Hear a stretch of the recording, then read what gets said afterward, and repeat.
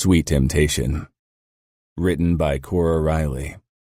Narrated by Win Ross and Kai Kennicott. Prologue. Cassio. I stared down at my blood-covered hands and then at the lifeless body of my wife. Slowly, I closed the door in case Daniele came by. He didn't need to see more of this. The red roses the maid had bought for Gaia as a gift for our 8th anniversary lay crumpled beside the limp body. Red roses, to match the blood that stained the sheets and her white dress. Picking up my phone, I called Father. Cassio, don't you have a dinner reservation with Gaia? Gaia is dead. Silence. Can you repeat that? Gaia is dead. Cassio. Someone needs to clean this up before the kids see it. Send a cleanup crew and inform Luca. Chapter 1. Cassio. When your wife died, sadness and despair were the expected emotions. But I felt only anger and resentment as I watched the coffin being lowered into her grave. Gaia and I had been married for 8 years. On the day of our anniversary, death had ended our marriage. A fitting end to a bond that had been doomed from the very start. Maybe it was fate that today was the hottest day of the summer. Sweat trickled down my forehead and temple, but the tears wouldn't join in. Father tightened his grip on my shoulder. Was it to steady himself or me? His skin had been pale since his 3rd heart attack, and Gaia's death didn't help matters. He met my gaze worried. Cataracts clouded his eyes. Each day that passed had him fading away even more. The weaker he got, the stronger I needed to be. If you appeared vulnerable, the Mafia would eat you whole. I gave him a small nod and then turned back to the grave, my expression steel. Every underboss of the Familia was in attendance. Even Luca Vitiello, our capo, had come from New York with his wife. They all wore their solemn faces, perfect masks, just like mine. They'd soon give me their condolences, whispering fake words of reassurance, when rumors about my wife's early death were already making the rounds. I was glad that neither Daniele nor Simona were old enough to understand what was being said. They didn't realize their mother was dead. Even Daniele, at 2 years old, couldn't grasp the finality of the word dead. And Simona, left without a mother at only 4 months old. A new wave of fury raced through my body, but I shoved it down. Few of the men around me were friends. Most of them were looking for a sign of weakness. I was a young underboss, too young in many eyes. But Luca trusted me to rule over Philadelphia with an iron fist. I wouldn't fail him or my father. After the funeral, we gathered in my mansion for lunch. Sybil, my maid, handed Simona to me. My baby girl had cried all night, but now slept soundly in my arms. Daniele clung to my leg, looking confused. It was the first time he'd sought my closeness since Gaia's death. I could feel all the compassionate looks. Alone with 2 small kids, a young underboss. They were looking for any small crack in my facade. Mother came over with a sad smile and took Simona from me. She'd offered to take care of my children, but she was 64 and had my father to take care of. My sisters gathered around us, cooing at Daniele. Mia picked him up and pressed him to her chest. My sisters, too, had offered their help, but each of them had their own small children to take care of, and they didn't live close by. Except for Mia. You look tired, son, Father said quietly. I didn't get much sleep these last few nights. Since their mother's death, neither Daniele nor Simona had slept more than 2 hours at a time. The image of Gaia's bloody dress crossed my mind, but I shoved it away. You need to look for a mother for your children, Father said, leaning heavily on his walking stick. Mansueto, Mother exclaimed under her breath. We buried Gaia today. Father patted her arm but looked at me. He knew I didn't need time to mourn Gaia, but we needed to keep decorum in mind. Not to mention that I wasn't sure I wanted another woman in my life. What I wanted was irrelevant, though. Every aspect of my life was dictated by ironclad rules and traditions. The children need a mother, and you need someone who will take care of you, Father said. Gaia never took care of him, Mia muttered. She too hadn't forgiven my late wife. Not here, not today, I clipped. She snapped her mouth shut. I suppose you already have someone in mind for Cassio? My eldest sister, Ilaria, told Father with a roll of her eyes. Every captain and underboss with a daughter of marrying age will already have contacted Dad, Mia said quietly. Father hadn't talked to me about it yet, because he knew I wouldn't have listened. However, Mia was likely right. I was a hot commodity, the only unmarried underboss in the Familia. Luca and his wife Aria came over. I gave my family a sign to be silent. Luca shook my hand again, and Aria smiled at my children. If you need to step back from your duties for a while, let me know, Luca said. No, I said immediately. If I gave up my position now, I'd never get it back. Philadelphia was my city and I would rule over it. Luca inclined his head. I know it's not a good day to discuss matters, but my Uncle Felix approached me. Father nodded, as if he knew what Luca was going to say. It is a reasonable idea. I motioned for them to follow me outside into the garden. What is it? If I didn't know the circumstances of your wife's death, I wouldn't have broached the subject today. It's disrespectful. Luca only knew what I told him. Father shook his head. We can't wait the expected year. My grandchildren need a mother. What is it you have to discuss? I asked Luca.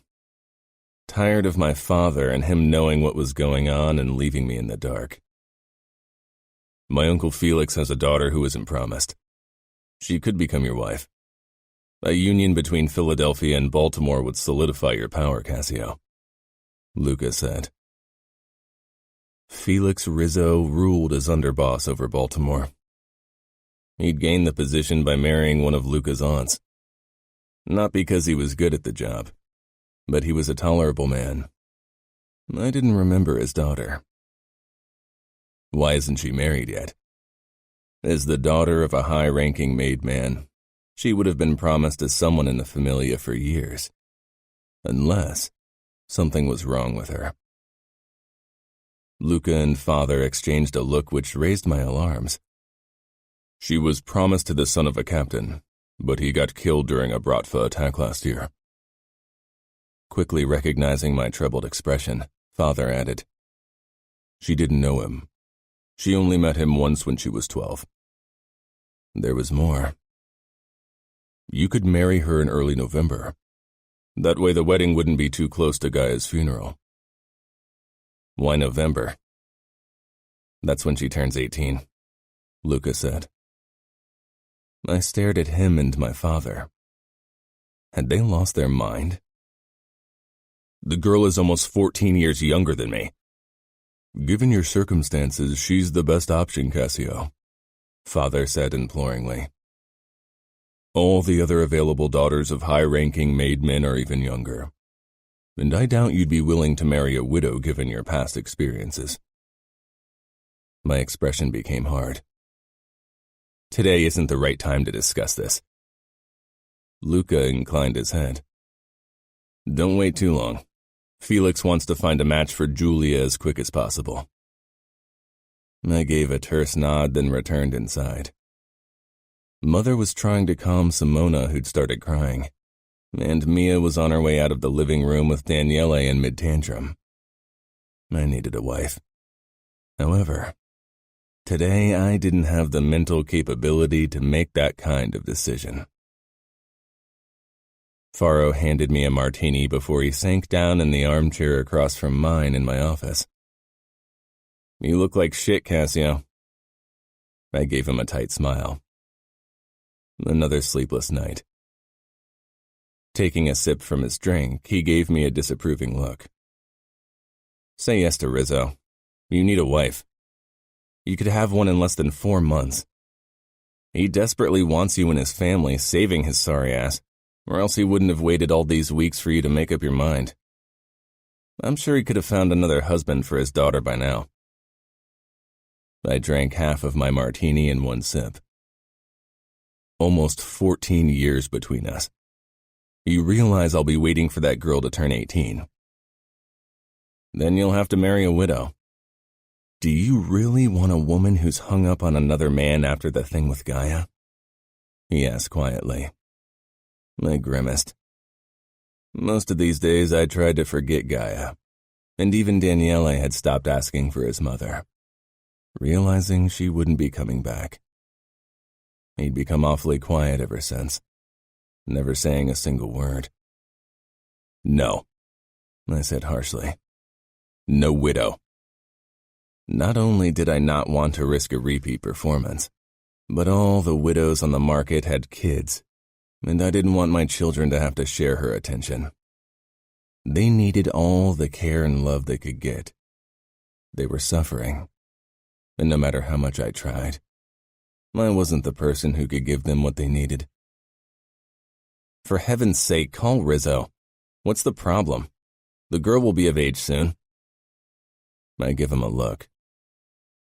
Other men would kill for a chance to have a sexy young girl in their bed once more. Yet you play woe is me when one is offered to you on a silver platter. If we weren't childhood friends, I would have relieved you of one of your fingers for that tone, I said. Good thing we're friends then, Faro said, raising his glass. After yet another night full of screaming, I called Felix in the morning. Hello, Felix. It's Cassio. Cassio, what a pleasure. I assume you've come to a decision regarding a bond with my daughter. I'd like to marry her. That wasn't exactly the truth. She was the only option to save my sanity. I can't wait long. You know I have 2 small children who need a mother. Of course. Giulia is very caring. We could set up the wedding for early November, a day after Giulia's 18th birthday. I gritted my teeth. All right. That's reasonable.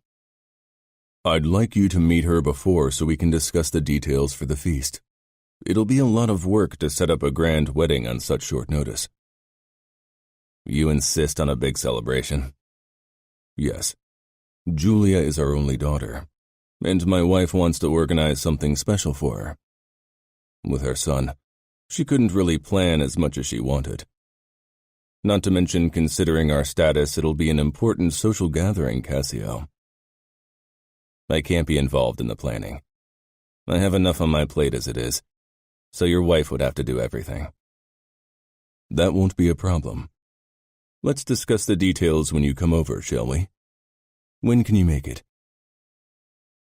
Sybil planned to spend the weekend at my house to keep an eye on the kids. In 2 days, but I can't stay long. Perfect. You made the right decision, Cassio. Giulia is wonderful.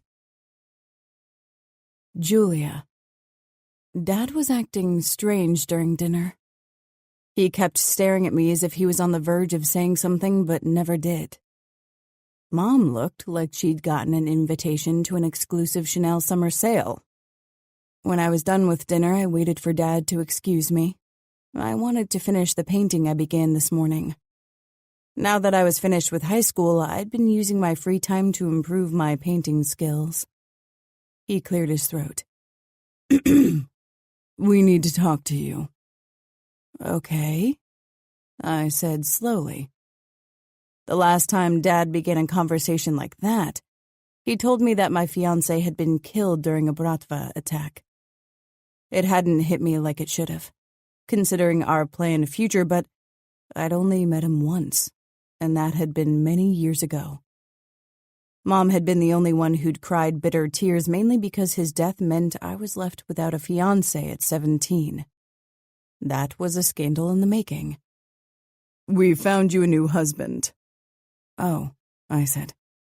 It wasn't that I hadn't expected to be married off soon, but given my age, I was hoping they would have involved me in the process of finding my future husband. He's underboss. It burst out of Mom as she beamed at me. My eyebrows rose. No wonder she was enthusiastic. My late fiancé had only been the son of a captain. Nothing to get too excited about, in Mom's opinion. I racked my brain for an underboss close to my age, but came up empty-handed. Who is he? Dad avoided my eyes. Cassio Moretti. My mouth dropped open. Dad often talked to me about business if he needed to vent because Mom wasn't interested in the details. The name Moretti had been making the rounds for months now. The cruelest underboss of the Familia had lost his wife and was now left to raise his 2 little kids alone. Speculations on how and why his wife had died were rampant, but only the capo knew the details. Some said Moretti had killed his wife in a rage, while others said she'd become sick living under a strict rule. There were even people that speculated she'd killed herself to escape his cruelty. Neither rumor made me want to meet the man, much less marry him. He's much older than me, I said eventually. 13 years, Giulia. He's a man in his prime, Mom admonished. Why does he want me? I hadn't even met him. He didn't know me, and what was worse, I had no clue how to raise kids. You are a Rizzo. The joining of 2 important families is always desirable, Mom said. I looked at Dad, but he was staring at his wine glass. The last thing he said to me about Cassio Moretti was that Luca made him underboss because the 2 of them were alike.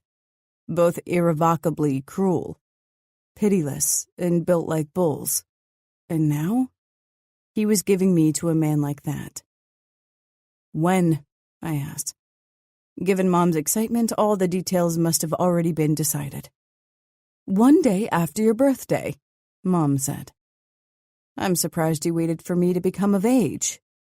It's not like we're a law-abiding society in general.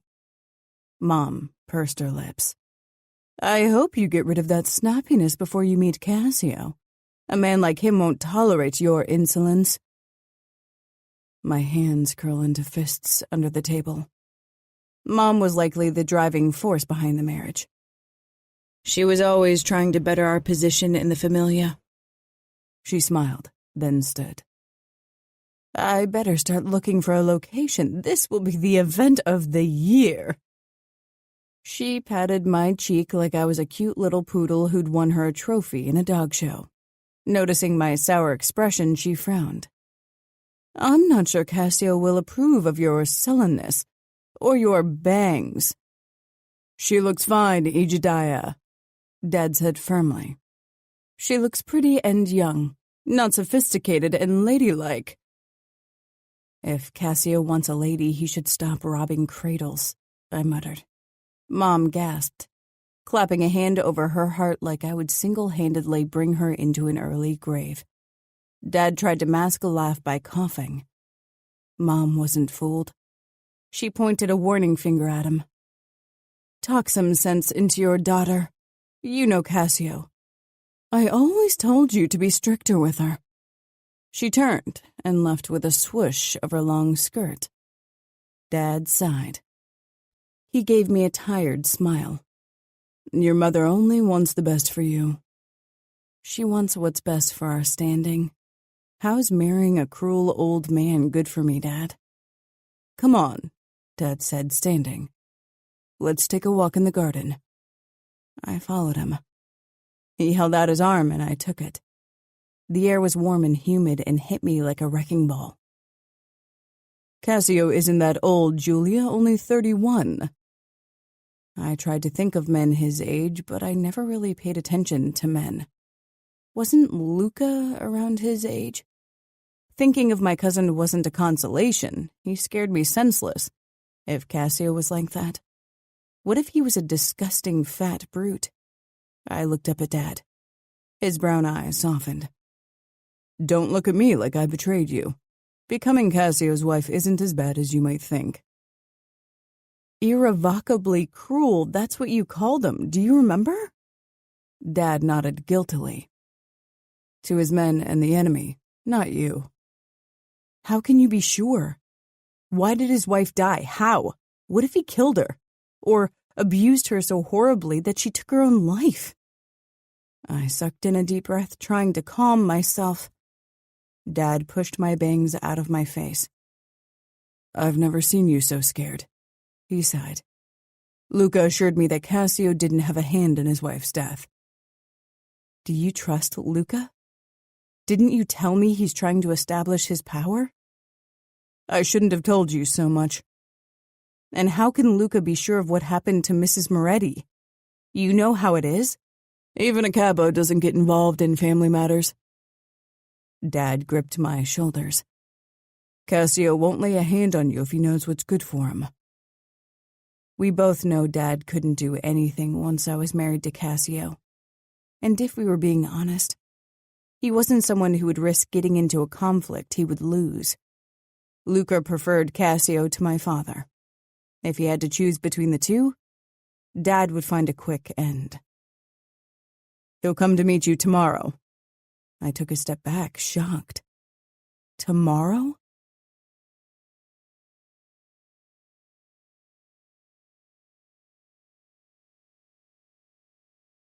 Chapter 2.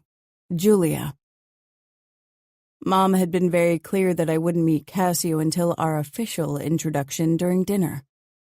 I was supposed to stay in my room all afternoon, while my parents and my future husband discussed my future, as if I was a 2-year-old without an opinion. Dressed in my favorite denim overall dress, and beneath it a white tank top with sunflowers, I crept out of my room while I heard the bell. Barefoot, I made no noise as I tiptoed toward the upper landing, avoiding every creaking board. I knelt down to make myself smaller and peered through the banister. From the sound of the voices, my parents were exchanging pleasantries with 2 men. Dad came into view, smiling his official smile, followed by Mother, who radiated delight. Then 2 men came into my field of vision. It wasn't difficult to guess which one was Cassio. He towered over Dad and the second man. Now I got why they compared him to Luca. He was broad and tall, and the dark 3-piece suit made him appear even more imposing. His expression was steel. Even my mother batting her eyelashes didn't tease a smile out of him. At least his companion looked like he wanted to be here.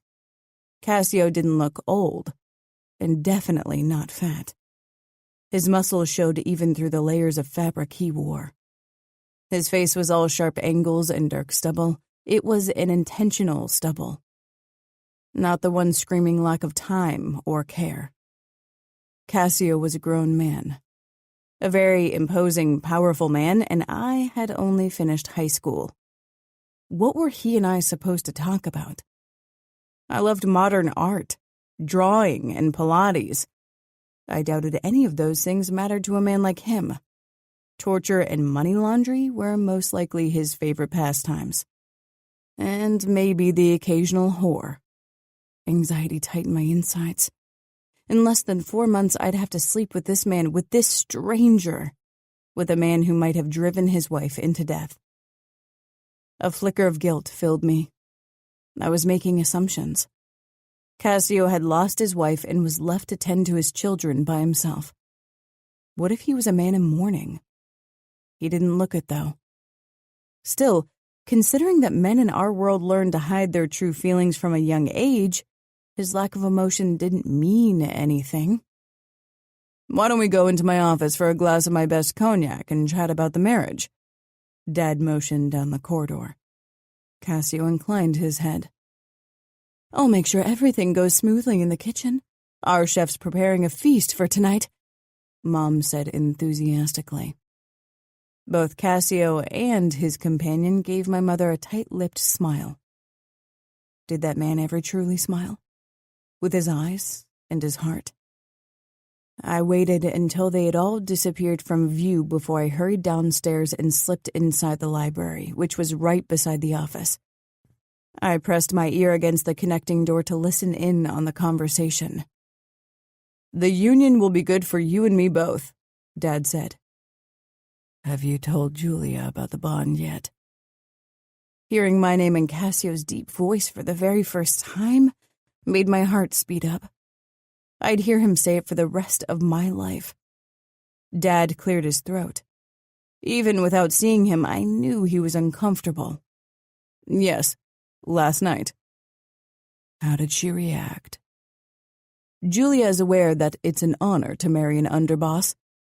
I rolled my eyes. I really wished I could see their faces. "That doesn't answer my question, Felix." Cassio reminded my father with a hint of annoyance in his voice. "She'll not only become my wife. I need a mother for my children. You realize that, yes?" "Giulia is a very caring and responsible woman." The word didn't fall easily from Dad's lips. And it took me a moment to realize he meant me. I didn't feel like a woman yet. "She's kept watch over her brother's child on occasion and enjoyed it." I'd played with my brother's toddler for a few minutes when they visited, but I had never changed a diaper or fed a child. "I can assure you, Giulia will satisfy you." My cheeks heated. There was a moment of silence. Had Cassio and his companion misunderstood Dad's words like I had? Dad cleared his throat again. "Have you told Luca yet?" "Last night. After our call, yes." They began discussing an upcoming meeting with the capo, which caused me to zone out for a bit, getting lost in my thoughts. "I need to call home, and Faro and I would like to relax for a bit before dinner. We've had a long day," Cassio said. "Of course. Why don't you go ahead through that door? The library's quiet. We still have an hour until I introduce you to my daughter." I stumbled away from the door when steps rang out behind it. The handle moved, and I quickly rushed behind one of the bookshelves, pressing myself against it. I glanced toward the door. Cassio and Faro stepped inside. Dad gave them another fake smile, then closed the door, locking me in with them. How was I supposed to get out of the library and upstairs with Cassio and his companion around? "And?" Faro asked. Cassio moved further into the room and closer to me. He was frowning, but some of the vigilance had disappeared. "Exhausting. Mrs. Rizzo in particular. I hope her daughter doesn't take after her." I pursed my lips in indignation. Mom was exhausting, true, but his words rubbed me the wrong way. "Have you seen a photo of her?" Faro picked up one of the frames from the side table, chuckling. Peering through the gap in the books, my eyes widened in horror. He held it up for Cassio to see. I was 9 years old in that photo and grinning widely, showing off my braces. 2 small sunflowers were attached to the sides of my pigtails, and I was dressed in a polka-dotted dress with red rubber boots. Dad loved that photo of me and had refused to remove it despite Mom's nagging. Now I wished he'd listened to her. "Fuck it, Faro. Put that down," Cassio said sharply, making me wince. I feel like a fucking pedophile looking at that child. Faro put the frame down. "She's a cute kid. It could be worse." I sincerely hope she got rid of those braces and awful bangs. My hand flew to my bangs. A mix of anger and mortification washed over me. "It works for the schoolgirl look," Faro said. "I don't want to fuck a goddamn schoolgirl." I flinched and my elbow collided with a book. It fell over in the shelf. Oh no. Silence descended over the room. I looked around frantically for an escape. Ducking my head, I tried to slip into the next aisle. Too late. A shadow fell over me, and I collided with a hard body. I stumbled back into the shelf. My tailbone hit the hard wood, causing me to cry out in pain. My head shot up, my cheeks flaming. "I'm sorry, sir," I blurted. My proper upbringing be damned. Cassio stared down at me, glowering. Then, realization settled on his features. As far as first impressions went, this could have gone smoother. Cassio. "I'm sorry, sir." I looked down at the girl before me. She watched me with huge blue eyes and parted lips. Then I realized who the girl was. Giulia Rizzo, my future wife. I stared. Beside me, Faro was holding back laughter. But I wasn't close to fucking amusement. The woman, the girl, who would become my wife in less than 3 months had just called me Sir. My eyes raked over her body, taking in her bare feet, slender legs, ugly denim dress, and the flowery atrocity she wore as a top. Finally, my eyes settled on her face. She still had bangs, but the rest of her hair was long and wavy, trailing down her bare shoulders. She raised her eyes when I didn't make a move to let her pass and stiffened, obviously surprised by my unwavering attention. I had to admit that the bangs didn't look half bad. She was very pretty. A lovely girl. That was the problem. Dressed as she was, she looked like a teenage girl, not a woman. Definitely not a wife and mother. She touched her bangs with shaking fingers, a blush creeping over her cheeks. She must have heard everything we'd said. I sighed. This was a bad idea. I knew it from the start. But things had been agreed upon, and now there was no going back. She would become my wife, and hopefully never call me sir again. She dropped her hand and straightened. "Excuse me, sir. I don't mean to offend you, but you shouldn't be alone with me without supervision, much less stand this close to me." Faro gave me a look that made it clear he was close to pissing himself. I narrowed my eyes at Giulia, not stepping back. But I had to admit I liked that she stood up to me despite the power I held. "You know who I am?" "Yes. You are underboss in Philadelphia?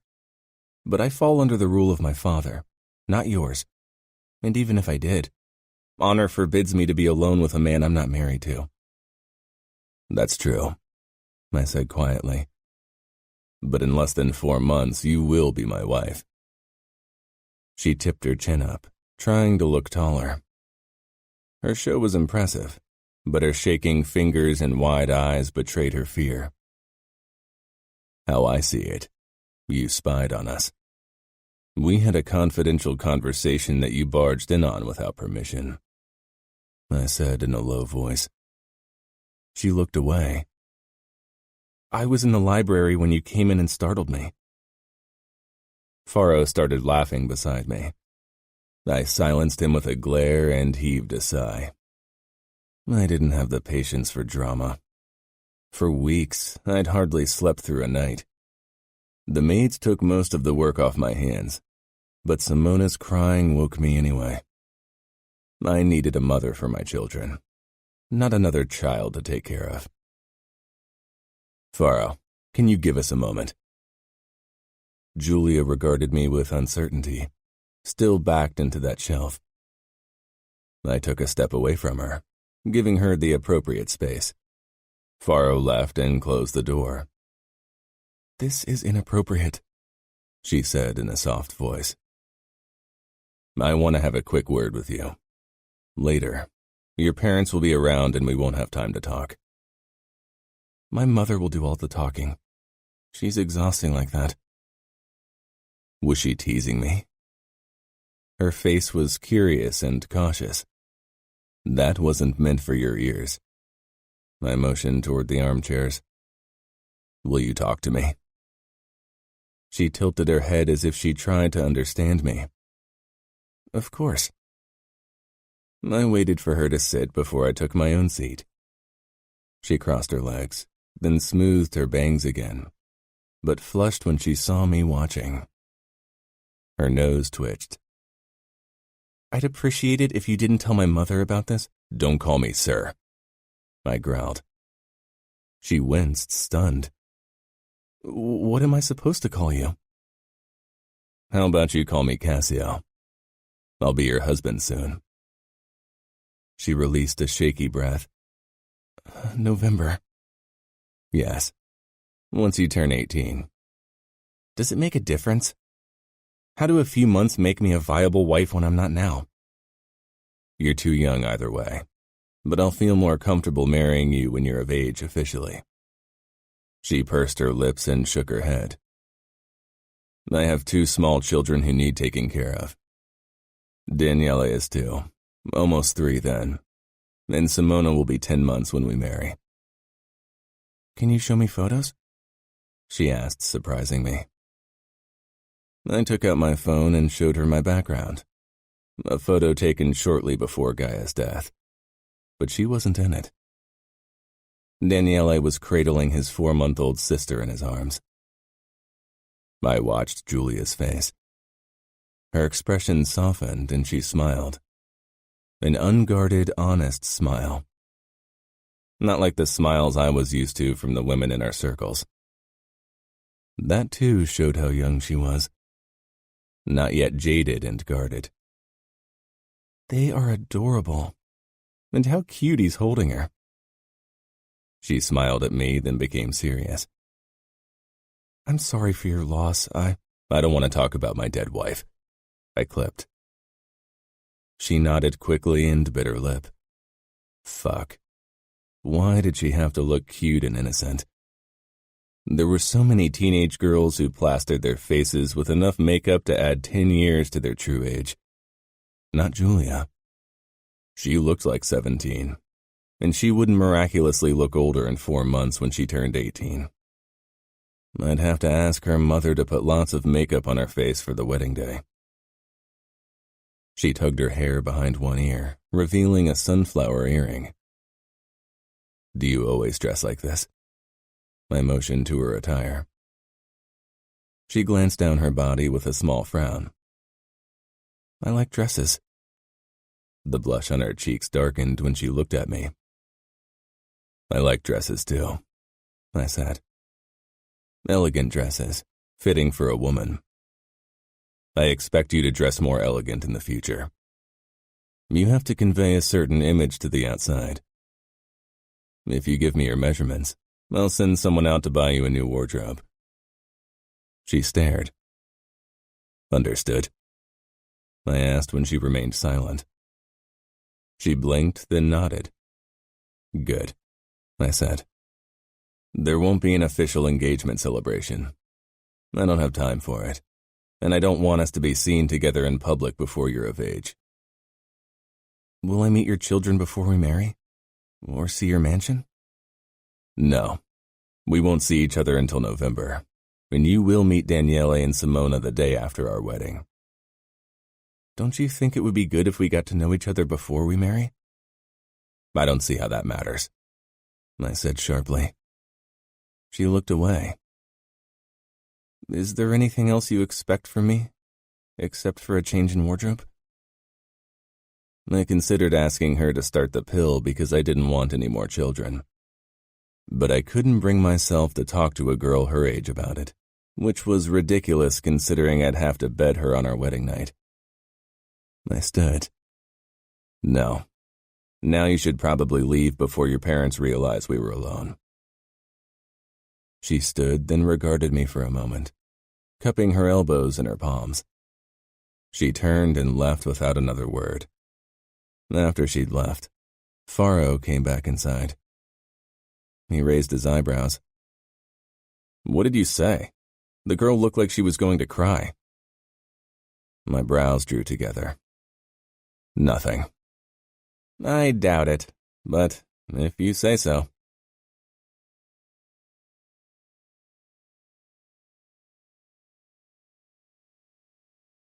Chapter 3. Giulia. I was still shaking when I entered my bedroom after my first encounter with Cassio. He had been intense and cold, not to mention dominant, ordering me to change my wardrobe. How dare he? "There you are, where have you been?" Mom said, ushering me toward my walk-in closet. "We need to get you ready, for God's sake, Giulia, what are you wearing?"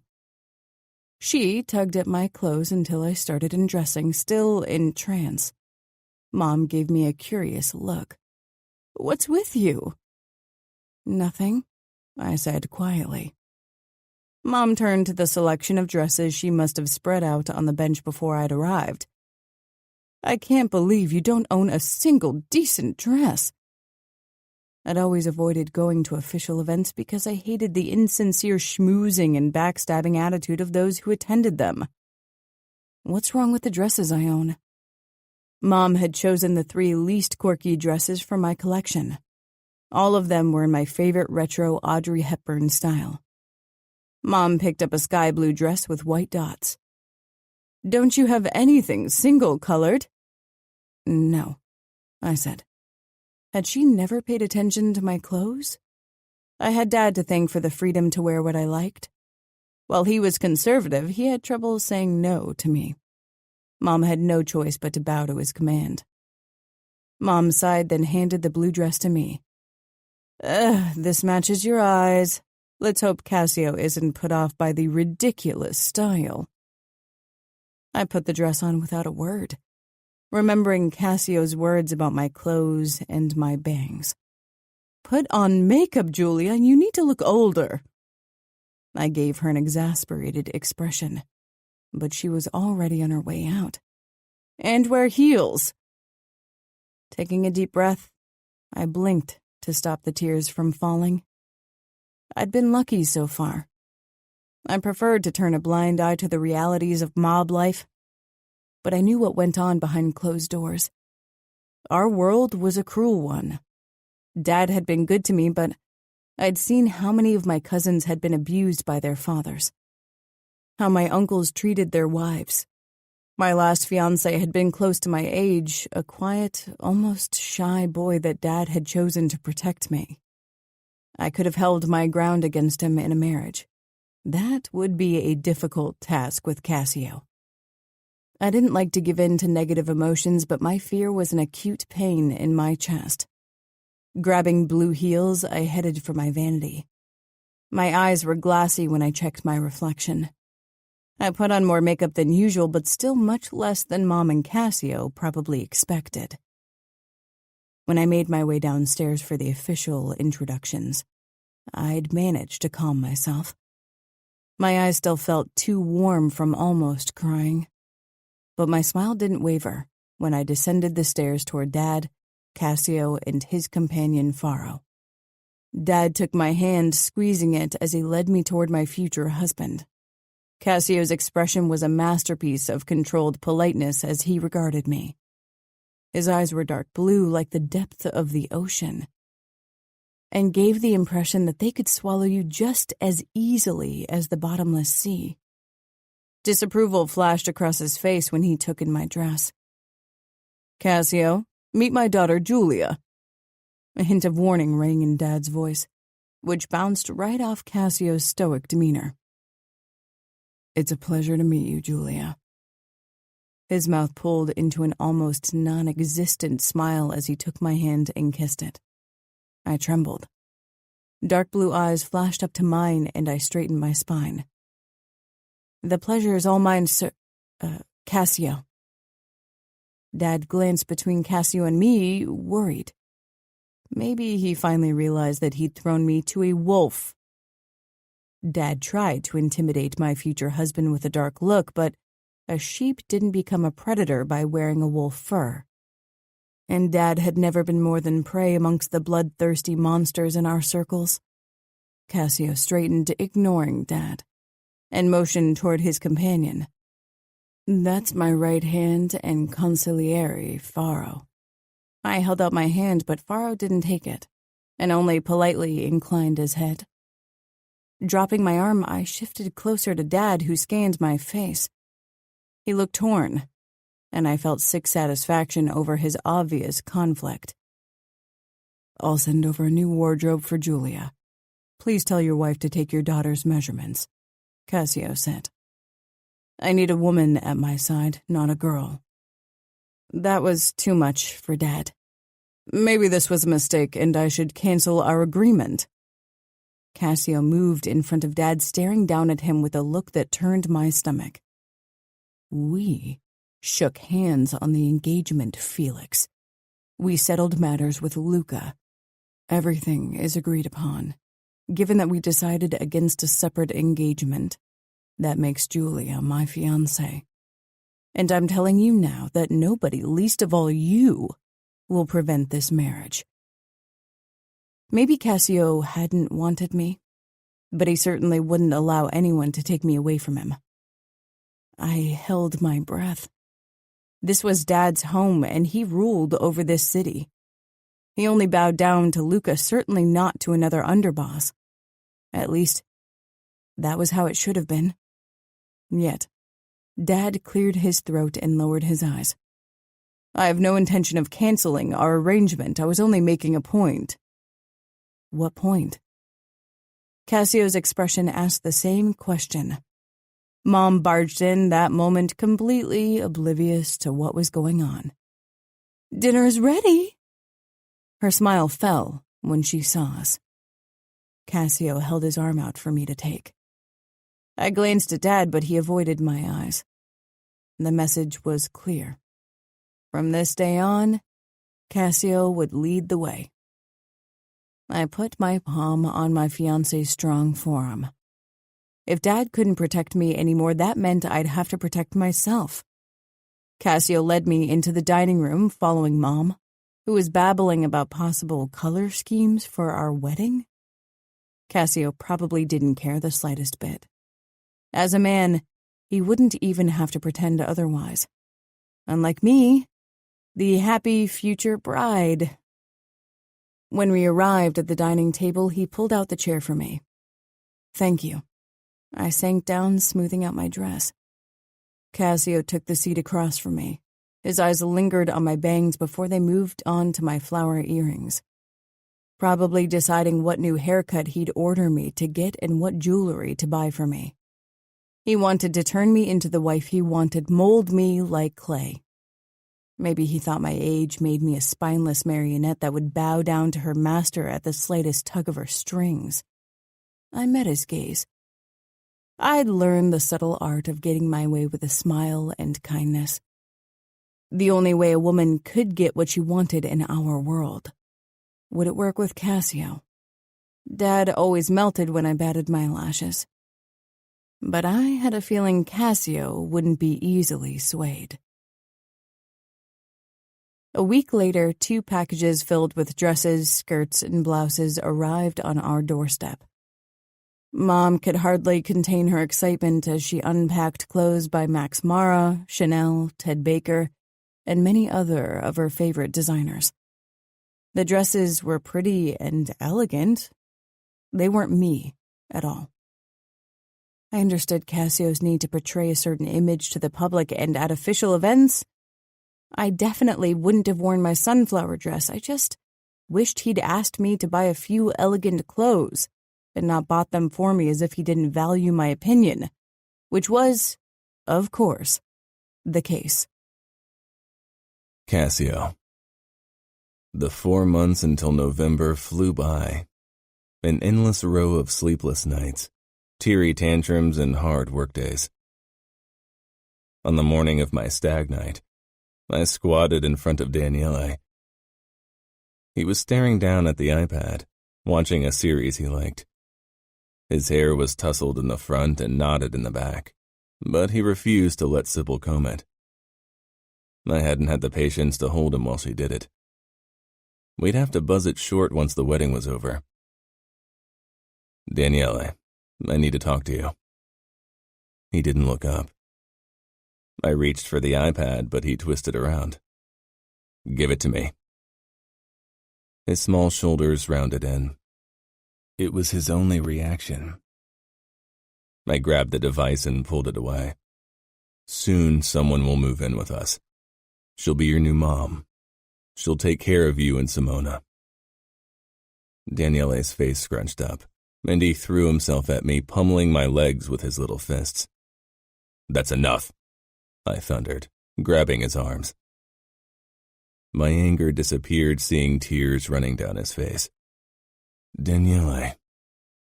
I tried to tug him to my chest, but he squirmed away.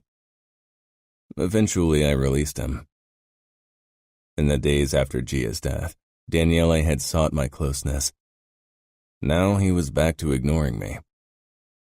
I wasn't sure what Gaia had told him before her death, but it was clear that it made Daniele resent me. I put the iPad down in front of him, then straightened. Without another word, I left and went upstairs to Simona's room. The nanny hurried out. In a few days, I'd finally be able to get rid of the nannies, and Giulia would take care of Simona. I bent over the crib. Simona stared up at me and smiled a toothless grin. I gently slipped my palms under her tiny body and lifted her into my arms. Cradling her against my chest, I stroked her dark blonde head. Both Daniele and her had inherited their mother's hair color and eyes. Pressing a kiss to Simona's forehead, I remembered the first time I did it 2 days after she was born. Gaia had refused to have me present while she gave birth to our daughter, and only allowed me near her on the second day. Anger resurfaced as it always did when I remembered the past. Simona babbled and I kissed her forehead again. She cried when someone other than my sisters, mother, or I held her. I could only hope she'd quickly grow used to Giulia's presence. I put her back down even though her cries tore at my heart. I needed to get ready for a meeting with Luca, and then my stag night after. An hour before the official start of my stag night, which Faro had organized for me, I met with Luca in my office. He and his wife Aria had arrived a day early so he could see how business was going in Philadelphia. He wouldn't find reason to worry. I'd foregone sleep to make sure everything worked smoothly in my city. Luca and I settled on the armchairs in my office.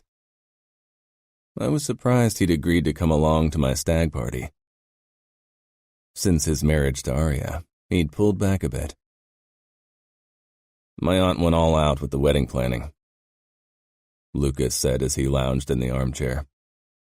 She thought of everything from doves and ice sculptures to silk bed linen. White silk bed linen. Linen I was supposed to stain with my young wife's blood on our wedding night. I took a sip from my scotch, then lowered it. There won't be a presentation of the sheets because I won't be sleeping with Giulia. Luca lowered his glass slowly, his gray eyes narrowing. He knew it wasn't because of Gaia, even if I hadn't been with another woman since her death. It's tradition. It has been for centuries.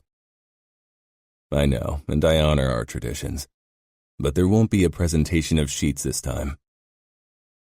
Those words could very well mean my downfall. It wasn't my choice to ignore our traditions. Only Luca could make that decision, and it was clear he wouldn't. I'd considered sleeping with Giulia. She was pretty, but I couldn't get the image of her innocent, wide eyes out of my head, or how young she'd looked in her ridiculous clothes without a touch of makeup. The women of my past had been my age, grown women that could take what I gave. With your first marriage, you had no trouble following our tradition. It's not something you can follow as you see fit, Lucas said sharply. The last time I married a woman close to me in age. I'm almost 14 years older than my future wife. She called me sir the first time she saw me. She's a girl.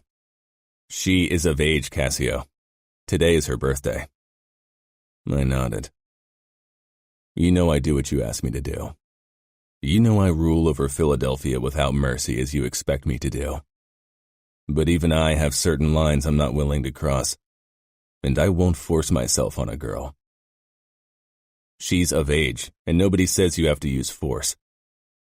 Luca repeated, and I lost my shit. I crashed the glass down on the table. That she is, but I'd still feel like I was manhandling her. You can't honestly believe she'll come willingly into my bed. Perhaps she'll submit because she knows it's her only option, but that's not willing. I have a daughter, Luca, and I wouldn't want her to be with a man 13 years her senior. Luca regarded me for a long time, maybe considering putting a bullet in my head. He didn't tolerate defiance. You will present sheets after your wedding night, Cassio. I opened my mouth to refuse him again. No discussion. How you create bloody sheets is up to you. I sat back, wary. What is it you're suggesting? I'm not suggesting anything, Luca said. I'm only telling you that I want to see bloody sheets, and I and everyone else will take them as proof of your wife's honor and your ruthlessness as I expected. Maybe I was wrong, but I was fairly certain Luca was suggesting I fake the bloody sheets. I took another sip of my scotch, wondering if Luca had experienced faking bloodstains. I had been at the presentation of the sheets after his wedding night with Aria, but even as I tried, I couldn't imagine Luca sparing anyone. I had seen him ripping out a man's tongue for disrespecting Aria, and had been there when he'd crushed his uncle's throat. Maybe he was testing me. Maybe he was suggesting something like that so he could see if I was too weak to bed my wife. Growing up in our world, I'd learned to see these warning signs. If I failed a test given by my capo, the end result was inevitable. I'd be removed from my position in the only acceptable way, by death. While I didn't fear dying, I loathed the idea of what that would mean for Daniele and Simona. They'd cruelly lost their mother. If I, too, abandoned them, it would cause horrible trauma to my kids. Showing any kind of weakness in this situation would be fatal. I would not risk my children's health nor my position as underboss. I took a sip. I'll do what you ask of me, Luca, like my father and I have always done. Luca inclined his head, but the tension lingered between us. I'd have to watch my back until I'd proven myself again.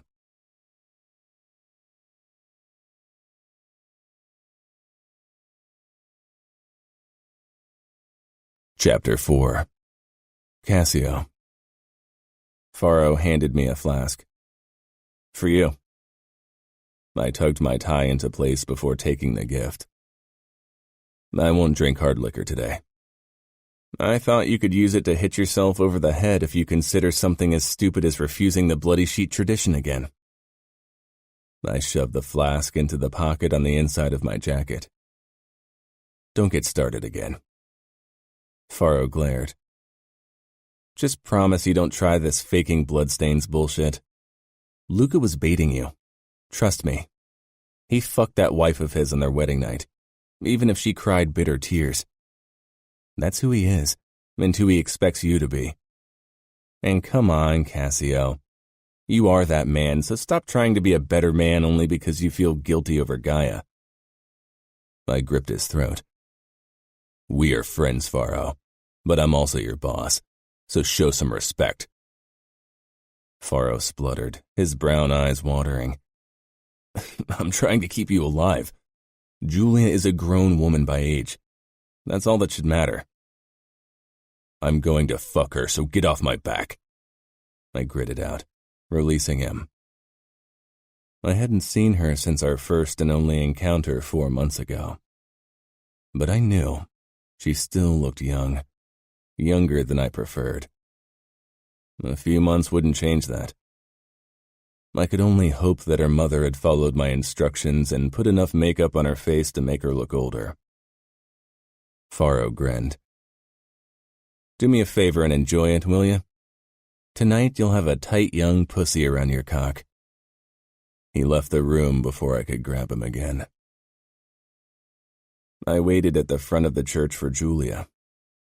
Faro stood to my right, and across from him waited one of Giulia's friends, who looked awfully young. A reminder of my own future wife's age. When the music started, I turned my attention to the entrance of the church where Felix entered with Giulia at his side. She was dressed in an elegant long white dress with a long-sleeved lace top. Her hair was pulled up, except for her bangs. She was smiling slightly as her father led her toward me, but her tension was unmistakable. When she arrived in front of me, I noticed the small sunflowers woven into her hair and bridal bouquet. Her eyes met mine, and for a moment I caught the hint of defiance in them, surprising me. Then her father handed her to me, and Giulia became tenser, her smile wavering. She looked marginally older thanks to the makeup and her elegant dress. Still, her fine-boned, clammy hand in mine and the innocence in her eyes reminded me of her age. Despite her youth, she kept her head high, appearing at ease with the situation. Only I could feel her trembling. Her "I do" was firm, as if this bond was really her choice. While we exchanged the rings, Giulia kept throwing uncertain glances up at me. I wasn't sure what she was looking for. Maybe wistfulness or even sadness. I remembered my first wedding. Sadness wasn't part of the feelings when I thought of Gaia. "You may kiss the bride," the priest said. Giulia's eyes widened a fraction, as if that part of the ceremony came as a surprise. Hundreds of eyes watched us, one set belonging to my capo. I cupped the back of her head and bent low. She remained frozen, except for her eyes, which fluttered shut a moment before I firmly pressed my mouth against hers. Until this moment, physical closeness with Giulia had seemed like something that I'd have to force myself to allow. A struggle forgetting her age and the baggage I carried with me. Now, as her soft lips touched mine, and her sweet scent hit me, a deeply buried desire kindled inside me. Claiming her tonight wouldn't be a problem. Being a better man definitely wasn't in my future. I pulled back, causing Giulia to open her eyes. She held my gaze, a blush creeping up her cheeks. Then she gave me a small, shy smile. So goddamn innocent. I straightened, looking away from her pretty young face. From the corner of my eye, I saw her puzzled expression before I led her down the aisle and out of church for the congratulations. Faro, of course, was the first to congratulate me. He clapped my shoulder with a challenging smile. "And how was the first taste of your young wife?" he asked in a low voice. I scowled. He knew very well that I rarely shared information like that. It didn't stop him from asking, of course. He stepped back and faced Giulia, giving a small bow. Her answering smile was the kind of unguarded friendliness that gave proof of her age. As my wife, she'd have to learn to be more restrained. Gaia had been the perfect hostess and trophy wife, poised and a master of social etiquette, a quick liar, someone who smiled at you one moment only to stab you in the back the next. Giulia wasn't like that. She'd have to grow up quickly, learn the ins and outs of being an underboss's wife. My eyes lingered on the small sunflowers in her updo. Those would have to go first. Too lighthearted. Too quirky. Nothing I appreciated. The sunflower earrings were even worse. She should have worn the jewelry I sent her. I leaned down to her. Why didn't you wear the diamond earrings I bought for you? Giulia. I jumped at the cold disapproval in his voice. Mom and Dad headed toward us to congratulate us, which didn't give me much time for a reply. They didn't match the flower arrangement. I'd fought Mom for weeks over having sunflowers as part of my bridal flowers. Eventually, Dad had settled the matter in my favor, as he usually did. You shouldn't have chosen sunflowers. Next time I send you something to wear, I expect you to do it. I blinked, too stunned for a reply. He straightened. For him, this matter was settled. He'd given an order and naturally expected me to obey. There was no doubt in his mind that I would. His expression was steel when he shook Dad's hand. Mom pulled me into an embrace, dragging my eyes away from my husband. A frown appeared on her face. "Look happy, Giulia," she whispered. "Don't you realize how lucky you are? I'd have never thought we'd manage to marry you off to an underboss, considering all of them were already married. This is such a stroke of luck." My smile felt stiff. What was a stroke of luck? That Gaia Moretti had died, leaving 2 small children behind? That I was married to the man who might be responsible for her death? Mom's expression pinched. "For God's sake, try to look happy. Don't ruin this for us." Mom didn't even realize how cruel she was. Luckily, Dad stepped up to me and hugged me. I sank into him. He and I had always been closer, but recently my resentment had clouded our relationship. "You look beautiful."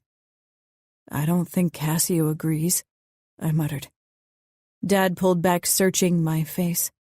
His guilt and worry added another weight to my already heavy heart. "I'm sure he appreciates your beauty," Dad said quietly. I kissed Dad's cheek, and he reluctantly moved away to make room for Cassio's parents. I'd never talked to them, and had only seen them from afar at a couple of social functions. Mr. Moretti shared Cassio's dark blue eyes, but his were clouded, and his impressive size was diminished by the fact that he supported his weight on a cane. Cassio's mother was elegant and beautiful, with dark blonde hair pulled into a perfect chignon. Behind her, Cassio's sisters waited, no less graceful and poised. That was how I was supposed to be. Cassio didn't want me for myself. He wanted me to become someone he required, accessories in his life. I could hardly force food down my tight throat during dinner. Cassio didn't talk to me, only to his father and Luca. I sat beside him like arm candy. Maybe it was for the best. Every time he talked to me so far, he ordered me around and intimidated me only more. Considering that I'd have to share a bed with him tonight, I preferred his silence. The chances of me passing out were high, anyway. I slanted a look at Cassio. His facial features were attractive in an edgy way. Sharp cheekbones, a strong jaw, and the dark stubble. I'd never seen him in less than a 3-piece suit, but his muscles were unmistakable. "My brother played football in high school," Mia whispered, surprising me. I hadn't said much to her yet. We were strangers despite being sisters-in-law, not to mention she was 10 years older than me. Heat rose into my cheeks, realizing she must have noticed me staring at Cassio. I couldn't even imagine Cassio going to high school. "You finished this summer, right?" Mia asked. I nodded with a small smile. "Yes, I thought I'd go to college, but you had to marry my brother." "I would have had to marry either way, but as a wife of an underboss, going to college is out of the question," I said quietly. My mother would have had a heart attack if she'd heard me being this honest with Cassio's sister, but I was tired of trying to pretend. "That's true. You'll be busy raising his kids, so you won't be bored." My heart sped up like it always did, thinking of being responsible for 2 tiny humans. I had absolutely no clue about kids. I had read countless articles about raising kids in the last 4 months, but reading and doing were 2 very different things. Most of the time I felt like a girl, not a woman, much less a mother. Mia touched my hand. "You'll be fine. I live close by. I can help if you don't know what to do." Cassio must have heard because he frowned. "You have 2 small kids of your own with a 3rd on the way. You'll have your hands full. Giulia can handle everything." He seemed to know me better than I did. Or maybe he'd just order me to be a good mother. Mia sighed, but she didn't talk back to him. My stomach knotted even more. I was wound so tightly when it was time for the first dance, I hardly noticed Cassio leading me to the center of the ballroom. The guests gathered around it, watching. My smile was in place. If I'd learned one thing from my mother, it was to smile in the face of adversity. With our difference in height, dancing wasn't easy. If we'd been a real couple, I could have rested my cheek against his sternum. Right now, we were casual acquaintances at best. Cassio led me over the dance floor without a hitch. Sure in his leadership like in every other aspect of our life. My mind was spinning 100 miles an hour imagining our future, imagining tonight. "Why are you trembling?" Cassio asked, startling me. I regarded his emotionless eyes. Did he really not know? "Why don't you order me to stop? Maybe my body obeys your command." Cassio's expression hardened. "I expect you to choose your words more carefully in public. I'm your husband and you'll respect me." I lowered my eyes to his chest, the smile still frozen on my face. Cassio's mouth pressed to my ear as the dance ended. "Understood?" "Understood, sir." Cassio's grip on me tightened, but he didn't get the chance to say more, because it was Dad's turn to dance with me. He kept asking what was wrong, but I really didn't see any reason to tell him. There was nothing he could do, nothing he would do. Mom's lips were moving nonstop during her dance with my husband. From her delighted expression, you'd think she was the happy bride. "It's my turn," Christian said. My smile became less stiff as my brother took over. He gave me a quick smile as we began to dance. I rarely saw him anymore since he'd moved out 5 years ago at 18. Unlike many sons from underbosses, he'd chosen not to work under Dad in Baltimore until he inherited the title himself. Christian had wanted to make a name for himself and had gone to work under the Morettis. "It's so good to see you," I said, hugging him tighter. He gave a terse nod. "It is? You don't look happy that I'll live in the same city as you soon." Christian shook his head. "Not at this price." "You mean being married to Cassio?" Christian looked around, but Cassio was dancing with one of his sisters a good distance away. "He's not the right man for you." "Because he's too old?" Christian let out a derisive laugh. "That's only a small part of why." "Do you know what happened to Gaia?"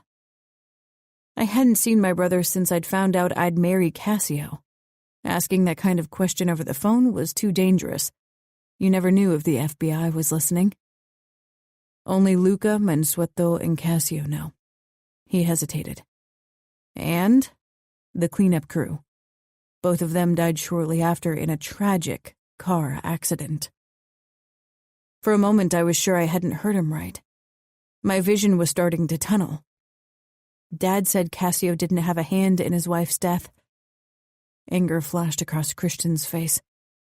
"Dad needs Cassio's support to stay in power. Dad's a weak boss. It's only a matter of time before others will try to have him removed. With Cassio in the family, people will hesitate. If I already were in power, I wouldn't have given you to him. I would have controlled our men myself. Power plays.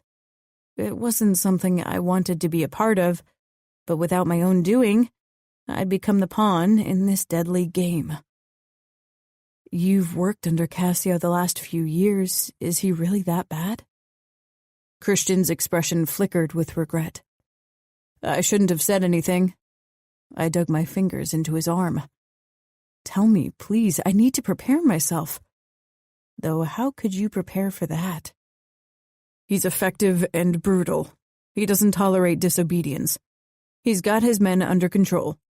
Few men in our circles are as well respected as him. He's the best underboss that the Familia has at the moment. Christian shook his head. I should talk to him. No, I whispered, terrified.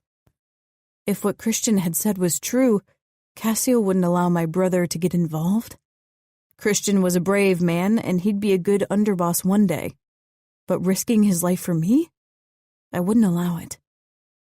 Promise you won't say anything, swear it. I want to help you. Then tell me what to do to make this marriage with him work. He laughed mirthlessly. How would I know? Our dance ended and he fell silent, his mouth twisting in disgust. Obey him. Despair weighed down on me. 4 months ago, my main concern was what kind of Pilates course I'd do and if I'd find time to finish a painting. Today, I had to worry about how to please a husband who might have killed his wife and probably the men who cleaned up the scene afterward.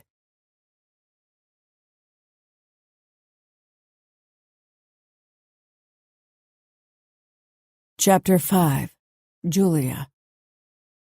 After the dance with my brother, I wanted nothing more than to find a quiet corner to get a grip. But Cassio's father limped toward me. I gave him a smile as my brother slinked away after a curt nod. Mr. Moretti held out his hand. Will you give this old man the honor of dancing with the bride? Of course, Mr. Moretti, I said with a small curtsy. Mansueto, please, we're family now. I nodded and took his hand, wondering how this was going to work with his cane. He smiled wistfully. We'll have to dance in one spot if you're all right with that, young lady. Again, I nodded and stepped a bit closer. He handed his cane to a man I didn't know and lightly touched my back. Then we began to sway to the music. You're very quiet. From what I hear, you're not a quiet girl. My cheeks heated, wondering who had given him that piece of information. Christian? Definitely not my mother. Mansueto's eyes were kind, but like his son, his reputation was chilling. My son's reputation makes me proud. He begins as if he could read my mind, which freaked me out. I know he'll rule over Philadelphia without trouble even once I'm gone. But it's a reputation that might unsettle a young lady, especially as young as yourself. I wasn't sure what to say. I felt like I should contradict him because tradition dictated that I pretend I wasn't unsettled by my husband, but that would have been a lie. And unfortunately, I was a bad liar, much to Mom's chagrin. My wife and I raised my son to respect women, and from what I know, he does. From what I knew, the bets on him killing his wife in a rampant rage were winning. He didn't appear like someone who would lose control like that, but he had earned his reputation as one of the cruelest leaders in our circles for a reason. And Christian's words had only confirmed my fears. Thank you for telling me, I said, because I had to say something. I didn't feel consoled. The song ended and we stopped our swaying. Faro stood with his last dance partner to my left. I caught his eye, thinking as best man and consigliere, he'd want to dance. He shook his head with an apologetic smile. If I ever tire of life, I'll ask for that dance. He turned and asked another woman.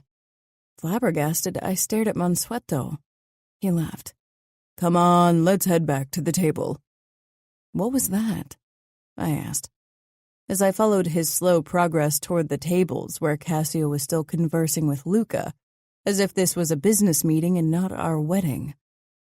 My son is a bit territorial, I'm afraid. You can dance with family, but please refrain from approaching other men. I'd hate to witness a conflict at your wedding. I waited for his laugh, something that indicated he was joking. He didn't. I stopped, and so did he. I think I'll freshen up. He nodded, but his expression showed he knew I wanted to run. With a small smile, I turned on my heel and hurried out of the ballroom. I rushed past the restrooms and turned a corner into a deserted corridor, where I leaned against the wall and slowly sank down. My dress bunched around me like a pure white bubble. It wasn't dignified, and if someone found me, there would be a scandal for which Mom would never forgive. I couldn't bring myself to care. This was my life. I wasn't sure how long I sat like that, considering my few options when steps echoed down the hall. With my dress, I didn't have the chance to stand up quickly, so I didn't bother. Mia turned the corner, and upon spotting me, she headed my way with a look of concern. She surprised me when she sank down beside me in her elegant long dress and bulging belly. Cassio is a difficult man, Giulia. I won't lie. I chuckled. Difficult, I could deal with. It was the character traits beyond difficult that worried me. Cassio. All evening, I kept an eye on my wife. She wasn't comfortable with my close proximity. Her trembling during our dance had made that clear. That reaction didn't bode well for tonight. After her dance with my father, Giulia hurried out of the room, and Father came over to me. "Would you excuse us for a moment, Luca? I need to have a word with my son." "I'll dance with Arya." Luca gave us a curt nod before he headed over to his wife. "What's the matter?" "Your girl is terrified. She's trying to put up a brave front as she's been taught, but I can see it in her eyes." My gaze rested on the door through which Giulia had disappeared. "Don't call her my girl, Father. It makes me feel even older." Father chuckled. "Maybe it's good that you do. That you remember you're given a wife who's been a child not too long ago. That you need to be good to her." I frowned. I have no intention of not being good to her. Being good to her would be difficult, no doubt. "Maybe you should tell her. Talk to her before tonight.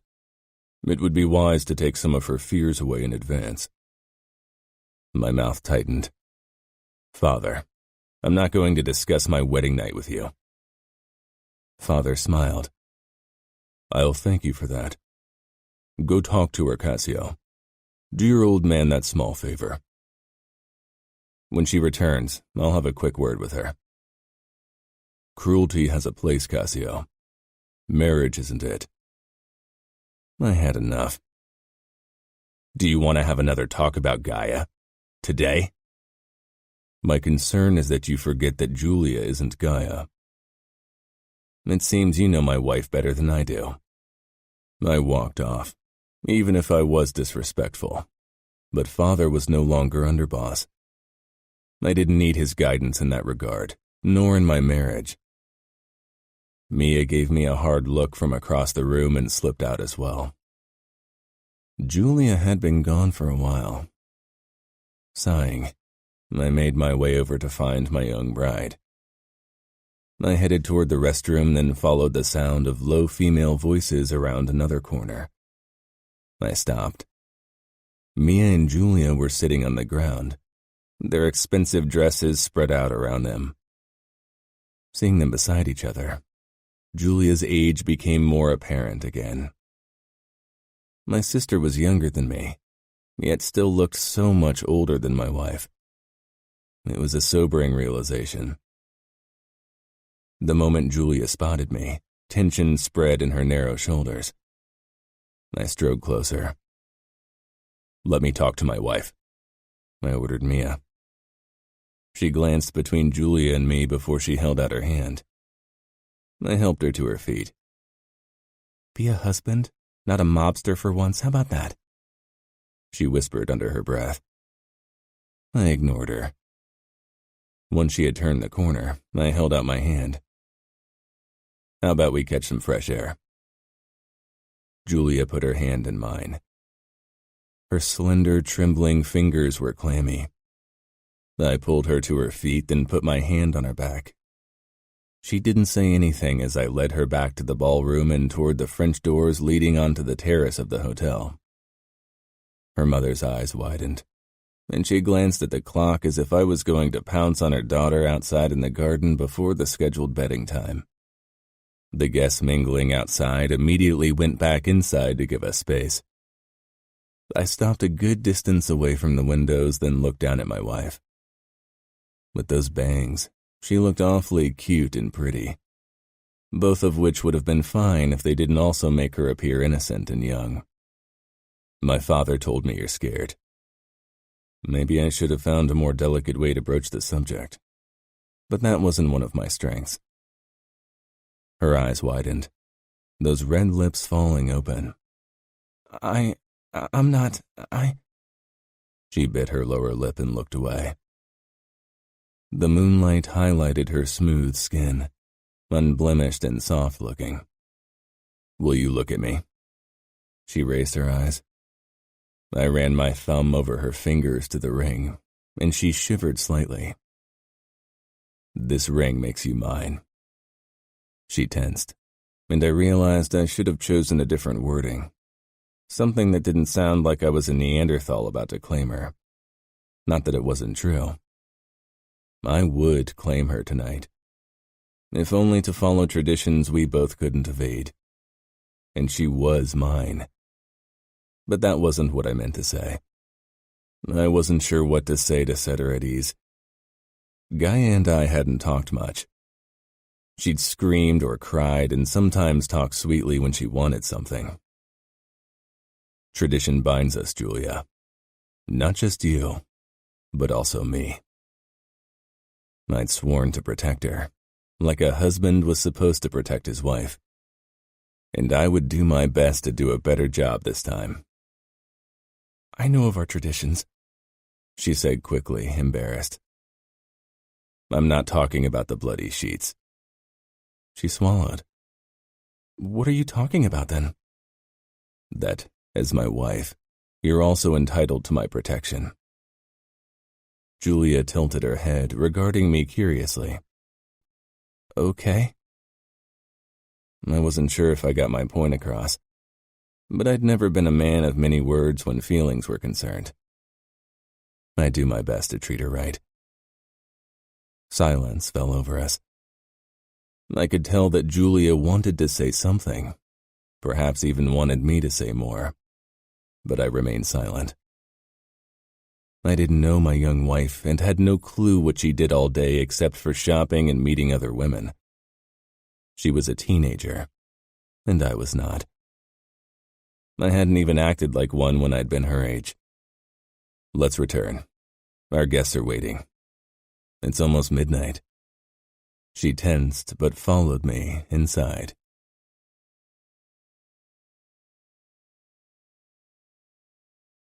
Chapter 6. Cassio. Luca's uncles, my fellow underbosses that I couldn't stand, were the first to demand I bed my wife. Giulia and I stood with my sisters and her parents when the first shout cut through the music. Appreciative roars and clapping followed, and then a chorus of "bed her" came from most of them. Giulia's father and her brother did not take part in it. Christian gave me a look that bordered on threatening.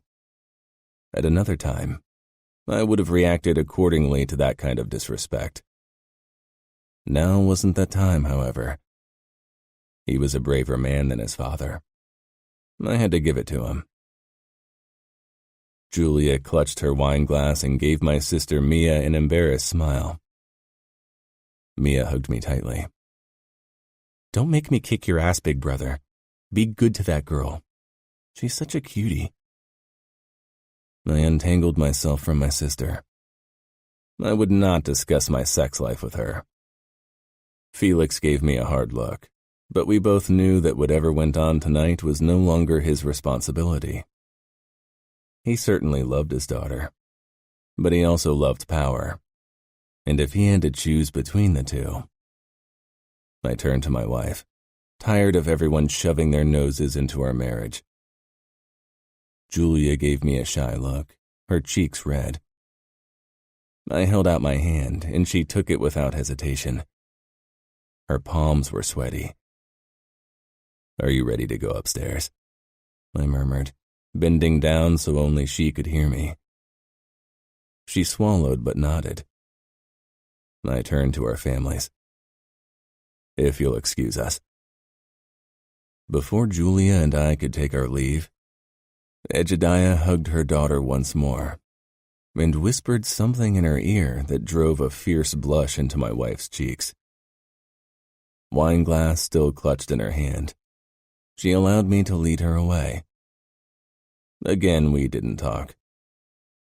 I considered saying something reassuring, but the truth was there was nothing to say. And I wasn't a man for those kind of words anyway. Giulia took a sip of her wine. She was on her 5th glass, at least. "What did your mother say?" I asked to fill the tense silence between us as we took the elevator up to our suite for the night. The door slid open and we stepped out. Another sip. I stopped and took the glass from her. If she was intoxicated, I'd have to fake those fucking bloodstains after all. "That's enough." "It's ginger ale." I took a sip from the glass, surprised. Giulia fumbled with the tiny white purse slung over her shoulder. "I only had 1 glass of sparkling wine at the reception. I didn't want to be drunk." Those big blue eyes hit me. "What did your mother say?" I asked again, leading her the rest of the way to the suite. I unlocked the door. Giulia pursed her lips. "That I should please you and try to mask my inexperience." She let out a huff. "Ugh. Right now, I'm just trying not to pass out from fear." Her eyes widened. I opened the door and motioned for Giulia to go in. I followed, and then we were alone in our suite. The living area was vast with 2 sofas and a dining table, where I set down her glass. It wasn't a room we'd use, but it was custom to take the biggest suite of the hotel, even if all we required was a bedroom. I looked down at my young wife, who'd just been vulnerably honest with me. "You don't have to be afraid, Giulia. We have all night." Giulia glanced around, her eyes lingering on the door to the left leading to our bedroom. "Do you think drawing it out will make it better?" I wasn't sure what would help Giulia. "Tell me what would help ease your fears." She considered that. "If I felt like I had a choice." "You have a choice," I said, stepping closer to her. "Do I?" She whispered, peering at me. "Will you really allow me a choice?" I wanted her to have a choice, but I wouldn't show weakness, not in front of Luca, not after I'd already displayed such during our meeting. He wouldn't have reason to doubt me. Not even my wife's pretty face and her cute smile could soften my resolve. But a non-existent choice could still feel like a choice. "I know what's expected, Cassio. I know what it would mean for you and my father if we don't present sheets in the morning." She swallowed. I touched her arm, feeling her warmth seep through the thin fabric. "Then make it your choice." She searched my eyes. "Okay," she said quietly. Relief filled me at her reasonability. At least that distinguished her from my late wife. She surprised me when she headed to the bedroom without prompting. I followed a couple of steps behind her. For the first time, I allowed myself to see her as a woman. Something I'd avoided at all costs until now, but was a necessity for tonight. The dress accentuated her narrow waist and the beautiful curve of her hips and butt. Arriving in the bedroom, Giulia stopped and glanced over her shoulder. Despite her obvious nerves, she smiled before she set her purse down on the bench in front of the king-size bed. Her eyes rested on it for a moment, her blush deepening. Then she cleared her throat. I moved closer to her. Her strawberry scent wafted into my nose, making me wonder if she'd taste just as sweet as her choice in perfume suggested. I took in the intricate lace of her long-sleeved bodice, lingering on the swell of her breasts. "I have to cut you out of your dress," I said as I unsheathed my knife from the holster at my chest. Another tradition we couldn't evade. She regarded the blade with a small frown before she nodded. Turning around, she tilted her head to the side so her hair wasn't covering the lace top of her back.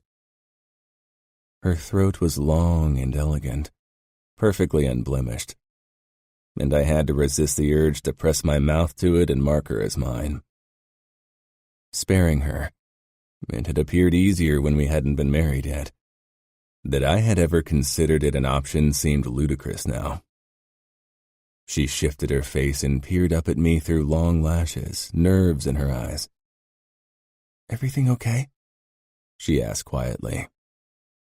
"Of course," I clipped, my voice harsher than intended because I was annoyed at myself.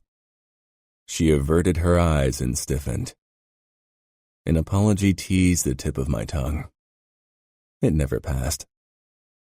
I slid my finger below the lace to lift it off her skin. Goosebumps pimpled every inch of her body when I touched her soft skin. I brought the knife down and cut through the undoubtedly expensive fabric. The resulting hiss made Giulia jump. I stepped back the moment the knife reached her skirt. Giulia pressed her dress down slowly, her back to me, and I couldn't look away as she revealed every inch of her smooth back. She was topless, and only wearing a very skimpy white lace thong.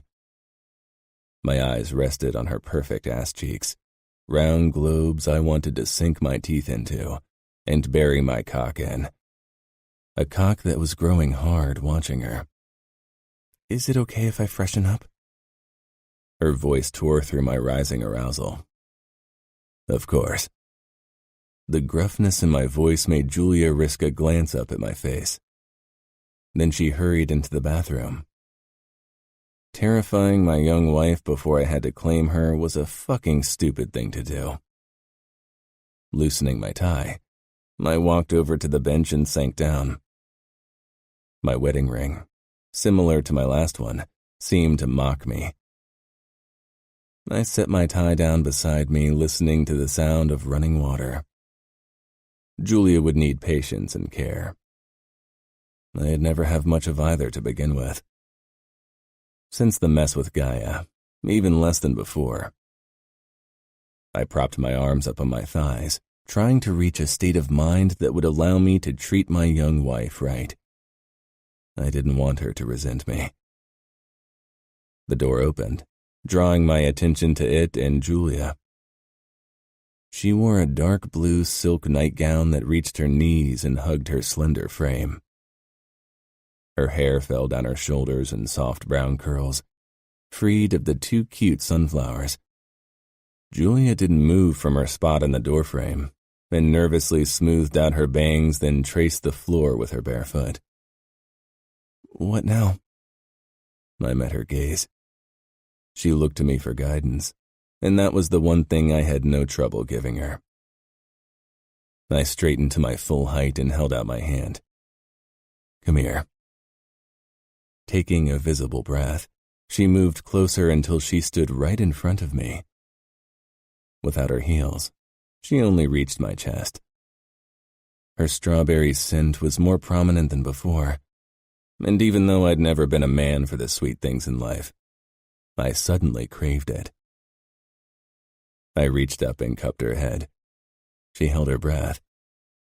For a moment, I regarded her pretty face before I leaned down and pressed a simple kiss to her mouth to see how she'd react. She stayed still. Running my thumb over her cheekbone, I repeated the motion. She softened against me. "Why are you still wearing a jacket?" she asked after the third simple kiss. pulling back, I shrugged out of my jacket and flung it over the bench. Giulia's eyes took me in. In the vest? Stifling a smile, I started unbuttoning the vest. She didn't act how I'd feared, not how Gaia had acted. The last button gave me trouble, but before my frustration could rise, Giulia pushed my hand away and opened it with her elegant fingers. I dropped the vest to the bench as well. Giulia let out a small breath. You look really strong. She reached up as if to feel my bicep, then faltered. I gripped her hand and pressed it against my arm, then flexed my bicep. Giulia let out a small laugh, and my own lips twitched.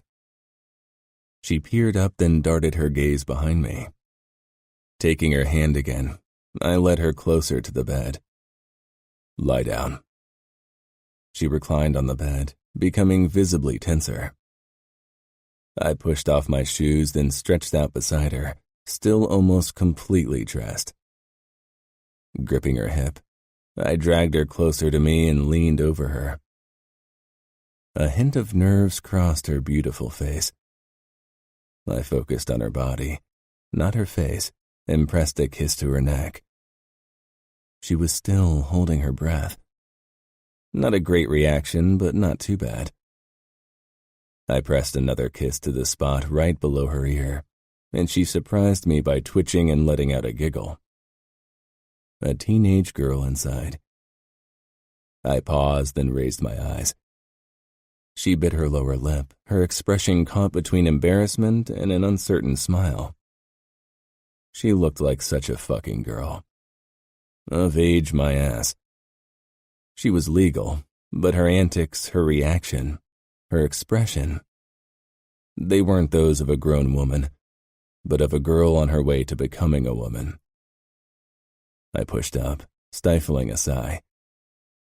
I'm sorry, she said quickly. I didn't mean to laugh. I'm ticklish. She regarded me with uncertainty, her eyes suddenly filled with anxiety. This wasn't going how I hoped it would. The makeup and elegant dress had made her look older. Now, without a touch of makeup and dressed in her nightgown, she looked like the teenager that she was. I did what was necessary. I threatened, tortured, killed. So sleeping with my wife should have been a piece of cake. I ignored her apology and stood. The faster I got this over with, the better. I removed my shirt, followed by my pants and socks.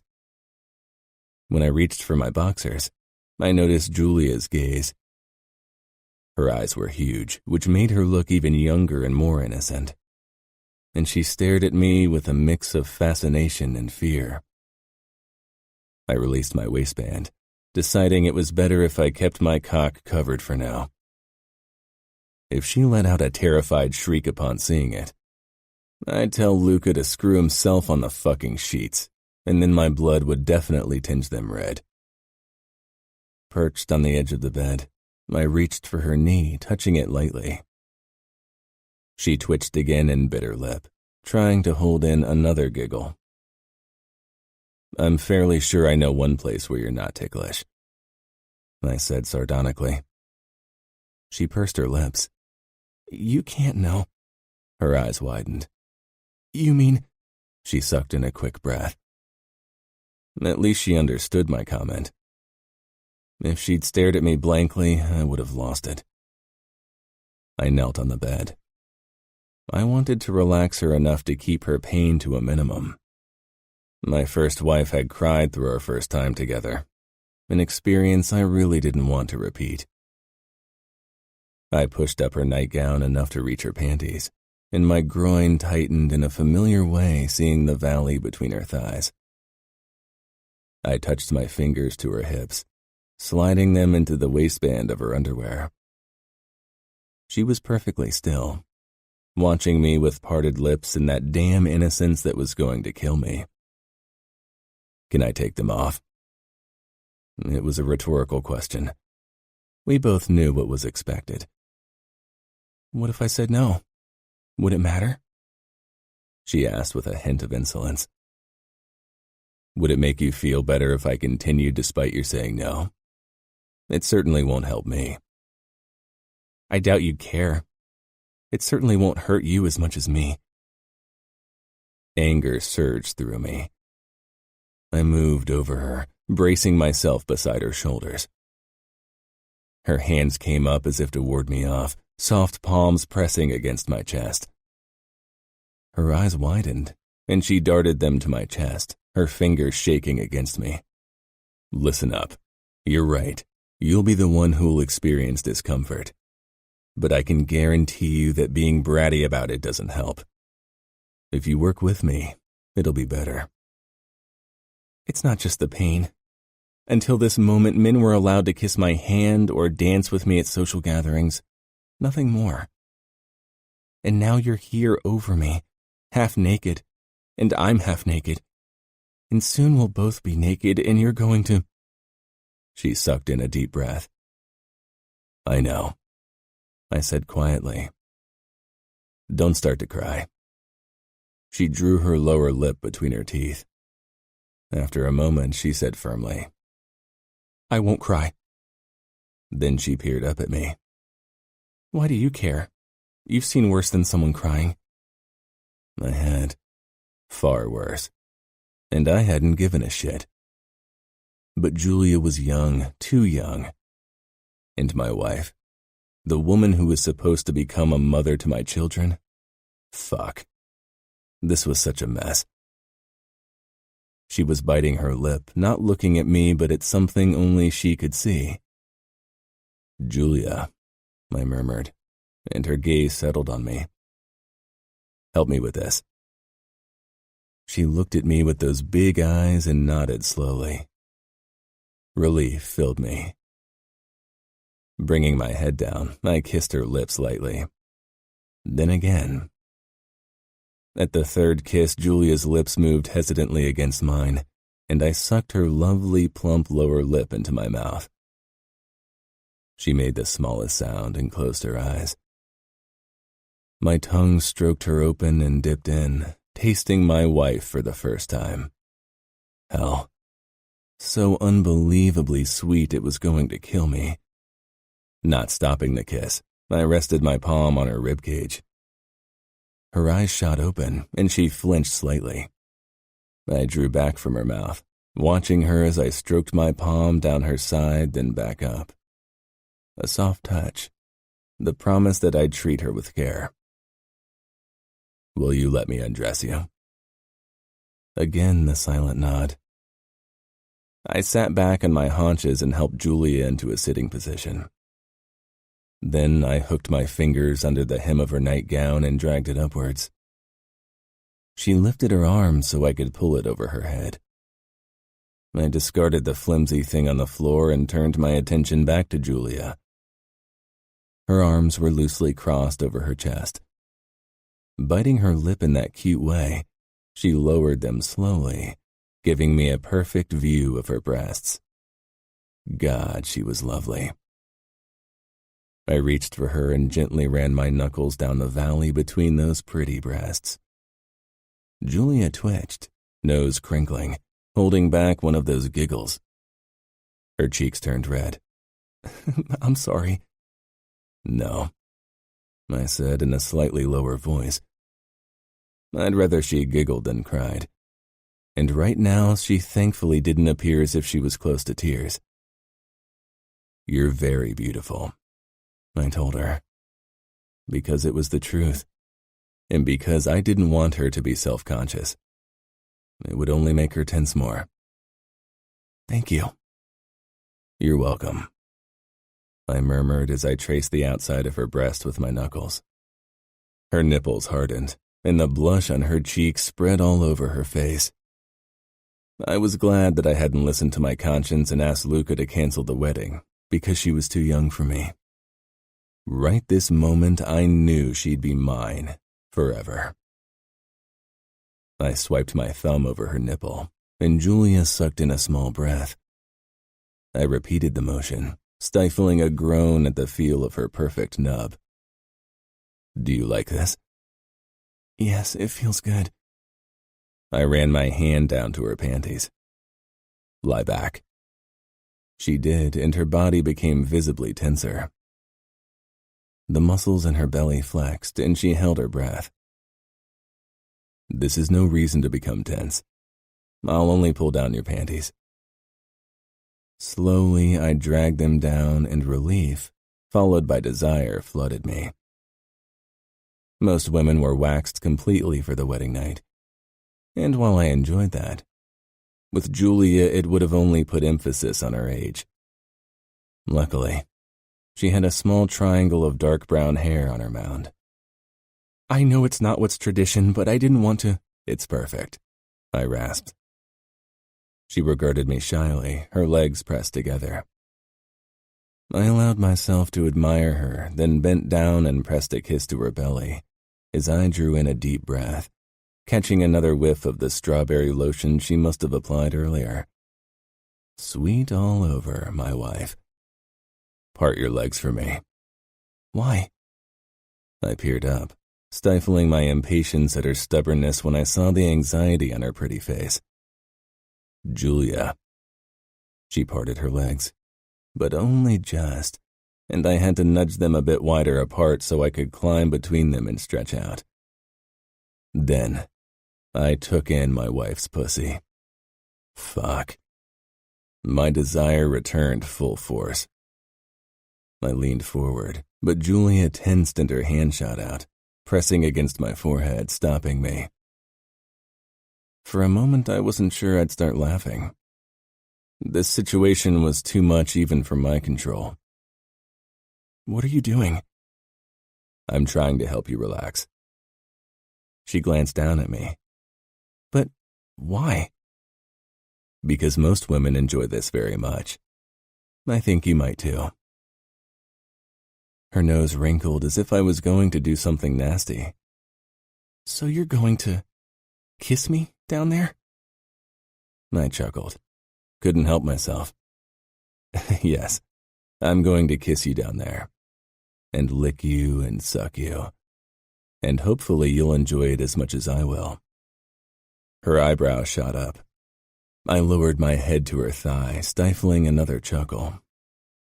Her skin was soft against my stubbled cheek, and my eyes found her perfect pussy once more. I wrapped my fingers around her hand and pulled it away from my forehead. I'm going to kiss you now. I propped myself up and leaned close. Giulia held her breath, her body becoming so tight I was sure she'd snap in two any moment. My lips brushed her velvety folds, and she twitched, sucking in a sharp breath. My gaze darted up to her. Did that tickle? I rasped. Giulia's eyes were squeezed shut and she was very still. No. I kissed the same spot, applying a bit more pressure. Her pussy smelled even sweeter and absolutely irresistible. Again, a sharp intake of breath. I planted kiss after kiss all over her pussy, giving her time to get used to my attention. She didn't respond in any way except for her ragged breathing. I wasn't sure if she enjoyed it. I brushed my palm along her inner thigh and applied light pressure, wanting to part her from me so I had better access. But she resisted. My frustration spiked once more, but I shoved it down. 18. Young and inexperienced. Giulia, let me. I could feel her legs softening, and finally I parted her all the way. The hint of arousal coated her opening and relief filled me. I dipped my head and ran my tongue along her sensitive folds. Giulia's hand shot out again, but this time she didn't shove. She only held on to my head, her fingers shaking. I hovered above her and used the tip of my tongue to circle her clit. She gasped, her fingers twitching. I took my time experimenting to figure out what she enjoyed, but she was very quiet and tense, which made it difficult. Her clit definitely worked when I swiped my tongue over it. Her breathing deepened and her body responded to my ministration.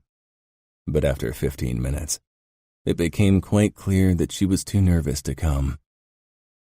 I kissed her in her thigh. "Do you think you can come?" She shook her head. "No, I'm sorry." Acute embarrassment showed on her face. "Don't be. It takes time." I paused, knowing what would have to happen next.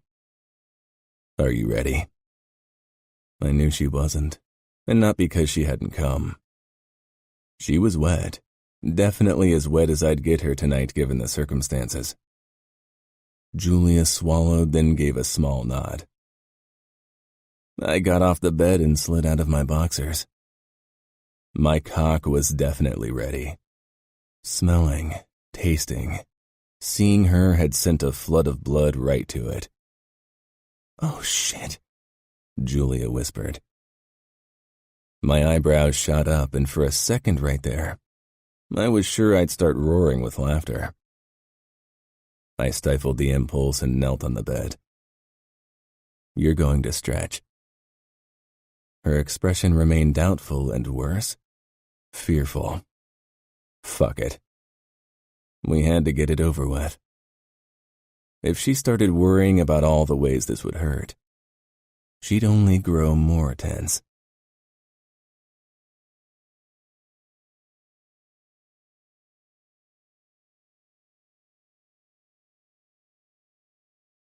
Chapter 7. Cassio. "Do you take the pill?" I asked. It wasn't the most romantic thing to say in a situation like this, but before today I couldn't bring myself to ask my teenage wife that question. A quick nod. I climbed on top of her and guided my cock to her opening, but she shrank back. I wanted to roar in frustration. "Giulia," I said imploringly. "Can you hold me?" My heart skipped a fucking beat. I nodded and lowered myself to my elbows, then wedged one arm under my wife's shoulder blades and hugged her to my chest. "Like this," I murmured. Her face was inches from mine, and she looked up at me, seeking my help, my protection, my closeness. I kissed the corner of her mouth, then her lower and upper lip as I shifted my hips so my tip nudged her entrance. She held her breath. I stroked her bangs from her sweaty forehead. "Breathe out." She did, and I pushed into her about an inch. Her face flashed with discomfort, and she gripped my bicep. "If it's too much, you tell me and we'll figure something out," I heard myself say, and I wanted to kick myself, but she gave me a grateful small smile, and I could feel her walls loosen very slightly. Slowly, I slid deeper into her, even when she squeezed her eyes shut and exhaled. She got very tight, and I knew this part would hurt the most. Kissing her temple, I thrust forward and slid all the way in. She flinched under me and gasped, her breathing ragged. I shuddered out of breath, trying to stay still, and pretty sure her walls were going to milk my cock any second now. Fuck, she was tight. "Giulia, how are you?" She looked at me. "Okay," she said shakily. "It's strange, feeling you inside of me. Really full." I smiled at her analysis. "I'm talking nonsense, am I?" I shook my head and stroked her cheek, then began to move. Small, shallow thrusts which grew gradually harder. She tensed every time, but she didn't cry, didn't whimper or sob, and I was grateful for that. It didn't take long for me to reach my tipping point, and I didn't bother holding back, knowing she'd be glad when it was over. My body tightened, my balls expanding, and then I shot my cum into her. She sucked in her breath, and I stilled above her. Then I pressed my forehead into the pillow beside her head. She was very still under me, and I listened for a sob, crying. And again relief filled me when I heard neither. I pulled out very slowly and rolled off her but stayed close. She turned on her side, facing me. "Thank you," she whispered. I searched her flushed face. What for? It couldn't be for giving her an orgasm because I definitely hadn't. But I would soon. Many of them. For being patient and careful. I frowned. Why wouldn't I be? Gaia had enjoyed playing the guilt card, had cried often to make me feel bad, even when I'd tried to do everything to be decent. Women talk. Some men don't because it gives them a feeling of dominance, others because they enjoy hurting, and some just want to make sure the bloodstain is big so they can impress. Surprise filled me at her words. She sounded less like a girl then. I don't need to show my dominance by hurting you during sex. I'm underboss. I rule over people on a daily basis. And while I enjoy hurting when it's called for, I don't enjoy hurting women or children. As for the last reason, maybe some men think a big bloodstain makes the audience believe they have a huge dick, when in truth it only shows that they have no clue how to work that dick. Giulia laughed. Then her smile became teasing. Do you? A low laugh rumbled in my chest. Know how to work my dick?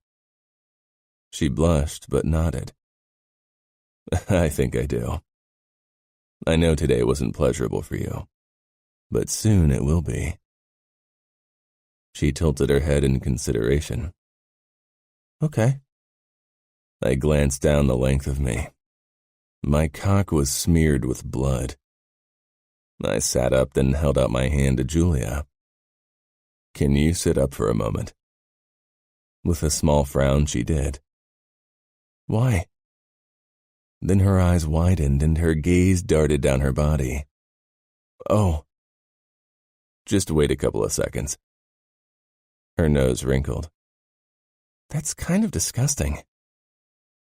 I know, but it's tradition. I brushed her hair from her face again, and Giulia regarded me curiously. Her eyes were a startling blue like a clear summer sky, and her nose had the slightest upwards dip, which gave her a coy look. Do you find me pretty?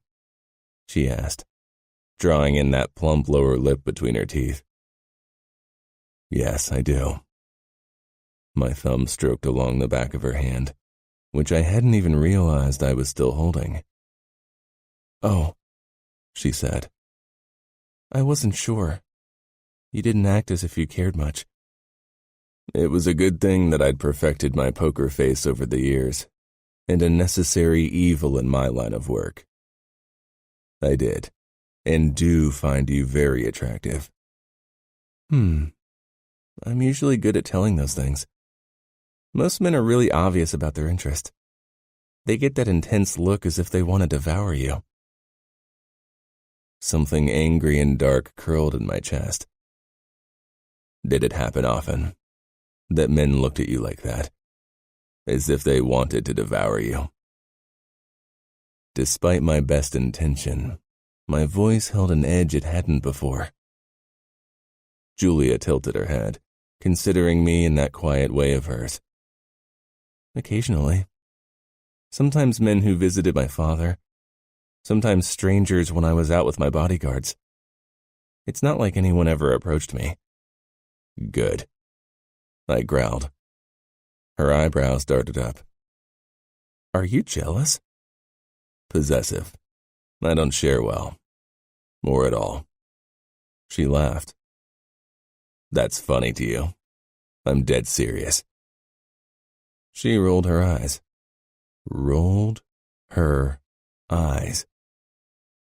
I couldn't even remember the last time someone had dared roll their eyes at me. You get jealous over men watching me from afar, knowing full well that you gave me my first kiss in church today? You never had to share me, nor will you. Have you ever given a man that look? I questioned. No, she said without hesitation. A sheltered upbringing doesn't make you blind. She pursed her lips. I never looked at men long enough to make up my mind about them. It didn't seem wise, considering I wasn't going to be the one choosing my husband. That was true. She had no say in the matter. Giulia. Cassio swung his legs out of bed. I'm going to clean up.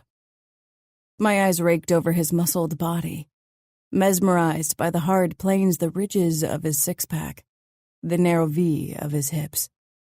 I was attracted to his body, which was a relief. My gaze dipped even lower, and the blood on his penis drove heat into my head. I looked away. I'd been staring too long anyway. Looking down at myself, I cringed at the sight of my smeared inner thighs, a disgusting mix of blood and sperm. I slid out of bed, taking in the mess on the blanket. A small, mortified sound slipped out of me. Are you all right? Cassio rumbled somewhere behind me. I turned, grimacing. Do we really have to show these sheets? That was the point of us sleeping together. Ouch. So you only slept with me because of the presentation of the sheets?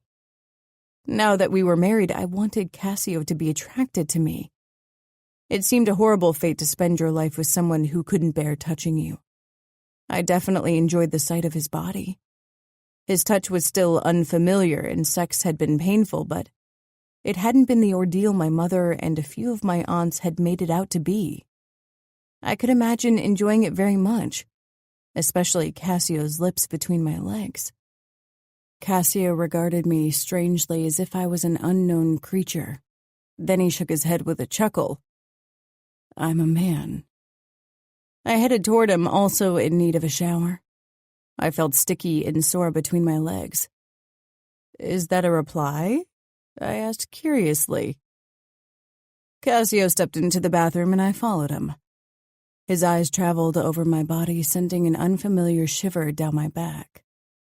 Now that he'd seen me naked, I didn't really see the point in covering myself. And he didn't look as if he minded. Quite the contrary. I picked up my pace when I felt something trickling out of me and practically leaped inside the shower. Sighing, I relaxed, glad to have avoided a mess. You can shower first, Cassio said. We can shower together, I flushed. I mean, why waste water? There's enough room for both of us. The corners of Cassio's mouth twitched. Save water, right? He stepped into the shower. With him inside, there wasn't as much room as I'd thought. And suddenly the realization set in that despite what had happened, we were still very much strangers. I focused on the shower gel, trying to ignore Cassio's presence as I soaped up my body. It was impossible. Cassio was everywhere. His heat singed my back. His manly scent still clung to me, overpowering the shower gel. He didn't say anything, only cleaned himself. From the corner of my eye, I saw him rub his cock clean of my blood. Soon the water of our feet was a soft pink. As I cleaned myself between my legs, I winced at how tender and sore I felt. It should feel better in a couple of days, he said. I turned halfway so I could look at his face but couldn't bump into him, which didn't even make sense considering we'd been much closer only a few minutes before. That long? I thought I'd be fine tomorrow. The shadow of the past crossed his face, his ocean eyes becoming tumultuous. What had happened between his wife and him? We'll see, was all he said. And then he turned off the water. He reached for a towel and handed it to me before he gripped one for himself. He stepped out of the shower and dried himself. I watched him as I wrapped the towel around me. Physically, we'd been as close as two people could get. But emotionally, we were worlds apart. We'd share the bed again because I'd seen the desire in Cassio's gaze, and because I wanted to. On an emotional level, however, getting closer to my husband would be difficult. I could tell already. He moved to the wash basin and brushed his teeth. Watching him doing that felt more intimate than being naked in front of him. His expression was guarded. Only briefly during sex it had been anything else. I slinked out of the bathroom, giving him privacy. I'd already gone through my evening routine.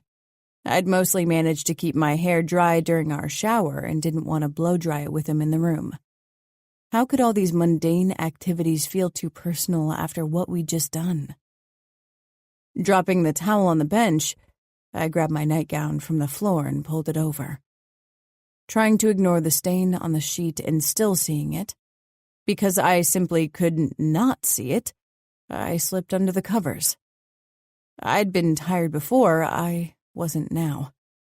My body still hummed with adrenaline. When Cassio emerged 10 minutes later in low-cut black pajama bottoms, my eyes traveled over him. Many men gained weight once they were married.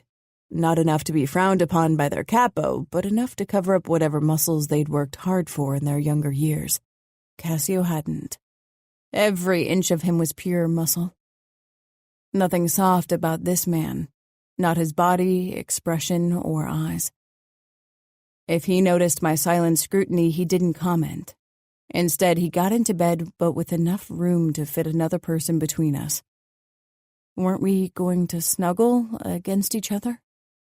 It was something I'd wished for from a marriage. In the last few years, snuggles had been absent from my life. I wasn't allowed to have a boyfriend who might have given them to me, and I was too old to seek that kind of closeness with my father. My mother had never been the type to show her affection on a physical level to begin with. I'd hoped that marriage would open the door to affection that went beyond sex. I wanted to be held and cuddled. Maybe I'd been foolish to think Cassio was someone who would be up for that. Cassio twisted his head to me but remained on his back. What is it? You don't have to be scared of me seeking you out again. We fulfilled our duty. Duty. Honor. Duty. I'd lost count of the number of times I'd heard those two words in my life. That's not it, I whispered. Cassio's dark brows drew together.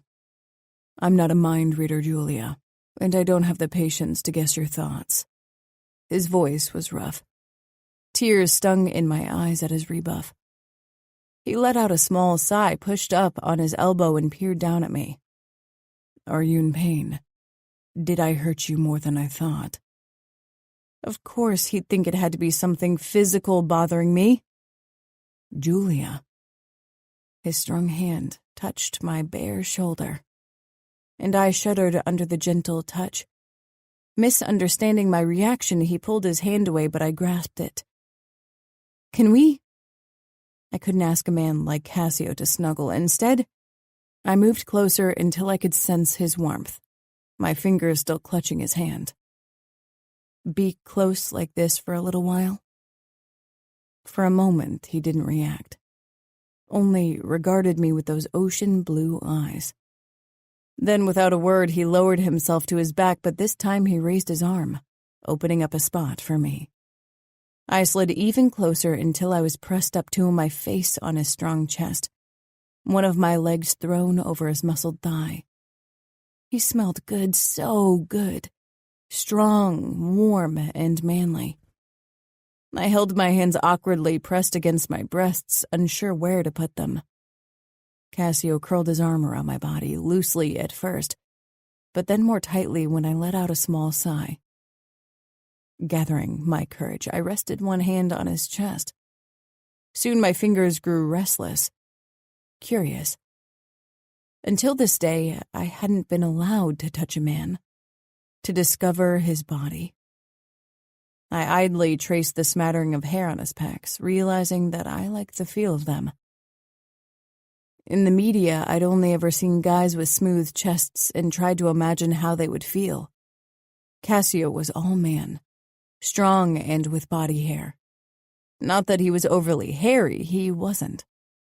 My fingers glided lower, over the ridges of his stomach, following the trail of hair until I bumped against his waistband. Cassio gripped my hand. Giulia. It was low, dark, and almost pained. He pulled back, dipped his head at the same time as I tipped mine up. He scanned my face. What had I done wrong? Didn't he like to be touched like that? I felt the groan more than I heard it. It was on the verge of a tortured laugh. I blinked, trying to figure out my husband. He lifted my hand and firmly pressed it palm flat against his sternum. It stays there. He lowered his head back to the pillow, then extinguished the lights. I'm sorry if I made you feel uncomfortable.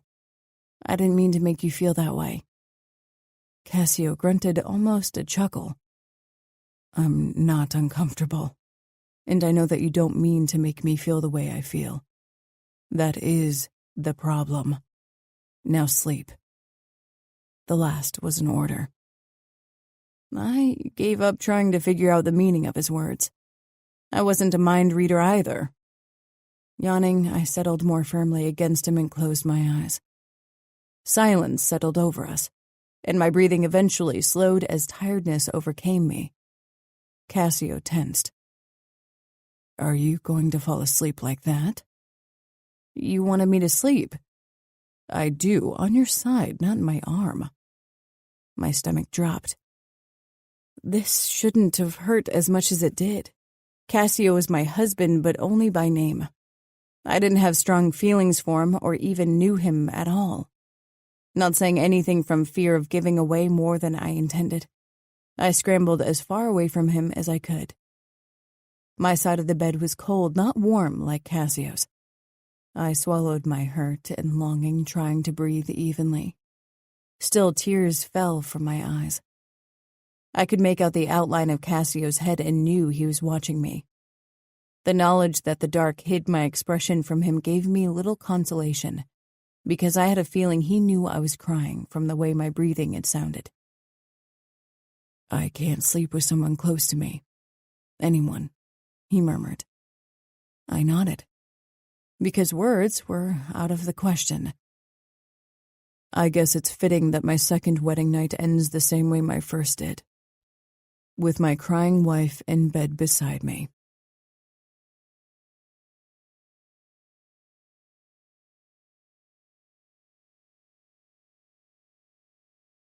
Chapter 8. Cassio. I wasn't a fan of physical contact at night, and had often not even shared the bed with my deceased wife. Not that she would have ever dreamed of wanting to have me close at night. She never bothered to hide her reluctance to have me near her, least of all when we slept together, unless there was something that she wanted from me. Giulia had asked for my closeness, and I denied her. The early morning light illuminated her puffy face. Her lashes stuck to her skin with dried tears. She was close, had moved closer in sleep until we were almost touching. I felt the unreasonable desire to touch her, and not in a sexual way. Propped up on my elbow, I watched her peaceful sleep. As with many nights before, Gaia's blood-covered body had haunted my dreams. I hardly ever dreamed about the people I'd killed, and yet my dead wife still filled my nights. Giulia stirred, lips parting in a soft sigh. I pushed myself up and swung my legs out of bed, turning my back to her. The bed shifted. I threw a glance over my shoulder at Giulia, who was sitting up, rubbing her face framed by messy hair. Noticing my attention, her eyes met mine. She smiled hesitantly. The early morning light wasn't kind to me, because Giulia looked absolutely lovely in a very teenage girl way. Damn it all. I stood. We need to get ready. The women will retrieve the sheets soon. Giulia took my watch from the nightstand. It's only 8. Do you really think they'll disturb us this early after our wedding night? They probably wouldn't, but I had no intention to waste time in bed. I had scheduled several meetings throughout the day, the most important with Luca for lunch. I needed to use the opportunity of having him in town. I grabbed my phone from the nightstand and sent Mia a message that they could pick up the sheets in 30 minutes. Her nosy reply came immediately. Won't you even sleep in after your wedding night? Stay out of my business, was all I wrote back. I put the phone back down, ignoring Giulia's appraisal. I'd caught her watching me last night, and now this morning. Her reaction surprised me. Of course, it was a pleasant surprise that she seemed attracted to my body and not appalled like Gaia. Mia and the others will come by in 30 minutes. Do you want to shower first? I can shave in the meantime. Giulia bit her lip, looking away before she nodded. All right. She shoved the covers off and stood. My eyes took her in, and for a moment I considered telling Mia that they could wait after all. Giulia was impossibly beautiful, and the idea to bury myself in her tight pussy once more was far too enticing. But the blood stain on the sheets reminded me why that wasn't going to happen. 15 minutes later, Giulia was showered and dressed, and I headed toward the shower. She'd chosen one of the dresses I'd sent to her parents, an elegant long-sleeved knee-length red piece that hugged Giulia's slender body. It still didn't make her look close to my age, but at least not quite the teenager she was. Should I cover my puffy eyes with makeup, or do you want people to know I cried? I paused, one foot inside the shower. Turning back to my wife hovering in the doorway to the bedroom, I frowned. I didn't want you to cry. Why would I want people to know you did? She gave a small shrug, searching my face.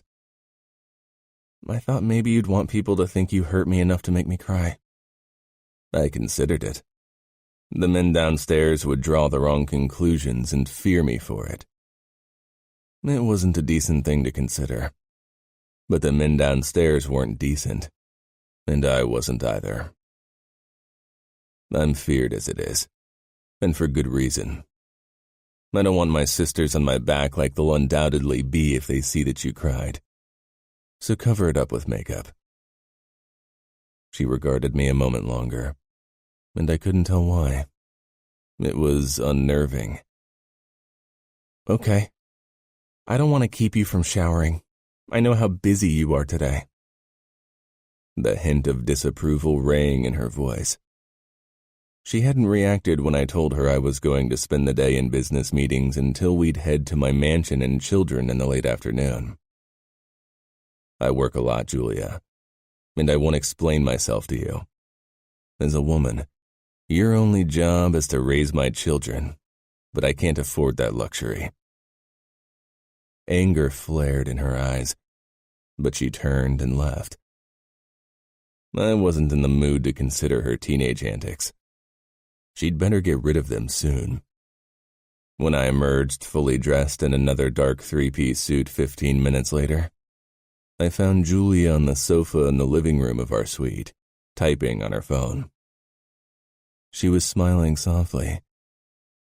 I stalked over to her. Who are you talking to?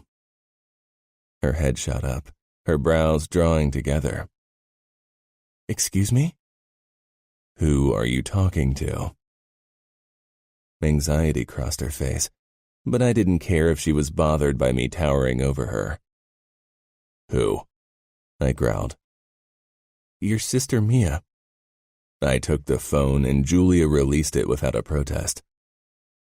I apologize for my brother's rudeness because I know he won't ever do it. I'd say it because he's a man, but his dick-headedness has nothing to do with the Y chromosome. Giulia stood, I told you the truth. I scanned the previous messages to see what Giulia had told my sister.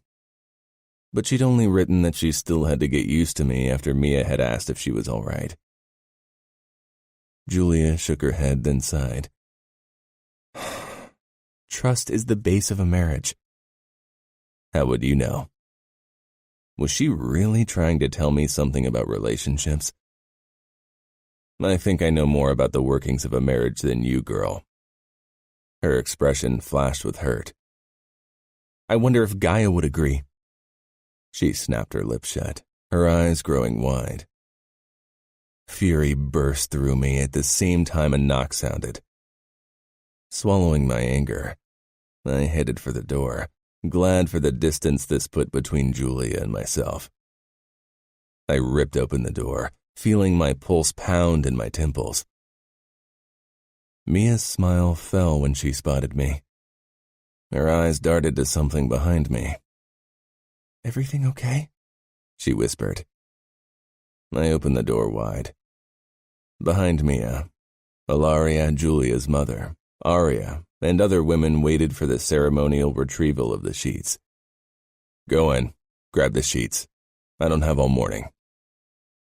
Rude as usual, Ilaria said as she walked past me.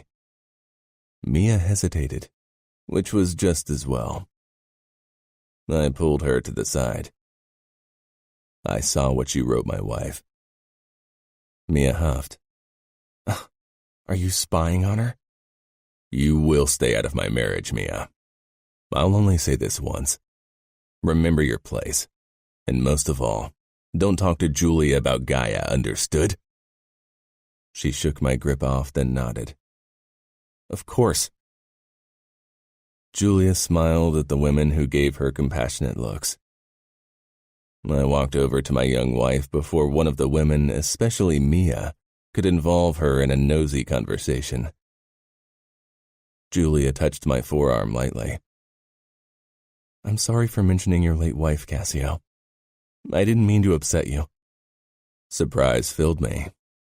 Her eyes and expression were earnest.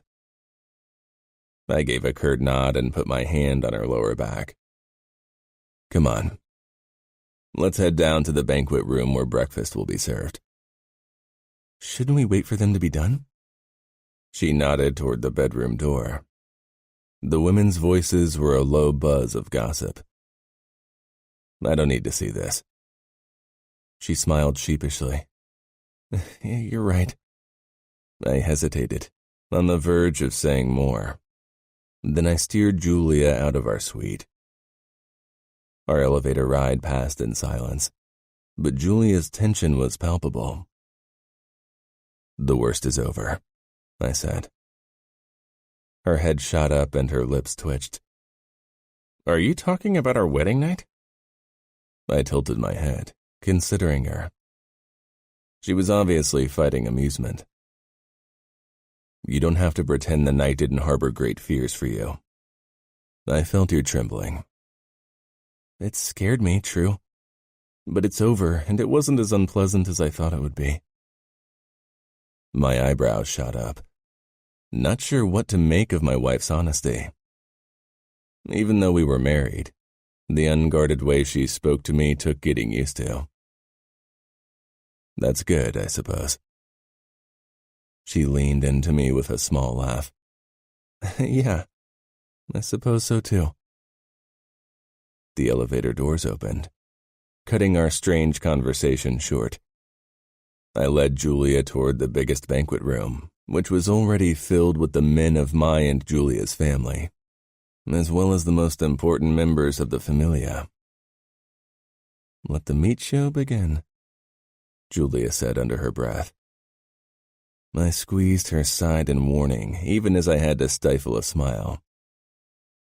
You're now my wife, and need to act accordingly. I can't afford to lose face in public. She tensed. I know. I needn't have worried. Giulia had inherited her mother's talent to chat up people, even strangers. But unlike Jedediah, she was charming and lovely, wrapping everyone around her finger with ease. Many men watched her in a way that set my teeth on edge, but none dared as much as to shake her hand. Faro winked at me as he talked to a few of our captains. I ignored it and turned my attention to the door where my mother and Giulia's mother entered with the sheet between them. They headed to the side of the room and draped the fabric over 2 chairs. Giulia let out a tiny choked sound, and her cheeks took on a red hue the moment she spotted them. This is mortifying. I peered down. I wasn't embarrassed, but I too didn't like to show this glimpse of our private life to the public. With Gaia, I hadn't cared. Maybe because I'd been young and eager to impress. It's a sign of your honor. Nothing to be ashamed of. And a sign of your ruthlessness, no? There was a small twitch of her mouth, and that surprising twinkle in her eyes as if she'd made a secret joke. I suppose it is. Given your age, I should have had qualms. That I didn't is a sign of my nature. After the first commotion and applause had settled, Julie and I headed to the table with our closest family, as well as Luca and his wife. Giulia's mother immediately hugged her. Father patted my shoulder, searching my eyes. Whatever he was worried to see, it wouldn't be present in a room with acquaintances. Mia hugged me despite my reluctance of public displays of affection. I really hope you tried to be a decent human being to that girl. I wasn't sure about my abilities of being decent at all. It wasn't in my nature, but hadn't been impatient or rough with Giulia. Mind your own business. She narrowed her eyes.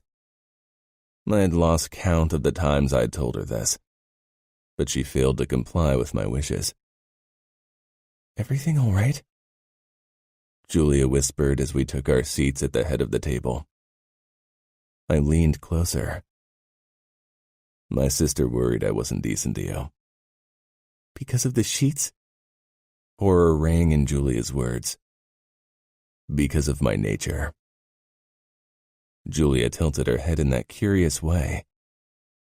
Her hair smelled like a strawberry field in summer, and the insane urge to press my nose into it rose up inside me. You were decent. She touched my hand resting on my thigh with her fingertips. Feeling eyes on me, I turned back to the table. Christian, Felix, and my father watched curiously. My expression tightened. Giulia. Cassio obviously felt uncomfortable with any kind of emotional displays in public. He soon talked to Luca and fellow underbosses, leaving me at the mercy of my nosy mother. Eventually, I managed to shake her and my aunts off and hid in the stall in the restrooms. This was where Mia found me 20 minutes later. "It's overwhelming, isn't it?" she said, after I came out and we both redid our makeup. "It is. Are you okay? You can tell me if you aren't. Cassio is my brother, but I'm a woman first." I nodded, remembering Cassio's words and his reluctance to involve other people in our private life. "I'm fine, but thank you." She gave a small smile. "Don't let him turn you into something that's not you. Our world needs girls like you." I gave her a quick hug, and unlike her brother, she didn't mind and hugged me back. I was glad to have her on my side, but I needed to find my place in Cassio's life by myself. He wouldn't tolerate anything else. It was almost 8 in the evening when we finally pulled up the driveway to Cassio's mansion. A magnificent 3-story brownstone building with white columns supporting the porch, white window frames and old crooked trees on the front lawn. Cassio parked in one of the double garages on the left. He got out and opened the door for me. My stomach hollowed with nerves. This was my home now. And soon I'd meet the children I'd raise, Cassio's hand found its place on my lower back again as he led me towards the magnificent white front door. Someone from his staff had gathered my belongings in the morning and brought them to the house. I released a shaky breath when Cassio put the key in the lock. His eyes cut to me. "This is your home." I gave him a shaky laugh, knowing he meant it. Yet, judging by the way he'd handled everything so far, his rules would be the only ones he'd want to follow within those walls. I'd have to fight for every bit of power and freedom. He wouldn't hand over either freely. He opened the door and motioned for me to get inside.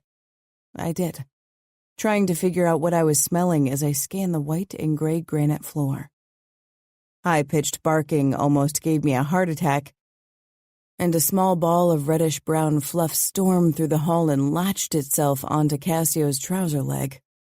Growling, the small dog started to tug on the fabric. I blinked, then bit my lip, stifling laughter. It was too ridiculous a sight not to be amusing.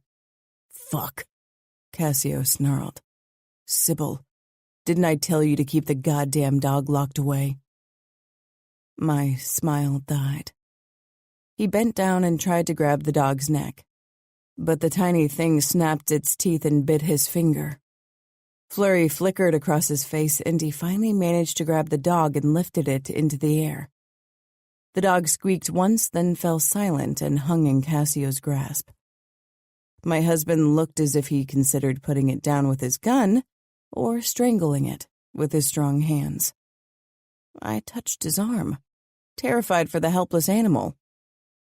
"Don't hurt it." Cassio's eyes snapped to mine, still with the same anger in them, and I dropped my hand but stood my ground. Steps rang out, and a tall, dark-haired woman in her early 50s came running, then stopped abruptly and cursed in Italian, looking to the floor. She'd stepped in dog poo, which explained what I'd smelled. Her black flats were now covered with it. "That's it," Cassio growled. "Tomorrow, this thing is gone." "I'm sorry, Mr. Moretti. I went into its room to clean, and it slipped out. I tried catching it all day, but it's too fast. And Daniele hid for me again. I don't know." She glanced my way and fell silent. Cassio ignored her and stalked away. I followed hesitantly into a magnificent living room with herringbone parquet, then watched as my husband opened the terrace door and dropped the dog outside before closing the door. The dog peered in through the glass. "You can't do that," I said, horrified. Sybil gave me a look that conveyed I should keep my mouth shut. Cassio, however, ignored my comment altogether. "Clean the dog shit," Cassio ordered Sybil as he moved to a liquor cabinet, poured himself a drink, and sank down on the cognac-colored leather sofa. I couldn't tear my eyes away from the small dog sitting in the November cold, with its nose pressed to the window. Sybil scurried away to follow her master's command. I stood in the middle of the living room, not sure what to do. One thing was sure, I wouldn't let that dog freeze to death outside. Cassio was the master of this house, in our society's eyes. My master. I walked over to the terrace door. "Don't." The word, without being said loudly, held absolute authority. Cassio was used to giving orders in every area of his life and expected unwavering obedience. I didn't look his way. If I saw his sharp eyes and powerful face, I might lose my courage. That wasn't going to happen. This was the beginning of a new life, and if I let him trample all over me, I'd be doomed. "Giulia, don't." Warning rang in his voice. Or what? He pushed out of the sofa when I opened the door and picked up the shivering ball of fluff. The dog remained quiet as I pressed it to my chest. I could feel matted fur from months of neglect. Cassio towered over me, barring my way. I tipped my head up to meet his furious gaze. "That thing stays outside." His eyes were harsh, but I didn't look away. I gave you an order. An order? It seems I'm as badly trained as your dog. Mother's warning words about insolence rang in my head. It was too late. Not that I would have taken anything back. Cassio's face flushed with surprise, then anger. Set it back down. I won't allow you to bring it inside. Allow. Order. I was his wife, not his slave. But again, he was underboss and probably didn't understand the difference. If the dog isn't allowed inside, then I'll stay outside with it. We can keep each other warm. I turned to walk over to one of the lounge chairs, but Cassio's arm shot out, stopping me. I flinched. Father never hit me. Mother did, twice. It wasn't first-hand experience that had me wince, but I'd seen men hit women and children. My uncles in particular were of the violent sort. It happened often in our circles. Cassio frowned and his fingers gently closed around my elbow. I regarded him curiously. That flinch was unnecessary, and I don't want it to happen again, all right? You don't want me to react that way, or I won't have a reason to react that way. A ghost of a smile crossed Cassio's face before the stern look was back. He leaned down so we were at eye level. You won't ever have reason to. You sure? I said it more to annoy him than anything else, but my words were softened by a tiny smile. Absolutely. Good. His expression conveyed confusion. Was I that much of an enigma to him? Now, put the dog down. My smile widened. No. He looked incredulous. Releasing my elbow, he cupped my chin between his thumb and forefinger and brought our faces even closer. This time I didn't flinch, and I could see that it pleased him. I gave you an order. I'm your husband, and my word is law. I know. And if you insist that the dog stays outside, I will too. Cassio narrowed his eyes. His breath held the hint of the spicy liquor, and I felt the crazy urge to taste it on his lips. Do you really think I believe you'll spend the night in the cold for a dog? I stared back stubbornly. He barked out a laugh. I think you might actually do it. Your parents didn't mention your stubborn streak when they bartered you away. They were too eager, marrying me off to the cruelest underboss of the familia, I muttered. The cruelest underboss, huh? That's what they call me. They did, and other people do too. Why would your parents tell you something like that about your future husband? To get me in line? My mother worried you might beat me to death if I'm insolent. Something on Cassio's face shifted. A shadow of the past. They shouldn't have scared you before our wedding. It is a lie, then, I whispered. For some reason, his mouth appeared even closer than before. There's no scale to judge someone's cruelness. That means it's the truth. He didn't contradict me. I couldn't read the look on his face. Acting on impulse, I leaned forward and brushed my lips across his, then darted my tongue out, tasting the liquor clinging to his mouth, smoky and sweet. Cassio stiffened, but the look on his face became even more intense than before. What was that? His voice was a low rasp that I could feel everywhere. A kiss? I didn't have much experience, but I doubted anyone could mess up a simple kiss. Are you trying to influence me with your body? My eyes grew wide. No. I could smell the liquor on your breath, and I was curious how it tastes. Cassio chuckled. You are a strange girl. His mouth twisted. Woman. He looked down at the dog in my arms. It was snuggled against me peacefully. Without a word, Cassio turned around and returned to his glass of whiskey on the table. I stepped inside and closed the door, Stroking the dog, I followed my husband. "What's its name?" "Lulu," Cassio said, a strange note to his voice. I stopped beside him. "Can I have a sip of your whiskey?" Cassio's eyes bored into me. "You've never had whiskey before?" "No, my father didn't allow me to drink alcohol. I had my first glass at her wedding." Many firsts for one day. A small shiver passed down my spine at the contemplative growl. "You aren't old enough for hard liquor." My lips parted in indignation. Was he serious? He downed the remains of his drink, and before I could say something snarky, he cupped the back of my head and pressed his lips to mine. Gently at first, his eyes searching mine. I grasped his bicep and stood on my tiptoes, his permission. Then he really kissed me, his tongue stroking mine, discovering my mouth. The taste of whiskey swirled in my mouth, intoxicating. Not as much as the kiss, though, God. His kiss set me aflame. When he pulled back, I was dazed. Only Lulu squirming in my other arm brought me back to reality. Cassio glanced over my head. "What is it, Sybil?" I whirled around.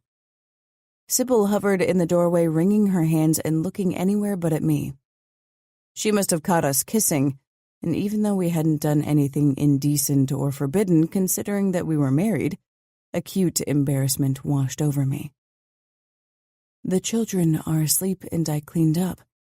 Is there anything else you need from me?" "No, you can go." His clipped voice rubbed me the wrong way. Even if Sybil was working for him, that didn't mean he had to sound like a drill sergeant. Sybil nodded, and with a fleeting smile at me, she left. "Can I see your children?" Cassio's brows furrowed. "The dog stays here, and we have to be quiet. I don't want them to wake." "Where should I put Lulu?" "We lock it in a room because the thing can't behave itself." I pressed my lips together, following Cassio as he led me into the lobby and motioned at a door. I pushed it open and my heart clenched. It must have been a storage room before, judging by the small window and shelves lining the walls. A torn-apart basket, a litter box, and 2 empty bowls were the only indication that a dog lived here. There were no toys. I picked up one of the bowls and handed it to Cassio. "Can you fill it with water?" Cassio regarded the bowl, then me. "Please?"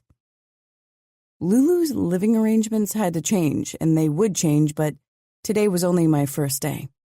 I'd have to be clever about my battle against my husband. He took the bowl and disappeared. I headed over to the torn-apart basket and set Lulu down. She curled into herself. She must have let out her frustration on her basket if its destroyed state was an indication. No wonder, considering she'd probably spent most of her days alone in this room. What had happened in this house? I stroked her head when Cassio walked back in with the water bowl. He set it down, and the moment he stepped back, Lulu trotted over to it and drank. I straightened. I couldn't hold back anymore. How long has she been locked inside this room? Cassio's expression tightened. "The dog's out of control. I won't have it shit and pee everywhere, not to mention snap at my children and everyone else." "How can you expect Lulu to behave if nobody takes care of her? She isn't a machine, she's a living being. And from what I see, she hasn't been treated the way she was supposed to. If you have an animal, you have to take care of it, not treat it like a thing you can put in a corner and take out when you feel like it." "I didn't want a dog. Gaia did. And then I was left to deal with it like everything else." He snapped his mouth shut as if he'd said more than he wanted, breathing harshly. Lulu hid in her basket at his outburst. I stood my ground. "Then why didn't you give Lulu to people who want her?" I kept my voice calm. Meeting Cassio's anger with my own seemed like an unwise choice. Cassio shook his head. "Let's go upstairs." I have a busy day tomorrow. Why? I touched his forearm. Because Daniele lost his mother. He doesn't need to lose this too. I thought Lulu snaps at him. She does, Cassio said. And she's not allowed near him. Then why? Enough. Cassio's voice could have cut steel. He nodded toward the door. I walked out of the small room. Cassio closed it, locking Lulu in once more. Does Sybil walk her? Cassio gritted his teeth as he led me up the stairs. No, it's got the cat box in the room. It needs to be walked. It's not a cat. Cassio sent me a look that made it clear he expected me to shut up right this moment. I'll walk it then. You have a leash, right? He stopped on the second-floor landing, a vein in his temple throbbing. You don't have time to walk the dog. You've got my kids to take care of. His kids. He made it sound like I was his nanny, with the added bonus of sleeping with him. Kids need fresh air too. He gave me a condescending look as if I was a delusional child in need of reprimand. He didn't think I'd be able to handle his children, much less a dog on top of it. Maybe he was right. But one of us had to try. I had a feeling that no matter how in control of his soldiers, his city, and his life Cassio seemed, his own home and his family had slipped out of his hands. He was incapable of fixing it. Maybe he'd even given up hope that it could be fixed. And now, here I was, without the hint of knowledge about dogs or kids that went beyond what I'd read in books, supposed to deal with all of this. In the months since our engagement, I dreaded our wedding night. Now it seemed naive that the simple act of sex had held so much trepidation for me. Sharing a bed with Cassio was the least of my battles. Fixing this family? Making it somehow into my family? That was the most daunting challenge I could imagine. Looking up into Cassio's exhausted and weary eyes, I promised myself to master it.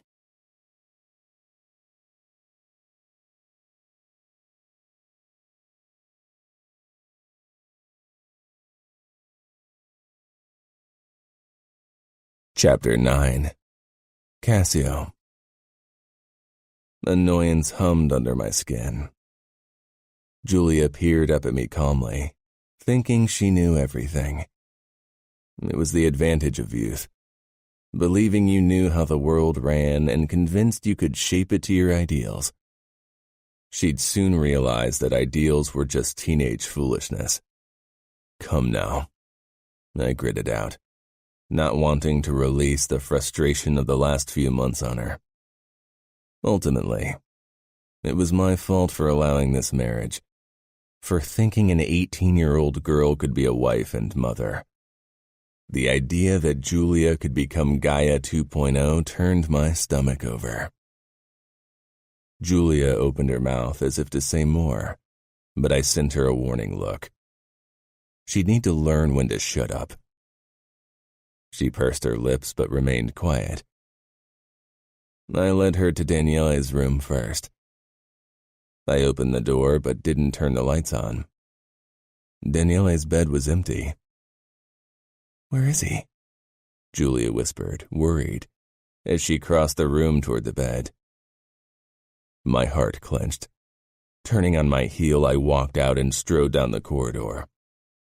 Steps followed me and Giulia appeared at my side. "Cassio?" I didn't say anything. Couldn't. The door to the last room on the left was ajar, as I knew it would be. I pushed it open. The light spilling in illuminated Daniele's small form on the huge king-size bed. He was curled into himself on top of the comforter, half covered by his own blanket. I took a deep breath, hating the feeling of guilt wilting my insides. Anger toward Gaia was an emotion I could handle better. I could feel Giulia's eyes on me, the myriad of questions she wanted to ask. In the silence of the room, even her unspoken words frustrated me. She took a few hesitant steps toward Daniele. My hand shot out, clamping down on her upper arm with more force than intended. She winced, looking up at me in a wounded way that had nothing to do with my hard grip. I released her at once, then walked past her toward the bed. For a moment, I watched my son's tear-stained face. He was only 2, 3 in a month, an age when tears were still okay. Soon, they wouldn't be anymore. I bent down and carefully picked him up, trying not to wake him. Whenever I did, he'd squirm away and start crying again. He didn't wake, however. His tiny head leaned against my chest as I cradled him against my body, the blanket swaddling him. Giulia followed me without a word as I walked out of the bedroom and carried Daniele back to his own room. I put him down on his bed, covered him, then stroked his hair lightly. Feeling Giulia watching me from the doorway, I straightened and headed to her. She stepped back so I could close the door. Giulia scanned my face, her expression filled with compassion. "Does he always come to your bedroom at night?" "It's not mine," I pressed out. "It's Gaia's. I sleep in the master bedroom." "Oh." Confusion showed on Giulia's face. "You didn't share a bedroom with your late wife?" I gritted my teeth, trying to stifle my anger and, worse, that heavy feeling of sadness. "No." I headed to Simona's room. Giulia hurried after me. She couldn't let it drop. She was too curious. "Because you don't want to share a bedroom?" I glared. "No, because Gaia didn't want to share a bed with me. Now stop the questions." My voice was harsh, threatening, a tone meant for soldiers that displeased me. Definitely not for my wife. I turned away from Giulia's hurt expression. My grip on the handle was crushing as I shoved open the door. Not waiting for Giulia, I crossed the room and headed toward the crib. Simona slept soundly. Some of the darkness in my chest lifted. Never all of it, though. I couldn't even remember a time when my thoughts hadn't been dominated by darkness. I stroked my daughter's chubby cheek with my thumb, then leaned down and kissed her forehead. I was on the way out when Giulia spoke up. "What about the baby monitor?" I froze. She was right. Tonight was the first time Sybil or one of the maids wasn't staying overnight. They had always taken the monitor during the night. Simona's cries had still woken me, and she'd only settled down when I'd consoled her. Returning to the crib, I grabbed the monitor from the sideboard. When I stepped back into the corridor and closed the door, I said, "How did you know?" Giulia shrugged. "I read about baby monitors, and when I saw it standing there, I thought we needed it." She bit her lip. "Have you never taken it with you before?" I stared down at the small device. "No. Gaia or Sybil kept it at night." I trailed off, then held the monitor out to Giulia. She took it with a small frown. "It should pick up the smallest sound, but unless Simona starts crying, you don't need to get up." Giulia only nodded, not saying anything when I could tell she wanted to. I was glad for her silence. I nodded down the corridor. "Let's go to bed. I need to get up early, and Simona will probably wake us a few times tonight." I led Giulia toward the master bedroom, wondering how long she'd want to sleep in it before she moved to one of the guest bedrooms. I turned on the lights and motioned for Giulia to enter. She slipped past me into the vast room. She looked around curiously, Her 3 suitcases waited beside the door to the walk-in closet.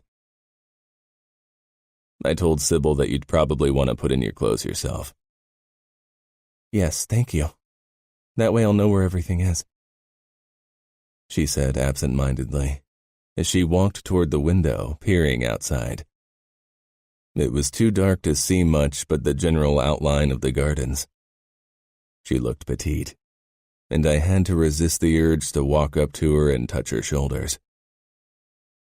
Last night she had to accept my closeness, but I wouldn't force it on her again.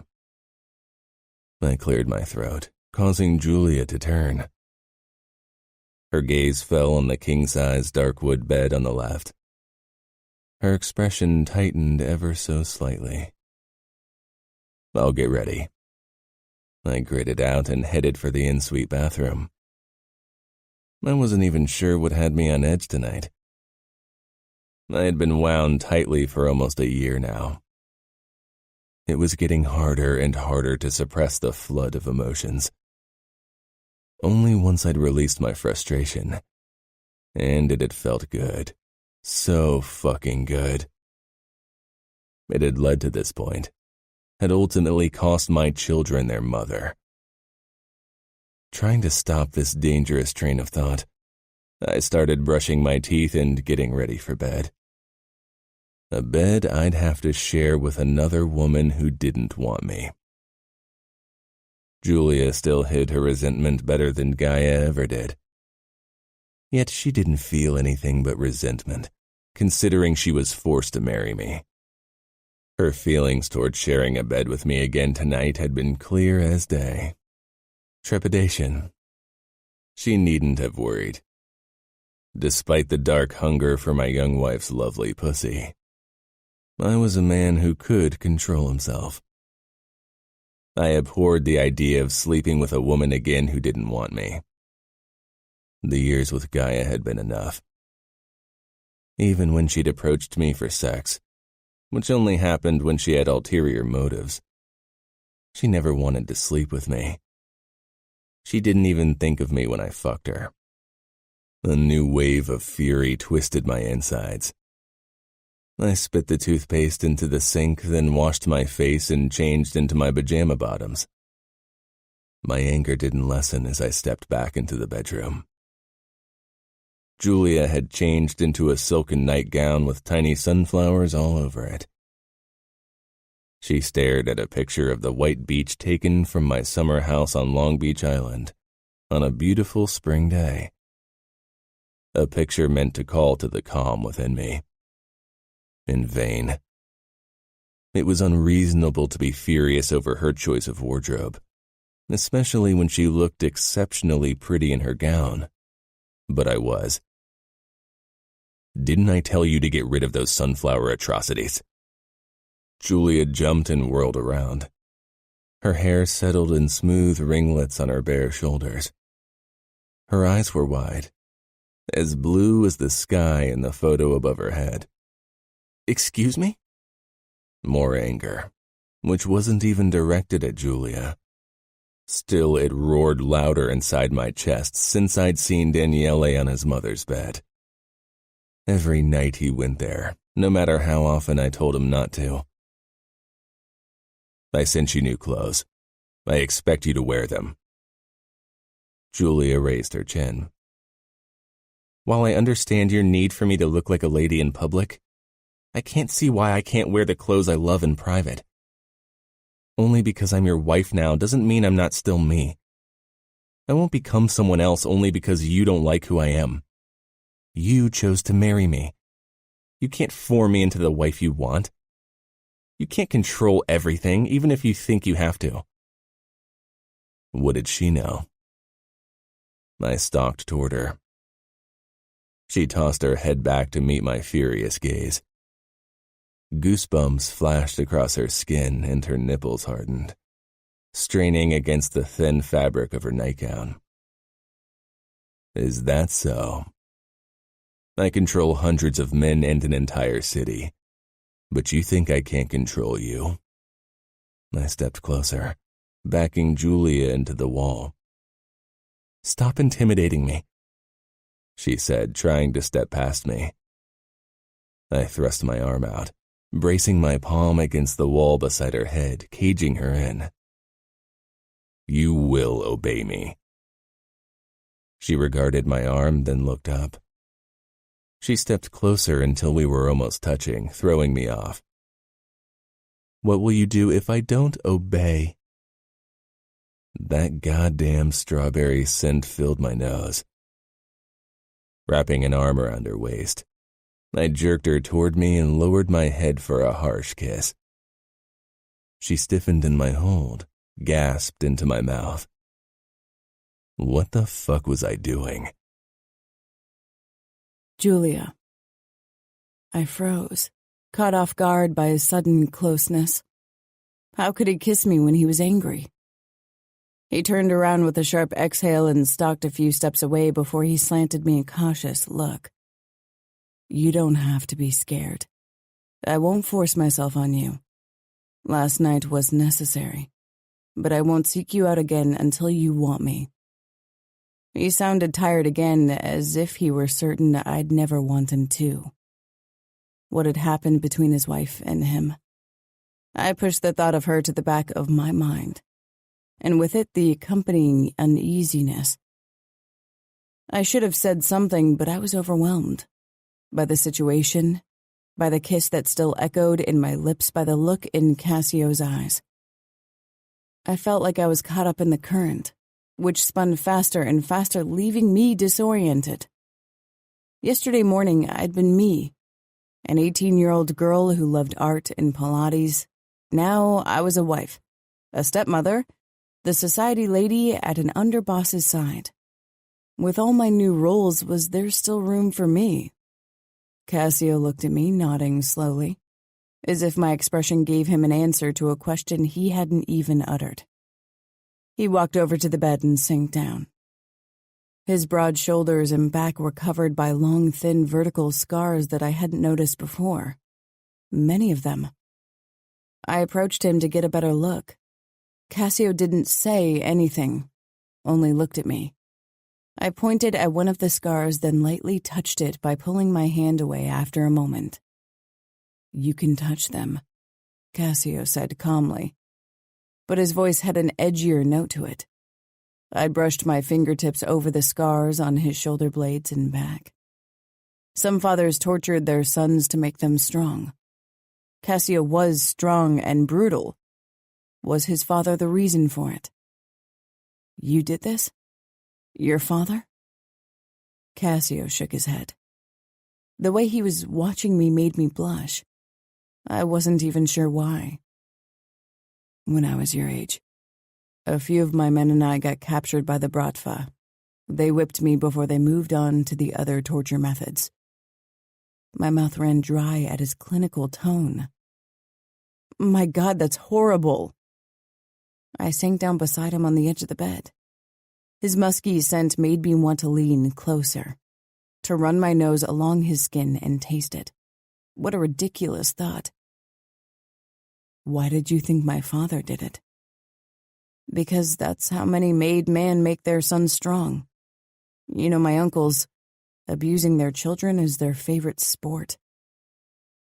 Cassio's eyes lingered on the small scar on my knee, then moved up to the one on my outer thigh and one on my upper arm. They weren't prominent, but sitting as close as we did, they couldn't be missed.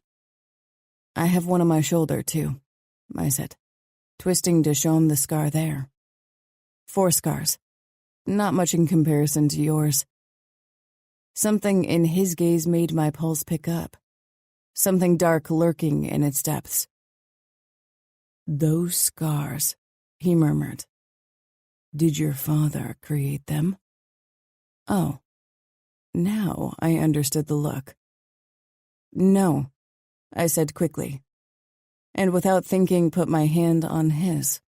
His eyes cut down to our hands, then back up to me. He never hit me, he wouldn't. He adores me. That sounded vain, but it was the truth. My father was certainly a violent man, but not at home. Not to my mother and me.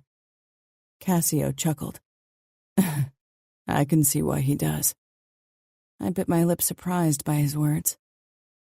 Who gave you those scars, then? When I was young, I loved to climb trees. We had a few old tall trees in our garden. I loved to climb them. I wasn't supposed to, but I snuck out all the time. One time I didn't pay enough attention and fell down. I broke a few bones and got caught up by a thorn bush beneath the tree. That's it. Dad cut down all the trees after that. You make it sound as if Felix is a good father, which contradicts the opinion I've gathered on him as a human being in general. I wasn't offended by his words. Dad didn't have the respect of his fellow underbosses. Christian had complained about it more than once. He doesn't like you very much either. Cassio laughed, a deep belly laugh which made me grin. He gave me you. What a strange way to show me his disdain. Our arms brushed lightly. He was so warm, so tall, so strong. With his stubble and the square jaw and sharp cheekbones, he was the epitome of manliness. I'd always considered myself a girl who'd go for the ballet dancer type, the nerd with glasses, the sophisticated chess player. I'd been so very wrong because Cassio's body hit all the right buttons. My eyes lingered on the familiar tattoo on his chest, right over his heart. Born in blood, sworn in blood. I enter alive and leave dead.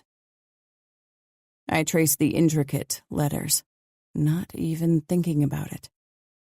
His chest hair tickled my fingertips and sent a thrill into every nerve ending of my body. Cassio stilled under my touch, but his eyes burned me. I wanted him. Wanted to feel his strong body on top of me again. His stubble scratching my inner thighs. His lips hot between my legs. Heat flooded me. I looked up. Cassio's chest heaved. He didn't move. He was waiting for me to say something, do something, but I didn't know how. Again, the sense of being overwhelmed hit me. I dropped my hand. Cassio cleared his throat. I have an early morning. We should sleep. Yeah, I said quickly, then got onto all fours to crawl to my side of the bed. Cassio's sharp exhale made me cringe, realizing my thoughtless move. I'd practically jutted my butt out and knelt on all fours right beside him. I could practically see Cassio's restraint snapping. With a groan, he slung an arm around my hip and pressed a kiss right on my ass cheek before he pulled me on top of him. My lips were already parted with surprise when his tongue plunged into my mouth. His big hand covered the back of my head, holding me in place. My pulse throbbed right between my legs at the fiery heat of Cassio's kiss, at the feel of his muscular thighs under my ass, and the growing pressure of his desire for me. A shrill cry burst through our bubble. We jerked apart. Cassio glanced to the baby monitor. Simona. I pushed off his lap. My legs felt like rubber and my panties clung to my center. My arousal evaporated the moment I realized that it was my job to console the crying baby and to do whatever else was required in a situation like that.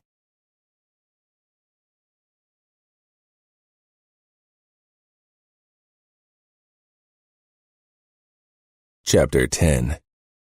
Cassio. Giulia looked at me with wide eyes. My brain was working slower than usual.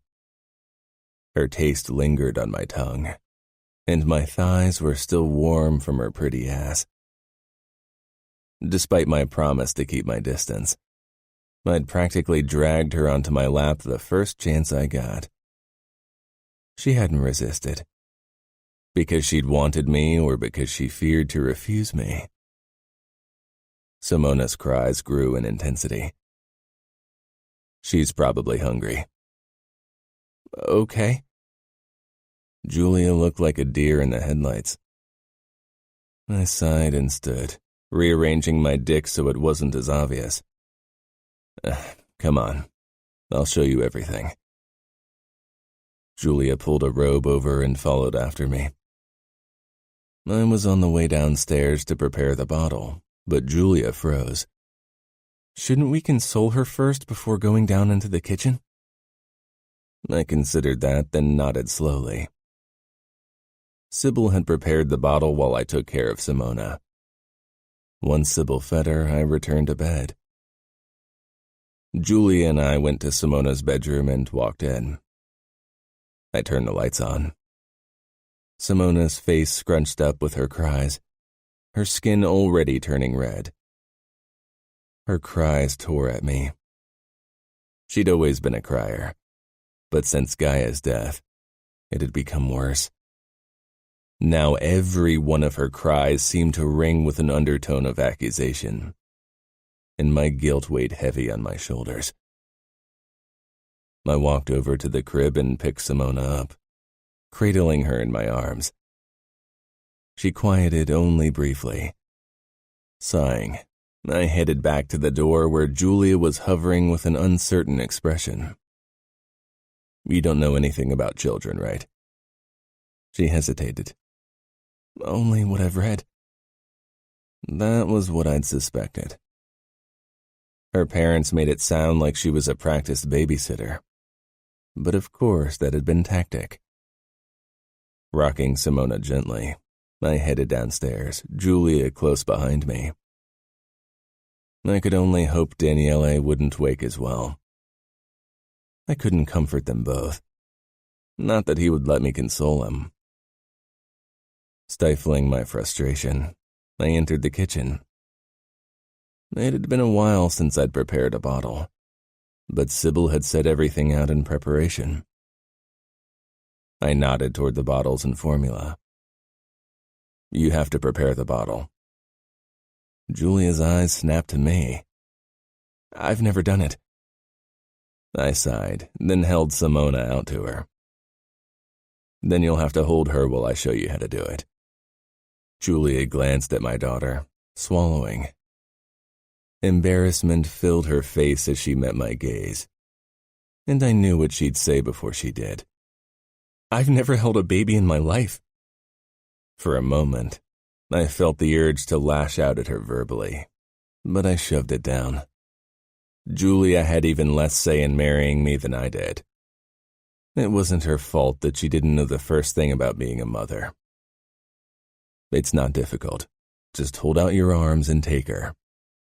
What if I drop her, or hurt her, or Giulia? It's going to be fine. You won't drop her, and you won't hurt her. Giulia nodded and finally held out her arms. I put Simona into them, and Giulia immediately cradled her to her chest. Oh, she's heavier than I thought. I hovered beside her to see if she could handle it. But Giulia only had eyes for Simona. She looked terrified and a little lost. Then Simona did what she always did when anyone but me or my sisters or mother held her. She began bawling, her tiny arms and legs thrashing as she tried to squirm away from the stranger. Giulia's eyes grew wide, scared, as she sought my gaze for help. Sighing, I went over to the bottles. Try to console her.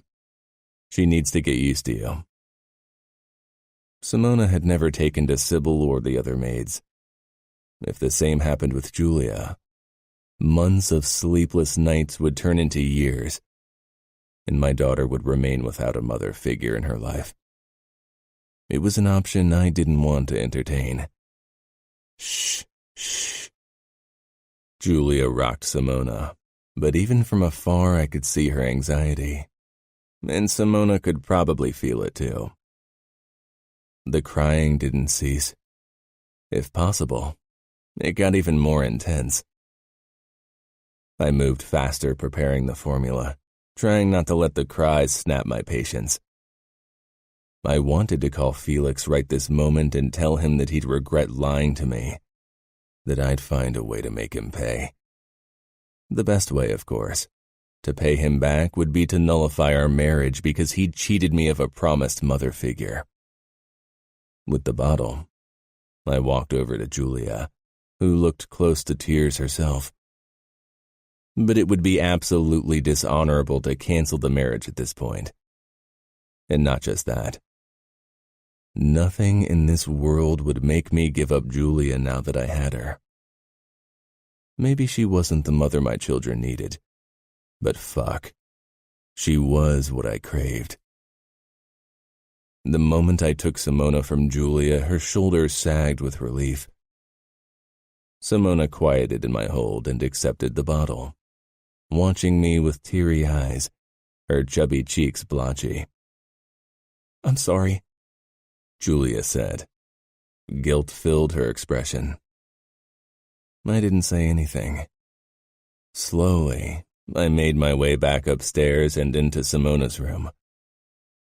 Giulia was quiet. I should say something, tell her it would get better, but I wasn't sure if it was true. Giulia watched me the entire time that I fed my daughter. Simona was calm as I cradled her against my chest. "Should I try to hold her again?" she asked, uncertain. "No," I clipped. I couldn't bear another crying fit. Giulia nodded slowly, looking away. Silence settled over us, only disturbed by the suckling sounds of Simona drinking her bottle. When she was finally done, my eyes burned with exhaustion. I tried to put Simona back down in her crib, but the moment I did, she began wailing again. With a small sigh, I went over to the rocking chair in the corner and sank down. The thing groaned under my weight. "You can go to sleep. I don't need you." Giulia winced as if I'd slapped her. She turned, walked out, and silently closed the door. I rocked, watching my daughter who looked wide awake. This would be another sleepless night. Simona had eventually fallen asleep, so I was able to catch 2 hours of sleep before my alarm rang at 6. Groaning, feeling bone-tired, I straightened in bed.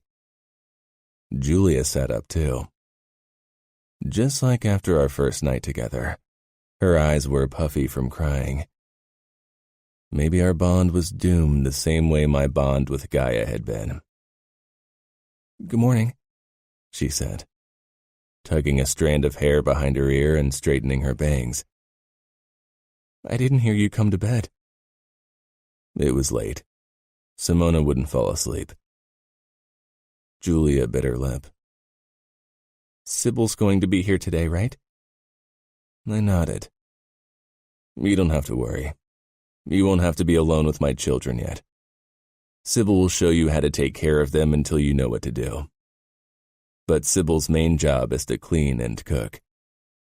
"Okay," she said softly. "I'm going to get ready.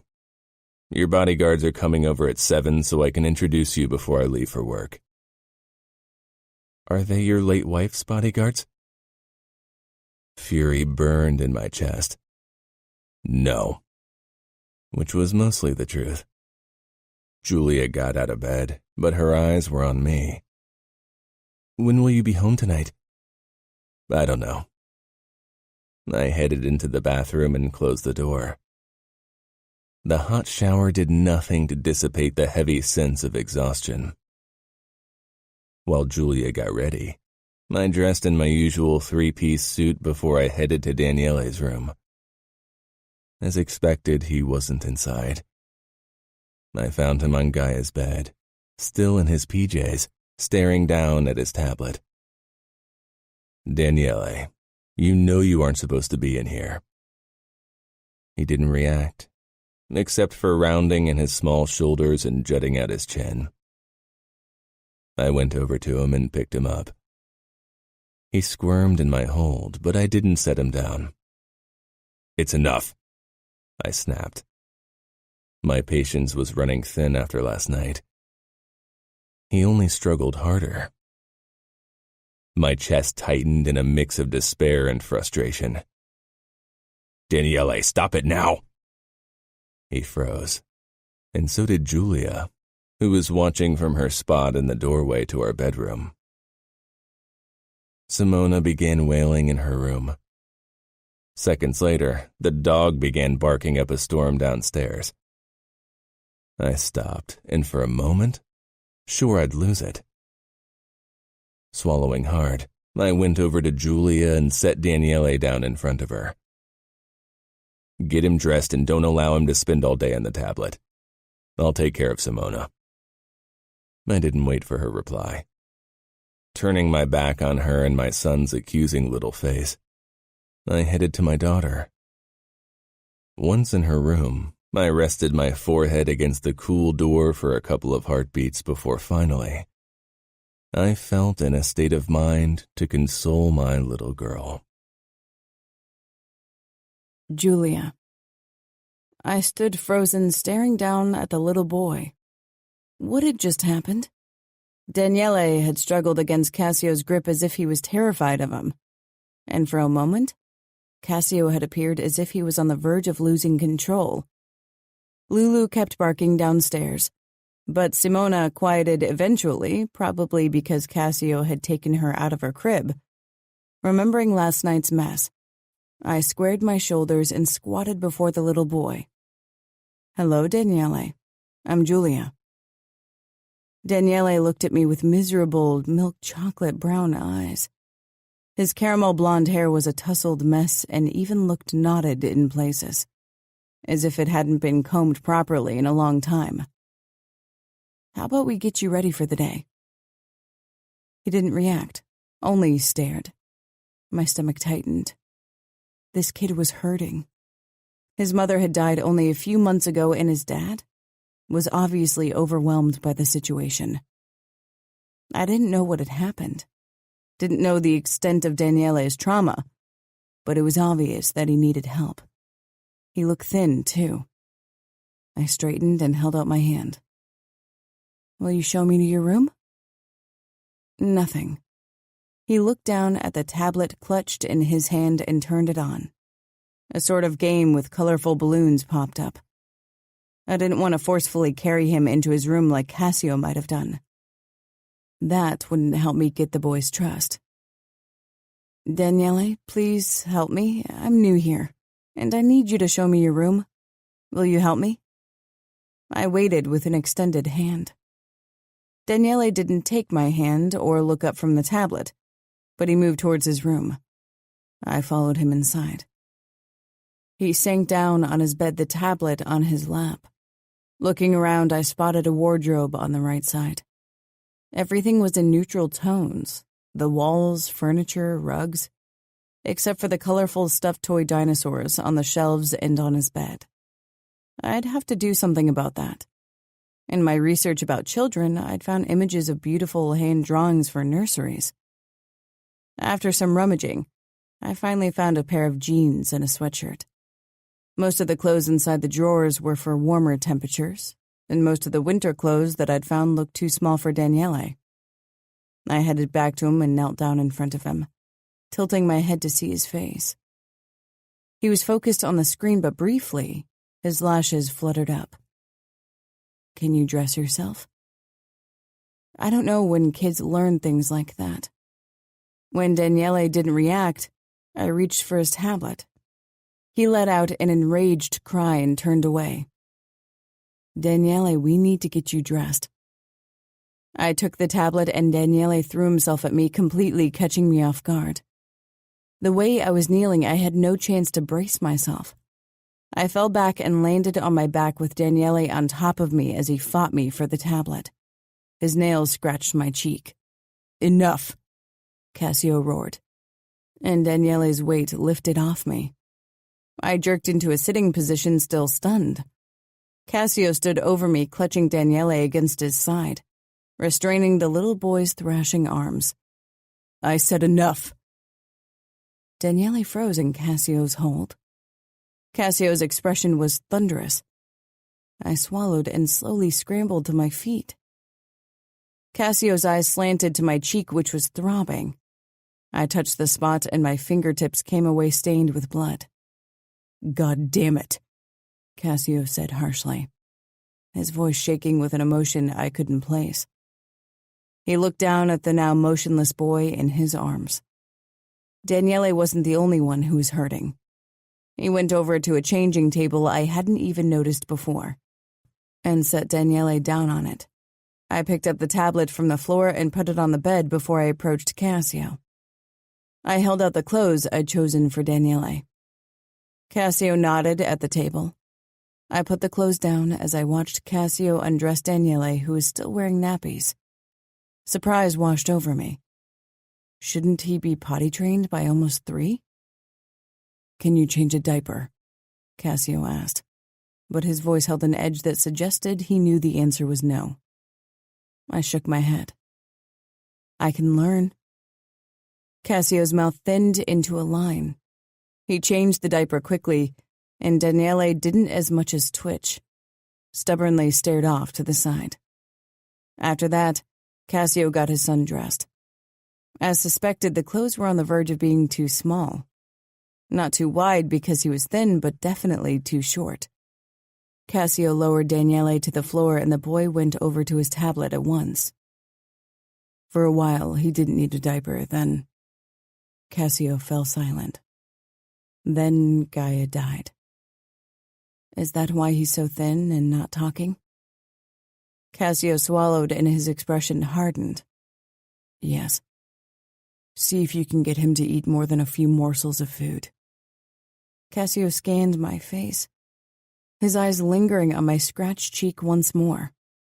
This was a mistake. Me. He meant I was a mistake because I wasn't what he'd expected. But he and his family weren't what I'd expected either. So many things needed fixing in this house. Daniele, the boy with the trauma because of his mother's death and his father's possible involvement. Simona, who wailed the second I touched her. Lulu, who'd never learned to be a family dog. And Cassio, who dealt with demons I had no clue about. Cassio rubbed his hand over his stubble, then sighed. This isn't one of the dresses I bought for you. You can't wear this when you meet your bodyguards. I glanced down. I wore black tights, a black pleated miniskirt with suspenders, and a yellow cashmere sweater. It wasn't fancy, but certainly nice enough for a day at home. I don't see why I need to dress up for them. Cassio's eyes flashed. Giulia, don't test my patience, not right now. I didn't marry so I'd have another stubborn child to deal with. Gritting my teeth against a snappy comeback, I turned around. I didn't want to fight with Cassio, but I wouldn't change into one of those stuck-up dresses when there was absolutely no reason to do so. I didn't get far.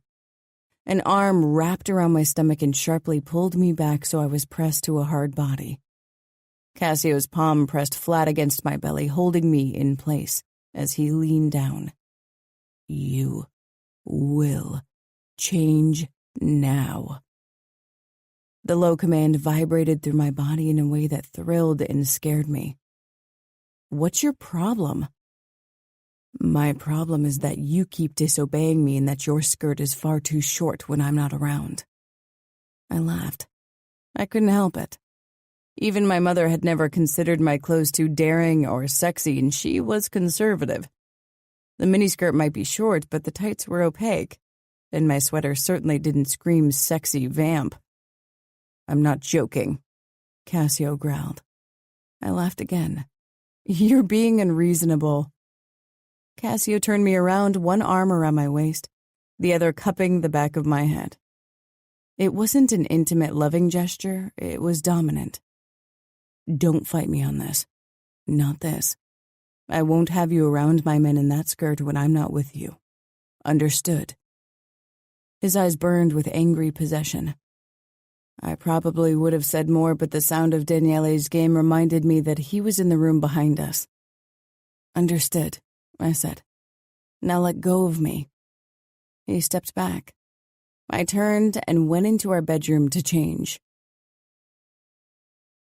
When I came downstairs in long black dress pants and a loose-fitting blouse tucked into my waistband, Cassio gave a pleased nod.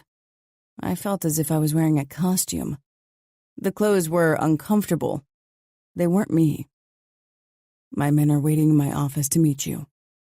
What about Simona? Where is she? With Sybil in the kitchen. After I've introduced you to your bodyguards, you need to get Daniele down here. He can't stay in his room all day. I need to go clothes shopping. Nothing fits him. Then do that. Domenico and Elia will accompany you. With his hand on the small of my back, he led me down the corridor to a massive wooden door. As we passed the room Lulu was locked in, she barked, causing Cassio's expression to tighten once more. His office offered a stunning view of the gardens, beautifully kept as if they belonged to a mansion in the English countryside and not a family home. It didn't look as if the garden was used at all. 2 men sat in wide armchairs across from a sleek oak desk. Both Rose II Cassio and I entered the room. Cassio kept his hand on my back as he motioned at the older man. This is Domenico. The man looked to be in his 60s with short gray hair. He looked like he served in the military, straight back, perfectly ironed shirt, no-nonsense expression. It's a pleasure meeting you, Mrs. Moretti. Mrs. Moretti. I glanced at Cassio, my husband. It hadn't really sunk in yet. Not really. And this is Elia. My gaze followed that of my husband's toward the second man, and he was the complete opposite of Domenico.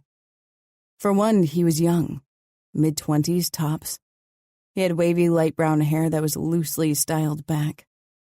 His clothes accentuated a muscled body, and his smile came quick. It was easygoing, almost charming, but still with the necessary respect. Nice to meet you. Cassio looked at me. Nice to meet you too, I said quickly. I was surprised. Domenico was exactly how I'd expected my bodyguards to look, considering how jealous Cassio seemed to be. Elia definitely wasn't. Maybe that explained why Cassio hadn't wanted me to wear the miniskirt. Yet it seemed unlikely that he'd choose a man as my bodyguard that he didn't trust absolutely. Cassio thrived on control. He was sure of his power. Or maybe he wanted to confirm the extent of his control. And this was his test. Question was, whom was he testing? Elia or me?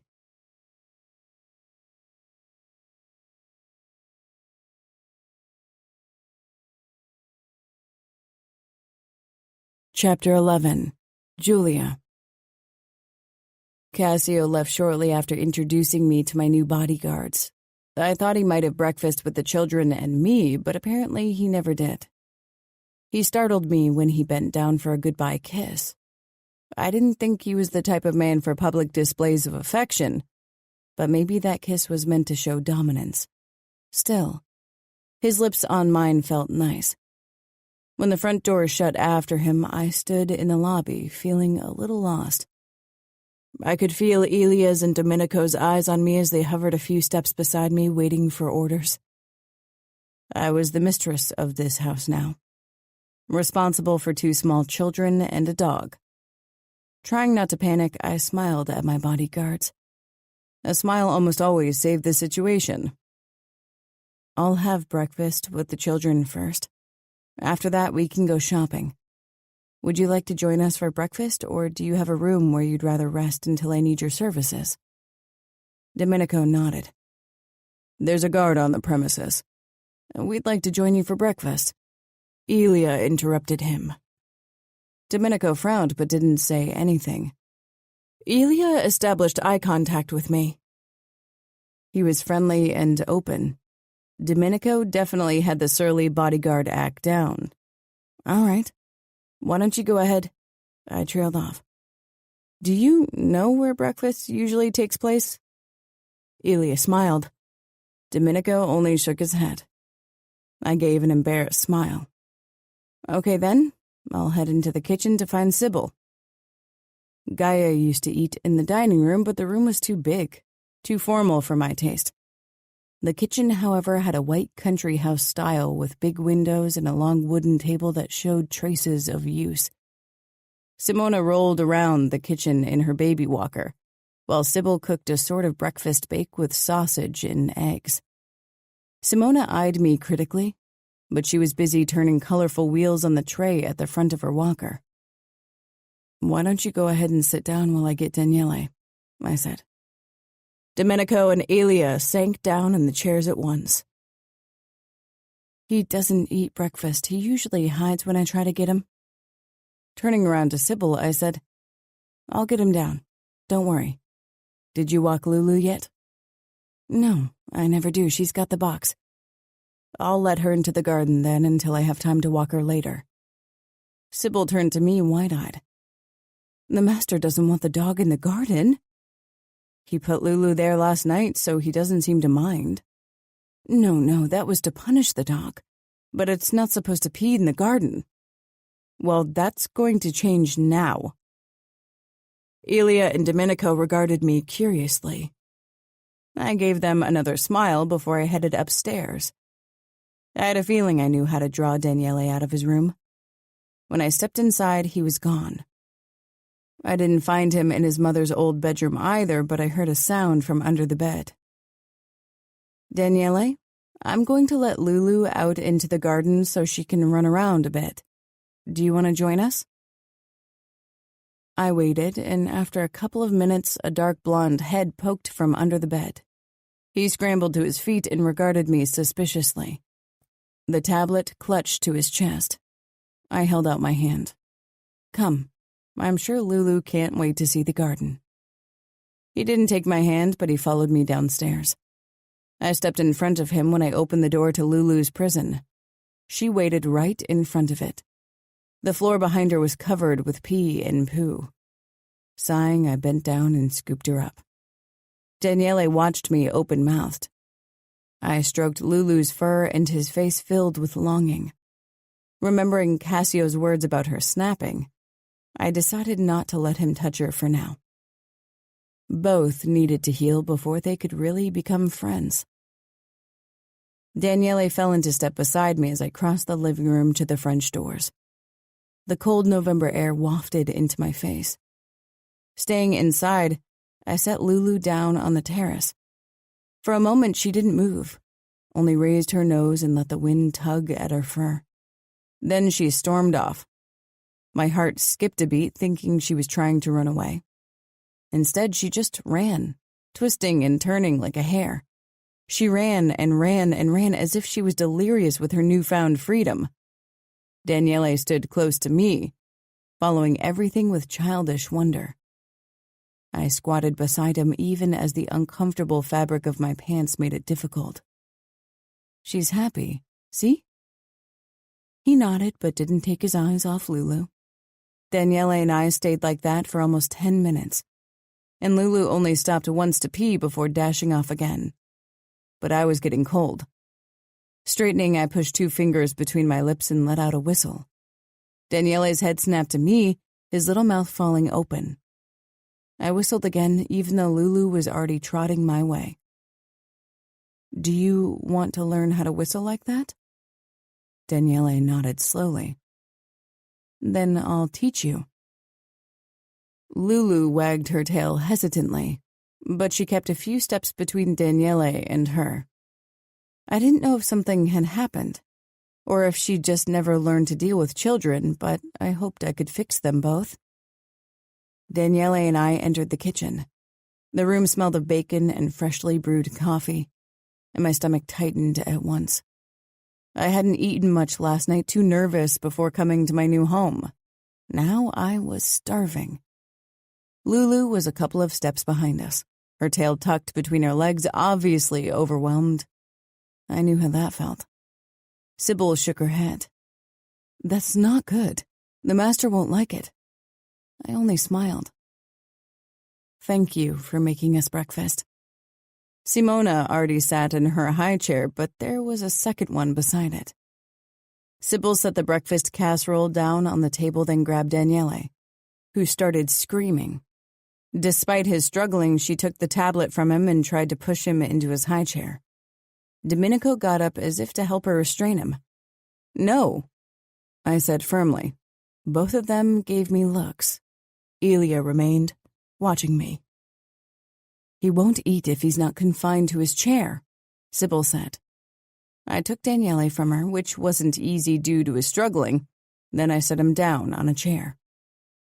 "Do you want a big boy chair?"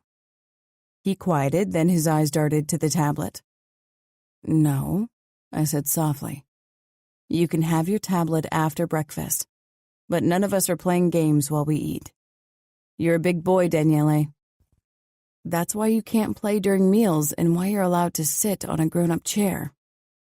His eyes met mine, and for a moment, the sadness in them seemed too big for someone that small to carry. I swallowed. Without thinking, I stroked his head. He stilled. Clearing my throat, I straightened and pushed his chair a bit closer to the table. "Can you get a pillow?" I asked Domenico. He disappeared and returned a couple of minutes later with a throw pillow. "I have to lift you so Domenico can put the pillow on the chair so you're taller, okay?" Daniele gave a small nod. I grabbed him under the arms and raised him, then quickly lowered him on the pillow. Now his head was level with the table. I took the seat beside him. Sybil gave me a small thankful nod before she turned back to Simona, who refused to be spoon-fed. "Eat," I told my bodyguards before I scooped a bit of the casserole on my plate. "Do you want to share a plate with me?" I asked Daniele, holding out a fork for him. After a moment of consideration, he took it. I pierced a slice of sausage and stuffed it in my mouth. "It's good. Try it." Daniele only poked the food with the fork. Soon Lulu hovered under the table, obviously hoping for scraps. Before I could stop him, Daniele threw a slice of sausage on the floor, which Lulu scarfed down at once. "Daniele!" Sybil exclaimed, but I raised my palm. Daniele jutted his chin out, and one look at his eyes told me he was about to retreat into himself if I didn't do something. "If you want to feed Lulu, you have to eat too. How about this? For every bite you give her, you need to eat one in turn."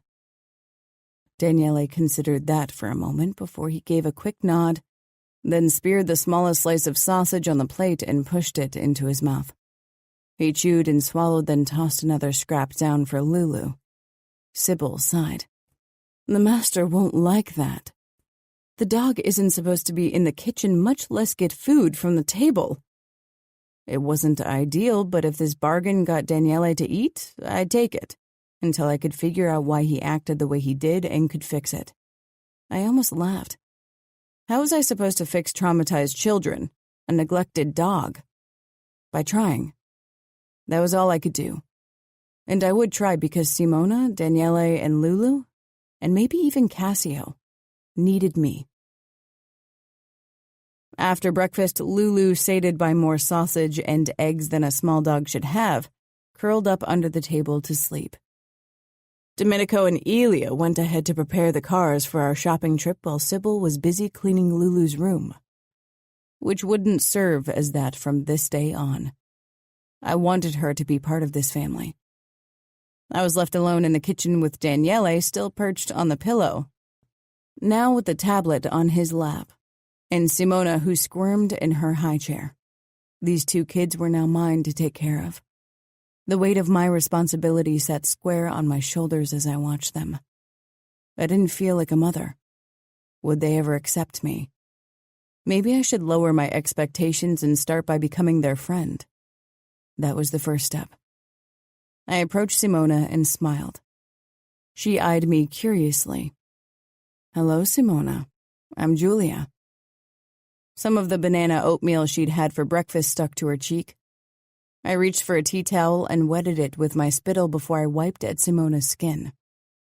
God, I was turning into my aunts. I always hated when they'd wiped at something with their own spittle. Now that was me. Simona squirmed, but didn't cry.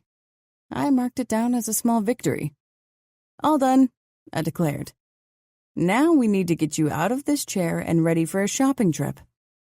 I grabbed her under the arms, lifted her out of the chair, then balanced her on my hip like I'd seen other people do.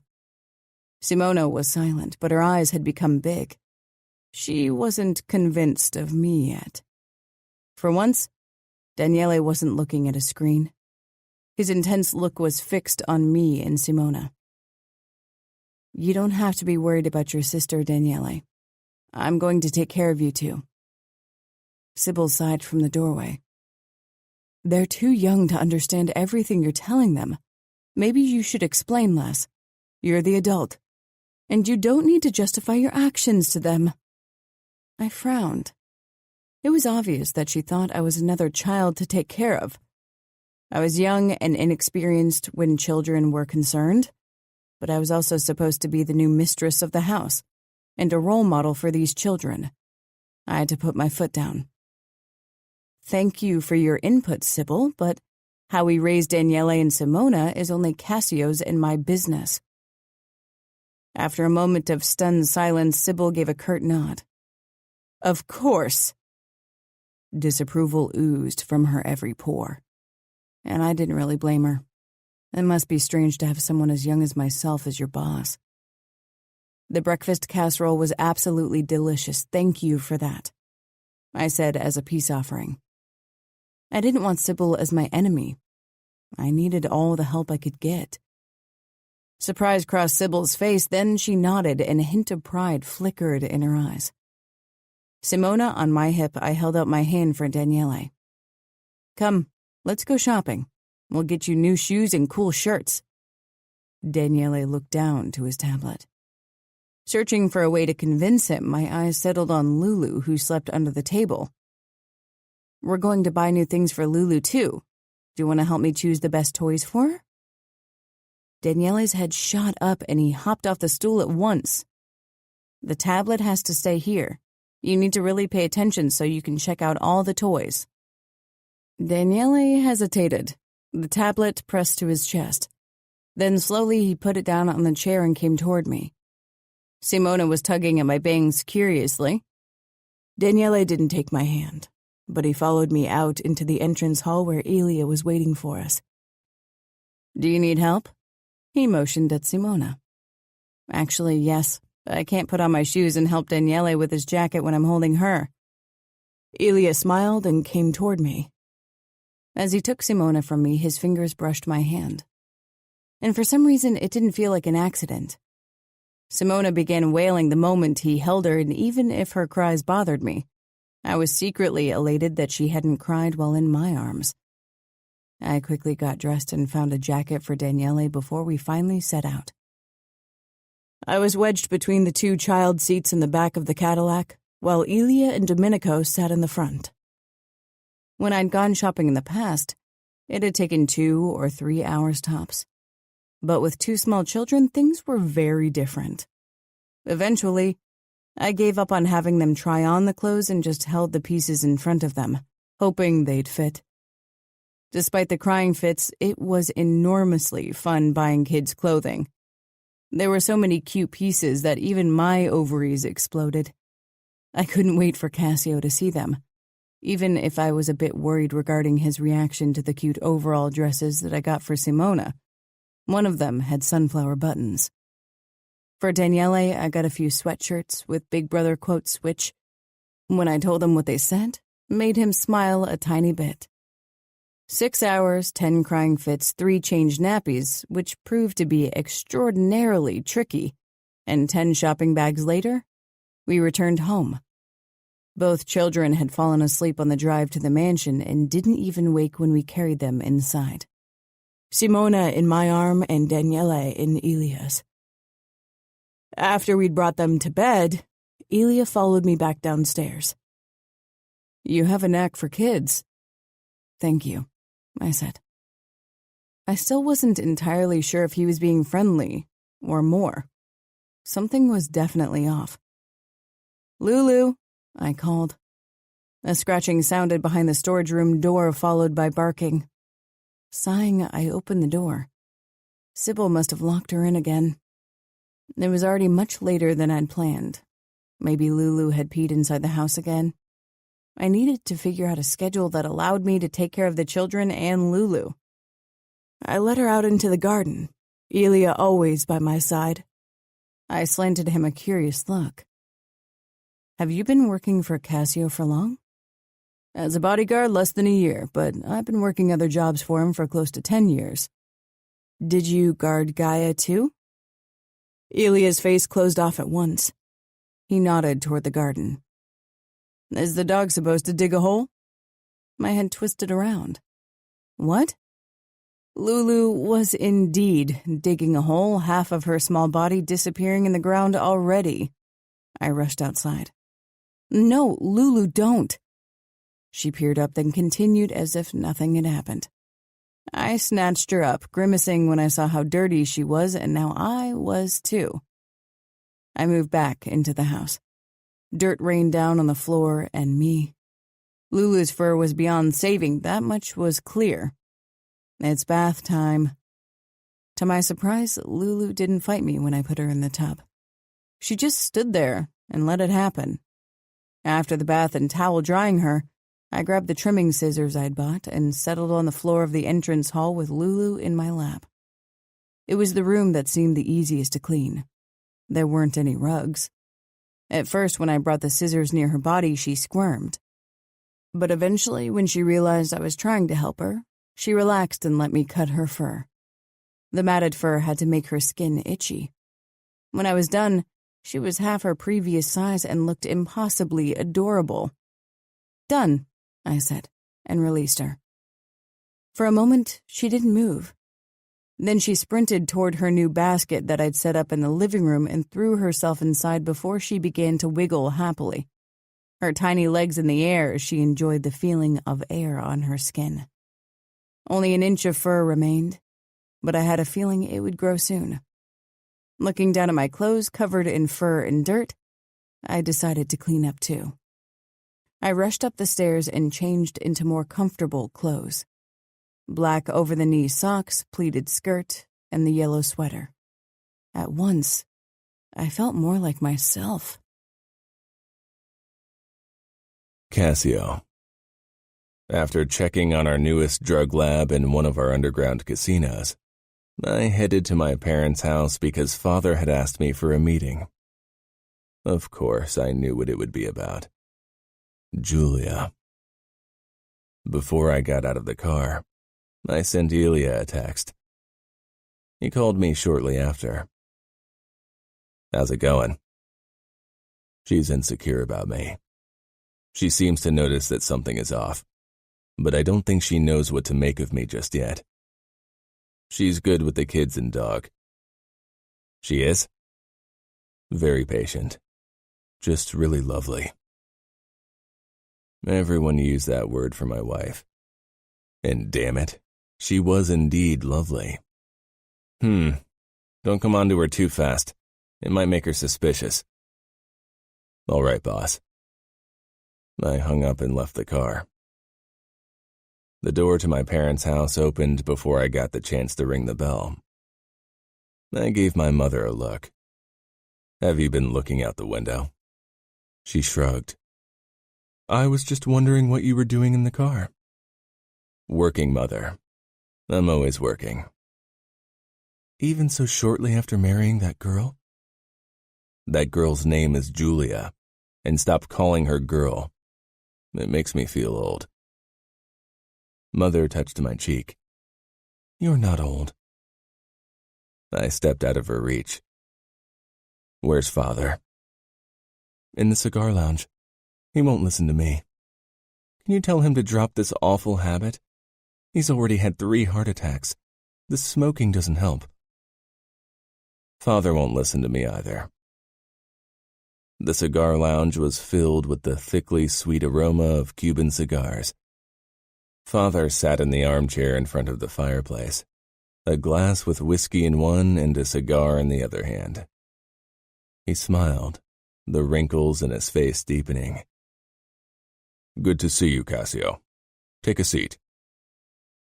I sank down in the armchair beside his and shook my head when he offered me a cigar. I'd never liked the taste very much. What is it you wanted to discuss? How are things back home with Giulia? I gave him an exasperated look. Is that what this meeting is about? Marriage counseling? Father leaned forward, putting his cigar down in the tray. Our men admire you. They fear you too. Some might even hate you. if your second marriage ends as unfortunately as your first, then hate and fear might become too dominant. I pushed out of the chair, but Father put a wrinkled hand on my arm. Stay. I'm an old man. I'm allowed to tell my son the truth. It's the truth as you see it, Father. He waited. Sighing, I sank back down and leaned back. Things are as well as they can be, considering Giulia's age and the situation as a whole. Nothing about this is ideal. I'm trying to exercise damage control. Huh, damage control. Father scoffed. Marriage is a matter of emotion. If you expect the worst is what you'll get. If you expect the worst, you're prepared for the worst. I won't be caught off guard ever again. Maybe you should give Giulia the benefit of the doubt. She's a lovely girl. She's nothing like Gaia. I don't know what kind of woman Giulia is. And whose fault is that? Father inquired. I shook my head. Does this conversation serve another purpose than to criticize the way I handle my marriage? I'm worried about you, Cassio. Father said quietly, his eyes filled with sorrow. You are everything I wanted in a son. You are strong. You are just. You never shy away from the hard decisions. I never doubted your ability to rule Philadelphia. But now you do. Father's shoulders sagged. Even though his parlor was pale, he reached for the cigar again. A temple needs more than one pillar to stand. There's more to life than work. I stared off into the flames of the fireplace. Work is the only constant in my life right now. It was a confession I regretted the moment I said it. Father leaned forward and patted my leg. Then change it.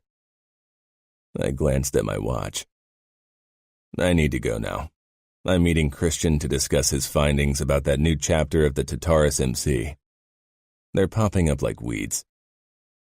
I stood, and this time, Father didn't try to stop me. Mother followed me to the door, trying to convince me to stay for lunch. But I wasn't in the mood for their meddling anymore. I kissed her cheek, then hurried to my car. Christian and I met in a small Italian place that served the best risotto in town. Christian already sat in our usual booth when I walked in. I gave him a curt nod when I slid into the seat across from him. Any news on the chapter? Christian didn't say anything for a while. How's Giulia? I didn't like the undercurrent of warning in his voice one bit. She's well. She's my wife now, Christian. She isn't your concern. She's mine. I can accept that, as long as you promise that she won't end up like Gaia. I jerked up and bent over the table, grasping him by the throat and shoving him back against the bench. His face turned red, but he held my gaze. Careful, Christian. In this city, my word is law. The protection of your father, and even that is limited, ends at the borders of Baltimore. I don't need my father's protection or I wouldn't be here, working under you. He pressed out. Giulia is my little sister. I'm going to try to protect her as well as I can. I tightened my fingers on his throat. Giulia is safe with me. She doesn't need your protection.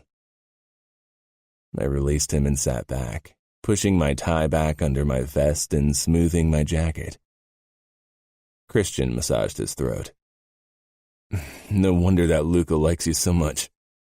You and him have very similar tics. The bikers are planning something. Look what they did in New Jersey and New York. We'll have to keep an eye on them. I'm doing that. It's not easy to establish contacts. We talked only about business after that, even if it was clear that Christian wasn't happy about it. Too many people were trying to meddle in my marriage. and I didn't appreciate it in the slightest. It was almost midnight when I unlocked the front door and entered the entrance hall. Light from the living room caught my attention.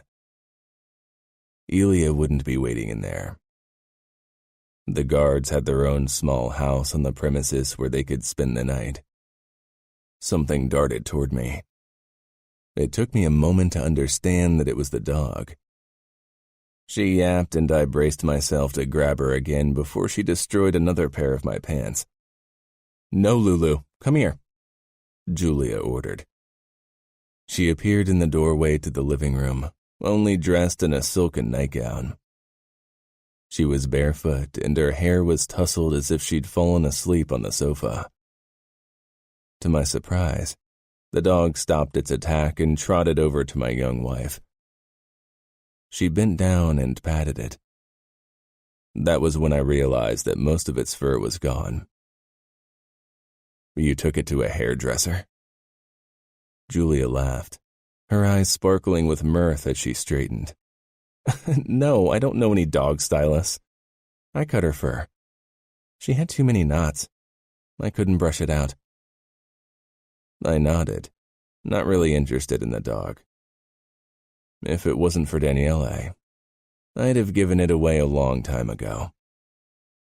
Every time I looked at the thing, images popped up in my head that I didn't need to remember. Giulia leaned against the doorframe, looking lovely. The dog sat obediently beside her leg, regarding me as if I were an intruder in my own home. I looked around for the reason why she was awake. "What are you doing up?" Giulia frowned. "I was waiting for you to come home." I shrugged off my coat and hung it up before I turned back to her. "Did something happen?" Giulia shook her head and came toward me. I peered down. Barefoot and in her flimsy nightclothes, the contrast between us became even more apparent. She put a hand against my chest and shivered. "God, it's freezing outside." Goosebumps pimpled her pale skin, and my eyes followed them to the opening of her robe and the dip of her nightgown. "It's winter." It was an absolutely superfluous thing to say, but it was late, and Giulia's closeness fogged up my brain. "Answer my question. Did something happen?" She smiled uncertainly. "Nothing happened, Cassio, but I want to be there when you return from work. Isn't that how it's supposed to be?" I stared. Since I'd moved out from my parents' home, nobody waited up for me. And if Gaia ever had, then only to be the harbinger of bad news. "You don't need to feel obligated to wait for me. I work long hours." I pressed my palm to her lower back and nudged her toward the staircase. "Let's get you to bed." "I'm not a child, Cassio." The dog followed us as Giulia stepped onto the stairs. I barred its way. "Why isn't it locked in its room? It isn't allowed upstairs."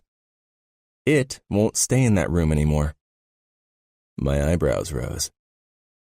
Giulia stood on the first step so she was almost eye level with me.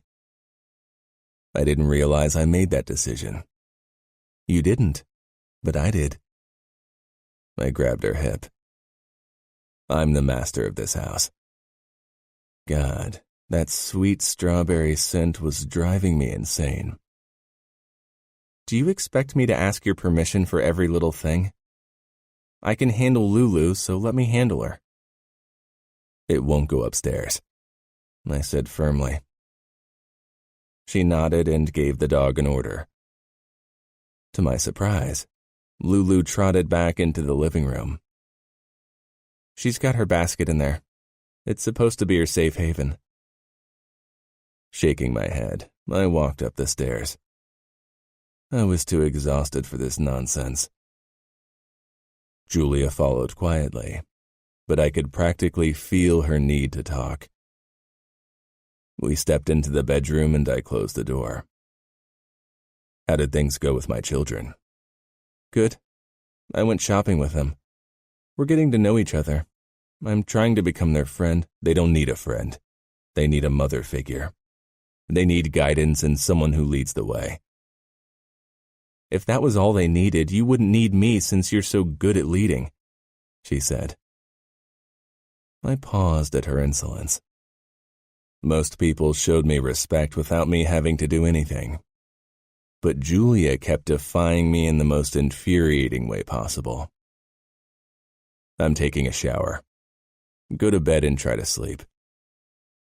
I didn't wait for her response and disappeared into the bathroom. I took my time getting ready for bed, hoping Giulia would be asleep by then. She wanted to get to know me. I wasn't sure if I wanted her to. When I emerged, Giulia stood in front of the window. I stifled a sigh. Why aren't you in bed? She let out a small, disbelieving laugh. Because I think we need to talk. We are married. I don't see what we need to talk about. She stomped toward me, stopping so close that the strawberry scent flooded my nose again. A lot. I want this marriage to work, but that won't happen if we don't spend time together. Do you usually come home this late? Yes, frequently. I'm underboss, Giulia. My father's underboss, and so are many of my uncles, and trust me, they have more than enough time to waste on golf courses or on top of their mistresses. A laugh wedged itself in my throat, but I suppressed it. My work ethic is very different from theirs. As your wife, I have a right to make demands so this marriage can work. And I'm asking you to be home for dinner so the kids and I can spend time with you. My anger rose again, even as a small part of me was pleased that she wanted to spend time with me. This marriage is one of convenience. Giulia's eyes flashed. I suppose it's very convenient for you to have me as your nanny and for your personal pleasure without the burden of having to talk to me. She was infuriating. I pulled her against me, my mouth so close to hers. For a moment, I almost forgot myself. We've had sex once, girl, so the pleasure factor in our marriage has been very limited. And as far as your nanny qualities go, I'm not convinced. Her nose tilted up. Then give me back to my parents, if I'm not satisfactory. Didn't you stipulate some kind of return in the deal? Over my dead body. I growled and jerked her against me. I kissed her harshly, losing myself in that God-forsaken sweetness that robbed me of my senses. I couldn't control myself around her. I didn't want to. Remembering my promise, I ripped away from her and staggered a few steps back. I wouldn't force her. This wasn't meant to happen. Giulia's face was flushed. Why not? Her question threw me off. I told you I won't sleep with you until you want me to. Giulia swallowed, then smiled bashfully. And I knew what she'd say from the look of desire in her eyes before she uttered the words. What if I want you to? Her voice was low and hesitant. My pulse throbbed in my temple from our altercation. It had excited me more than a little, but her words blasted the last shreds of my composure. Despite the truth in her words, I couldn't believe them. My muscles tensed.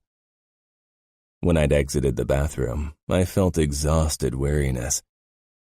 Now, any tiredness was replaced by eagerness, but my suspicion remained. You want me to?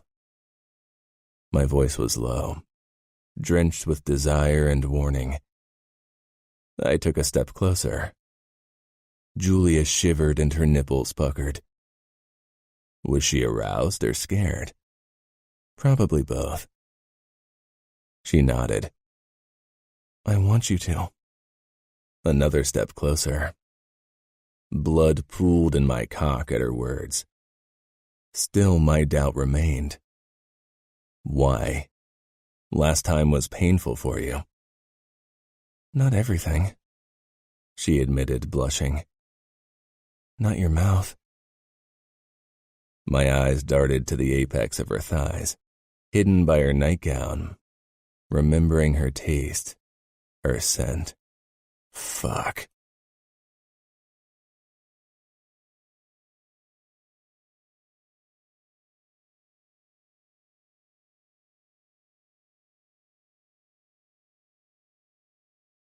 Chapter 12. Giulia. Fuck. He looked as if he'd lost a battle with himself. He prowled toward me, cupped the back of my head, and backed me into the window. You want my mouth. The desire in his eyes and his voice scorched me with its intensity. My mouth became dry. Yes. He bent down and kissed me. His mouth, his tongue. They demanded my surrender like the rest of him. He wanted control, and I gave in. Let the kiss consume me until he dragged his mouth away, panting. Like this. I was dazed and couldn't follow his words. His mouth pulled into a dominant smile. Do you want my mouth like this, or somewhere else? Somewhere else? I got out, even if the words were hardly more than an exhale.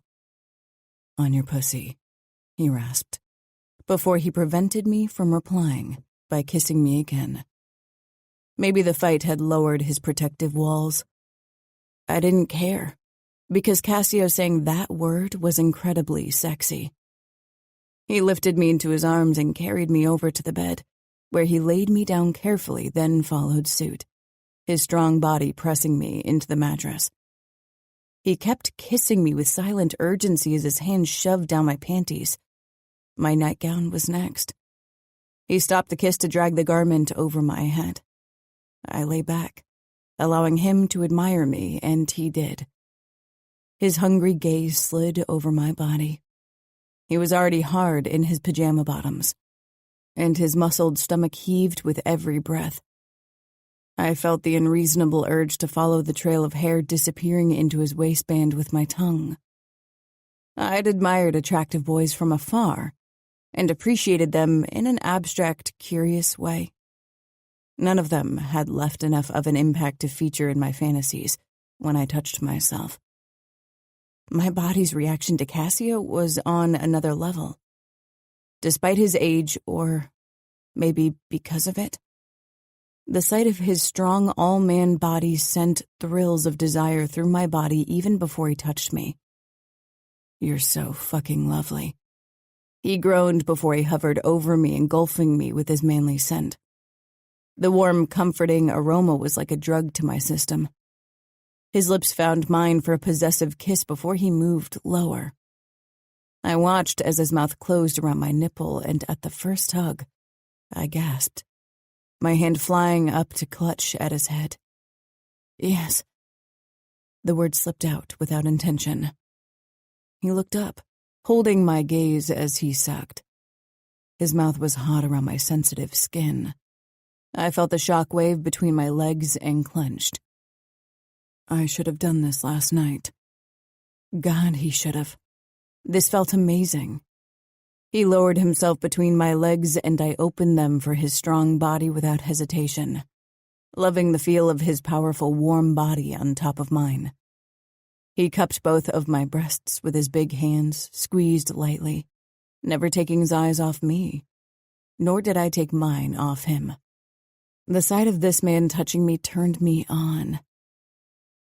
Kneading my breasts gently, he lavished my nipples with attention, kisses, licks, and sucks until I was panting. Without thinking, I wrapped my legs around him and pushed my center against his stomach, kneading friction. My wetness coated the firm muscles and caused Cassio to groan low in his throat. His eyes flashed with triumph and hunger. His mouth worked my breasts with even more fervor until I was close to losing my mind with need for a release. I kept rubbing myself against Cassio's abs, almost desperately. But it wasn't enough, not nearly enough. I needed more, but wasn't sure how to say it. I made a small, impatient sound in the back of my throat, my fingers clawing at Cassio's shoulder, trying to tell him without words. His eyes seemed to darken with realization. Now I crave something sweet. I frowned until I realized what he meant, and then I could have wept from relief. He pushed up on his palms, and I lowered my legs from his back. Looking down his body, he brushed his fingers over his lower abs glistening with lust for him. Then he brought them to his lips. As sweet as I remember. Perfect. I could only agree. But I meant the sight of him, of this strong-muscled man peering down at my body as if it was a revelation. He moved down until his face hovered right over my pussy. Last time, it had made me feel insecure because I hadn't known what to expect. Now it made me feel nervous for another reason. What if I don't come again? The last 2 words were whispered. Cassio had spent 15 minutes between my legs on our wedding night, and while it had been pleasurable, I hadn't been close to orgasm. He lowered himself to his elbows, then slid his palms under my thighs. He cupped my ass cheek, startling me. Tearing his eyes away from my center, he looked at me, and the hunger on his face alone almost made me come. Don't think about it. Just relax and let me get you there. Don't rush it. Just let it happen. Then he jerked me toward his waiting mouth, and holy hell, pretty much French kissed my pussy. I arched up and let out an embarrassingly loud moan. I snapped my mouth shut, remembering the kids. Oh, sorry. The walls are thick and our room is at the other end of the corridor. Don't worry, he rasped, as he rubbed his stubble over the soft skin of my inner thigh. His lips and chin were shiny. I could not stop looking. Shouldn't I have closed my eyes or stared at the ceiling? Wasn't that what most women were supposed to do? Cassio dragged his tongue along my slit, holding my gaze, and I felt that too. I clutched his hair, holding him in place, even if he didn't look like he had any intention of going anywhere. He ate me like I was his last meal. Do you enjoy it? He rasped in between swipes of his tongue. Yes, I whispered. This was already so much better than last time. Maybe because the pressure had lifted off my shoulders, I didn't care. And you? Gasp. Do you enjoy it? Where had this daring sexual creature hidden all my life? Cassio smiled darkly, not appearing as if he minded. He squeezed my ass hard and lifted me higher as he wedged his shoulders against my thighs so my pussy was practically smothering him. My useless legs rested on his back. I enjoy very much your taste. He dipped his tongue into me and I moaned. Your moans. He raised his head. The sight of your pretty pussy. So fucking pretty. He lowered his head and I watched as his mouth closed over me. His eyes burned into me as he sucked lightly at first, then firmer, sending shockwave after shockwave to my center. I was getting closer and closer, always on the edge, but not ready to fall yet. I dug my hand into the blanket, desperate for release and so close, but something was still holding me back, as if a knot had been tied too tightly deep inside of me and couldn't unfurl. Please, I bit out. Cassio pulled one of his hands out from beneath me. His fingertip brushed my entrance, and at the next tug of his lips, he pressed inside. I clenched in discomfort, then pleasure, never taking his eyes off me. He started moving his finger inside of me as he sucked my clit. Suddenly, the knot unraveled, my eyes growing wide, my belly hollowing. As pleasure radiated through me, I cried out, my fingers scraping over Cassio's head as I ground myself against his mouth, seeking more of his tongue and the finger teasing my sensitive inner walls. I half sobbed, half choked, squirming under Cassio from the force of the sensation. I touched and even fingered myself out of curiosity, but the result had never been more than mildly satisfying. This was mind-blowingly amazing. God damn it, yeah. Just like that, honey, he growled. And I almost came again. Had he just called me honey? Cassio raised his head, looking disheveled and glistening from my desire. He kept pumping his finger in and out of me, which felt wondrous, as if he was trying to unravel another tighter knot I hadn't even known was there. This time it wasn't blood trickling out of me. I didn't have time for embarrassment over my arousal because I was steering toward another release. Cassio added a second finger. And while I winced initially, the sensation soon became increasingly good. I moved my hips in rhythm with his pumping. Cassio massaged my ass cheek with his big hand as he watched his fingers slide into me. "So pretty," he growled. My inner walls spasmed, but before I could come, Cassio withdrew his fingers. I sucked in a breath. "I want to come." Cassio smiled darkly as he pushed up to his elbows before he shoved down his pajama bottoms. "You will, with my cock inside you." He parted my legs and knelt between them. Bracing himself on one muscled arm, he grabbed his erection and ran the tip along my slit. I gasped at the firm pressure against my clit, mesmerized by the sight of the thick red head gliding over me, covered in my juices. I got up on my elbows to get a better view. Cassio's gaze cut to me, first with confusion, then with realization. He groaned and his cock gave a little twitch. "Fuck." He swallowed hard. "You want to watch how my cock gives you what your pussy needs?" I nodded because my mouth had become dry. He grabbed a pillow and pushed it under my ass, alleviating me so I could see myself. He looked down too and guided his thick tip to my lips. He rubbed it up and down slowly, his breathing deepening like mine. It was such a strange sight. Cassio's strong hand on his long shaft glistening with my lust as he rubbed over me. I was getting closer again, the knot deep inside of me trying to unravel. Cassio brought his tip to my opening and pushed in a bit. I clenched at the intrusion even as my body begged for more.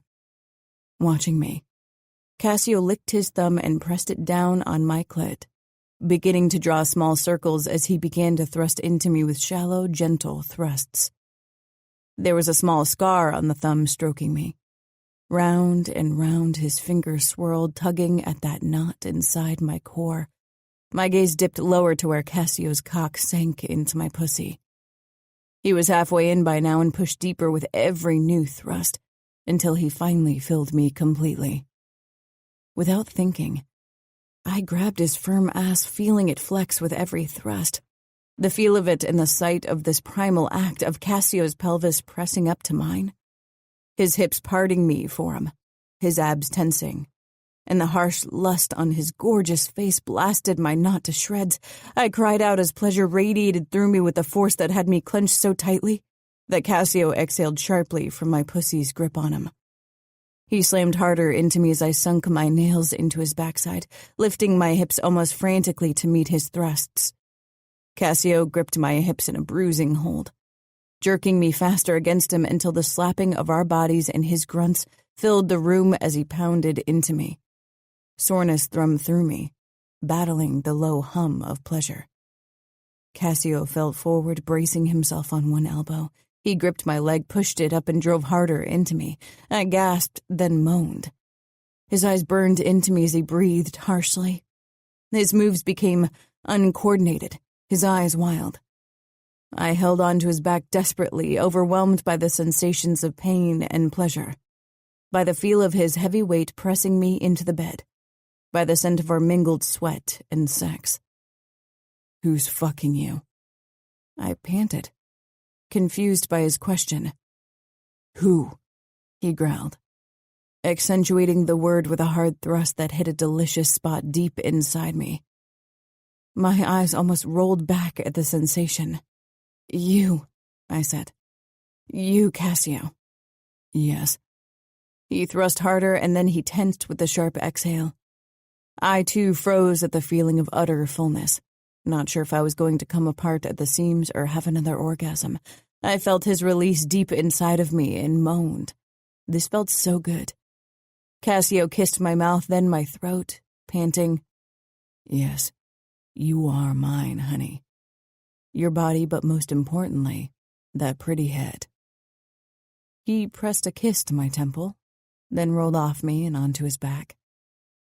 I tried to catch my breath and make sense of his words. Tilting my head to the side, I watched him. His body glistened with sweat, and the hairs on his strong thighs was smeared with sweat and our releases. He stared up at the ceiling, chest heaving. We weren't touching anymore, and slowly, a wall came up. We became strangers once more. I touched my abdomen, relishing in the afterglow of his presence.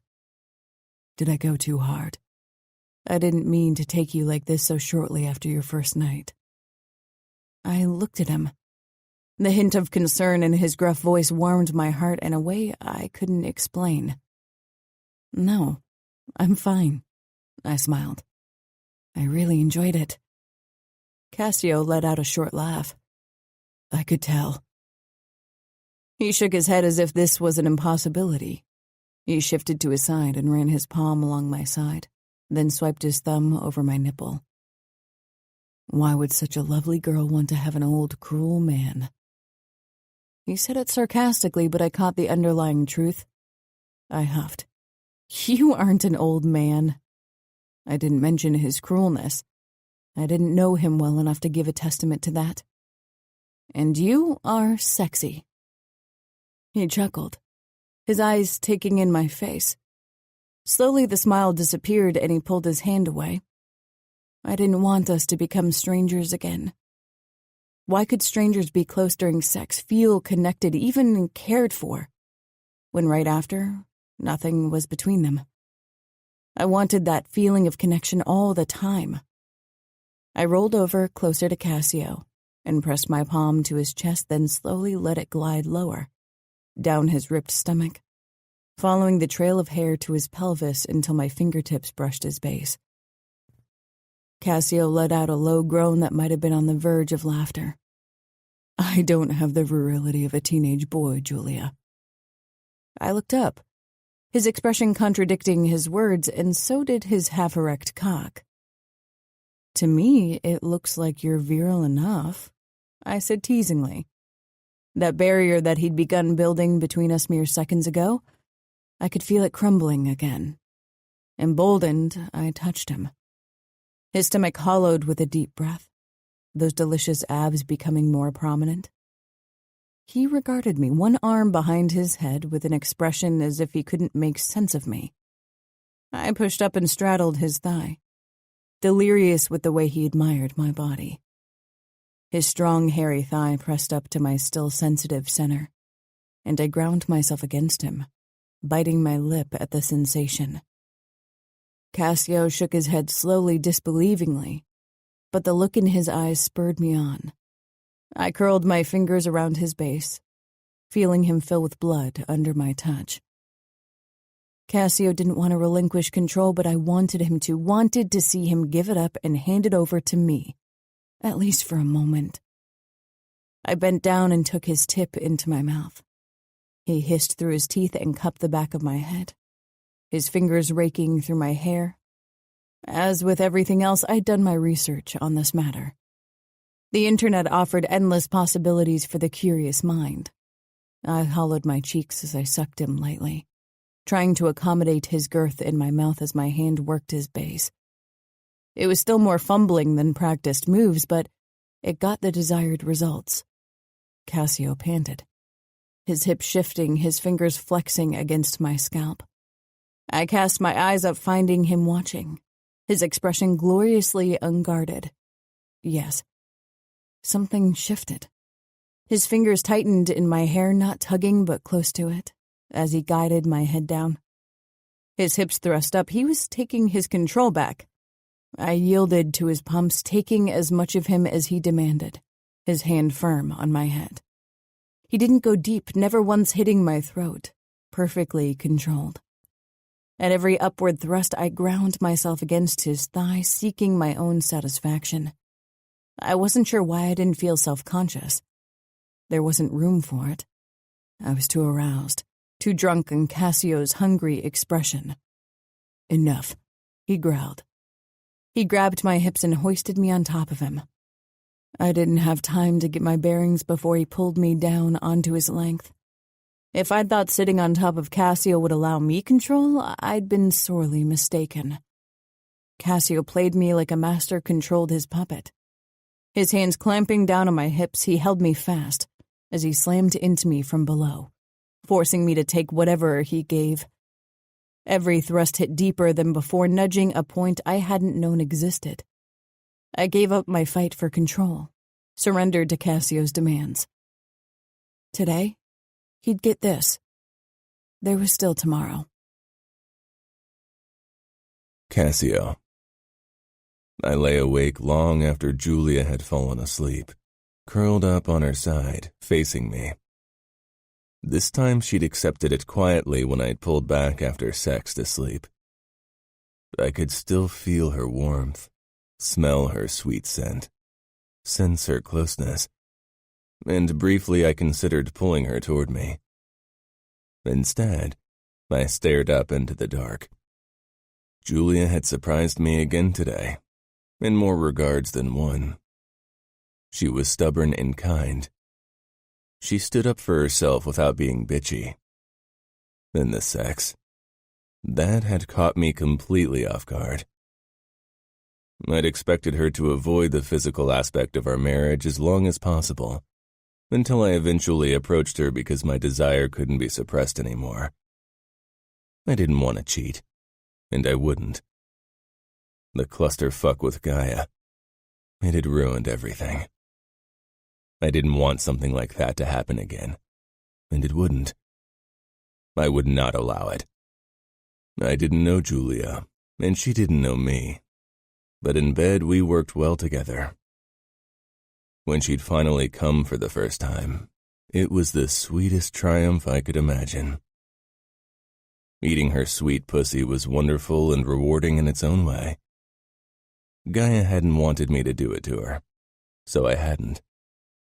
Giulia was the first woman I'd gone down on in almost 10 years, and I promised myself to eat her every goddamn night if she let me. In the short time of our marriage, I already felt younger. These last few months I'd felt old beyond my age, exhausted and weary. This exhilaration of the beginning would fade, though. It was an illusion I couldn't entertain. As if to remind me of that irrefutable fact, Simona's cry blared through the baby monitor, destroying any hope of falling asleep soon. Giulia stirred beside me, a soft groan slipping out of those sweet lips. I turned the lights on and sat up. Another sleepless night. Giulia blinked against the brightness, obviously disoriented. "What's going on?" "Simona wants the bottle." Giulia nodded slowly and slipped out of bed. I stood as well. "You can sleep. I can handle it. I know you have to work tomorrow." I paused, watching as she slipped out of our bedroom. After a moment, I followed. Giulia didn't have experience with children, as had become apparent last night. I wasn't sure she could handle Simona, especially at night. My daughter was demanding and her cries absolutely nerve-wracking. Had Giulia the necessary calm to handle her? I didn't think she'd ever hurt my children. She didn't seem the type. But she was young. Feeling overwhelmed could be dangerous. Simona's cries didn't stop, but they lessened in intensity. I hovered in the doorway to her room, stunned by what I saw. Giulia had bought a sort of baby sling that allowed her to carry Simona against her chest, and was currently trying to close it in her back. It was obviously the first time she tried to do it.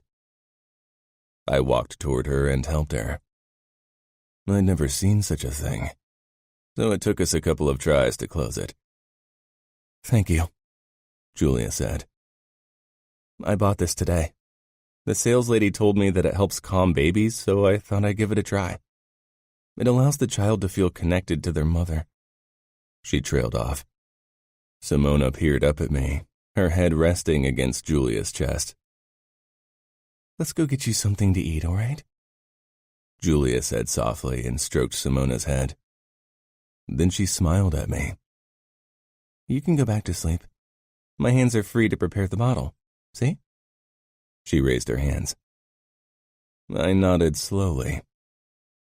Giulia pressed her palm against Simona's butt and headed into the corridor, all the while talking quietly to my daughter, whose cries became less frequent. I kept following them downstairs. The dog trotted after us into the kitchen and sat down beside Giulia when she began preparing the bottle.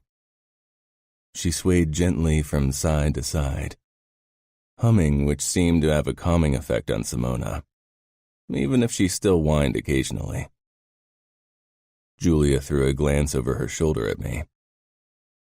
You don't trust me to handle it yet, right? She didn't sound angry, only resigned. It's not a matter of trust. But it was. I'd never been very trusting, and now my capacity for it was almost completely exploited. Giulia's smile was sad. It's okay. They are your whole world. You want to protect them. She tested the temperature of the milk and then opened one strap of the sling so she could give the bottle to Simona, who latched onto it at once. I'm going to do my best to take care of them. I believed her. Together, we walked back upstairs. I noticed the open door to Gaia's old bedroom. Giulia followed my gaze. Simona and I are fine, really. I headed to the bedroom. As expected, Daniele lay curled up on the covers of the bed in a new pajama set with Superman signs all over it.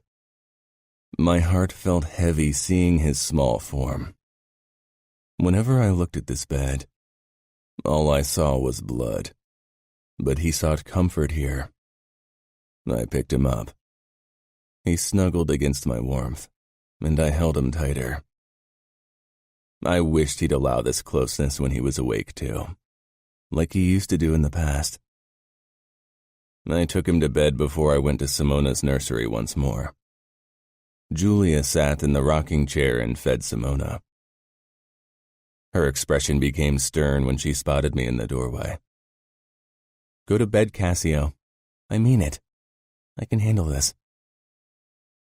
I retreated slowly and went to bed. It didn't take long before I fell asleep. I only woke briefly when Giulia crept back into bed later. But I wasn't sure what time it was. She lay down so close to me that I could feel her warmth.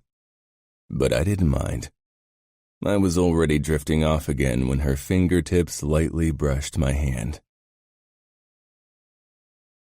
Simona had woken one more time, but Giulia insisted I stay in bed as she took care of it. Maybe that was why I felt more relaxed this morning than I'd felt in a long time. Despite her lack of sleep, Giulia got up once I was done in the bathroom and slipped in herself. I went into Daniele's room. He was awake, as usual at this time, already bent over his tablet. In the beginning, I'd hide it from him, but when he played with that thing, it was the only time he looked even remotely happy. So I always gave it back to him. He didn't look up when I entered, but his little shoulders hunched. I got down on my haunches beside his bed to be eye level with him. Still, nothing. Daniele, come on. Put that aside. No reaction. I took it away and he started screaming, but I put it up on a shelf. I picked him up despite his struggling. His refusal to be close to me cut worse than those whips had many years ago. I swallowed and put him down on the changing table. It was our ritual that I woke him. It had been like this since he was very small. He always loved our morning time. Not anymore. His teary eyes slanted to something behind me. I turned, finding Giulia in the doorway, her eyes full of emotion and the dog on her arm. She came inside. Lulu heard you crying and came up to check on you. Daniele quieted, regarding the dog with big eyes. Giulia stopped beside the changing table so the dog could look down at Daniele, and Daniele up at it. I undressed him, and for once he didn't fight. His wide eyes were fixated on the dog as I changed his nappy. Giulia took clothes out of the wardrobe and put them down beside me. Jeans, socks that looked like sneakers, and a sweater with the words, Big Brother. "You get to wear your Big Brother shirt today," she said, grinning. Daniele's mouth trembled into a small smile, and I had to look away for a moment. Clearing my throat, I said, "You are a good big brother. Simona needs you at her side." Daniele nodded slowly and let me put the clothes on. He could dress himself, more or less. But as with so many other things, he refused to do it since his mother's death. I lifted him off the table but didn't put him down so he could walk as I usually would have done. I pressed him to my body. His eyes remained on Lulu, but at least he didn't try to squirm away from me. "Let's check on Simona," I said. We headed into Simona's room together, and Giulia set Lulu down so she could pick up Simona. The dog trotted out of the room to do whatever it had in mind, probably pee on the expensive rugs. The moment it was out of sight, Daniele became restless. I lowered him to the floor before he could start to cry. He immediately walked away, probably to go in search of his tablet. Giulia held Simona but looked at me. The compassion in her expression didn't infuriate me this morning. It only made me feel wistful. With Simona on her arm, she came over to me and touched my chest. "He'll come around. Give it time. It takes time to heal." Would she be as optimistic if she knew what had happened? I glanced down at my watch. I need to go now. Then, and I wasn't sure why, I cupped her cheek and pressed a light kiss to her mouth. "I appreciate your efforts." Surprise crossed her face. The same surprise I felt since minute one of our marriage. She wasn't anything like I expected. She could have given in to teenage hysterics, but instead, she tried to handle the tasks of her new life. She handled them in a kind and lovely way. She seemed too good to be true. I pulled back and went downstairs. Elia waited for me in front of my car to get further instructions. Remembering last night and this morning, a hint of reluctance filled me when I thought about my arrangement with Elia. But it wasn't enough to make me abandon the matter. Giulia had done nothing to deserve this. But I needed certainty before her loveliness had me wrapped around her finger and made me blind to a hurtful truth. My kids wouldn't survive a repeat performance of their mother's demise.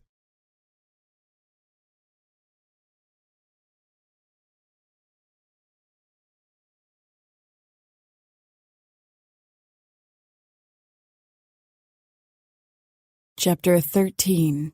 Giulia. My chest ached thinking of Cassio's morning encounter with Daniele. I could tell that Cassio hurt because of his son's reaction to him. I needed to help somehow, but first, I needed to figure out why Daniele acted the way he did. For some reason, I couldn't imagine that Cassio had hurt his son in any way. Cassio was certainly capable of the most depraved acts imaginable. The rumors of his business practices had reached even my ears in Baltimore. But the way he looked at his children, it was clear he loved them. No, it was something else between them. I had a feeling it had something to do with Gaia, which was a problem because Cassio refused to talk about her. Daniele didn't speak at all, and I wasn't sure if it was wise to mention his mother around him. I made my way into the kitchen with Simona in my arms, and Daniele tiptoeing after me. His face was tear-stained because he couldn't find his tablet. I'd seen it up on the shelf in his room but decided not to give it to him. He needed to learn to be without that thing. It wasn't healthy how fixated he was on technology. Sybil was already making waffles. The kitchen smelled of vanilla and warm dough. Elia and Domenico weren't there yet. But I knew they were somewhere in the house or Cassio wouldn't have left. Lulu slipped under the table, probably hoping for a repeat performance, but sweets definitely weren't good for a dog. I approached Sybil as Daniele knelt in front of the table to watch Lulu. "Let her come to you, Daniele. She's shy. Eventually she'll come. Give her time, okay?" He nodded absent-mindedly but didn't move otherwise. "Can you cook some bacon as well?" "For the dog?" Sybil guessed. "I don't want to force him to eat, not when he doesn't trust me yet. This is the only way he'll have breakfast." She nodded. She still didn't look as if she approved, but she took bacon from the fridge. "Thank you." Elia soon joined us, but Domenico stayed away. To my surprise, he sat down beside me. Like yesterday, his smile was quick. His eye contact a bit too intimate. And his arm brushed mine twice, by accident. I wasn't the only one who noticed because Sybil sent him a sharp look. I ignored it, unsure what else to do. My plan to get Daniele to eat worked like it had yesterday. Lulu got a tiny piece of bacon for every bite of waffle and banana that Daniele ate. It was a win-win situation as far as I was concerned, and Lulu definitely agreed. "I thought we could all go for a walk together so Lulu gets to see something new?" I said to Daniele. His nod was quick and his obvious excitement kindled my own. "That sounds good. The weather's nice and it's not too cold. I know a nice park not too far away," Elia said. "Great." I got up. "Why don't you go ahead and prepare everything while I have a word with Sybil?" Elia glanced between Sybil and me before he rose and left. Taking the dishes to the sink where Sybil was scrubbing the pan, I said, "You worked here from day one of Cassio's marriage to Gaia, right?" I said in a low voice so the children wouldn't hear me. I didn't know for a fact, but the look on Sybil's face confirmed my assumption. I did. She avoided my eyes by putting the dishes into the dishwasher. "How was she?" My parents had met her at official functions, of course. She'd been a lady, always perfectly styled, but that didn't mean anything. Outward appearances and what went on behind closed doors were two very different things. I only worked for her. I didn't know her. I gave her a disbelieving look. "How can you work for someone for years and not know them?" Sybil closed the dishwasher, then busied herself with wiping the counters. She kept her distance. She never had breakfast in the kitchen. She preferred me to get my tasks done as quickly as possible so I could leave. She shook her head. "If you want to know more, you'll have to talk to the master." "But I don't think you should." With Simona strapped to my front and Daniele in his buggy, we strolled through the park toward a fenced-in dog area. Domenico kept his distance, pretending he was a casual walker, but Elia stayed at my side. For an outsider, it looked as if we were a couple. Elia definitely played that card, considering how close he walked beside me. Lulu dashed off the moment I unleashed her and soon chased around with other dogs.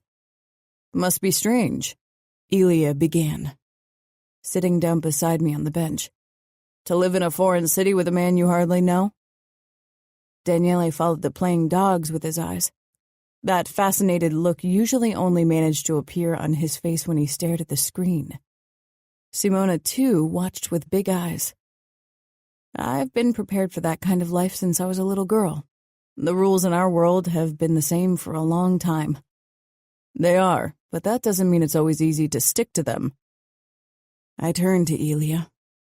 The way he looked at me, like he wanted to see what it would take to get a rise out of me, raised my protective walls. "Do you make a habit of breaking the rules?" He smiled as if he was going to tell me a secret. "It can be freeing." He was flirting with me. Lulu yelped, then squeaked. My head jerked around. A bigger dog was trying to mount her. "Can you help her?" Ilya didn't hesitate. He jumped up and jogged toward the two dogs.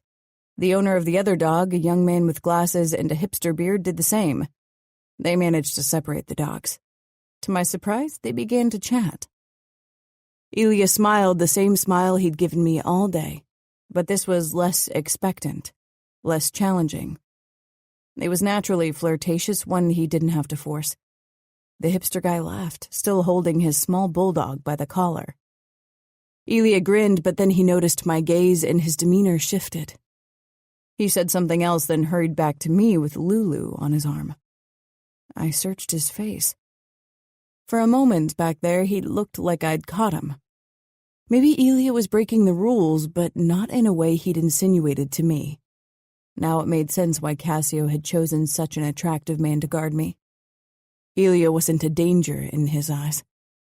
I could probably parade around naked all day, and Ilya wouldn't care in the slightest.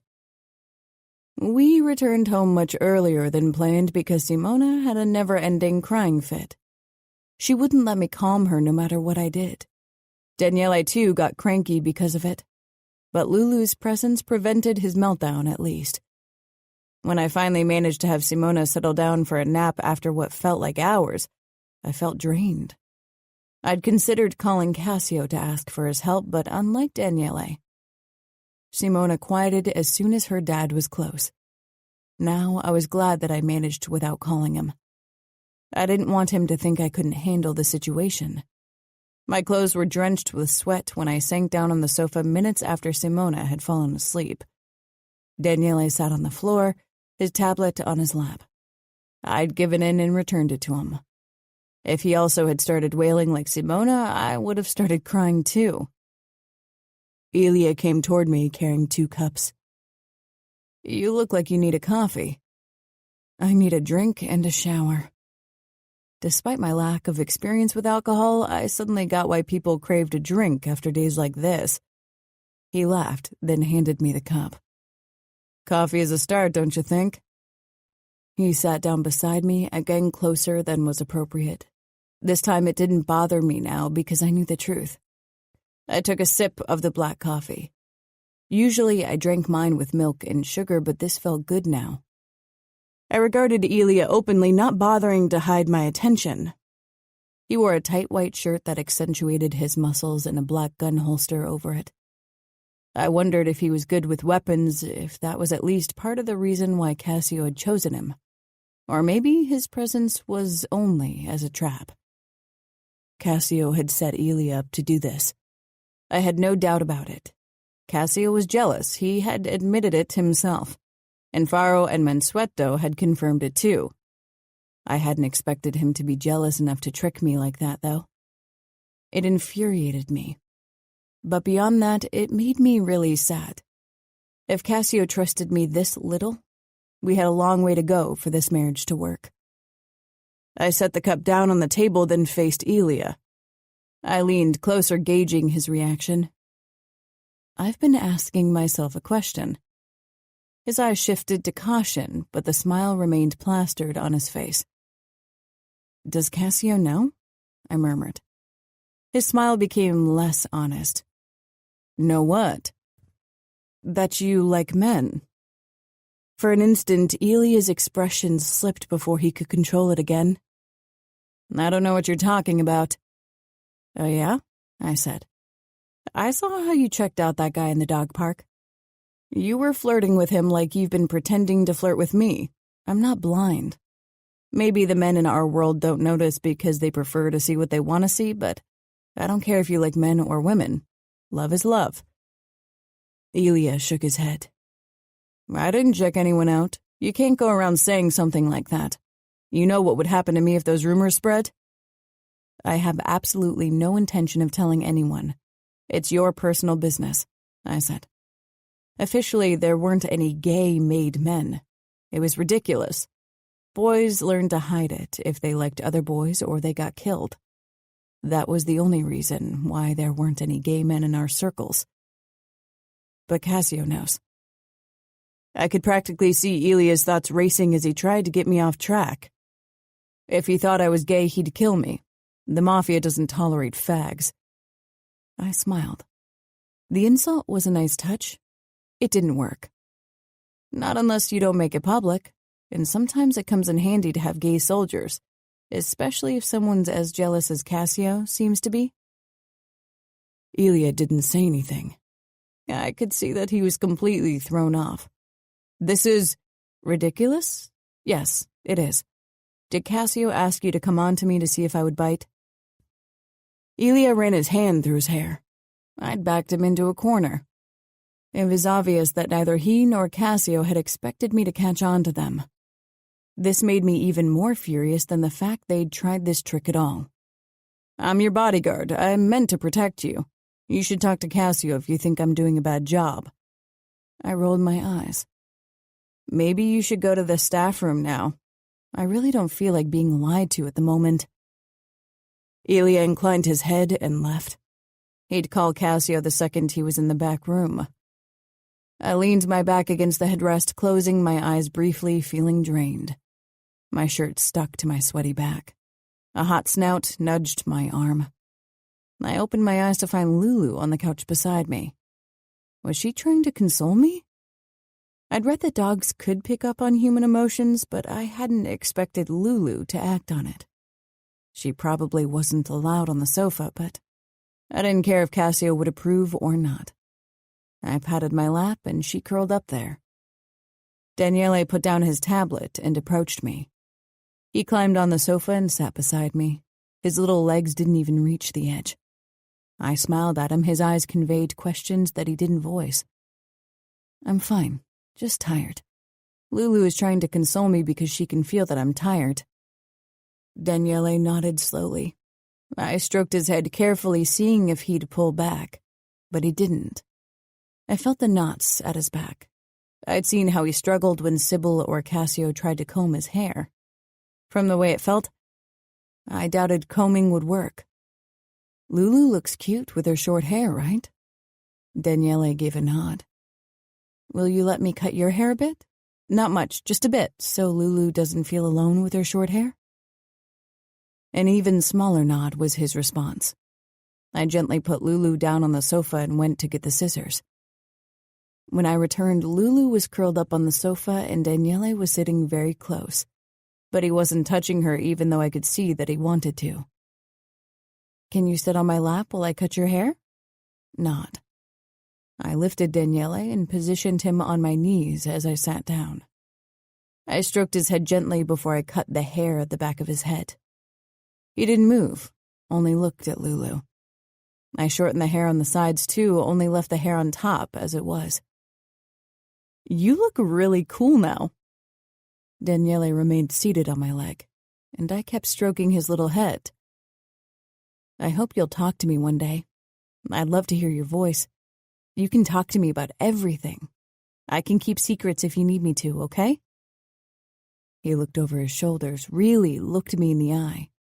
And in that moment, he seemed so much older than almost 3.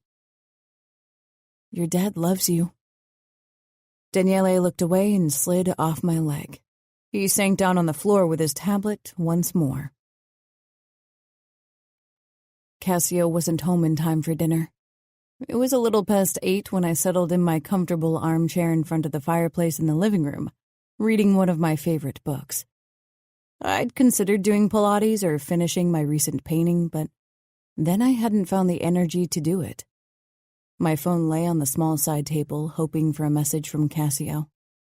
Friends from school had messaged me, but I could already feel that our friendship wouldn't survive the distance. We'd never been the close friends you shared your darkest secrets with anyway. Maybe I should send Cassio a text to ask when he'd be home. But even though I had his number, we hadn't texted yet. I'd considered sending him a photo from the dog park, but never did it. An idea crossed my mind. I got up and went over to the liquor cabinet to the left of the marble fireplace. It was filled with several bottles of scotch, gin, bourbon, and all kinds of other spirits I didn't know the first thing about.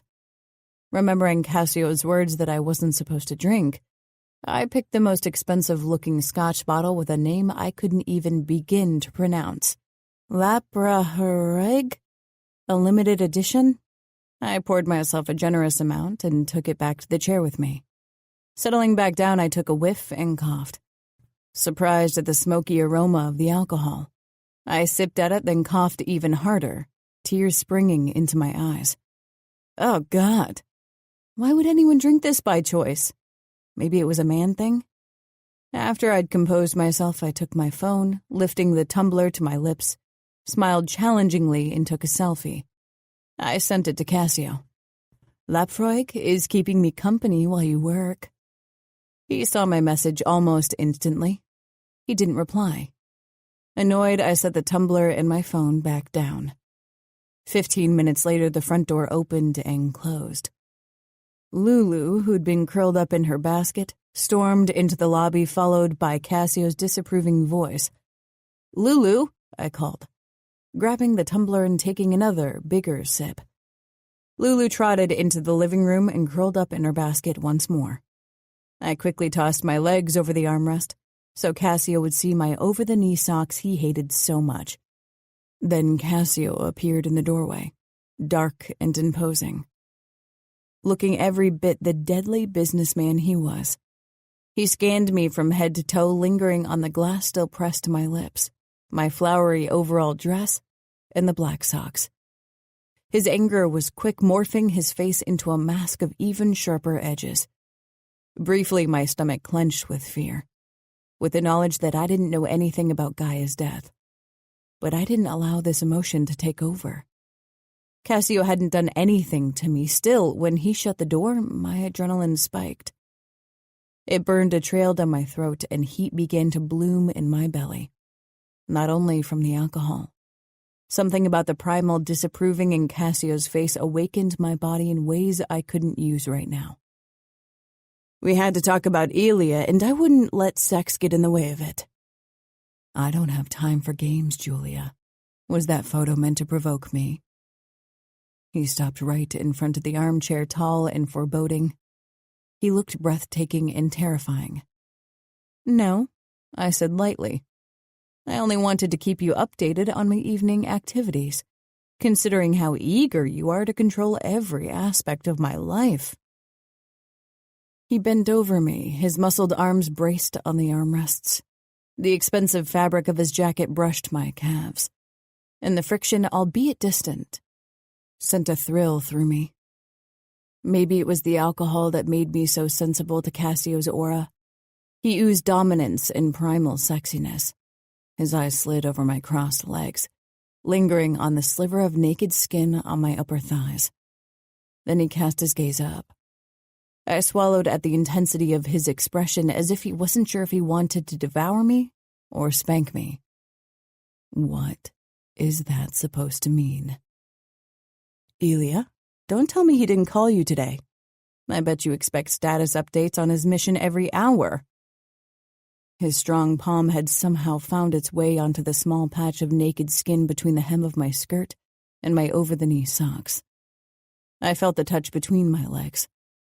Wanted his fingers to move higher, but I reined myself in. He took the glass from me and downed the whiskey. I told you I don't want you to drink hard liquor. Because I'm not old enough. Cassio set the glass down on the table, leaning even closer. Giulia. The word was a low growl full of warning. I didn't care. His hand slipped higher on my leg under my skirt, and his lips crashed down on mine. For an instant, my body arched toward him, eager for the touch, the kiss, and what it promised. But I wasn't going to let Cassio distract me with angry sex no matter how desperately my body wanted him. I pushed against his chest, ripping my mouth away from his. No, stop. Cassio's fingers brushed my panties soaked from our argument. He groaned.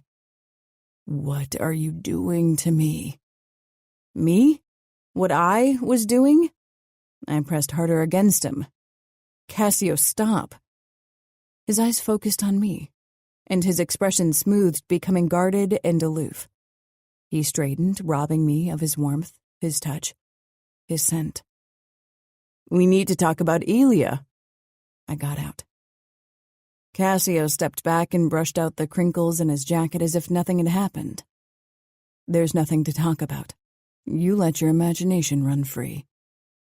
Anger coursed through me. I swung my legs down and pushed to my feet. Since he was more than a head taller, that didn't really have the effect that I wanted. Just how stupid do you take me for? Cassio raised his brows. I don't know what you're talking about. I snorted, remembering Elia's exact same words.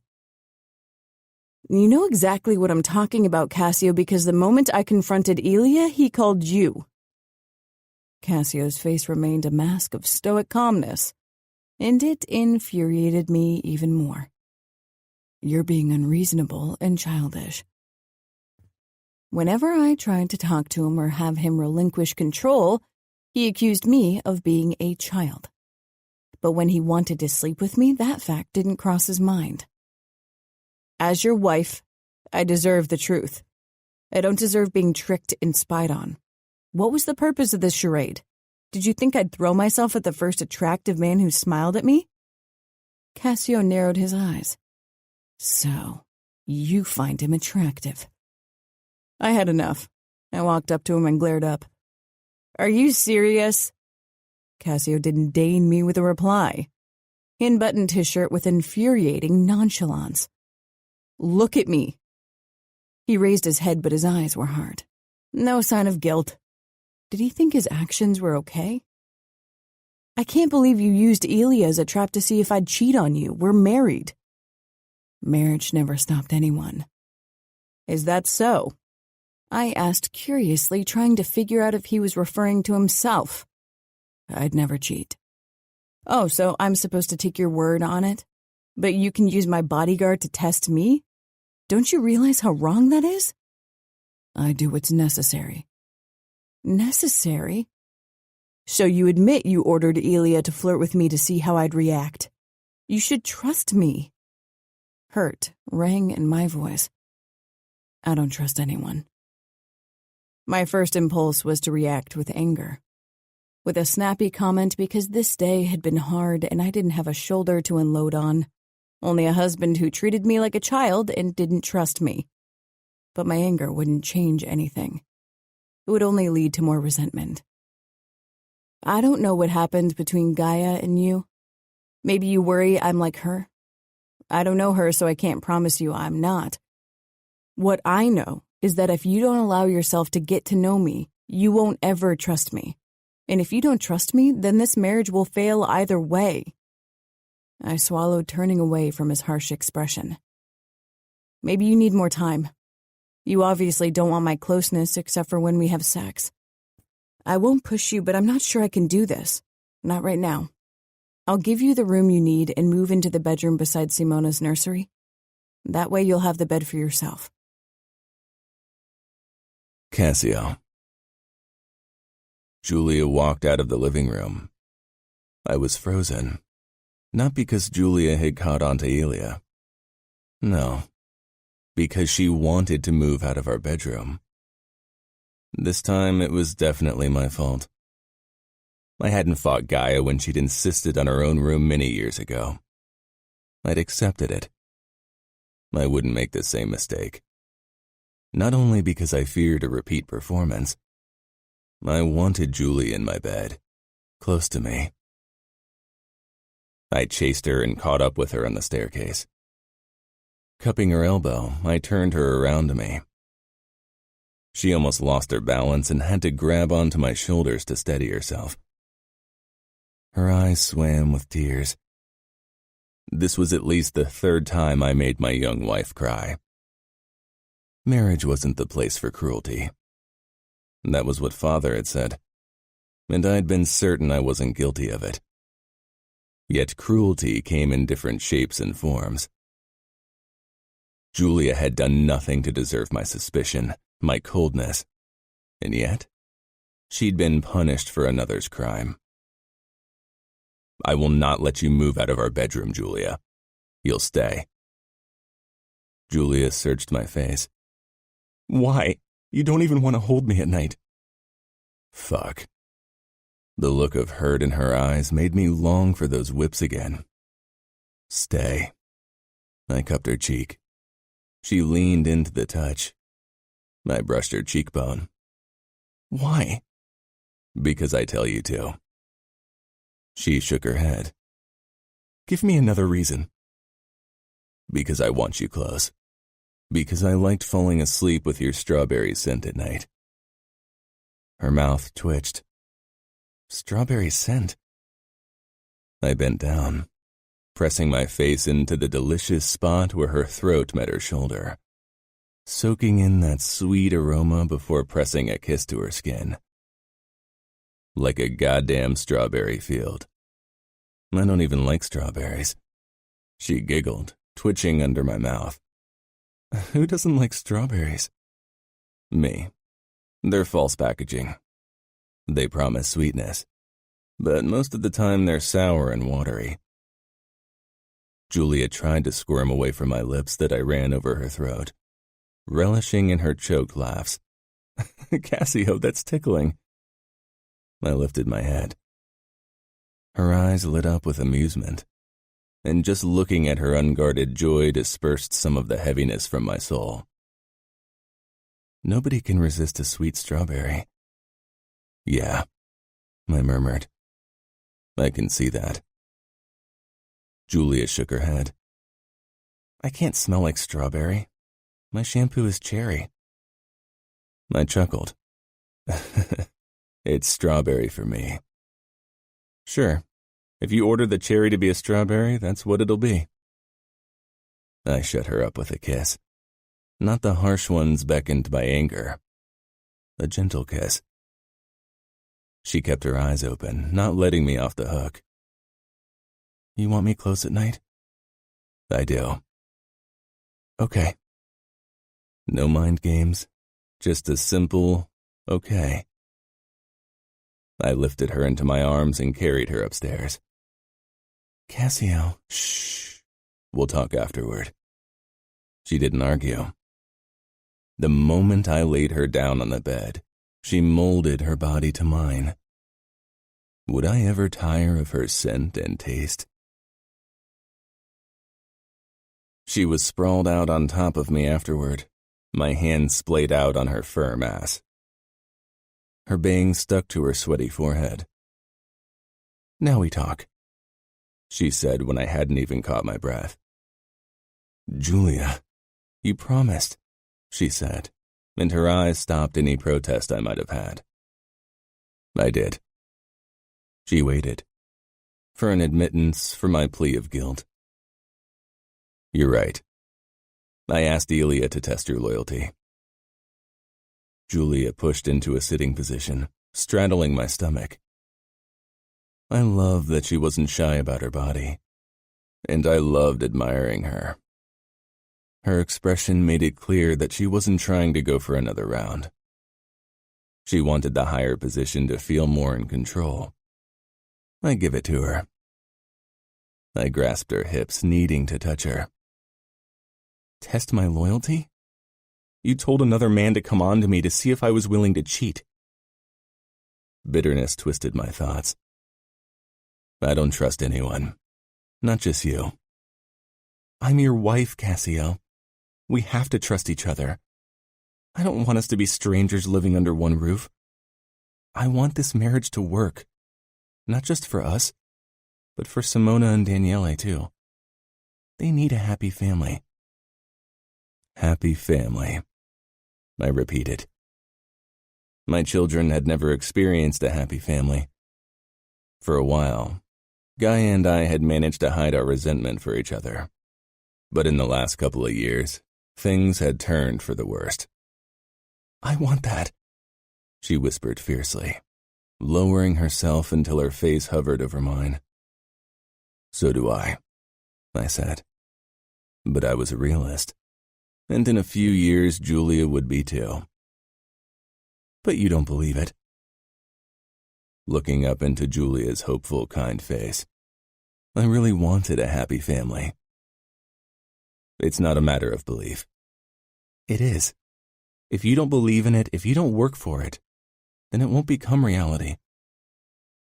I smiled wistfully, wondering if I'd ever been this optimistic. Don't blame this on me being young, she warned, eyes flashing with annoyance. Being positive is not a trait of the young. You're being a grumpy old man by choice. A laugh burst out of me. Giulia smiled. Then she became unguardingly hopeful. Cassio, I want to be happy. I want us all to be happy. What do you want me to do? I asked without thinking. Giulia was young. I wouldn't be responsible for her unhappiness. At least, not on purpose. I wasn't really sure if I had a choice in the matter. With Gaia, I thought I'd done everything I could to make her happy. In hindsight, it hadn't been enough. But I was up against an impossible challenge. Allow yourself to trust me. I ran my palm up her back along the gentle bumps of her spine, before cupping her head, pulling her down for a kiss. I'll try. You could start by telling me what happened with Gaia, and why Daniele acts the way he does. I shook my head. That is the past, and it's got nothing to do with us. Giulia smiled sadly. She knew as well as I did that it had everything to do with us. But the past with Gaia wasn't something I'd share with her. It wouldn't serve any purpose but to destroy whatever tentative bond that was forming between Giulia and me. She was young. Maybe that was why I was willing to try it all. I didn't want to be the one to destroy her loveliness. Okay. It wasn't. Giulia's body language made that clear. What else? Spend time with the kids and me. Family time. Be home for dinner, be home on Sunday. I want to get to know you. What you like to do in your free time. What you enjoy doing. I tried to remember the last time I'd done something I enjoyed doing that didn't involve my line of work. I couldn't. Don't tell me there's nothing you like to do except work. There must be something else you enjoy besides torture and killing. So uninhibited with her words. It was a breath of fresh air. I hummed, cupping her head harder. I'm good at both.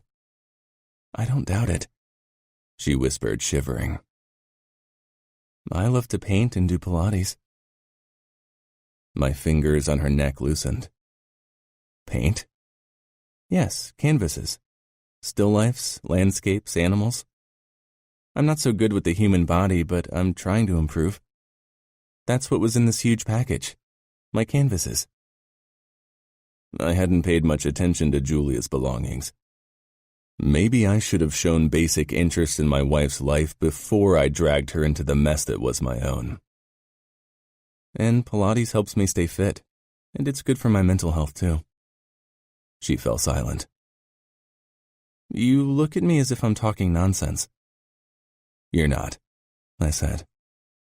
You just keep surprising me. In a good or bad way? Good.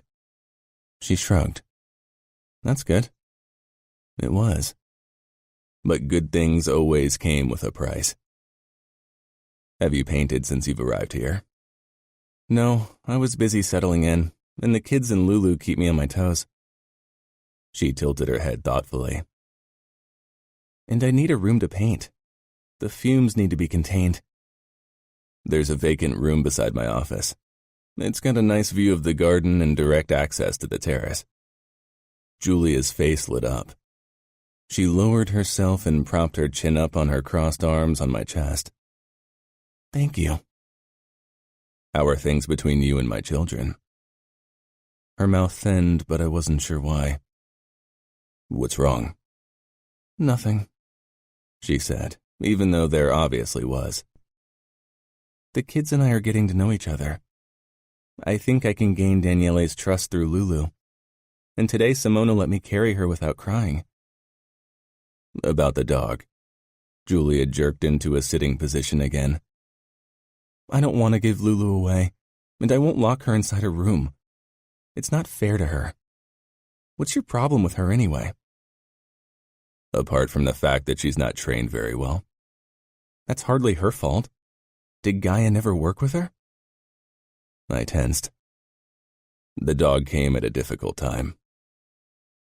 I think Lulu is good for this family, and I really like her.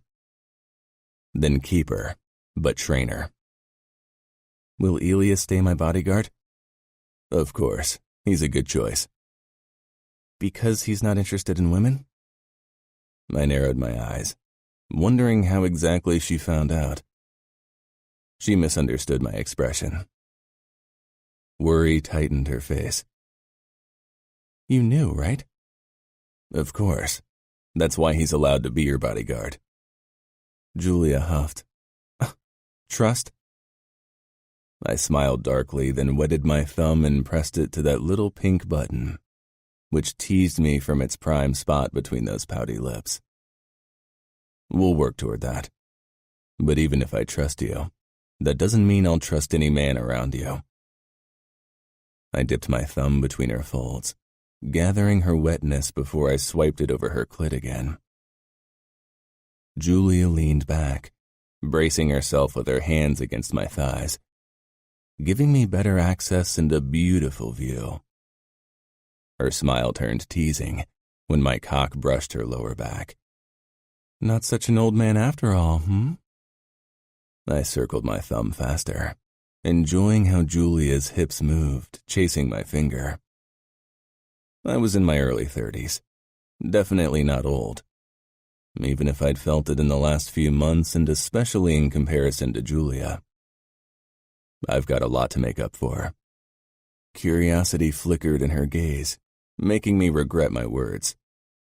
Blow me, I ordered before she could ask.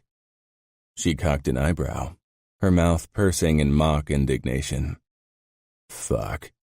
She was too goddamn lovely. Tell me something you like to do first.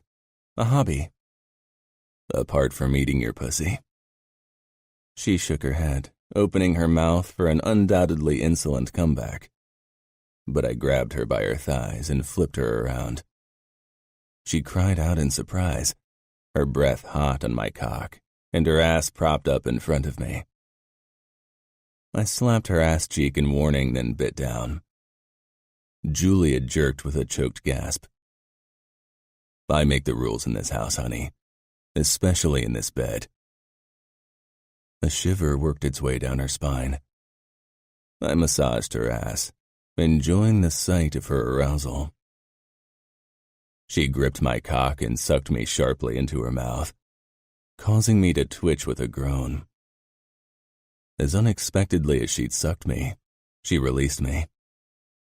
Tell me one thing, she demanded softly before she sucked me deeply into her mouth again. I squeezed her ass hard in warning. Suck me. Don't talk. I drew her pussy lips into my mouth. Her moan vibrated against my balls before she sucked them into her mouth. One thing. She slipped her arm between our bodies. It brushed my chest, then her fingers bumped against my chin. I pulled back to watch Giulia slide 2 fingers into herself. I almost came right then. Her tongue darted out, licking up my pre-cum. Quid pro quo.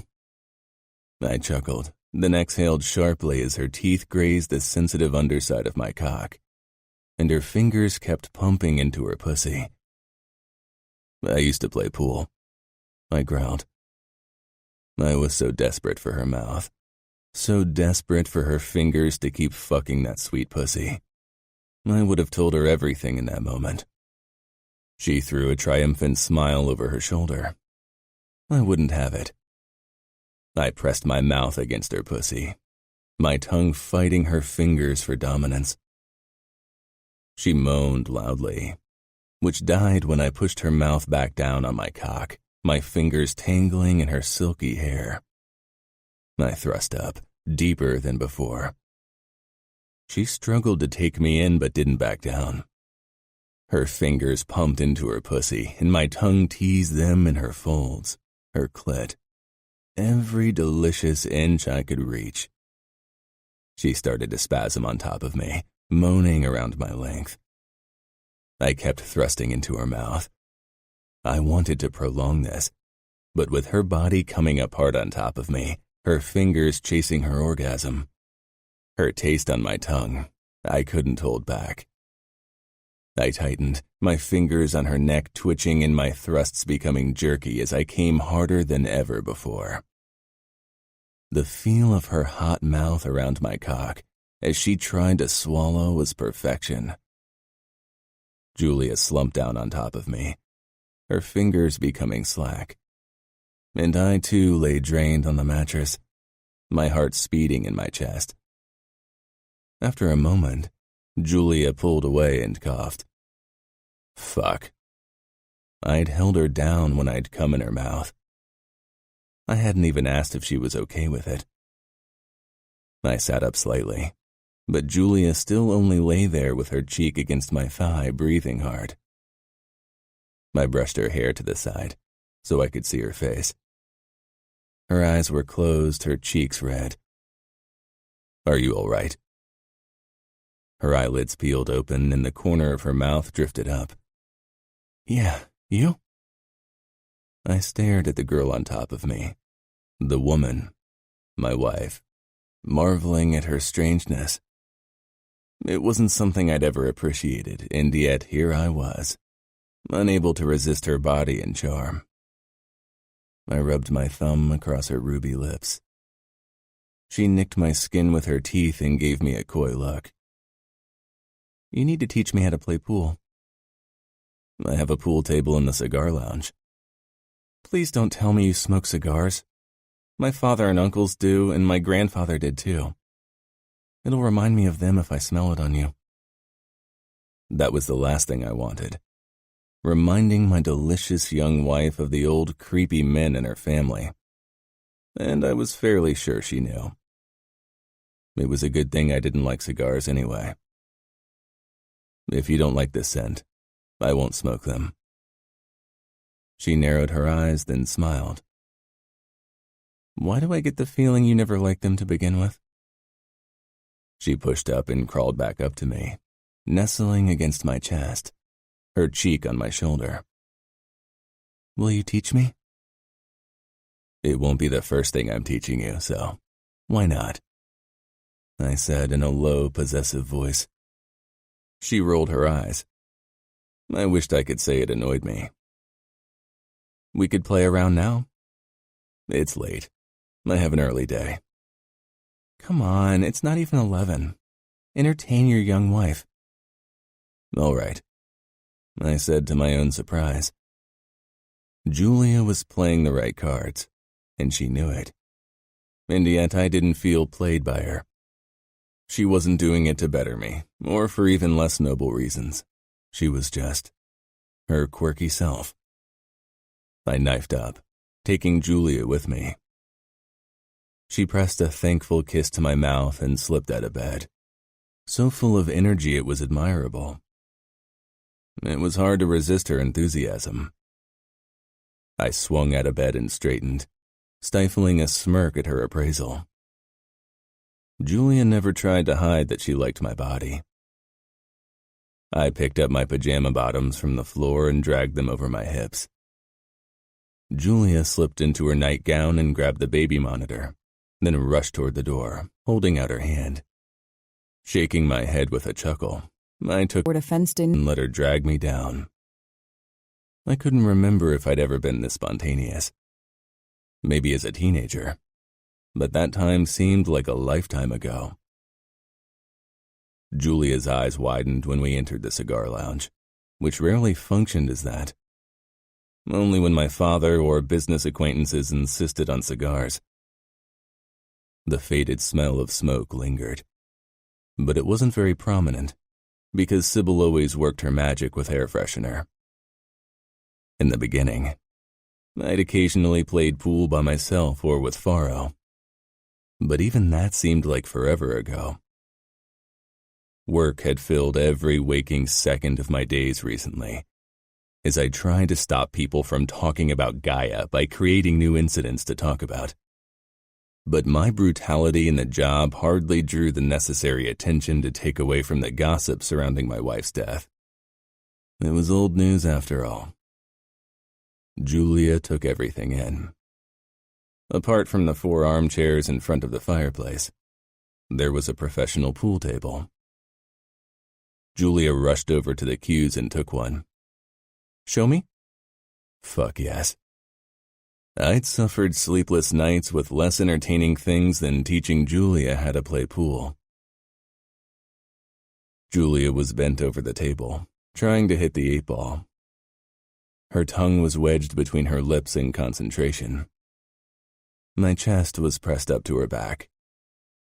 I'd sent most of the balls into their respective pockets, and again, my hand guided Giulia's as we sent the 8-ball flying into its hole. Giulia grinned, twisted her face, and pressed an enthusiastic kiss to my lips. Simona's cry blared from the speakers, reminding me that our life couldn't only be filled with nights of pool and sex. I straightened, the weight of my responsibilities returning to my shoulders, and with it, the worry that this wouldn't last. Giulia snatched up the baby monitor, and we headed up to Simona's room. As usual, Simona's cries escalated with every passing moment, and the longer she cried, the harder it would be to calm her down. Giulia turned on the lights and walked into the bedroom, but I waited in the doorway, wanting to see how she fared. Giulia leaned over the crib and lifted my daughter up, cradling her to her chest. I was always the one who took her out of bed when she cried. Simona fell silent and was staring up at my young wife. I waited for the inevitable outburst, and even worse crying fit than before, but Simona only let out a small cry. Shh, you're the cutest little thing I've ever seen. And then, Giulia bent down and kissed my daughter's left cheek, then the right, with the cutest chubby cheeks that I can imagine. My heart thudded in my chest, an uneven staccato I could feel in my ears. I couldn't move. Simona reached for Giulia's bangs and tugged, but my wife only laughed and blew out air, sending her hair flying up, causing Simona's eyes to widen. Then she giggled. Simona giggled.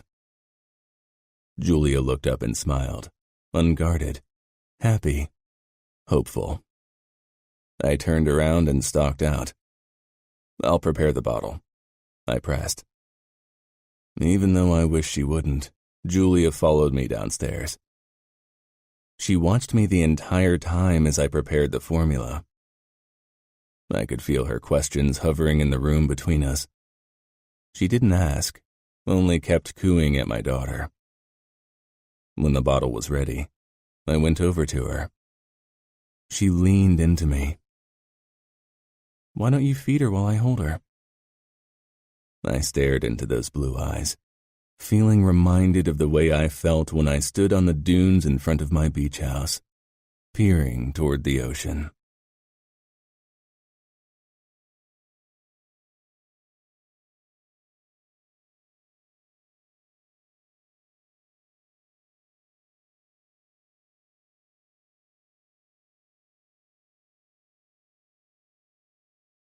Chapter 14. Giulia. Cassio kept his promise. The next day, he came home at dinner time. To be honest, I was surprised. I hadn't thought he'd keep his promise that he'd given with my naked body on top of him. Maybe I had my own trust issues to work through. He looked surprised when he walked into the kitchen where we had dinner the last few days. Sybil stood from where she was seated, obviously unsure how to act.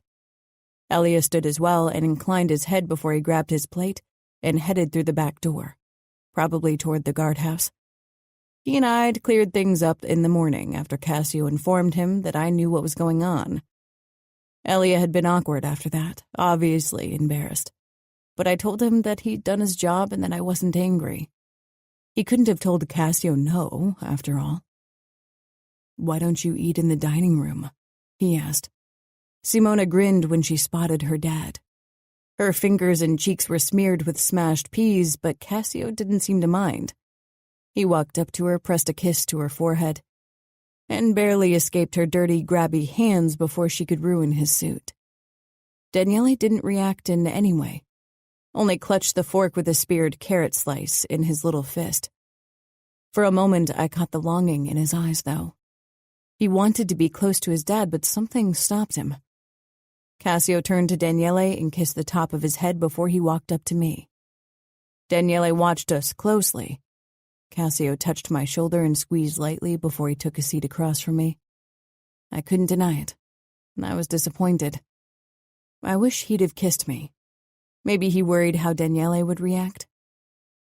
After all, his mom had been dead for only 6 months. "I prefer to have dinner in the dining room," he said simply. I hated that there was a distance between us when we weren't alone. "I didn't know you'd be home for dinner." "I told you I'd be, and it'll remain that way. If I can't make dinner, I'll give you a call." Sybil put a plate with roasted pork, mashed potatoes, and maple balsamic Brussels sprouts that were to die for in front of him. He gave her a curt nod. "I'll check on the laundry," she said and slipped out, leaving her half-eaten plate. "We can have dinner in the dining room from now on," I said. Daniele grabbed a piece of his pork and tossed it under the table. Cassio's expression shifted to anger, but I quickly shook my head, then said to Daniele, "Now it's your turn to eat a bite." Daniele speared a piece of pork and stuffed it in his mouth, chewing dutifully. Cassio's brows furrowed. "What's going on?" His voice was moderately calm, but I could tell that he didn't approve of the situation. "Daniele and I have a deal. He can feed Lulu scraps if he eats a bite in turn." Cassio released a breath. Simona began to whine, stretching out her arms toward him. He got up, wiped her face and hands with a wet dish towel, and put her on his lap before he continued with dinner. I stifled a smile. It was an adorable sight. Cassio dressed in his 3-piece suit, looking impressive and powerful, with tiny Simona on his lap in her sunflower dress. He hadn't even complained about the flowers. Again, Daniele's eyes slanted to Cassio, who was staring down at Simona and didn't notice. I stroked his head gently. He peered up at me. His small face so sad and helpless it turned my stomach over. If only he'd speak to me. Feeling Cassio's eyes on me, I picked up my fork and ate a bite of my pork. "How's your day?" He hadn't told me anything about what he did during the day so far, but he hadn't exactly been home early enough to talk. "The usual." Maybe I should have expected an evasive answer like that. After all, Simona and Daniele were in the room. Talking about his type of business around them might scar them even more than their mother's death. "What did you do?" "We went to the dog park again, right?"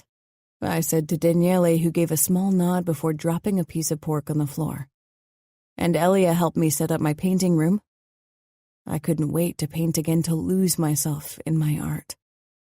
Cassio's gaze traced my face in a way that made me feel self-conscious.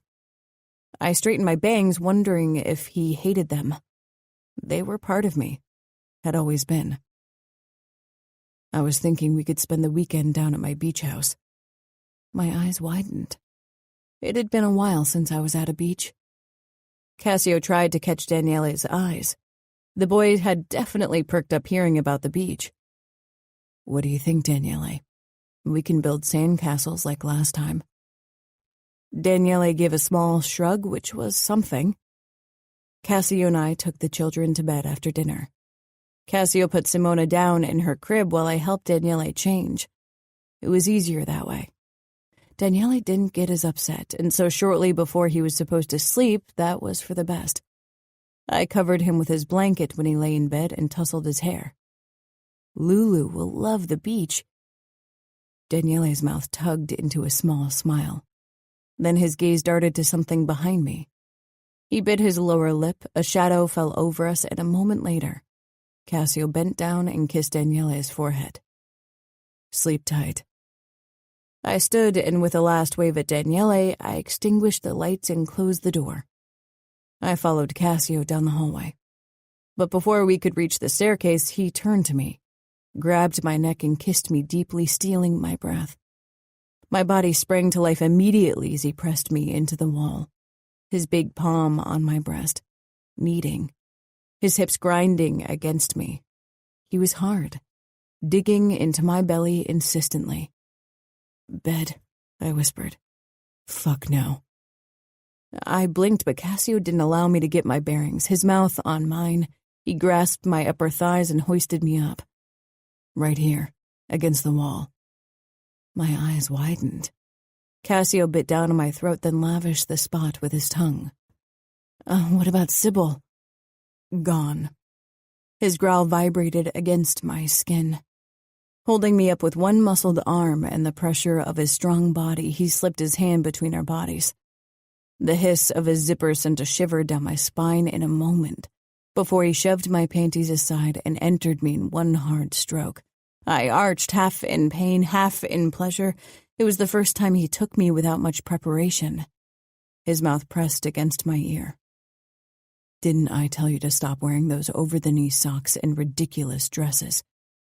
I met his gaze, grinding myself against him, chasing the pleasure even as my body fought to accommodate Cassio's length.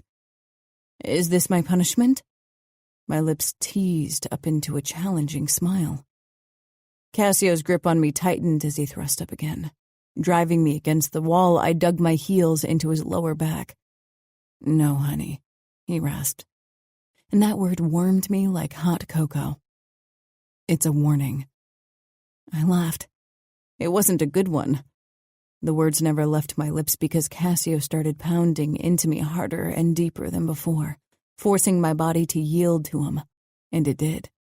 Soon I was so slick around him the wet sound of our bodies joining filled the hallway. Cassio's harsh kiss swallowed my cries of release when I came in a violent shudder. He lowered me to the floor and my legs almost gave out. "Down," he ordered.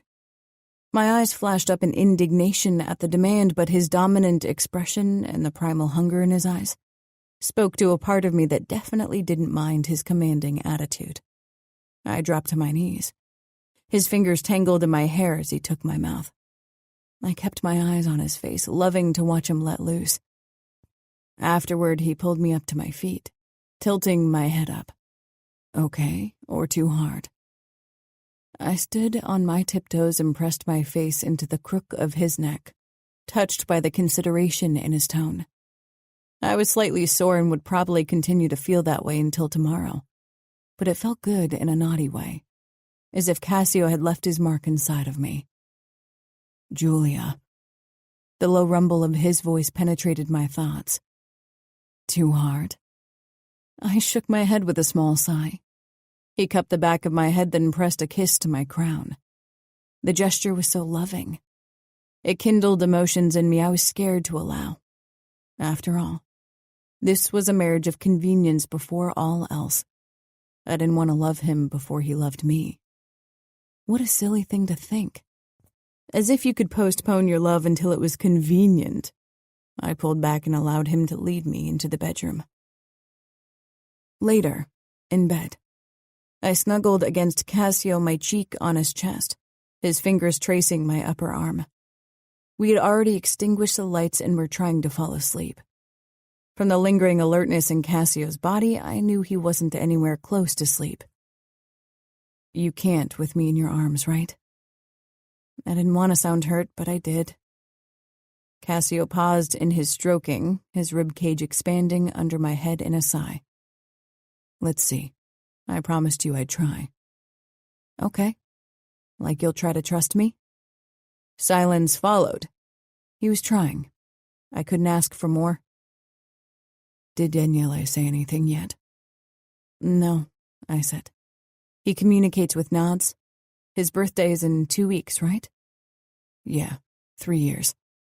I still remember when I first held him. I saw a photo of a newborn. They don't look very cute with all the grime on them." He was already cleaned when I held him the first time a few hours after he was born.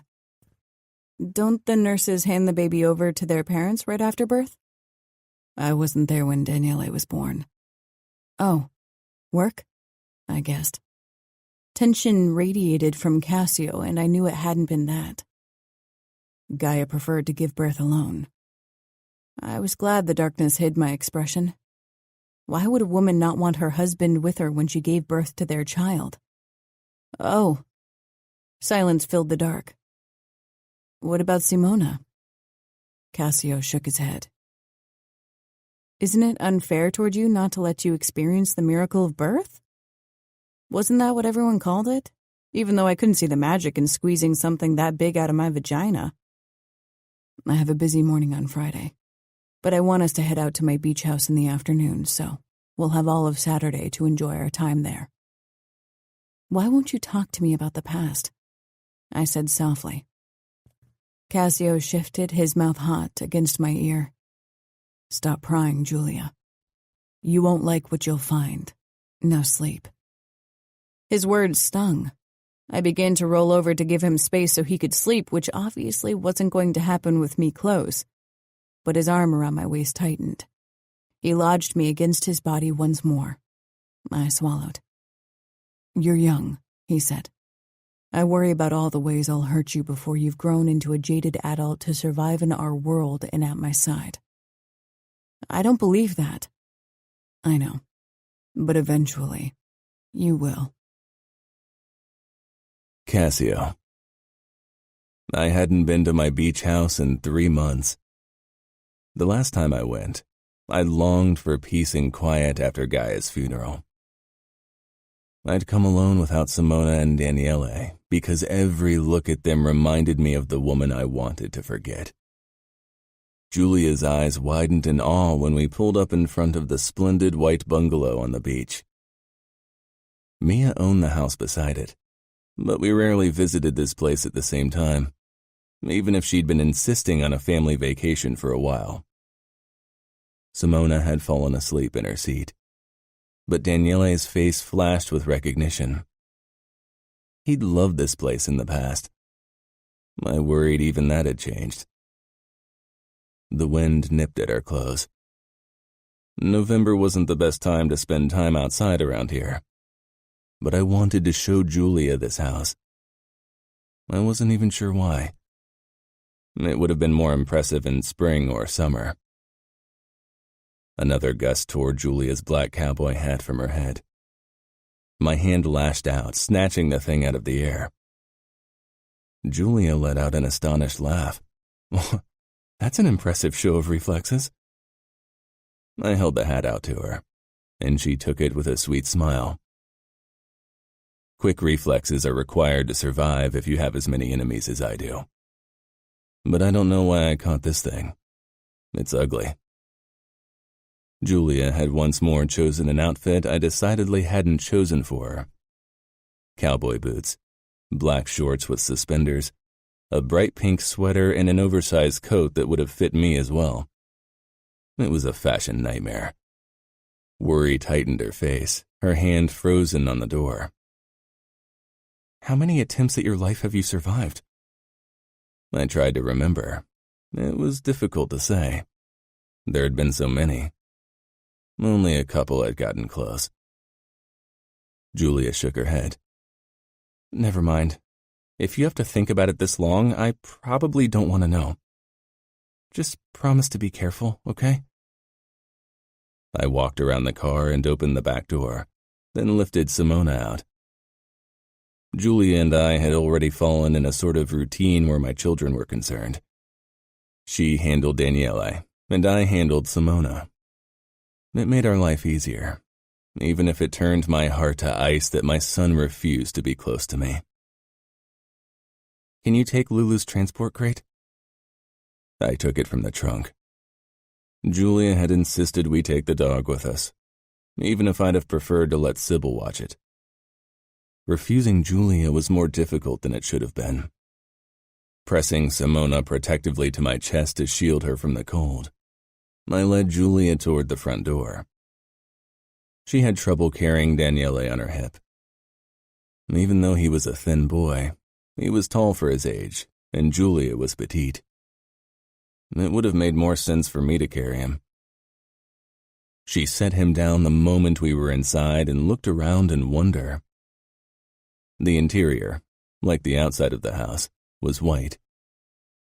The back of the house facing the beach was almost entirely made of glass windows. giving views of the dunes and ocean. The marum glass bowed under the force of nature. The dark clouds hung low over the water. Even on tumultuous days like this, the white of the furniture illuminated the house without electricity. Giulia rushed toward the windows, peering out. Her eyes drifted to the left where a swing swayed gently in the wind. The porch protected it from rain. She reached for the handle. I set down the dog crate, then carried Simona over to her white cradle. She was still soundly asleep. It's too stormy. We can go outside tomorrow. Giulia pouted, looking like the teenager I tried to pretend she wasn't. Sometimes I managed to forget, especially when she handled the kids and in bed. But I wasn't always successful. Daniele stood beside her. She held out her hand and he took it. I froze, my heart squeezing a little tighter. With a smile, she led him toward the crate and released the dog. It creeped out slowly, looking around. If it pees on the white carpets, it'll sleep outside. Giulia rolled her eyes as if she thought I was joking. The dog began to sniff everything. At least it didn't attack my pant legs anymore. Daniele followed the dog like he was a lost puppy. I'll get our luggage, I said before I went back out into the cold. When I returned with our 2 bags, Giulia stood in the open fridge. I carried them into our bedroom down the hall before I joined Giulia in the kitchen. I told my housekeeper to stock the fridge. You have a housekeeper for your beach house? Mia and my parents have houses on the same beach.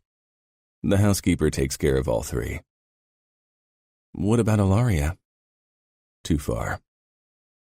Giulia nodded. So, can you cook? I raised an eyebrow. Of course not.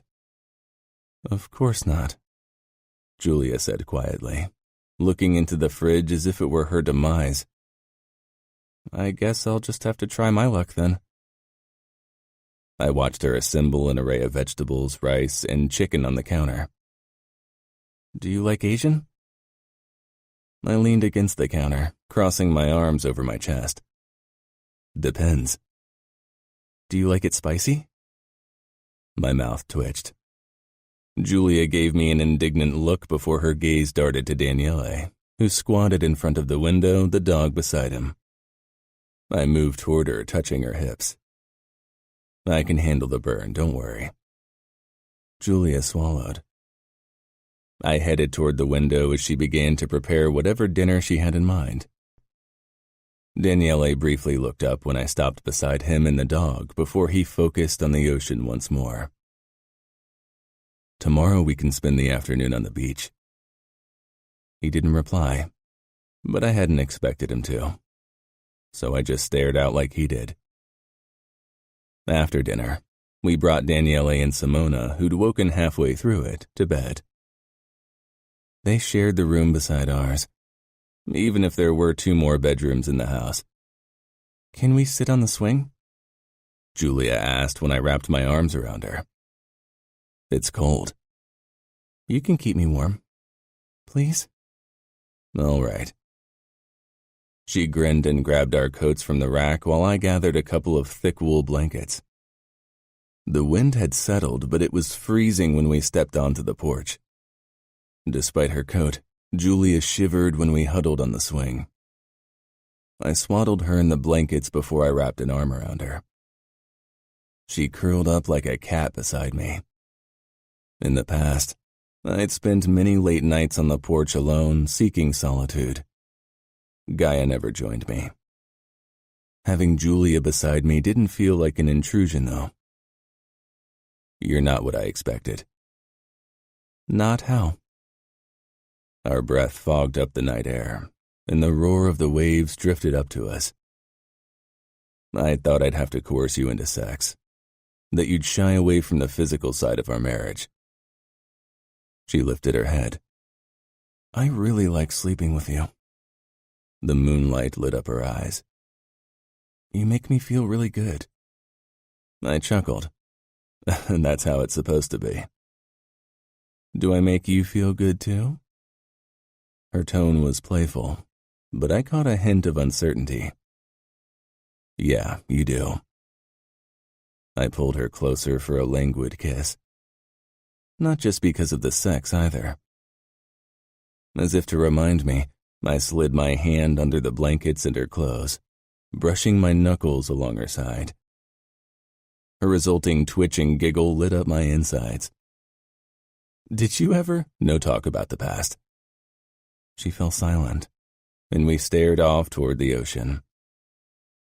I couldn't remember the last time I'd felt almost at peace, but in this moment, it was close.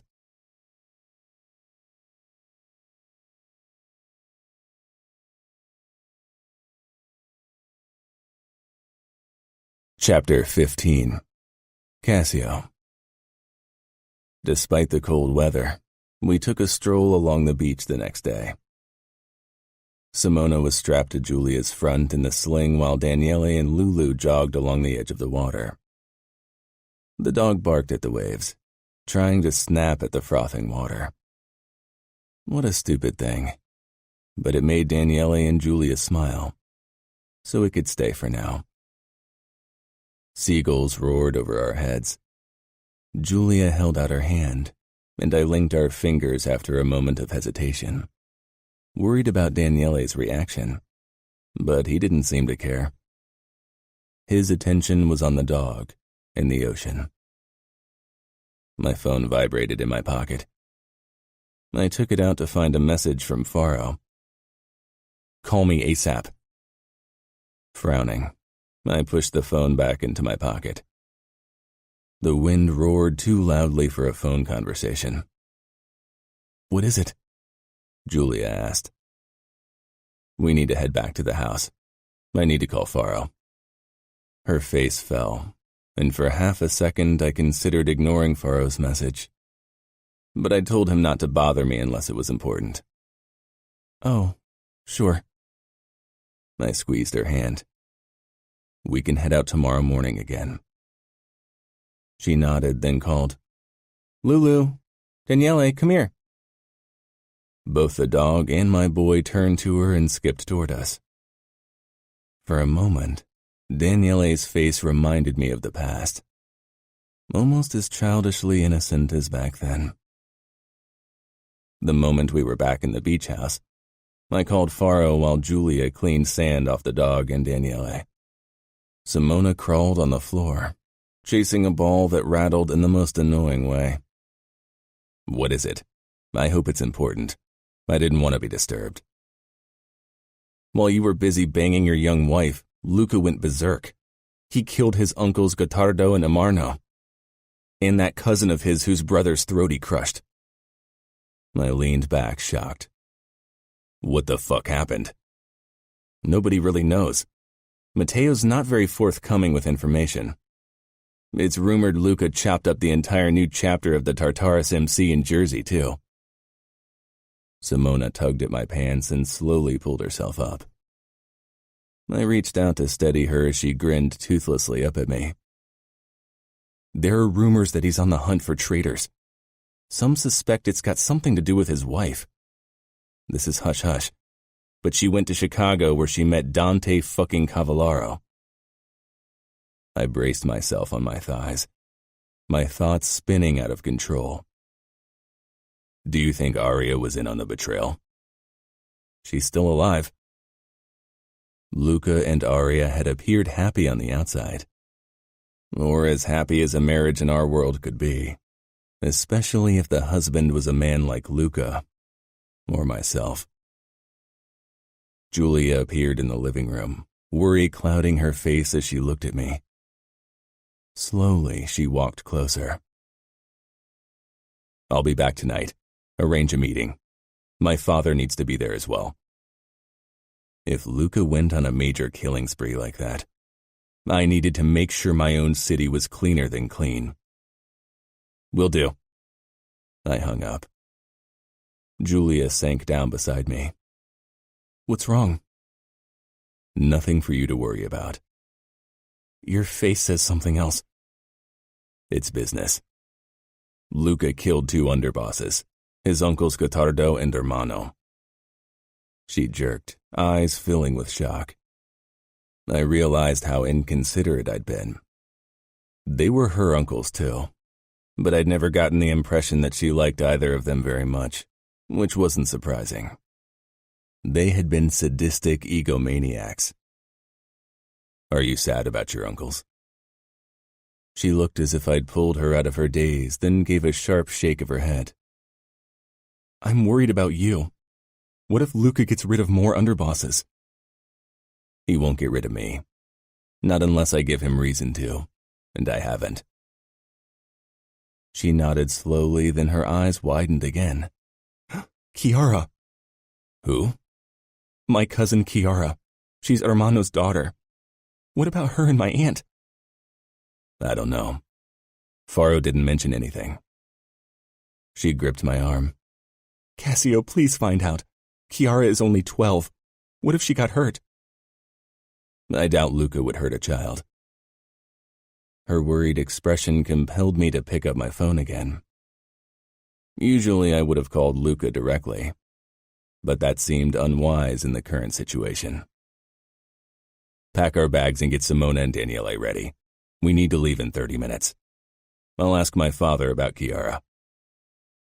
Father picked up at once. Faro told you? He did. That can wait until our meeting. I need info on Hermano's daughter and wife. The kid is alive, but Hermano shot his wife. Father's voice held a note that set my teeth on edge. All right, I've been talking to friends in New York trying to get a feel for Luca's current mood. If he's done killing, everything's going to be fine. You should have told him everything, Cassio. Father, it's going to be fine. The past is the past. Telling Luca now would definitely be my death sentence. I hung up and went into the bedroom where Giulia was packing our bags. Her eyes were fearful when she met my gaze. Chiara is alive, but her mother's dead. Giulia covered her mouth with her palm. What's going to happen to her? Luca's still got a few relatives he could ask to take the girl in. I took the bags for her. Come now, I really need to get back. She nodded slowly, still looking a bit stunned. I walked over to her, cupping her cheek. Everything will be fine. The drive back passed in relative silence. Giulia was lost in thought, and Simona fell asleep as she usually did in the car. Elia and Domenico were already in my house when we arrived. They helped carry everything inside. Giulia followed me as I changed into my usual business attire. Where's the meeting taking place? I nodded my tie. You don't know the place. It's a nightclub. I could tell that Giulia wanted to ask more questions, but I didn't want to talk business with her. I kissed her lips lightly. Don't wait up tonight. It'll be very late. On my way out of the house, I called Faro again. Everything set up. Yes, everyone's on their way. Have our watchers said anything about movement in the clubhouse? They seem to have a meeting. All the bikes are in front of the club. Now that Luca had destroyed an entire chapter in cold blood, the retribution of the MC was only a matter of time. They were volatile, bound by fewer rules than us. It was part of my life I didn't want Simona, Daniele, or Giulia to be a part of. I'd do my best to protect them from it. Giulia. After Cassio was gone, I grabbed my phone and sank down on the sofa. Simona was busy with a picture book that simulated animal noises, and Daniele sat on the blanket beside her, only half focused on his game, while he kept throwing glances toward his sister's book.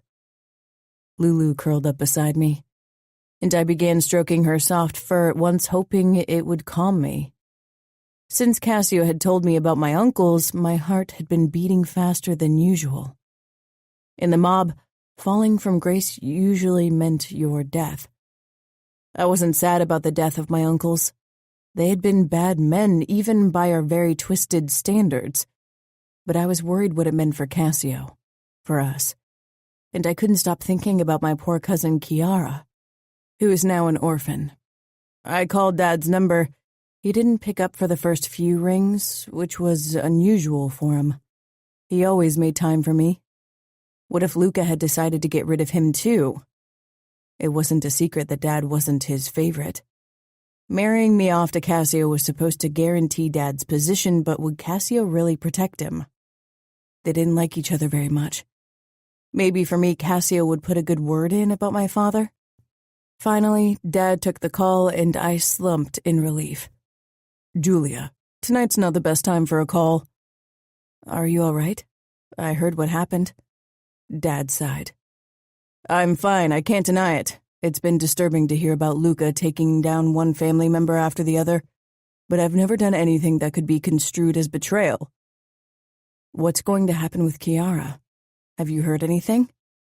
"Matteo contacted us and asked if we'd be willing to take her in." Dad's voice made it clear that he wasn't fond of the idea.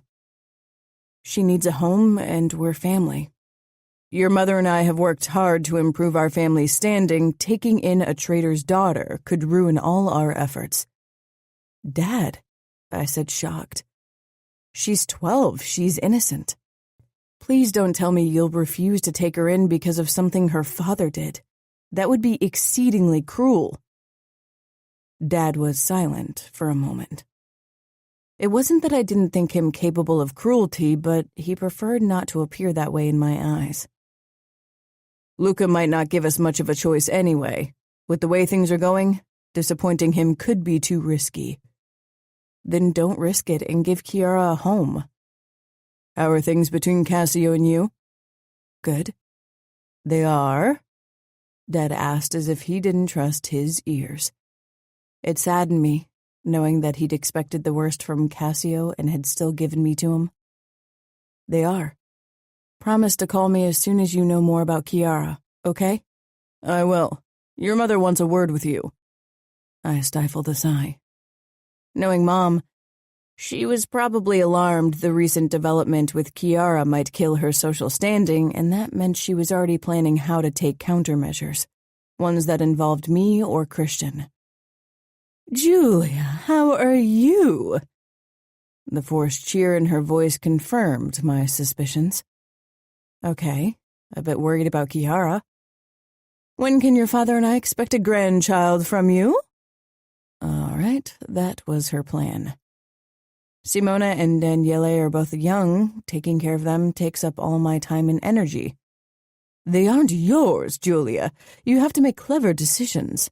Having a child of your own will solidify your position, especially if you have a boy who might become underboss." "Daniele will be underboss, Mom.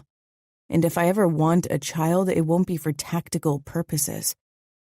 Cassio and I hadn't discussed children yet. He'd insisted I take the pill, which I would have done anyway because I definitely didn't want to get pregnant at the moment. I wanted to be the best mother for Daniele and Simona, and a third child wouldn't make the task any easier. "Now that you're a wife, you can't afford being naive," I sighed. "I need to hang up now. Simona needs me." I didn't wait for her reply. Lowering the phone, I watched Daniele push the animal images in the picture book alongside Simona. The cacophony of meows, moos, and woof-woofs caused them to laugh. I leaned back with a smile. Every day, they captured more of my heart. I tried to wait up for Cassio, but eventually I drifted off, awkwardly curled up in the armchair in front of the fireplace. I wasn't sure what time it was when cold hands touched my arm, jerking me out of my slumber. It was dark in the room except for the dying embers in the hearth dancing before my tired eyes. Cassio hovered over me, smelling of gunpowder, smoke, and whiskey. "I told you not to wait for me." "What time is it?" I slurred, my tongue and muscles heavy. Late. I tried to make out Cassio's face to connect the tense note in his voice to his expression, but the darkness concealed his features. Reaching out, I touched his arm. The crisp fabric of his shirt stuck to his skin. It was stiff against my fingertips, crusted with something. Cassio pulled out of my grasp with a sharp intake. I was momentarily wide awake. Cassio? I sat up and Cassio took a step back from me, out of my reach. Go to bed, Giulia. Now. I stood, moving toward him. The dying embers didn't give off enough light to see much, but part of his white shirt was dark.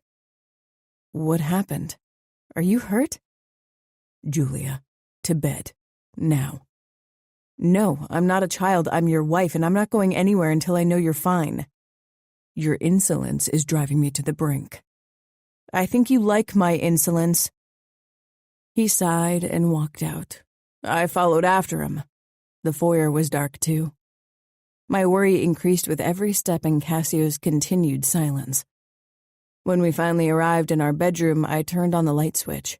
My heart dropped, seeing the blood on Cassio's white shirt. Most of it had dried, only a small splotch on his arm looked fresher. Cassio continued into the bathroom without a word, but his expression conveyed his disapproval as I followed. What happened? Cassio unbuttoned his shirt and shrugged it off, but one of his sleeves stuck to his arm. I cringed when I saw the wound it was stuck to. I grabbed a towel and dabbed it into warm water, then pushed Cassio's hand away. I soaked the bloody material of his sleeve, waiting for it to become unstuck from the long cut, so there wouldn't be any further damage. Cassio watched me almost curiously. No sign that someone had obviously used his forearm as a cutting board. I carefully unfastened his shirt, and Cassio gave the slightest twitch but didn't make a sound. Not your first rodeo, I needed to make light of the situation before my worry for my husband drove me into a panic attack. What if something happened to him? What would I do with 2 small children, a huge house, and a slightly twisted dog? It's only a shallow cut. I'll survive. I laughed, but it sounded forced.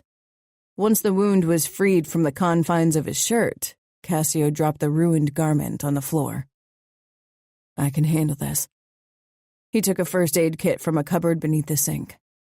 Won't you tell me what happened? He cleaned his wound, but when I didn't look away, he sighed.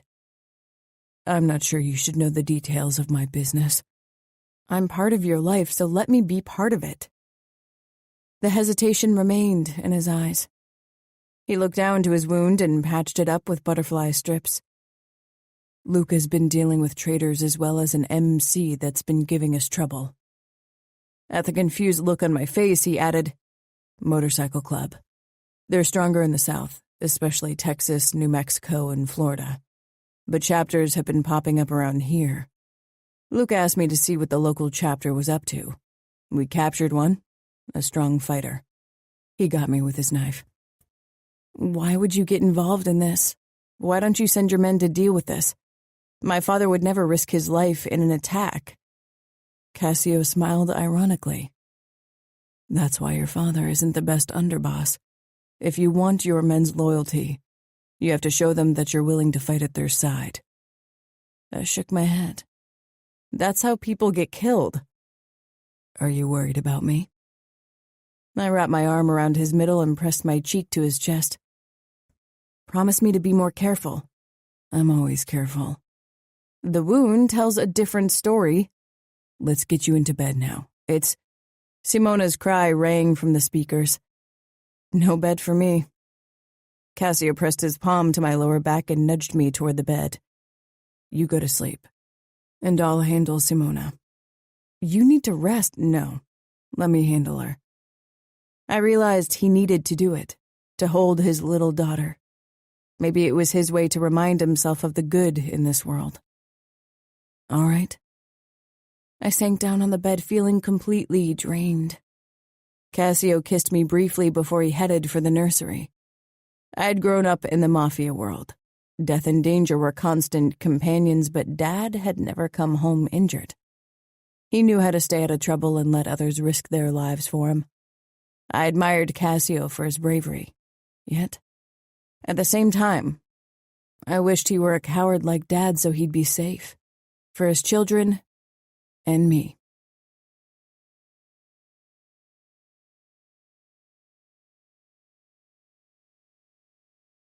Chapter 16, Giulia. Daniele and I settled on the floor. It was bonding time, not just between him and me, but also with Lulu, while Simona had her afternoon nap. The last couple of evenings, Cassio had come home late again, and I hoped it wouldn't turn into a permanent thing.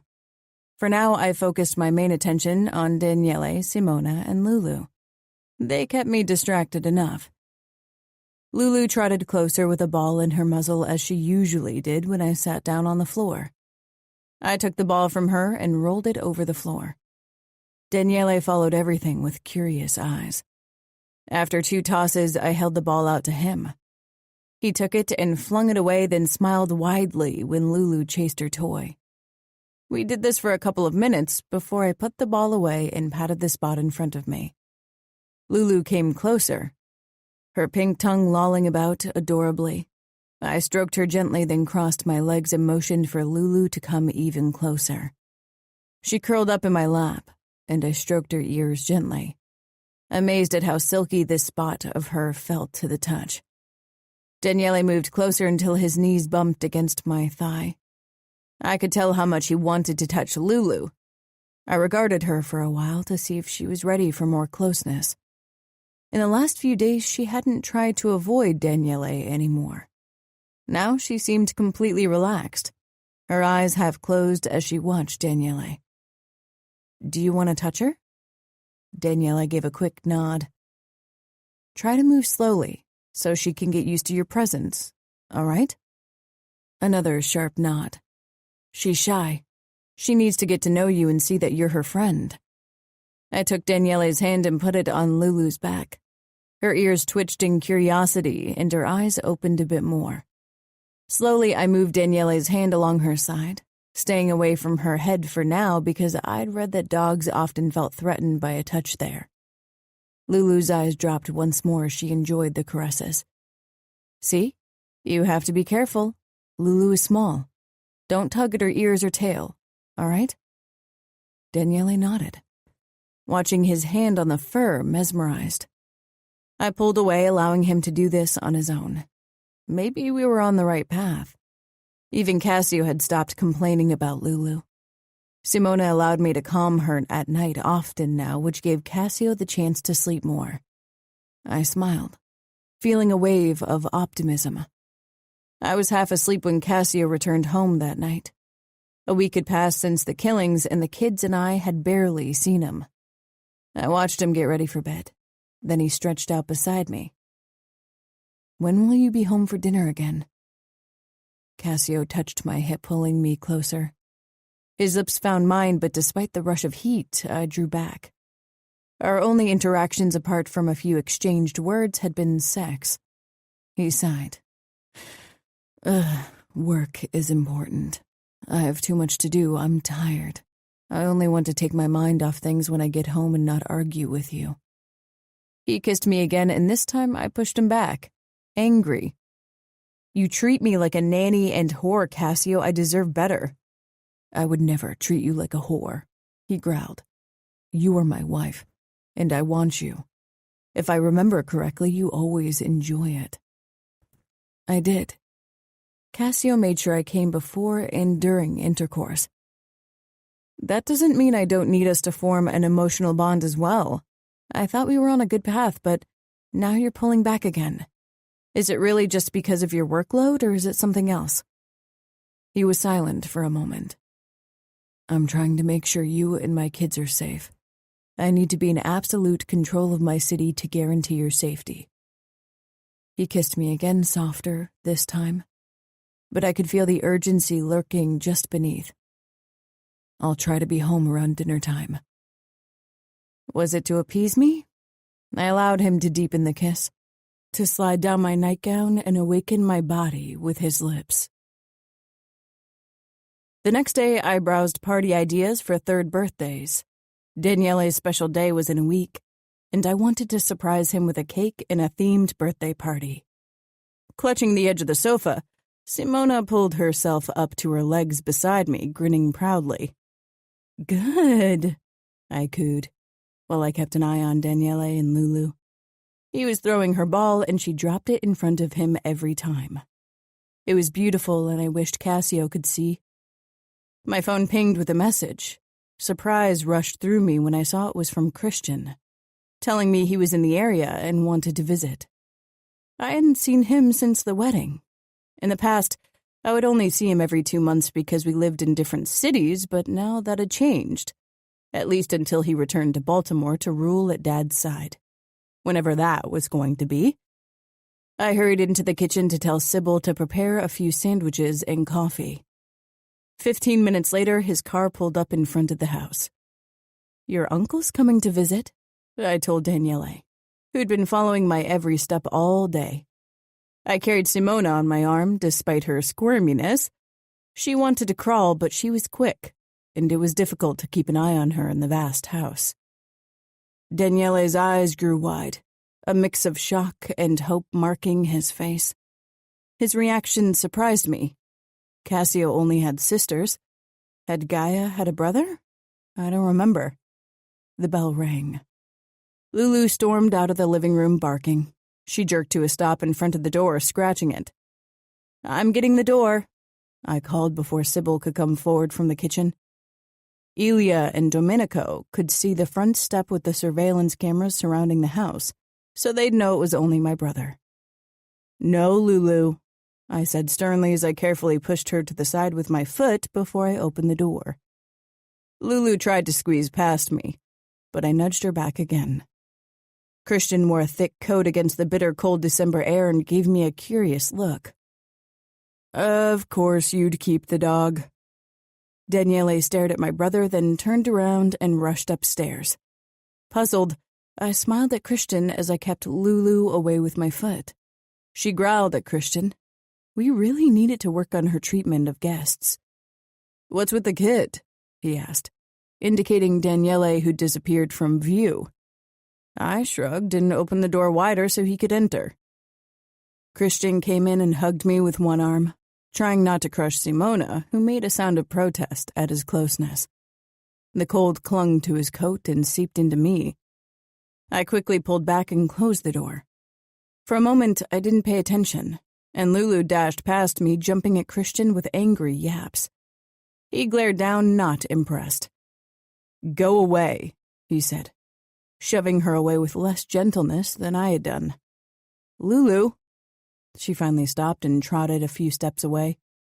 "How are you?" Christian asked, as he slipped off his coat and hung it up at the coat rack. It was obvious that he'd been here before and knew where everything was.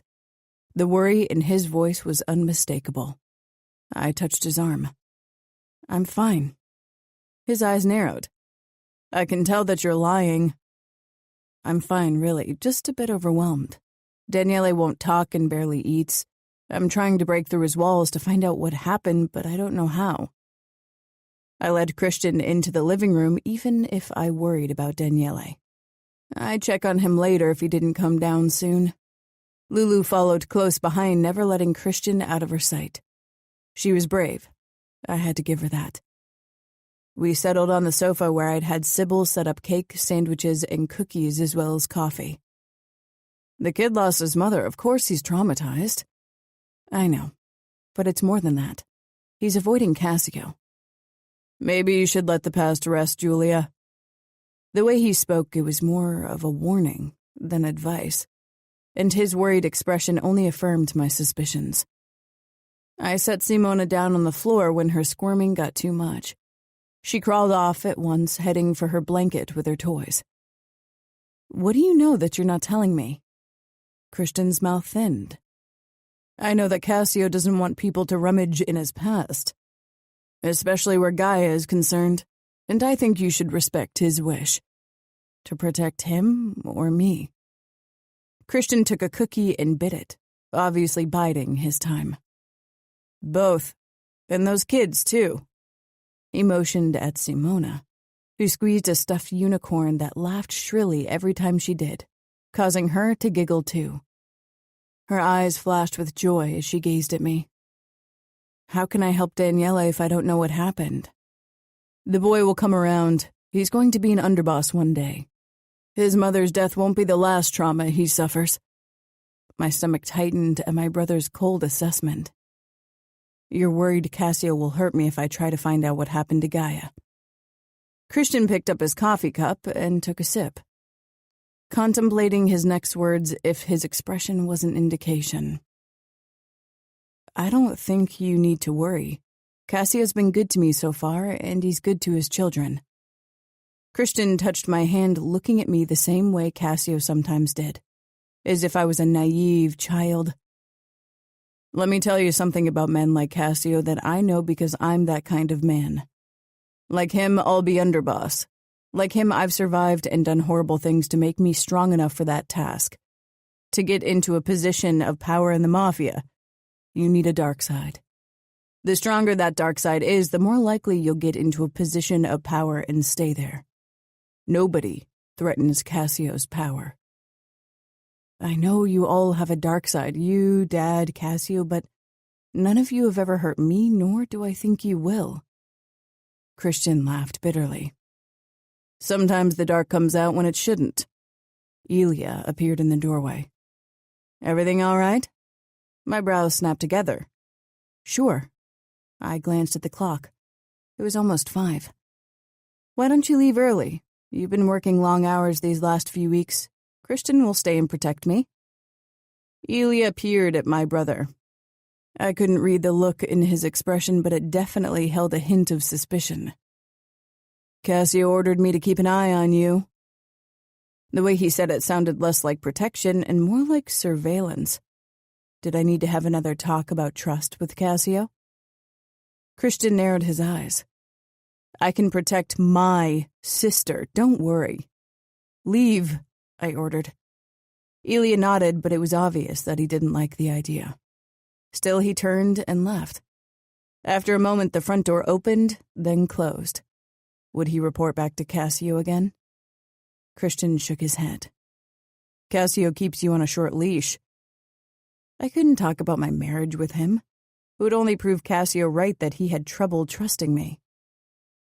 How's Mom in her new role as rising star in our circles? Christian scoffed, but he took me up on my offer for a topic change. She sees it endangered now that they had to take in Chiara. Our cousin did nothing wrong. Her father is a traitor, not her. You know how it is. She'll suffer for his sins anyway. The children always do for the sins of their fathers. Was he referring to Dad's mediocre reputation, which led many people to believe that Christian, too, wouldn't be a good underboss one day? Or was he referring to Cassio and Daniele? I'm going to call today and talk to Chiara. I wanted to give her a few days to recover from what happened. I doubt you can recover from seeing your mother being killed by your own father. Are we still talking about our uncle? Or are you trying to hint at something else? If you're trying to subtly tell me something, it's not working. Christian took another cookie. I don't know what you mean. Of course you do. I thought you didn't know what happened to Gaia. Was that a lie? No, I just think it's strange that Daniele avoids Cassio and doesn't talk. That kind of trauma usually requires a strong catalyst. Losing your mother in any way at that age is a strong catalyst. Christian gave a tense smile. At least Dad's still happy about your bond with Cassio. After that, we only talked about Dad, who was already reaping the fruits of my marriage to Cassio. Fewer people talked about him behind his back, too scared of my husband. I doubted Cassio would come to Dad's help, though, unless I asked him to, perhaps. Simona scrunched up her face. I sighed. That expression means I need to change her nappy. Do you want to stay down here? Christian shook his head. I can handle it. I've seen worse. I picked up Simona and headed upstairs into her nursery. On the way, I noticed that the door to Gaia's old room was ajar. I put Simona down on the changing table. I check on Daniele afterward. Christian's face twisted in disgust when I opened the nappy. He definitely never changed a child's nappy. I thought you could handle it, I teased, even if my own nose twitched at the stench, especially when Simona had any kind of meat before, like today. That doesn't mean I enjoy it. I don't enjoy it either, but someone has to do it, I said, then tickled Simona's belly, causing her to grin. Right? Dad should have never forced you into this position. You're too young to take care of 2 little kids who aren't even your own. It was starting to annoy me that everyone kept saying that.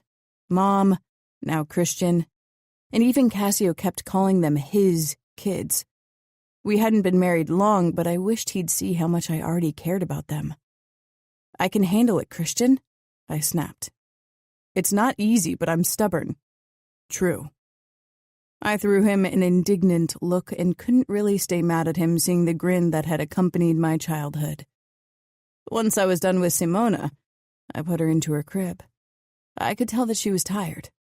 She'd refused to go down for her nap at noon. She cried when I stepped back. So I bent over and rocked her crib until her eyes drooped once more. But the moment I tried to go away, she started wailing again. This time I didn't go to her, hoping she'd settle down.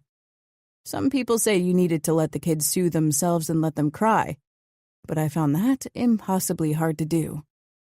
She's really demanding, Christian commented, leaning in the doorway with crossed arms. I picked Simona up, trying to figure out what was wrong. She kept wailing, then without warning, she'd spit up on me and herself. Ew, Christian said. With a sigh, I changed her clothes before I put her in the crib again. This time she quieted after a couple of minutes. I motioned for Christian to be silent as we walked out and closed the door. He eyed the vomit on my shirt and in my hair. Aren't you going to change? I snorted. No, I like smelling like a bar on Sunday morning. As if you know how a bar smells. I didn't. I'd never been allowed in one, and not necessarily because of my age. Cassio probably wouldn't let me set foot in one once I turned 21 either. I walked into the bedroom, trying not to pay too close attention to my ruined shirt. The stench was bad enough. Christian looked around curiously. Would Cassio be angry that I brought someone else into his private quarters? He and Christian had worked together for years, but they certainly weren't friends. I need to grab a quick shower. Can you check on Simona if she starts wailing again? I'm worried she'll throw up again. Sure, I'll go wait in the hallway while you get ready. Can't leave you out of sight without a bodyguard after all. I rolled my eyes, then headed into the bathroom. It wasn't easy getting out of my clothes without getting the vomit on my skin. Throwing over a bathrobe, I hurried downstairs to the laundry to put the dirty clothes in a washing machine despite Christian's questioning look. I heaved a sigh of relief when hot water finally streamed down my body, dispersing the lingering smell of vomit. I was blow-drying my hair when I heard commotion. Turning it off, I listened. A distorted male voice carried over to me. I took a step closer to the bedroom door. "What the fuck are you doing here?" Cassio snarled. I put the blow-dryer down and rushed out of the bathroom, only wrapped in my towel, my hair still damp. What I saw in the bedroom sent a wave of shock through me. Cassio shoved Christian against the wall, his forearm wedged into my brother's throat. Cassio's gaze cut to me. Slowly his eyes slid over my half-dressed state, and his expression morphed into pure rage. He hurled Christian to the floor, pulled a knife from his holster, and knelt on my brother's chest. My blood ran cold. Cassio pressed the gleaming blade against Christian's throat. Blood welled up at once. What was happening here? I rushed forward and gripped his arm, trying to pull him away. Cassio, what are you doing? Stop it! Stop it, please! Cassio bent down, bringing his face closer to Christian, ignoring my futile attempts at stopping him. What the fuck are you doing alone with my wife? It took a couple of heartbeats for his words to trickle through the fog of my terror. Cassio, have you lost your mind? That's my brother. Let him go now. Christian tried to free himself, but with Cassio's weight on his chest and the knife against his carotid, he was trapped. He couldn't speak either. His face was turning increasingly red and his eyes were frantic. "Please, I beg you, let him go. Whatever you think is going on, it's not." Cassio didn't react. Shuffling sounded in the corridor.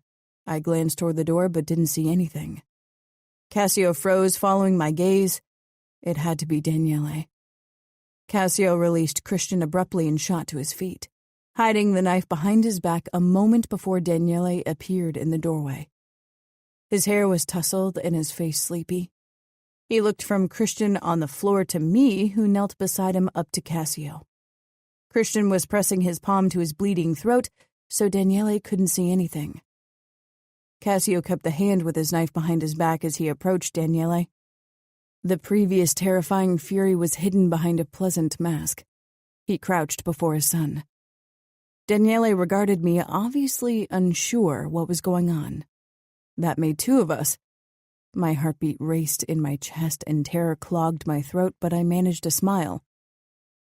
"Why don't you go to your room and play another game? I'll take you to bed soon," Cassio murmured in a forced calm voice. Daniele clutched his tablet, then slowly trudged away. I heard the door of his room a few seconds later, and Cassio turned back to us, closing the door. Christian stumbled to his feet, his body tense. I positioned myself between my brother and my husband, determined to stop Cassio from another attack. Cassio's eyes sent a stab of cold fear through me. He only looked at Christian. From the corner of my eye, I saw my brother pull his own knife. "I'll ask one last time, what are you doing here?" "Is that why Andrea disappeared?" Christian pressed out. Cassio staggered forward. I tried to shove him away, but he was too strong. The men began grappling. "Cassio, please." A fierce pain burned my arm and I cried out. Cassio jerked back, his eyes wide as he peered down at me. Blood trickled from a long, shallow cut in my forearm. "Did you?" he snarled at Christian. "It was you, Cassio. You hurt me in your blind rage," I lied. I wasn't sure who had cut me, but it wasn't that bad, even if it burned fiercely. I clutched the wound with my palm, shaking. Cassio took a step back. He looked at his blade, which was smeared with blood. It might as well have been Christian's. My brother sheathed his knife but didn't take his eyes off my husband when he asked me, "Should I take you to the doctor?" Cassio's jaw tensed. "No," I said firmly. "Leave now. Giulia, leave." Cassio breathed harshly, his nostrils flaring as he watched the blood squeezing out between my fingers. Christian slowly backed away, now turning his back to Cassio. "I'll call you in 30 minutes. I gave a small nod, stunned by what had happened and completely at a loss why Cassio had reacted that way. Before my brother could slip out, Cassio said in a low voice, "There's nowhere you can hide if I find out you betrayed me, Christian. Even Baltimore won't be your safe haven if I want you dead. If you hurt Giulia, I'll find you and kill you, Cassio." Cassio slanted my brother a dark look. Christian disappeared. Suddenly, I wasn't sure if it was a good idea to send him away. Cassio had lost his mind minutes ago for no apparent reason. His wife had died, or been killed, and nobody knew anything about it. Our eyes met and the terrifying fury lessened. What remained was blatant distrust and a hint of guilt. He sheathed his knife, then moved closer. I tensed, unsure what to expect after what I'd witnessed. "I'm not going to hurt you," he rumbled, voice laced with regret. He gently pushed my hand away from my cut and inspected it. I winced when he prodded the sore area. His brows pulled tight with worry. "Did I do this? Does it matter? You were the one who started the fight. You lost control. You told me I'd never have reason to flinch from you. Today, you proved your own words wrong." "I don't want to hurt you." "Only Christian?" Cassio gritted his teeth. "Come, I need to take care of the wound." I followed him into the bathroom. Cassio didn't say anything as he lifted me on the vanity and began cleaning my wound. "What happened in there?" I whispered. Cassio put a bandage on my arm, then pressed a kiss to my palm. When he straightened, he no longer looked the caring husband, but the bad cop starting his interrogation. "What was Christian doing up here alone with you?" I frowned. "He came to visit. I haven't seen him in weeks. I sent Elia home because Christian is capable of protecting me."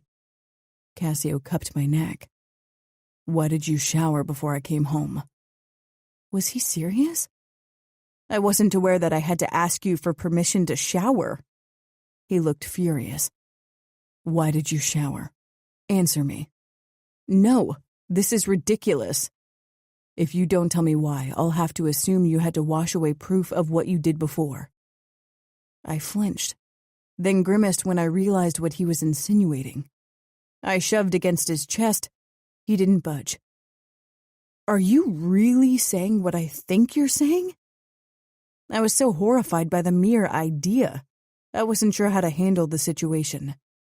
Cassio grasped my thighs. "Then answer my question." I stared at him. He was really serious. "Simona puked all over me. That's why I showered. If you don't believe me, check the washing machine. I didn't have time to turn it on yet." He released me and actually disappeared from view. I couldn't believe him. I hopped off the counter and my legs almost gave out.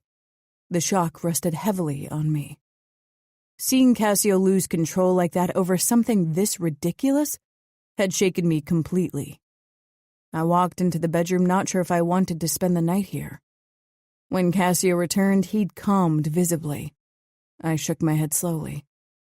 "I can't believe you thought I cheated on you with my brother. That's what you thought, right?" His expression was hard. He uncuffed his shirt, something he did often to avoid an answer. "You should trust me, Cassio, but instead of doing that, you're so blinded by jealousy that you even suspect my brother to have an affair with me? How sick is that? You are surrounded by beautiful, willing women in your clubs all the time, and I never accuse you of sleeping with them, much less of sleeping with your sisters, for God's sake." Why would I cheat with any of those? All I can think about is you. I froze. "You think of me?" I'd never considered the possibility that he'd waste a single thought on me once he was at work. Cassio watched me, a battle raging in his eyes. "Why do you keep pushing me away then? Why do you hurt me by not trusting me?" Cassio reached for his tie, loosening it with a hard tug. Tension lingered in his body, and if Christian had still been here, he probably would have attacked him again. Cassio had seemed in control, so it came as a shock that he harbored so much unrestrained aggression. Of course, it was only solidified that I'd been trying to ignore that side of him.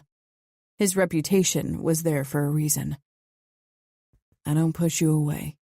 We share a bed and spend time together. We have sex together, talk about what the kids did, but whenever I try to glimpse behind your mask, you block me. And now you almost kill my brother in a jealous rage? Tell me what happened." His jaw locked into place. I turned my back on him, needing a moment without his intense gaze. Dropping the towel, I grabbed a nightgown from a drawer.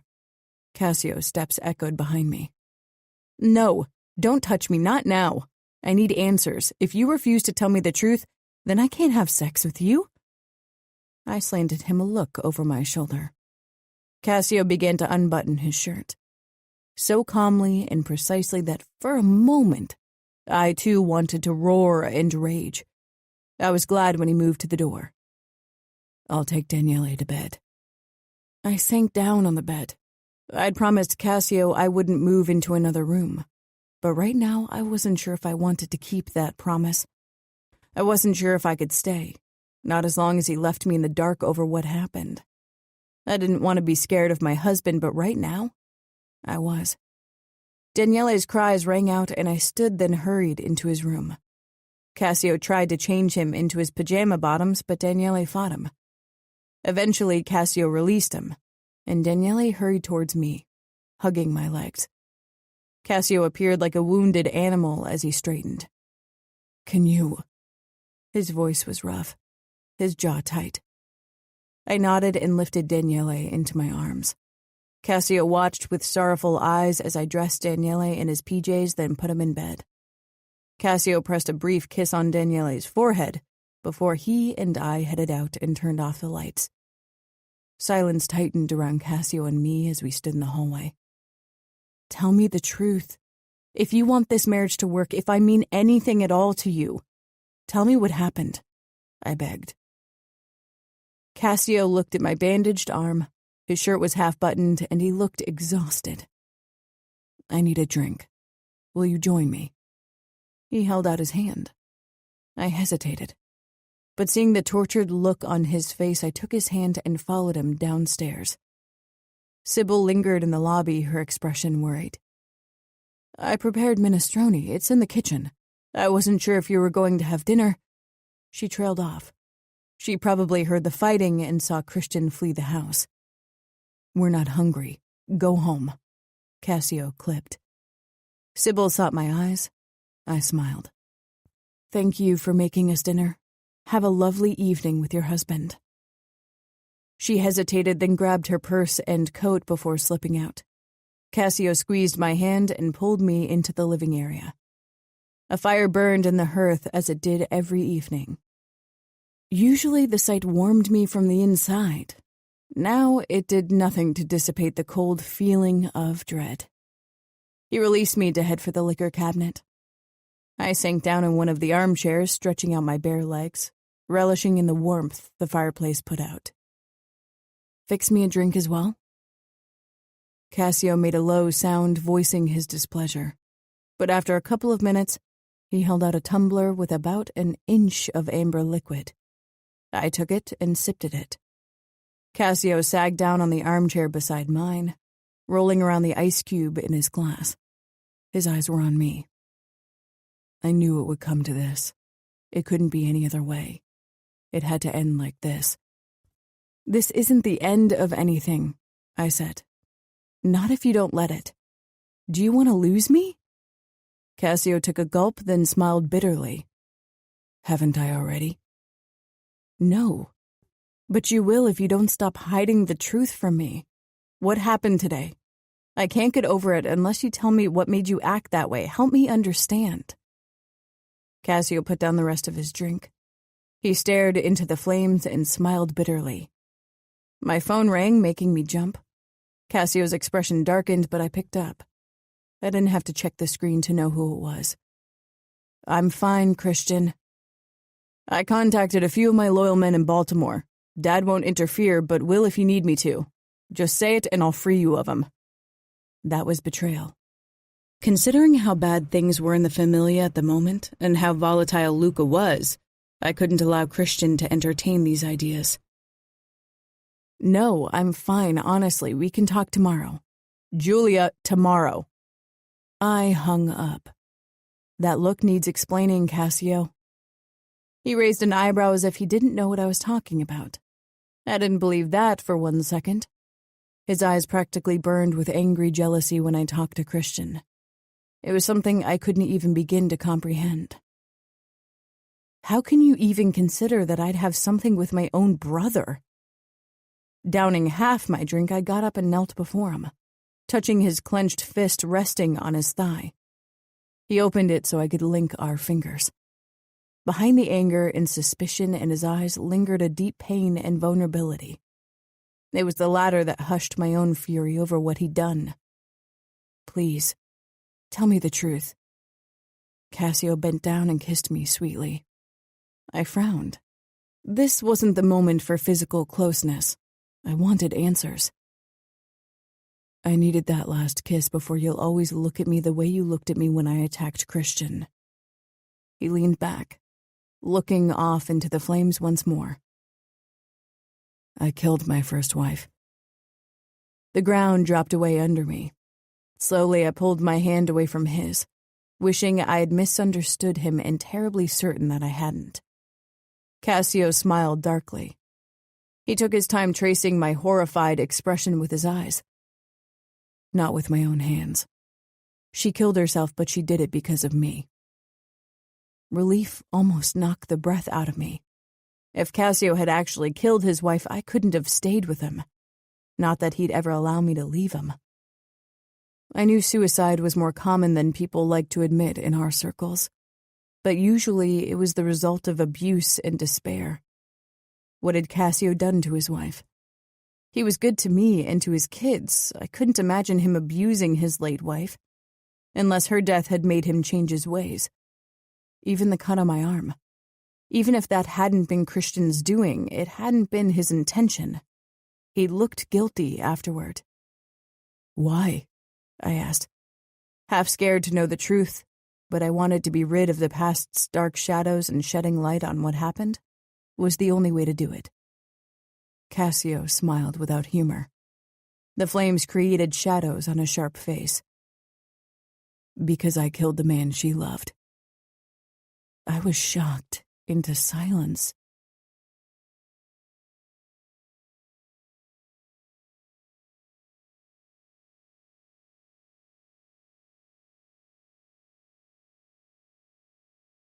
Chapter 17. Cassio. The past. This day had been an absolute clusterfuck.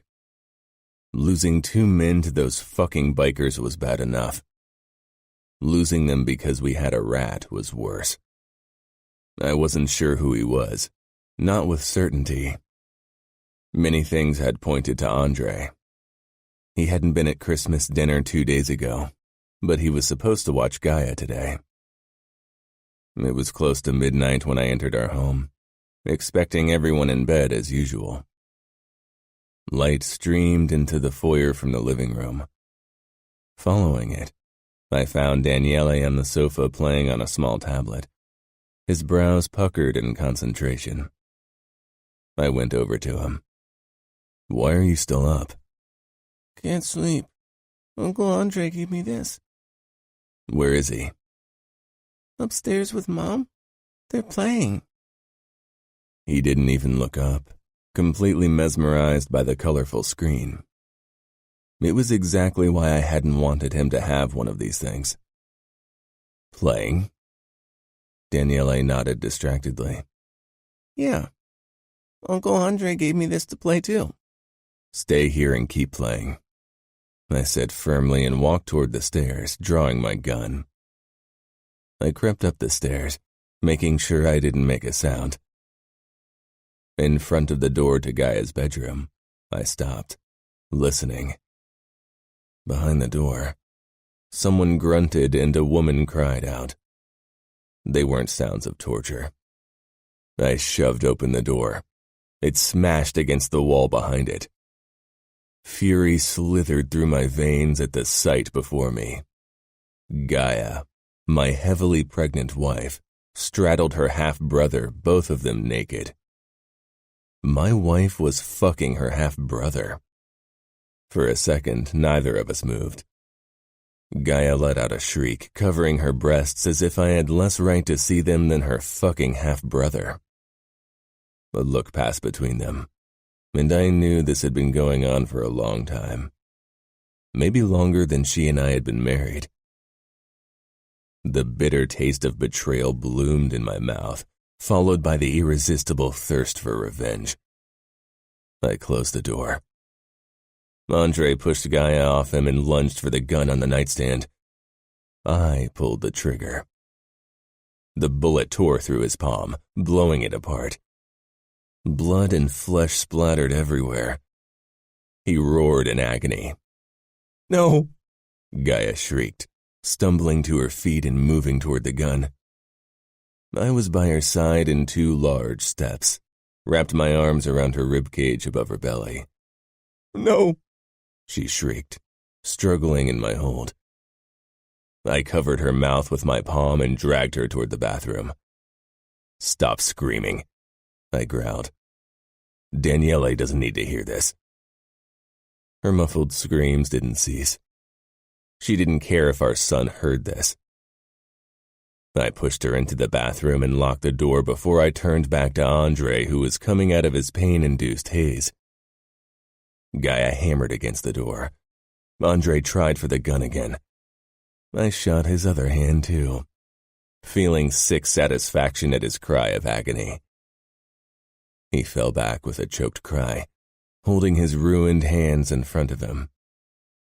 "Don't hurt Andre, don't, Cassio, or I swear I'll kill the child in my womb." I froze, my eyes slanting to the door, not able to believe what Gaia had just said. I stalked into the walk-in closet and grabbed tape and handcuffs before I returned to the bedroom. Andre wasn't a danger to me in his current state. I opened the door and Gaia almost fell toward me.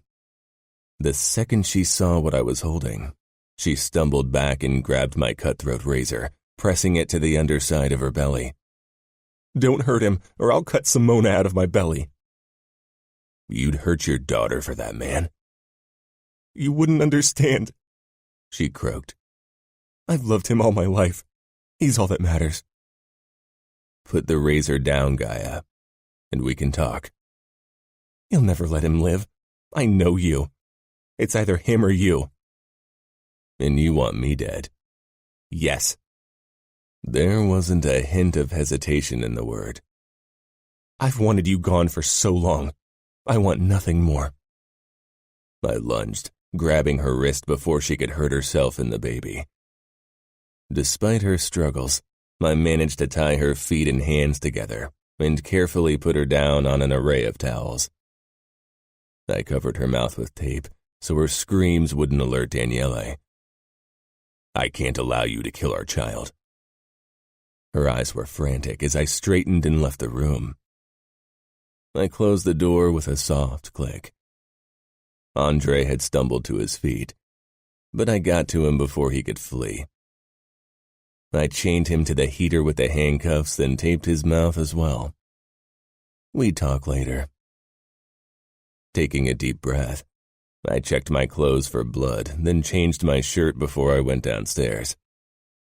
On the way, I texted Faro that he needed to come over with a doctor who could treat Gaia. I ignored his following questions. Daniele hovered in the center of the living room, the tablet still in his hand. His small face showed confusion. I smiled despite the darkness swirling in my insides. "You were right. Your mom and Uncle Andre were playing." "I heard screaming." I chuckled, even as my throat tightened. "Yeah, they were chasing each other and Mom got startled." Heading to his side, I stroked his head. "I'm going to take you to bed now. You can keep playing if you want." He nodded.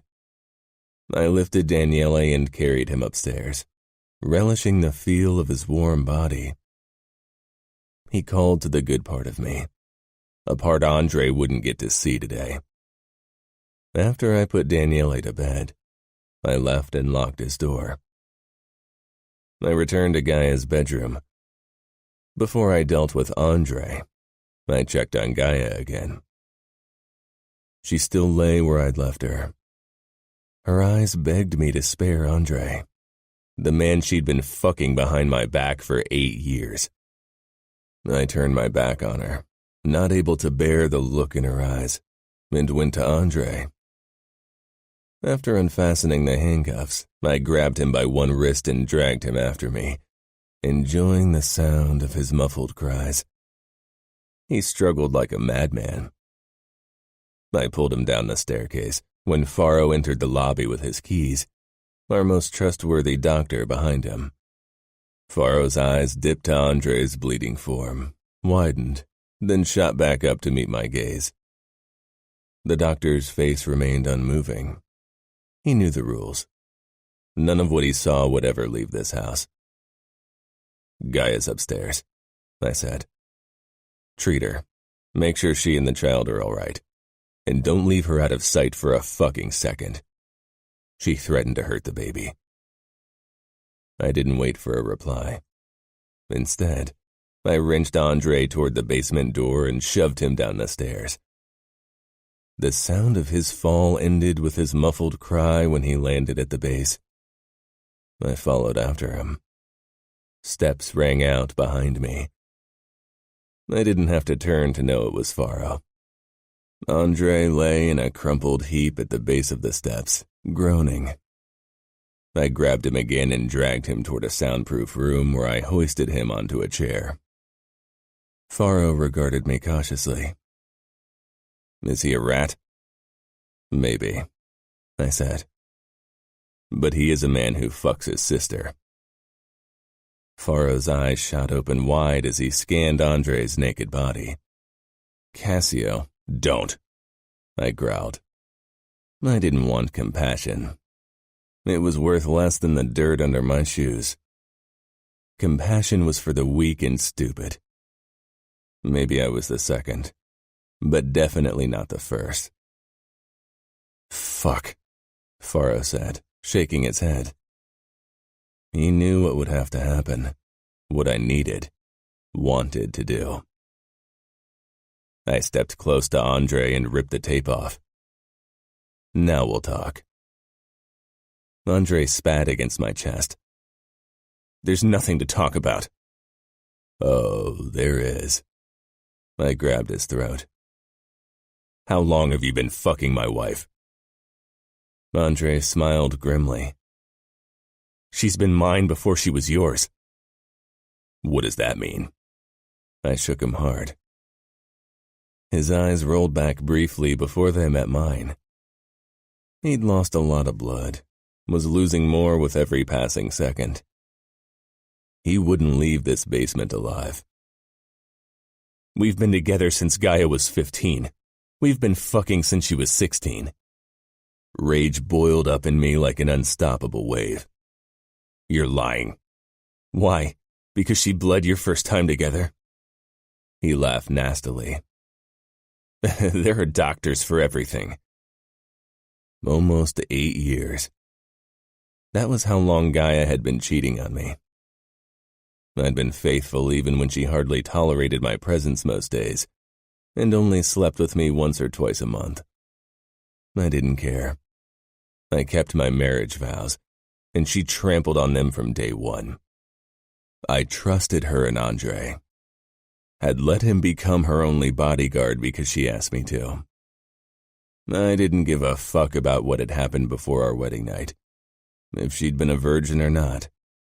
But every betrayal since then cut me like an acid-coated knife. My hands balled to fists. Remember the bikers, Faro said, but I barely heard him.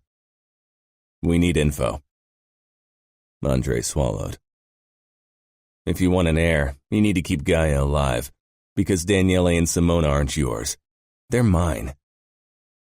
Static rushed in my ears. I threw myself at him, raining punches down on his face, his chest, his stomach. I beat every inch of him I could reach. Cassio, stop! Faro gripped my shoulders, but I shoved him away with a roar, more animal than man. He collided with the wall and crumpled to his feet. Then I whirled on Andre again. His gaze said he knew he would die. My fists burned with every new punch. I hit flesh and bone, even the floor beneath us in my blinding rage. I punched and punched until I couldn't breathe anymore, until my knuckles throbbed with pain, until my rib cage ached under an invisible weight. Shoving away from the corpse, I sank down against the wall, chest heaving. My knuckles were split from impact with the stone floor. I gasped for breath and closed my eyes. When I opened them again, I was calm. Andre was a bloody mess. I didn't have to check for a pulse to know he was dead. I'd killed many men with a knife, gun, hammer, razor blade, but never with my bare hands. I didn't let rage dictate my actions. Today, I had. Faro sat across from me, eyeing me warily. You all right? I stretched out my blood-covered arms. My shirt and pants were drenched. My fingers ached when I wiggled them. I smiled wryly. My wife has been fucking her half-brother our entire marriage. Daniele. My words died in my mouth, throat becoming dry. Faro got up with a wince. He stepped over the corpse and almost slipped on the blood. Fuck. He growled before he stopped in front of me. He held out his hand. I took it and let him pull me up, even as sharp pain sliced through my fingers. Faro touched my shoulder. Andre might have said it to provoke you, Cassio. You don't know if he said the truth. Daniele and the baby could be yours. Do you really think Gaia would have risked putting Cuckoo's eggs in your nest? Don't call them that, I rasped. Faro regarded me with penetrating intensity that set my teeth on edge. Andre knew what awaited him. A slow death. Hours of brutal torture until he'd given up all his secrets. By provoking you, he got a quick death. I regarded the bloody mess on the floor. I doubt it was the painless end he'd hoped for. Not painless, no, Faro said, following my gaze. But fairly quick. Better than he deserved, if you ask me. I leaned back against the wall, not sure where to go from here. My wife had betrayed me, had admitted that she'd rather see me dead, had threatened to kill our baby, if it was even ours. My chest constricted until every breath was a struggle. What are you going to do now? Faro asked. I met his cautious gaze. With Gaia. He clarified, as if I didn't know. I don't know. I wouldn't kill her. She was still my wife, still the mother of Daniele and Simona. My head fell forward under the force of emotion slamming into me. Cassio. Faro squeezed my shoulder, his voice imploring. Call my father. Ask him to come over. He needs to know. Don't alert anyone else. We need to come up with a story. You'll keep Gaia's affair a secret? Of course. I don't want people to know. We'll blame this on Andre. Declare him a traitor as he probably was anyway. Gaia might know more. If she was his lover, they might have talked. I shook Faro's grip off. A new wave of rage and despair rose in me. I need to check on her. Cassio, Faro said, gripping my shoulder. Even if you don't kill her, you can't trust her anymore. Your marriage is over. I didn't say anything, only walked up the stairs. I found Gaia and the doctor in her bedroom. She lay in bed looking drugged. The doctor was covered in sweat and had a swelling on his forehead. She struggled. I had to sedate her and drag her to bed. She would have hurt herself and the baby otherwise. Dr. Sal scanned my blood-covered clothes. Should I check on your injuries? Is the baby okay? I asked from the doorway, unable to go in, to go anywhere closer to my wife in the bed she'd betrayed me in. It is. Of course, it's not ideal that I had to sedate her. If she's still this hysterical when she wakes, we might have to restrain her. I can't keep giving her sedatives in her state. Can we get the baby now? Sal shook his head. Theoretically, but we should give it another 2 to 3 weeks at least. How could I make sure the baby was safe? I'd have to keep an eye on Gaia 24/7 and hope she got over Andre's death. I knew it was foolish for hoping she could. And really, what could I hope for at this point? That we live under a roof, hating each other? Gaia would spend every waking moment wishing for my cruel death. And I'd spend every breath I took resenting her for what she'd done. This marriage was dead. It had been from the very start. Stay with her, I said. I walked out and into the master bedroom where I showered quickly and dressed before I headed to Daniele's room. He'd fallen asleep, curled up on his side in bed. Slowly, I walked over to him and sank down on the floor. I stroked his unruly hair. He looked like Gaia. It's what everyone had been saying from the very start. Her brown eyes and dark blonde hair, even her facial features. He had nothing of me. My sisters and mother had similar dark blonde hair color, so I'd assumed he'd inherited it from them. I closed my eyes.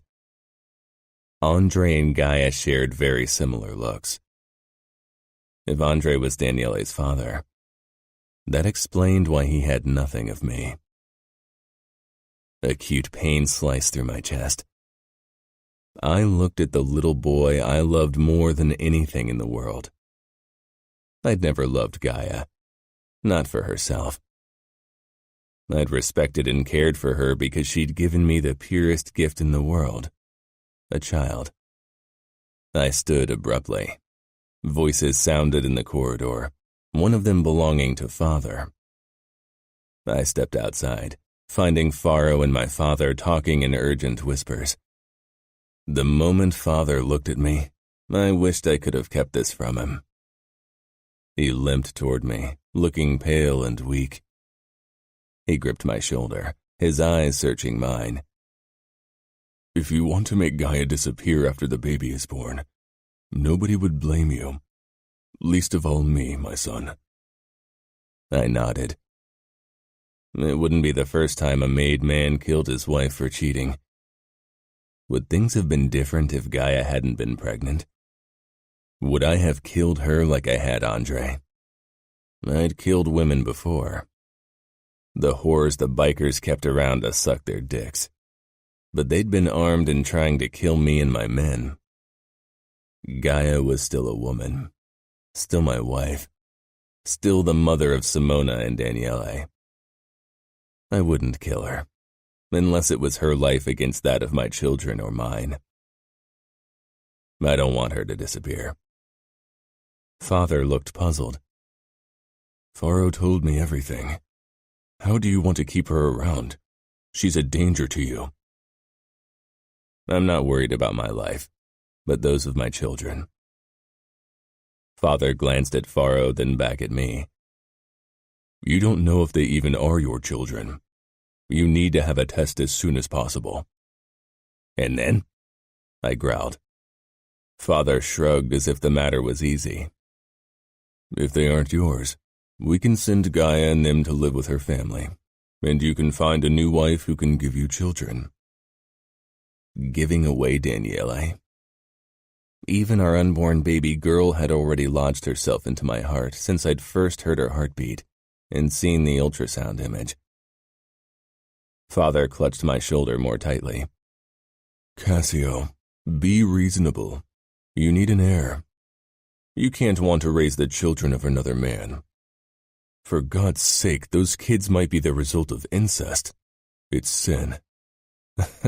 Sin, I repeated, chuckling bitterly. I beat a man to death with my bare hands today. I skinned and burned a biker today to get information. I've killed more men than I can remember. We sell drugs, weapons. We blackmail and torture. How can a child be a sin? Father lowered his arm. Let's postpone this discussion to another day. There won't be another discussion, Father. Daniele and Simona are my children. End of story. Anyone who claims otherwise will have to pay the price. Part of my resolve was cowardice. I was scared of the truth. Scared of looking into Daniele's face and not seeing my son, but Andre's. I'd never allow that to happen. Father straightened. Don't forget who you're talking to. I'm not. I respect you. Don't destroy this by saying something I won't forgive. Father leaned more heavily on his cane, letting out a deep sigh. If you prefer to live in the dark. The dark is where we're all most comfortable. I nodded at Faro. Get rid of the body. He inclined his head, then turned to do his job. I could always count on him. But trusting him after today, I'd never trust anyone ever again. My gaze settled on Gaia, whom I could see lying on the bed from my vantage point. How will you ever be able to look into her face again after what she's done? Father asked. I doubt it'll be an issue. She probably will never look into my face after what I've done to Andre. 3 weeks later, Simona was born by cesarean section. Gaia's emotional state had worsened, so we had to restrain her at night and have her watched every minute of the day, even when she went to the toilet. Elia, Sybil, and Mia took turns keeping an eye on her. I couldn't even be in the same room with her without her getting hysterical. I gladly avoided her, however. Even though I hadn't loved her, her betrayal cut me in a way I hadn't thought possible. My home had been my safe haven, a place where I could relax after grueling workdays, and my children were the light of my life. Now, everything was draped in bitter darkness. Daniele didn't understand why he couldn't visit his mother, but I was scared for him and scared of what she'd tell him. Gaia had always been vindictive, and now she had a reason to hate me. When I held Simona the day after her birth, because Gaia didn't want me there during labor, I fell in love with that little girl. Blood meant little in this moment, and I'd never allow it to. Gaia didn't get over Andre's death. I was foolish to think she could for the sake of Daniele and Simona. For a while, she made me believe she did. She took pills that calmed her, and eventually she almost seemed like her old self. Sybil and Mia still had to take over most of the care of Daniele and Simona, but things seemed to be looking up. We managed to play our roles in public, managed to avoid each other behind closed doors. Sometimes we settled for politeness, but the hatred in Gaia's eyes always reminded me of the reality of our situation. I'd killed the man she loved. She would never forgive me, and I didn't need her forgiveness. I only needed her to find it in her to take care of our children. But Gaia focused most of her love and attention on the last gift from Andre, Lulu. She treated the dog as if it was a human, lavished it with tenderness and loving words she should have given only Daniele and Simona. I didn't allow her to be alone with our children. Sybil or Mia had to be around because I still wasn't sure if Gaia wouldn't kill our children just to hurt me as much as Andre's death hurt her. I never considered her capable of infanticide, but now I wasn't so sure. Images of my children's lifeless bodies haunted my nightmares. We lived a lie, which became more and more unbearable every day. But at the same time, I got used to it. 4 months after Simona's birth, on the day of our 8th anniversary, Gaia ended it all. I'd made dinner reservations in our favorite restaurant for appearance's sake, but the moment I came home, I knew something was wrong. It was awfully quiet in the house, too silent. I was a man who enjoyed the quiet, but this kind of silence rang too loudly, bounced off the walls in ominous echoes. I found Sybil asleep on the sofa. Shaking her, she came to, but her eyes remained unfocused. "I'm sorry, Master. I must have fallen asleep." "That's not just sleep. I told you to be wary around Gaia." I snarled, releasing her. "Where are Daniele and Simona?" Sybil blinked, then her eyes widened with fear. I began running up the stairs, then froze on the second-floor landing.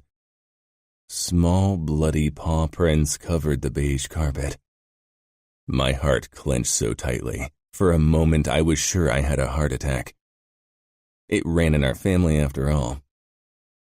I stormed toward Simona's bedroom, ripping the door open, then stumbled toward the crib. Simona lay unmoving and everything in me stilled. In the 1 second I considered her death, I understood why Gaia wanted to kill herself after losing Andre. I wrenched Simona up so fast she came awake with an ear-splitting scream. God, it was the most beautiful sound in the world. I clutched her to my chest, despite her relentless cries, and kissed the top of her head over and over again. Lulu barked, then squeaked. Simona in my arms, I walked out of the room. Daniele stood in the corridor a few steps from his mother's bedroom, clamping Lulu against his chest. The dog squirmed wildly. As I came closer, I saw its fur was covered in blood, and so was its muzzle. Daniele's arms, too, were red. I rushed toward him and knelt down, holding Simona in one arm as I touched his cheek. Daniele, what happened? My fingers flew over his small body, looking for injuries, but he was unscathed. Found Lulu. Where's Mom?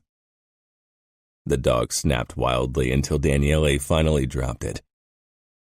It rushed toward the crack of the door into Gaia's bedroom. Daniele made a move as if to follow.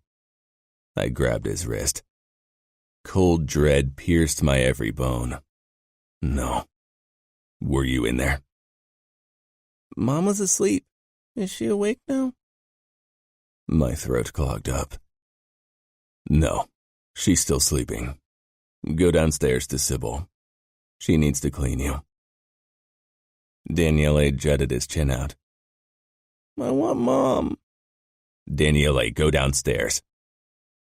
Slowly, he backed away, then disappeared down the stairs. Simona had quieted in my hold. She was too small to understand. And yet I couldn't take her into the bedroom with me knowing what I'd find. I returned her to her crib before I slowly made my way to Gaia's bedroom. Pushing open the door, I slipped inside. A familiar scent drifted into my nose. It had never meant anything to me, but from this day on it would. Even knowing what I'd find, the sight slammed into me like a punch to the gut. I approached the bed slowly. One of Gaia's arms hung limply down the side of the bed, still dripping blood onto the hardwood floor. Lulu perched beneath it, licking the sticky fingertips eagerly. It sat in a puddle of blood, the amount of which told me that I didn't have to call an ambulance. My business required I knew how much blood a human body could lose before I needed to take countermeasures to prevent a premature death. Before all the necessary information was extracted from the person, Gaia was gone. Blood kept dripping down on Lulu, and the goddamn thing kept licking it up eagerly. Enraged, I snatched the dog up by its neck, staggered toward the door, and tossed it into the hallway. It landed with a squeak before it dashed off. I stared down at my blood-covered hands, then at the lifeless body of my wife. Slowly, I closed the door in case Daniele came by. A bloody handprint remained on the white lacquered wood. Daniele didn't need to see more of this. I turned back to the gruesome scene.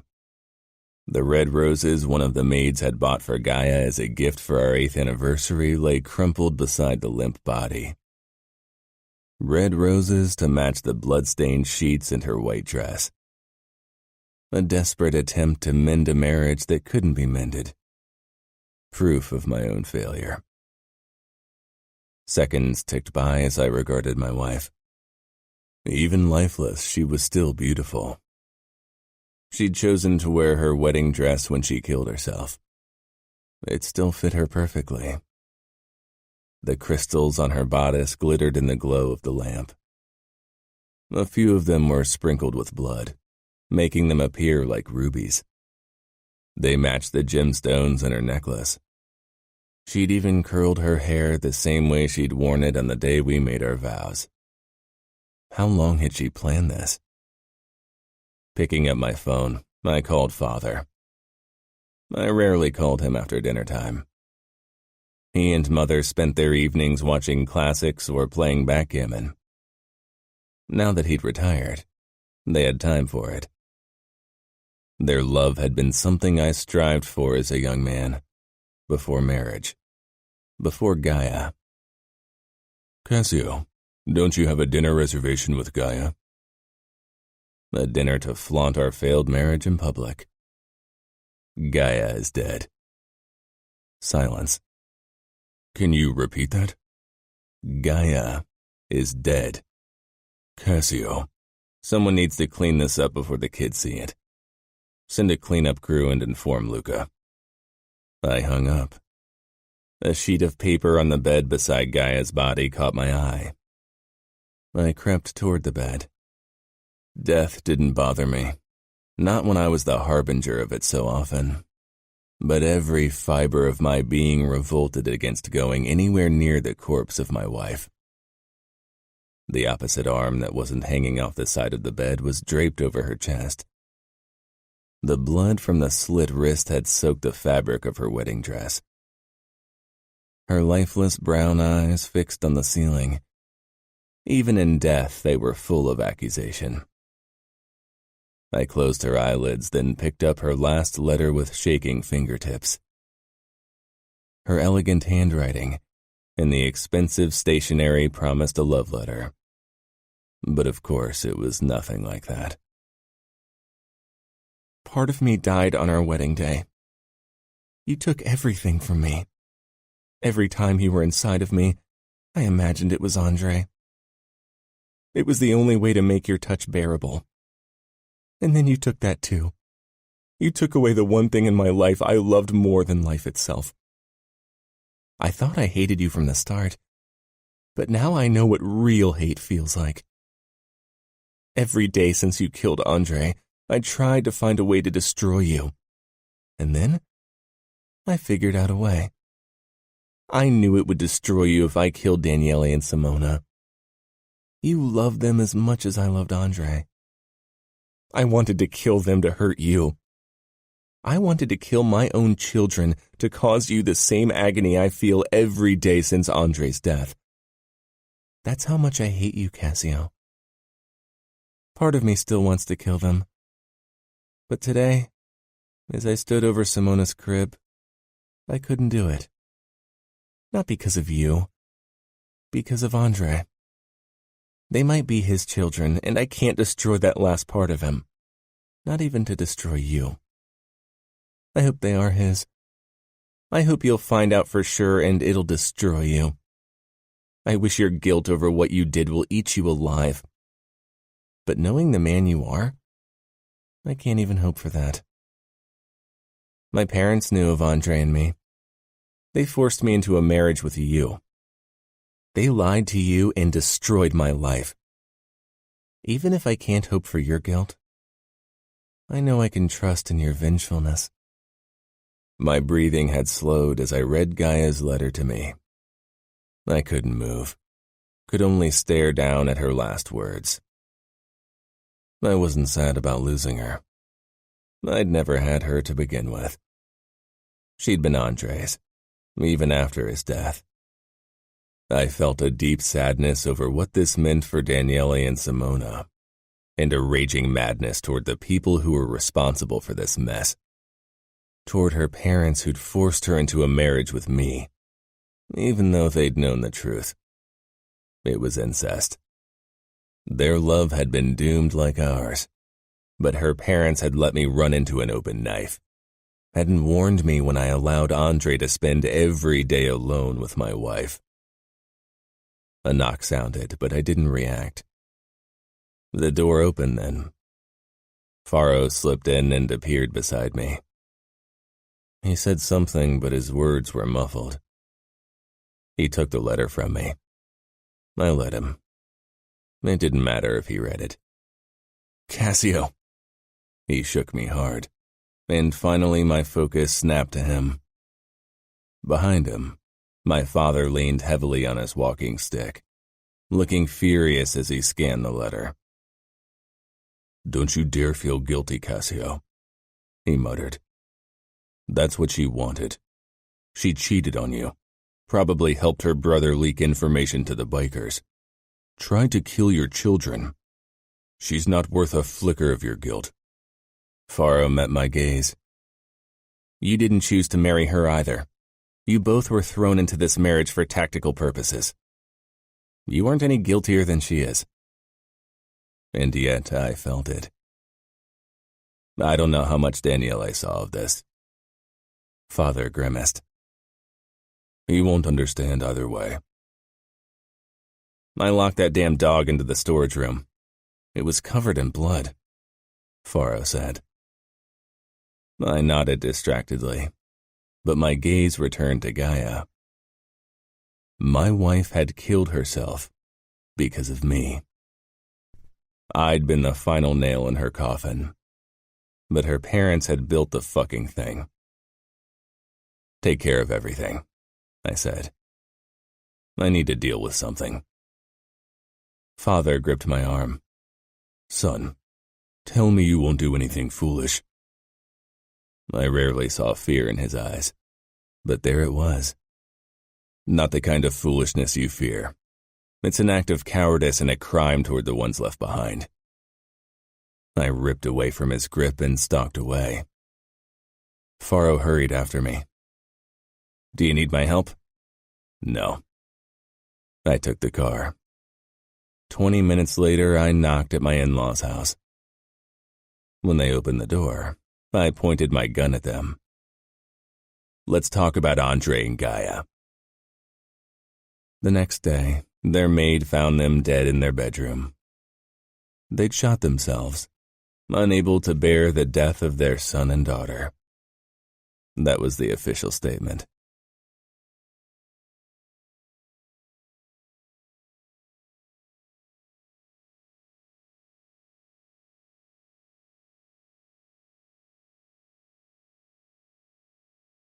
Chapter 18. Cassio. The Present. Slowly, I turned away from the fireplace, facing my young wife. She was pale, her lips parted in horror after my story. When I married Gaia, she was in love with her half-brother. I didn't know it back then. Her parents did, but chose not to divulge the information. Maybe now you understand why I was wary of Christian. Giulia covered her mouth with her palm, staring down at the floor as if she couldn't bear looking at me. I couldn't blame her. It was a story that had shaken up even my father and Faro. "Oh my God," I grimaced. I hated remembering, and worse speaking about what happened. But even worse than all that was the look on Giulia's face now that she knew the truth. After I married Gaia, she asked me if her half-brother could become one of her bodyguards. I agreed because she was miserable away from home, and I thought it would help. I wanted her to find happiness in our marriage. Giulia nodded, not looking up. "Her parents? You killed them?" I did. They betrayed me. Their lies cost Gaia and Andre their life. She sucked in a sharp breath, horrified. Giulia was a good girl, kind and positive, willing to see the light even in the dark. I dragged one woman into an abyss. I desperately hoped Giulia would be spared the same fate. "Gaia practically asked you to kill them in her last letter." She knew me well. Occasionally I would share details of my work with her when I'd been particularly shaken, or when she asked, which didn't happen often. Giulia shook her head. She'd said our marriage would be doomed if I didn't tell her the truth. But I had a feeling that the truth just ended whatever had been blossoming between us. Losing Gaia hadn't hurt. For one, because she'd betrayed me, and because I'd never loved her. Losing Giulia, I wouldn't get over it. We hadn't been together long, but in the weeks of our marriage, she'd brightened my days more than I thought possible. I never raised my hand against Gaia. Not then either. I would never have killed her. Whatever you decide, you don't have to worry about your safety, Giulia. I won't hurt you. Giulia. I couldn't breathe. Hearing Cassio tell the story of what happened in a raw, bitter voice had unsettled me deeply. This was so much worse than I expected. The idea of finding Cassio with another woman tore at me. How much worse must it have been for him? Finding his pregnant wife with her half-brother, a man he trusted, and finding out his children might not even be his. It was too horrific to contemplate.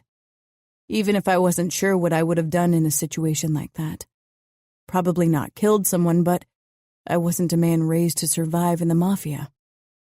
Cassio smiled grimly, seeing my expression. That's the man you married, Giulia.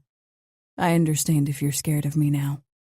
I won't stop you from moving into another bedroom, but you'll certainly understand that we have to stay married for Simona and Daniele. They can't lose you too. I pushed to my feet, crawled on Cassio's lap and wrapped my arms around him even as he stiffened. I kissed him hard. God, this was horrible, everything.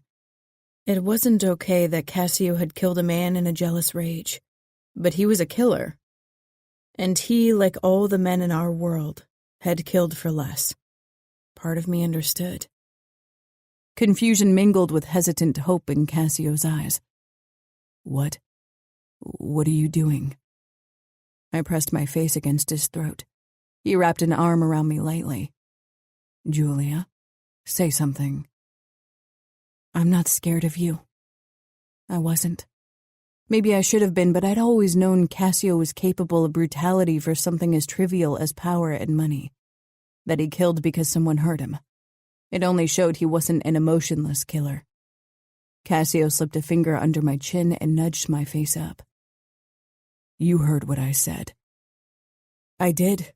You protected Daniele and Simona. You kept Gaia alive despite what she did. I know it isn't something many men would have done. It's more than I expected knowing the stories about you. Cassio's mouth twisted cynically. I suppose it's good that your impression of me was already bad to begin with. I rolled my eyes hoping to lighten the mood. Cassio cupped my cheek. Only you make me feel better by insulting me with a simple look. I gripped his shoulders, bringing our faces closer. You wanted to let the past rest, and I want to help you. Stop thinking I'm going to do what Gaia did. I'm not her. And I definitely won't end up in bed with my brother. Even thinking about it makes me sick. And I won't cheat on you with anyone else either. I desire you, and I'm loyal. Can you get it through your thick skull? Cassio pointed at his chest. In here, I know you aren't Gaia. He pointed at his head. Up here's the problem. I'm not a very trusting man, never have been. Now less than ever, but I'm trying. He cupped my head and molded our mouths together before murmuring, I can't lose you. You won't. Not if you keep working on your trust issues. If you keep fighting for us, because I sure as hell am ready to go into war for this marriage and our children. Cassio moved back slowly. What did you say? I pursed my lips. That I'm ready to fight for us. No, he said gruffly. You said our children. I flushed. Not only had I almost declared my feelings for Cassio, I also let it slip that I wanted Simona and Daniele to be ours, not just his. I'd known them only for a month, but I'd be at their side for many years. Hopefully one day they'd be mine and theirs, and everyone else's opinion. I know they are yours, not mine, not really, but it kind of hurts if you say they're your children, as if I don't care for them. Cassio jerked me toward him, kissing me fiercely. I clung to him, almost breathless when he finally pulled away. I don't deserve you, Giulia, but my kids, our kids do. I really, really care about them. Even if you never want to have another child, I'll be okay because I'm going to raise them as if they were my own. I know, he said quietly. It's what I do too. I searched his eyes. Have you ever had a paternity test done? I was fairly sure I knew the answer. No, Cassio said. That one word encompassed so much emotion. Love for Simona and Daniele, the determination to take care of them, but also the fear. So you don't know if Daniele and Simona are yours? No. Simona and Daniele look like their mother. Like Gaia's half-brother. But their hair color is similar to your sister's. It is, he agreed. But doubt rang in his voice, and I understood why. Now that I really thought about it, I had to admit that neither Simona nor Daniele shared any resemblance with their father. My heart hurt thinking of the possibility. I swallowed. Why? Because I love them and I'm fucking scared the test results might change that. Especially Daniele. I can't bear the thought that I might resent him for looking like Andre. His voice shook. You really think you'd love Daniele less if he wasn't yours? I don't know. Cassio admitted in a raw voice. I don't fucking know, which is why I won't risk it. I'd rather not know the truth. Rather live a lie than hurt Daniele or Simona in any way. I cupped his cheeks. They are your children, Cassio. You can't know. They are because you love them, because you raise them, and because they love you as their father. That's what matters. Yeah, he said after a moment. How can you be this goddamn wise and kind, Giulia? I should be the one giving you advice. I'm almost twice your age, for God's sake. I shrugged. I had to grow up quickly. Cassio stroked my bangs away from my forehead, wistfulness clouding his face. Because of me. I thought you were another child to take care of after our first encounter. Too young to deal with the responsibilities being my wife entailed. But you proved me wrong. You take care of my children, of that dog, even of me. Lulu, that's her name. Andre gave her to Gaia a few weeks before I found out. Oh. That explained why he could hardly look at Lulu. She reminded him of too many hurtful things. It's not her fault.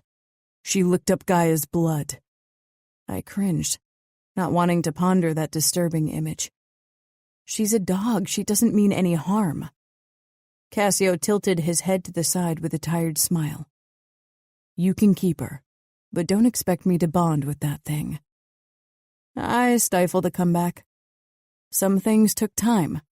I rubbed my fingertips over Cassio's double cheek and chin.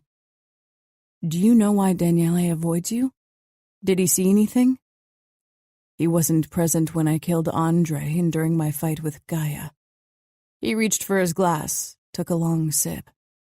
Right after Andre's death, he was still okay. But in the weeks that followed, he pulled back. And then after Gaia's suicide, I couldn't get through to him. Daniele resents me. I can see it in his eyes. We used to be close, but everything changed. He won't talk, so I don't know if it's something Gaia said to him or something he saw. I pressed my forehead to his. We'll find out together. For us, for our kids. Knowing what I did now, goosebumps covered my skin when I found Daniele in his mother's bedroom the next morning. I could almost see her lying there from the vivid and raw way Cassio had described the scene. A lump rose in my throat, seeing Daniele curled up on his side. I wished I knew what was going on in his head, if he'd seen more than Cassio suspected. I approached Daniele slowly, trying to get the images out of my head. How much worse must Cassio feel whenever he set foot inside this room? I picked Daniele up and he woke in my arms. It was easy to carry him since he wasn't a baby anymore. Cassio came out of the nursery with Simona on his arm. He tousled Daniele's hair gently, but he ducked his head. I gave Cassio an encouraging smile. I'll be home in time for dinner," he promised before he left. Like every other day, Elia drove the kids, Lulu, and me to the dog park. Daniele was allowed to take the leash as we strolled through the rest of the park later in the day. He hadn't even asked for his tablet today. Lulu requested all his attention, and he gave it gladly. It was wonderful seeing them grow closer. Elia settled on the bench while I held Simona by her tiny hand so she could take hesitant steps along the pathway. Daniele perched on the ground, helping Lulu dig a hole in the ground with a stick he'd found. He was dirty, and digging holes in the park was probably prohibited, but I didn't stop him. "Lulu." I froze and almost let go of Simona, which earned me an angry cry from her, but my eyes were locked on Daniele, who'd just spoken. Not to me, and not loudly, but I'd heard the word.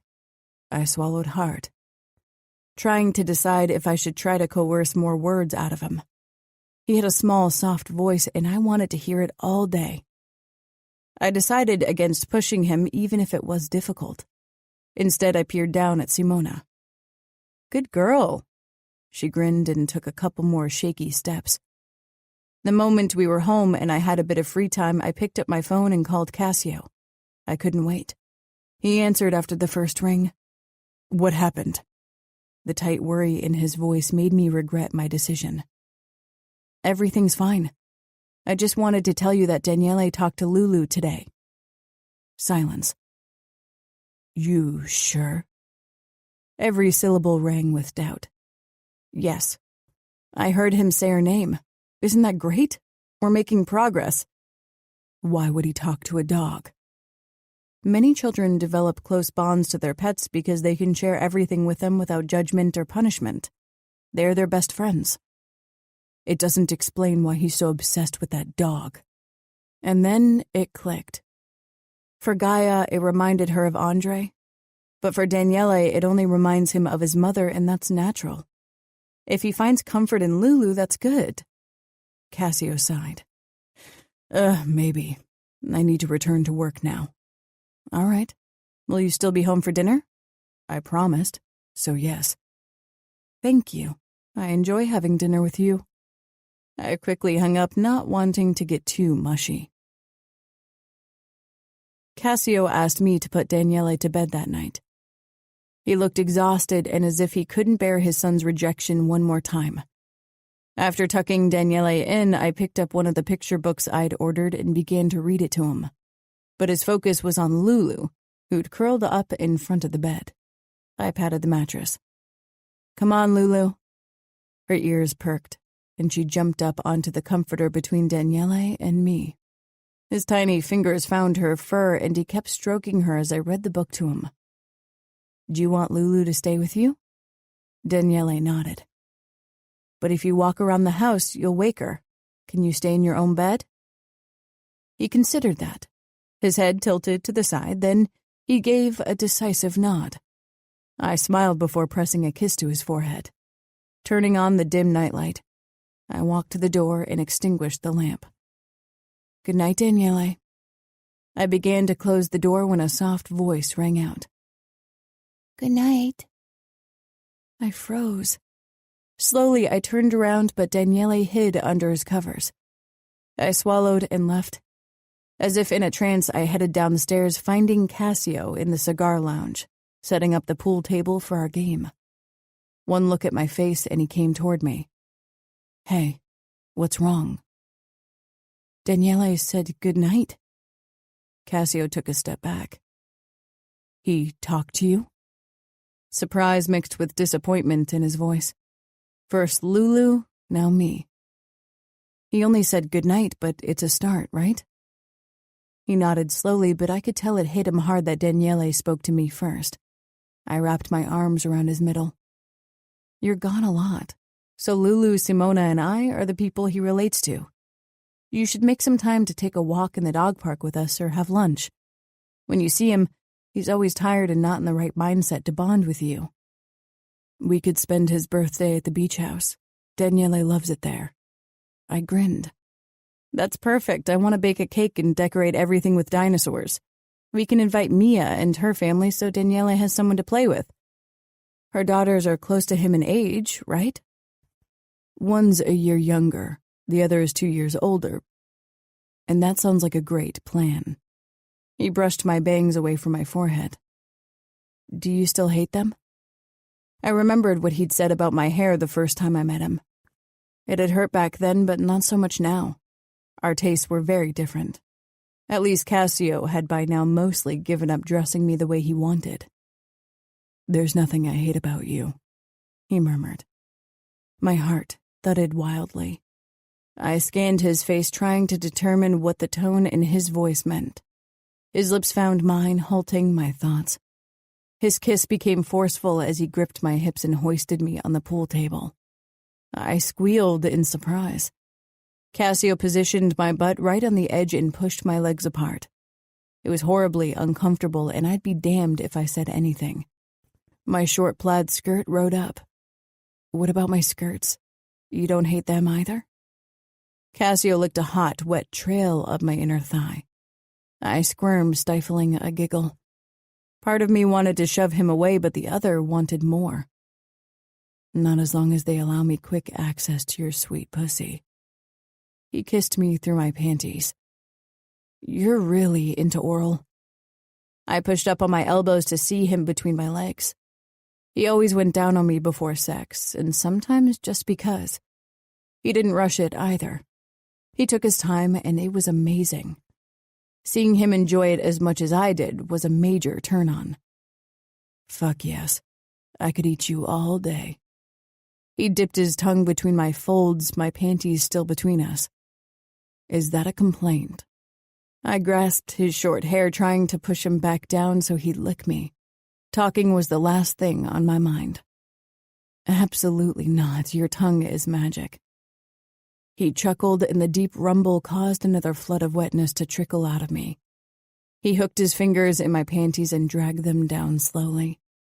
I lifted my butt to make it easier for him to spread my legs wider. What about you, honey? Do you like to get on your knees and suck my cock? Yes, I pressed out, sliding closer to his mouth. He smirked.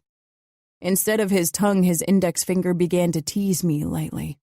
He dipped it in, drawing out my arousal. You want me this badly that you're going to ruin the pool table. I don't care. Please stop teasing me. I need your tongue. His smile turned darker. Do you remember when I told you that I only give orders in the bedroom? We're not in the bedroom. I squeaked before he lifted me off the table, spun me around, and pushed me forward so I was bent over the edge, my butt jutting out. He slapped my ass hard, causing me to arch with a gasped moan. His zipper hissed. He palmed my ass, his tip parting my cheek slowly, until I felt him against my opening, and then he slammed all the way in. I braced myself on the green surface as Cassio thrust into me. You always eat me out, I managed. You don't need me to order you to do it. His cheek pressed against my back. Even now, I'm hungry for your sweetness.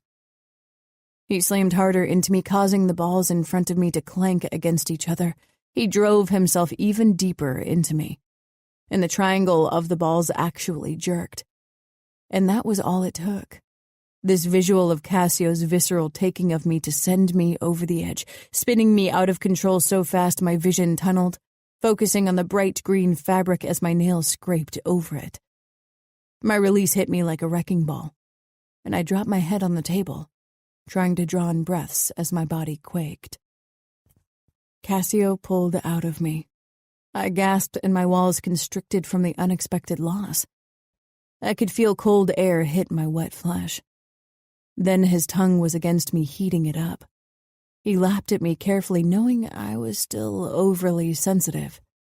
I became slack on top of the table, suspended by its edge as my legs gave in. Soon the pleasure built again, and he became hungrier, the lapping turning to a thrashing. I lost all sense of time, then letting Cassio take control, letting him give me pleasure and take his own, until I felt almost delirious. We both ended up sprawled on the pool table afterward, breathing harshly.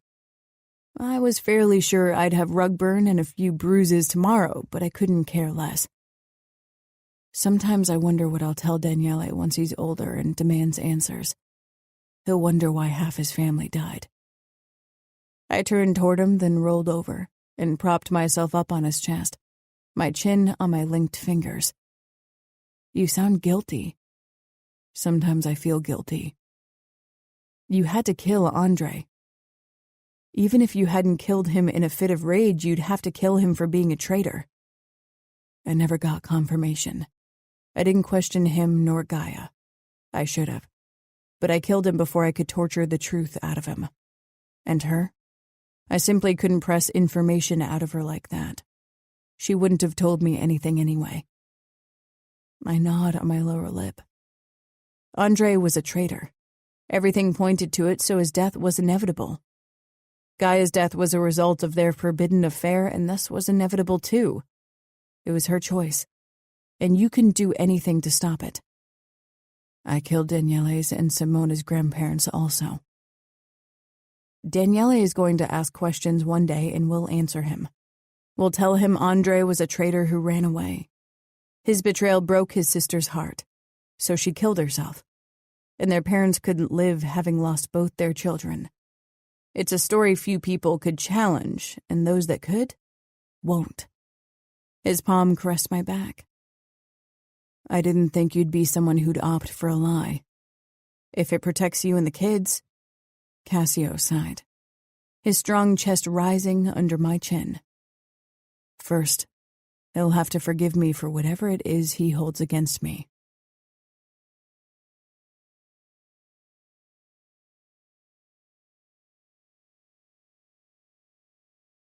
Chapter 19. Giulia. 2 days before Daniele's birthday, when it was certain we would spend the weekend in the beach house, I called Mia. I hadn't talked to her since the wedding, and only exchanged the occasional short texts of pleasantries. Giulia, what a pleasure. Is everything all right? Yes, of course. Of course. Her curiosity was unmistakable. I wondered how much she really knew about the reason for Gaia's death. Judging by Cassio's words, she only knew the basics. We'll be spending the weekend at the beach to celebrate Daniele's birthday, and I was wondering if you and your family would join us, or is it too strenuous for you? Mia's due date was in only 3 weeks, so I wasn't sure if she wanted to risk even a short trip. He's taking you there already? I frowned. We already spent a weekend in the house. Oh, that's wonderful, Giulia. Her joyous surprise caught me off guard. I thought the house was for family, not just Cassio. Of course, we'll join you. Do you want me to ask Ilaria and my parents if they want to come too? Yes, I said, relieved. I had even less interaction with them and would have felt awkward calling them out of the blue, especially Cassio's parents. It was cold but sunny when we arrived at the beach house on Friday afternoon.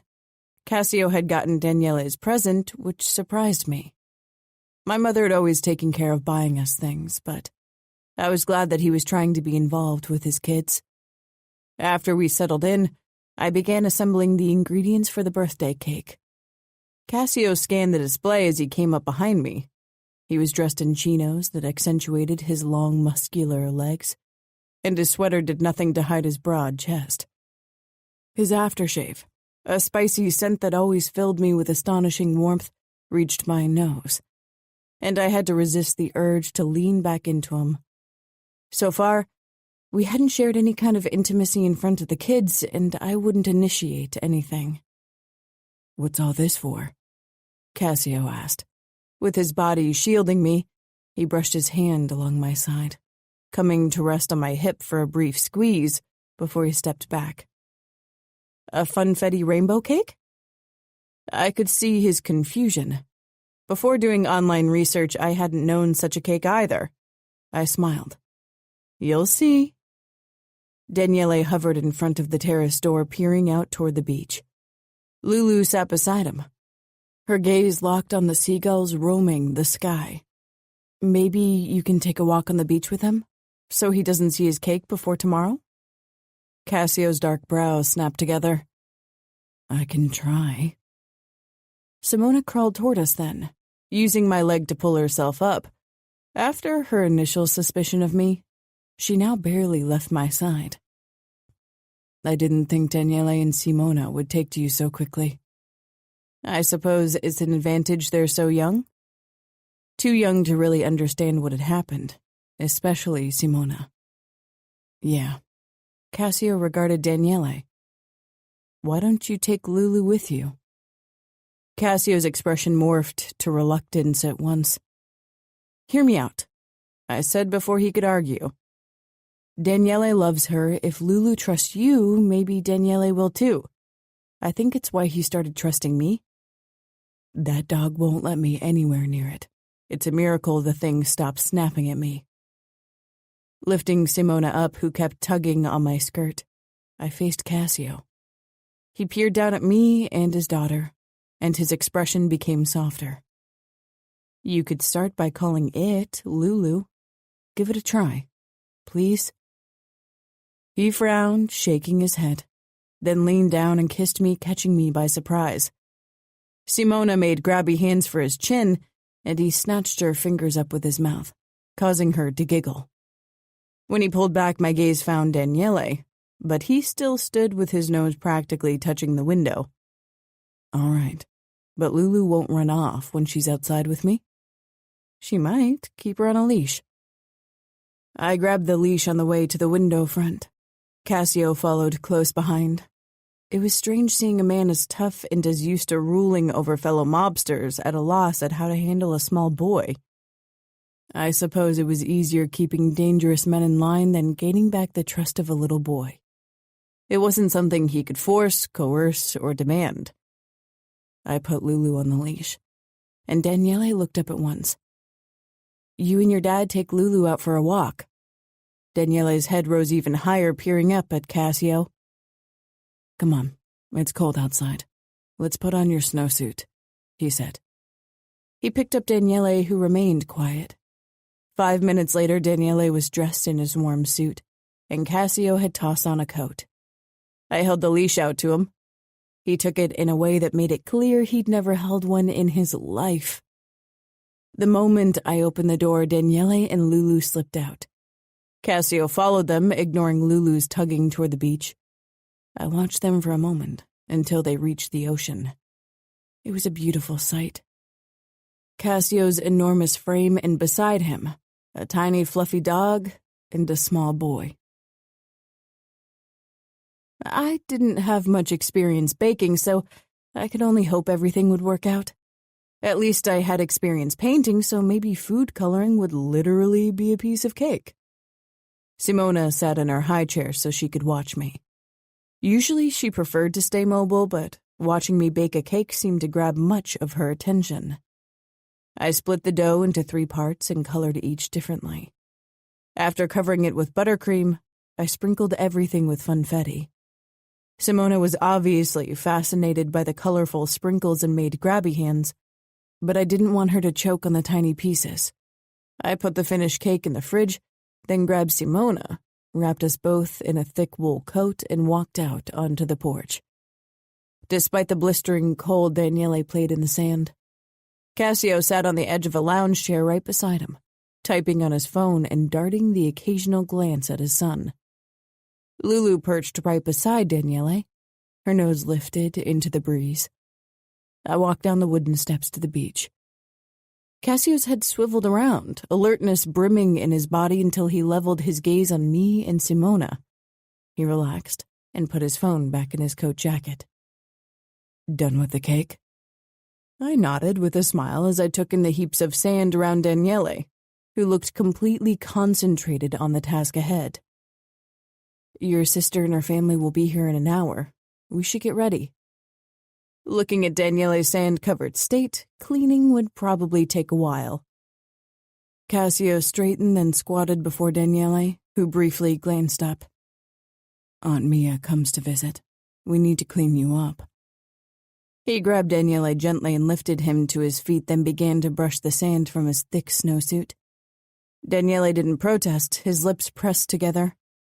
He kept peeking at Cassio, and in his eyes, I saw the same longing I so often caught in Cassio's. "Ready to go in?" I asked. Daniele nodded, and together we walked back. Cassio cleaned up Daniele. There were fewer protests than in the past. Daniele missed his dad, too. I cleaned the kitchen and set the table, glad I'd agreed to Mia's suggestion that they bring takeout. Cooking and baking would have been too much with my limited experience. Mia had become even rounder since the last time I saw her at the wedding. Her husband, Emiliano, was Cassio's age, and only briefly shook my hand before he joined Cassio for an aperitif. Mia's 2 daughters were 5 and 2 and absolutely adorable, with their pigtails and cute dresses. "How's the baby?" Mia touched her belly. "He's good." "He?" Mia smiled, but Emiliano spoke before she could. "It's a boy." His relief and enthusiasm were unmistakable. Men in our circle still needed an heir. I took the takeout from Mia and carried it over to the table, a bit peeved that Emiliano had allowed Mia to hold it even if it wasn't that heavy. "She's getting quick," Mia said with a nod toward Simona, who had perfected speed crawling. "She's already trying to walk."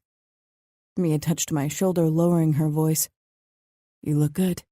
So I take it everything is going well between Cassio and you?" "Yes. I'm glad. He and the kids deserve a break." Cassio. It had been a while since I'd had a family dinner at the beach house. I could tell how immensely pleased Mia was over this new development. She'd been trying to convince me to do one for months. Emiliano joined me for a quick Negroni before dinner. I caught him looking at Giulia in a way that set my teeth on edge. He wouldn't make a move. His self-preservation was strong. He checked out every attractive woman, and unfortunately, he didn't stop there. He cheated on Mia in every pregnancy so far. The first time I found out, I threatened him, told him I'd cut his dick into tiny pieces if he didn't stop. But Mia had asked me to stay out of her marriage. She loved him and preferred to pretend he wasn't cheating. I honored her wish, and Emiliano worked harder to keep his adultery a secret. Mia had had a sixth sense for infidelity, and had immediately known when I found out about Gaia's affair. But I'd never told her with whom. Giulia was the only person I told every detail. I wasn't even sure why. My father and Faro were the obvious choices for such a confession. But with Giulia, I felt a stronger connection despite our age difference. We were complete opposites. From our outlook on life, to our experiences, to our level of goodness and respective badness. But we complemented each other. Mia gave me a proud look from her spot at the table as if she could read my mind. She'd been against Gaia from the start, and in favor of Giulia from the first moment she spotted her. She was right about my first wife, and I hoped she would be with Giulia as well. The next morning, I woke shortly after sunset, wanting to wake Daniele like I'd done for his last 2 birthdays. But his bed was empty. I found him on the floor in front of the windows, throwing the dog's ball so she could chase it. His tosses weren't very far or well-aimed, but the look of determined concentration followed by delight on his face, it tightened my chest. "Happy birthday." Daniele jumped, dropping the ball. It rolled toward me, then bumped against my bare foot. Lulu didn't dare take it. I picked it up, then rolled it over the ground toward Daniele. He took it and tossed it again. Lulu returned it to him eagerly. Daniele took the ball and looked down at it. "We'll open your presents once Julie and Simona are awake." He held up the ball. It took me a moment to realize why. I approached him slowly. worried he'd change his mind, then grabbed the ball and tossed it through the room for Lulu. She dashed after it as if she was possessed, then returned with it. This time she dropped it in front of me. I sank down beside Daniele and held the ball out to him. Your turn. He met my gaze for the first time in many months. His eyes were questioning, and if he'd just ask, I'd tell him whatever he needed to hear. He curled his small fingers around the ball, then threw it.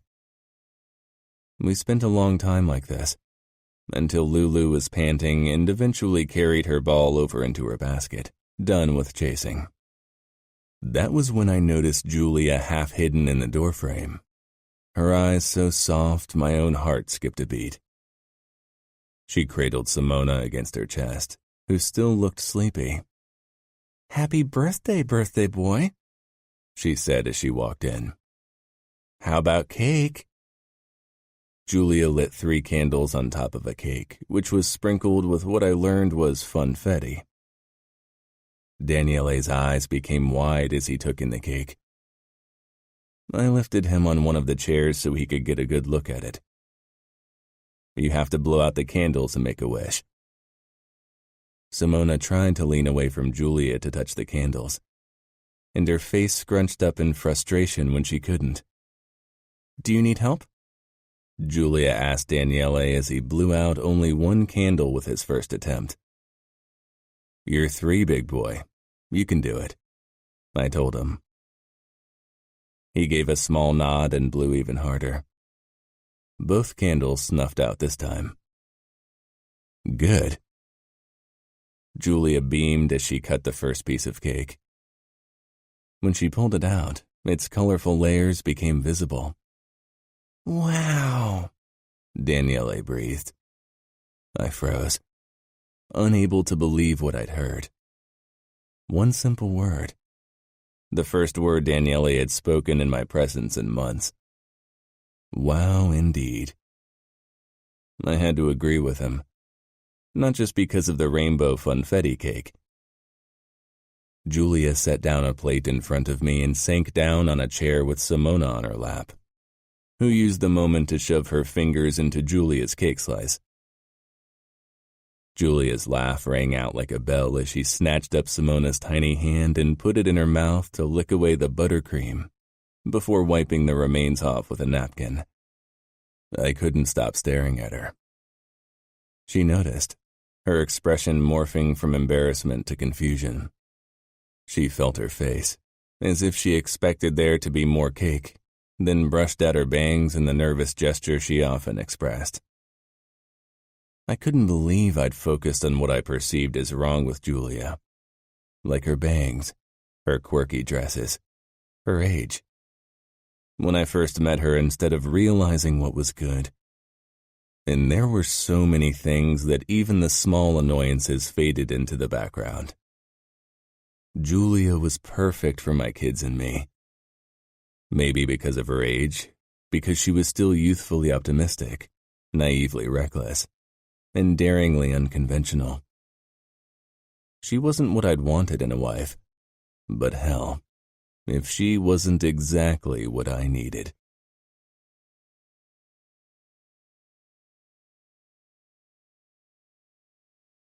Chapter 20. Giulia. Is Dad a bad man? I almost fell off the ladder, my breath lodging in my throat. Daniele had said 1 or 2 words at the most in the 2 weeks since his birthday, and now he chose the morning before Christmas Eve for a loaded question like that. I waited for my initial shock to fade before I hung up another ornament on our Christmas tree. Then I slowly climbed down. Daniele sat amongst the boxes with Christmas decorations, which I'd bought because I worried Gaia's old things would bring back too many hurtful memories, while Simona ripped apart the silver tinsel that she discovered in one of them. I sat down beside Daniele, searching his face. He was spinning a red ornament on the floor, watching it with a little frown. Lulu had dashed off the moment Elia had carried the tree into the living room this morning and refused to go anywhere near it. Who'd tell you something like that? It couldn't be something he'd decided for himself. He was too young. Mom? His voice was a fluttering whisper, and my heart ached hearing it. He still didn't look at me, only at the ornament. What did she say? That Dad's bad. That he hurt Andre and made Mom sad. I bit my lip, trying to decide what to say. I bid my time by taking a piece of tinsel out of Simona's mouth, which led to an angry cry, but I was too distracted to react. Put off by my lack of reaction, she fell silent. Daniele lifted his eyes, meeting my gaze head on. He trusted me enough to ask me this question. A question that must have weighed heavily on his thin shoulders in all these months. The truth was out of the question. And if I was being honest, I wasn't sure how to answer his question truthfully. All I knew was Daniele deserved a happy childhood after everything he'd gone through. Lies were a slippery slope that eventually made you stumble. Your uncle betrayed your dad. He ran away because he didn't want to be punished for his mistake. That hurt your mom very much. She wasn't herself after your uncle left. That's why she didn't know what she was saying, Daniele. Your dad does everything to protect you and Simona because he loves you. He'd never hurt you or your sister. He didn't hurt Mom? No, I whispered. It was the truth and a lie that would help our family heal. Some lies we told others to protect them or ourselves. Others we told ourselves for the same reason. Today's lie was a bit of everything. You? He doesn't hurt me either. Simona crawled toward the tree and made a move as if to drag herself to her feet with a branch. I jumped to my feet and quickly snatched her away, then carried her over to Daniele. Will you keep watch over her? He nodded, and I put her in his lap. He hugged her to his body, and she seemed content for the moment. You see, I said softly. You want to protect Simona, and I want to protect you, and your dad wants to protect all of us. After I was done decorating, the kids and I went into my paint room. As had been our routine over the last couple of weeks, both children got brushes, watercolors, and paper, so they could entertain themselves while I finished the painting I'd started for Cassio. It was almost done. I wasn't quite happy with the spray on the waves rolling onto the beach. They needed to appear more vivid. I wanted Cassio to smell the ocean air and feel the refreshing breeze when he saw it. He had a photo of the exact same view in our bedroom, but I hoped he'd love a canvas. Lulu sniffed at the door, but she kept running over the paper and through the paints, spreading colorful paw prints everywhere, so she wasn't allowed inside. Daniele dragged the brush over the sheet, creating blue lines as if he too was painting the ocean. I put down my brush and walked over to him. He didn't look up as I sank down beside him. Simona hit the floor with her own paintbrush over and over again, splattering paint everywhere. My overalls and bare feet were already covered in a myriad of colors. Daniele had returned to his quiet self after our conversation this morning, pondering what I said. I wished I could glimpse into his head. Your dad would love a painting of the ocean for Christmas. Why don't you give it to him? Daniele dipped the brush into the blue paint and continued drawing jerky lines. Okay, was his soft reply. Nothing would make your dad happier than spending time with you and hearing your voice again. Kissing Daniele's temple, I rose to my feet and returned to my canvas. We hosted Christmas Eve dinner for the family. Luckily, Sybil cooked most of the feast. Even Eladia and her husband came over with their kids. Mia was still heavily pregnant. I had a feeling she'd get a Christmas baby, and I could tell that she desperately wanted to give birth. Mia and Eladia's kids were more boisterous than Daniele, but they got along well, despite Daniele's selective muteness. When we settled at the table for dinner, one topic was definitely off limits: Gaia. I didn't mind. Too much of her presence still lingered within these walls. Mansueto watched Cassio and me like a hawk. He was obviously protective of his son. "When are you going to bless us with another grandchild?" I choked on a piece of roasted asparagus. Daniele looked between his dad and me. I wasn't sure if he understood. At least, Simona was busy squishing baby carrots in her hands. "I'm blessing you with a grandchild any day now," Mia said pointedly, patting her round belly. Mansueto waved her off. "And I'm delighted about your son, but what about you, Cassio?" Cassio set down his fork and knife slowly. A vein throbbed in his throat. I touched his leg under the table. I didn't want to fight at Christmas dinner. "I have 2 small children, that's enough." "You should keep your young wife in mind." That wasn't about me. Maybe Mansueto worried that Andre was indeed the father, not Cassio. Continuing the bloodline was something deeply ingrained in every Mafia man, so it was astonishing that Cassio hadn't done a paternity test the moment he found Gaia dead. "I'm happy with what we have," I said quickly. Cassio touched my hand, gratefulness flashing in his eyes. "Now, but what about in a few years?" "Father," Cassio said sharply, "that's none of your business." Mia turned to me. "I hear you paint." I could have hugged her and gladly took her up on the topic change, even if Mansueto obviously wasn't going to drop the topic anytime soon. Cassio. It was difficult to suppress my annoyance during dinner, so I was relieved when everyone left eventually. Father kept nagging me to take a paternity test. This was another subtle hint that I might not have an heir yet. After I'd brought Simona to bed, I found Giulia in the doorway to Daniele's room. "Daniele wants to be tucked in by you tonight." I wasn't sure I'd heard her right.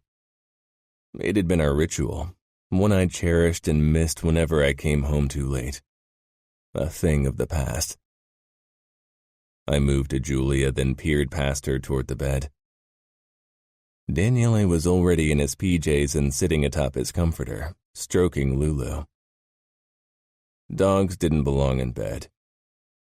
It was an opinion I stood by, but I didn't have it in me to throw her out.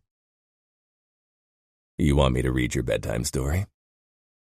Daniele nodded. It looked hesitant, but it was there. I met Giulia's gaze, wondering what she'd done. She gave me a hopeful smile. Warmth crowded in my chest.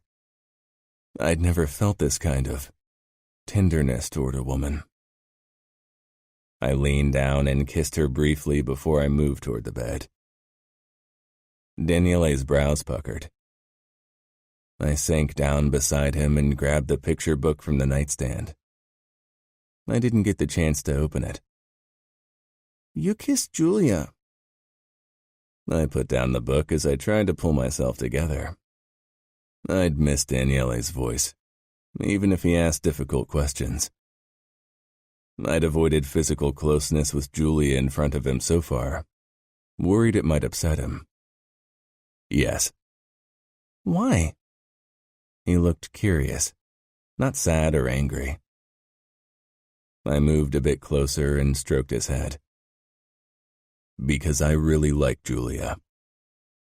"You liked Mom, too." Looking into his brown eyes, Gaia's eyes, I couldn't do anything but lie. I did. There had been a time when this statement would have held true. I liked her in the beginning, until eventually only resentment remained. "I miss Mom." His admittance turned my mouth dry. Of course I knew he missed her, even if she hadn't taken care of him and Simona in the last few months of her life. I know. I pulled him against my chest, hoping he wouldn't draw back. He didn't. He allowed me to hold him, and this small gesture alone was already the greatest Christmas gift I could imagine. I was glad he didn't ask if I missed her too. One lie was enough. I like Giulia too, he said quietly. My hand on his head froze. Good. My voice sounded strange to my own ears. That never happened. I always kept my cool no matter if we were under attack, if I killed or tortured someone. But this... Will she stay? Yes, I said immediately. I wouldn't let anything happen to her. Okay. Daniele's voice sounded drowsier now. These last few months I had missed the feel of his small body becoming soft against me. I tucked him in, and hadn't even read the first page before he was already asleep. Lulu peeked up at me through half-closed eyes. When she wasn't pooing everywhere or snapping, she was tolerable. I stood and returned to the bedroom, surprised to find Giulia waiting for me. I pulled her against me, needing her close. And? How did it go? Good. She narrowed her eyes thoughtfully. There was more I wanted to say. Something I'd never said to anyone but my children. I'd formed the exact same words before, but they stuck to my tongue like glue. I thought we could exchange our gifts tonight. Tomorrow morning should be about the kids and Lulu opening their presents. I chuckled. Don't tell me you got the dog a present. Giulia pursed her lips. Of course, she's part of this family. And I got presents for Elia, Domenico, and Sybil as well. How did your parents manage to create someone like you? Christian turned out well too.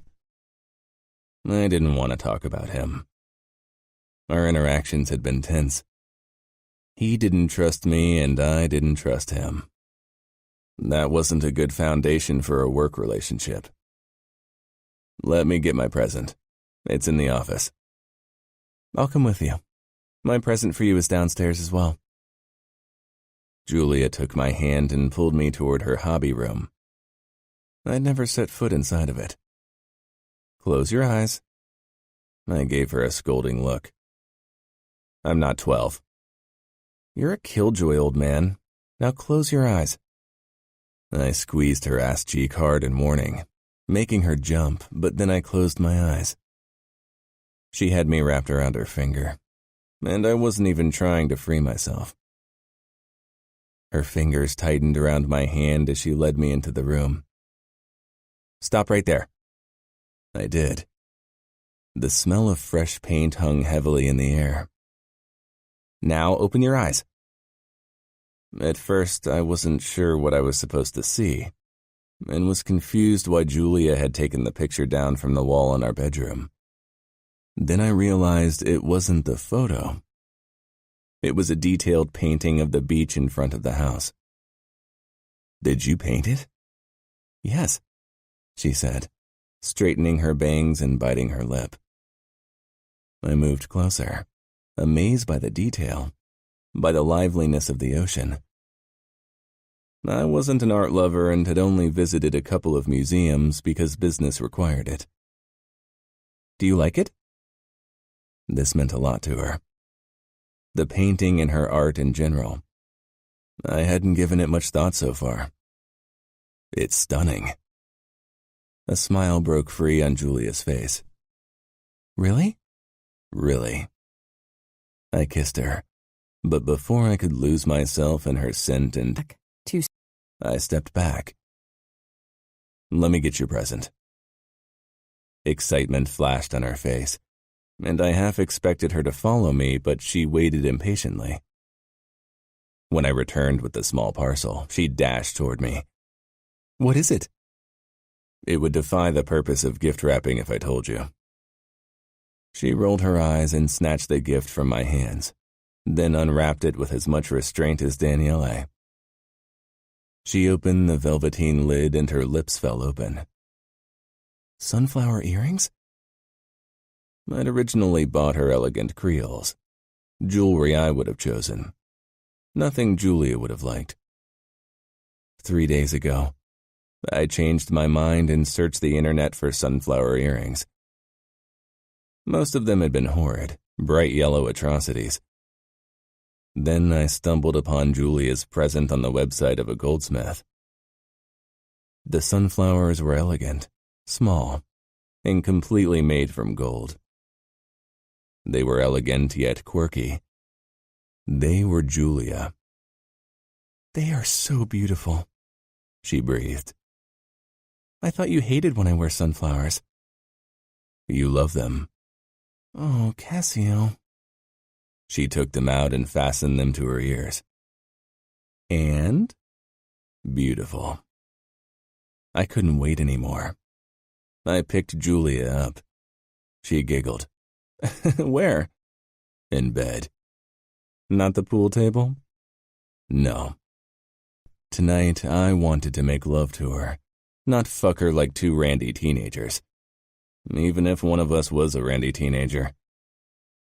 When I laid her down on the bed in front of me, I realized this would be something new for me too. I took my time, was gentler, less urgent than usual. And after her initial confusion, Giulia mirrored my unhurried moves.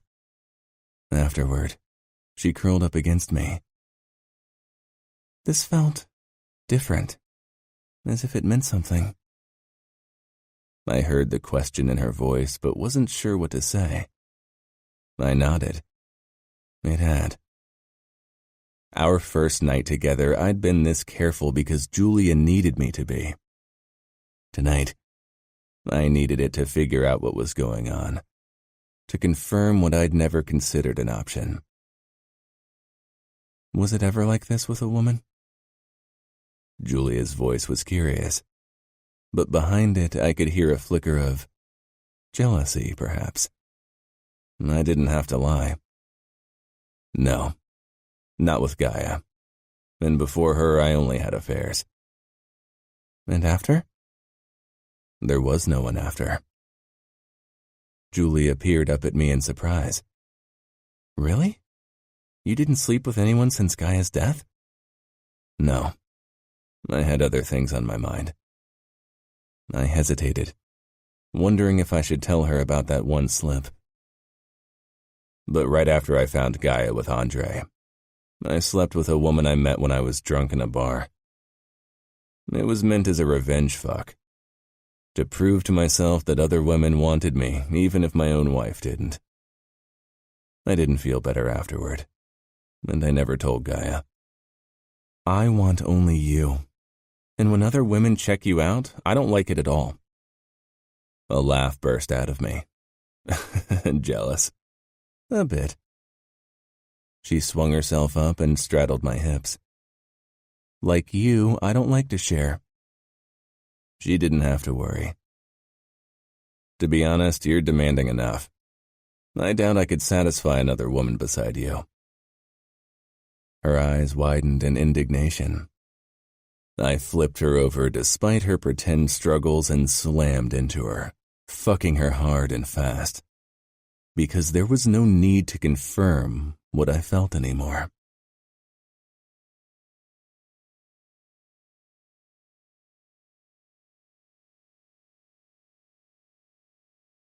Chapter 21. Cassio. Giulia organized Simona's first birthday in January, baking a cake and decorating everything with balloons.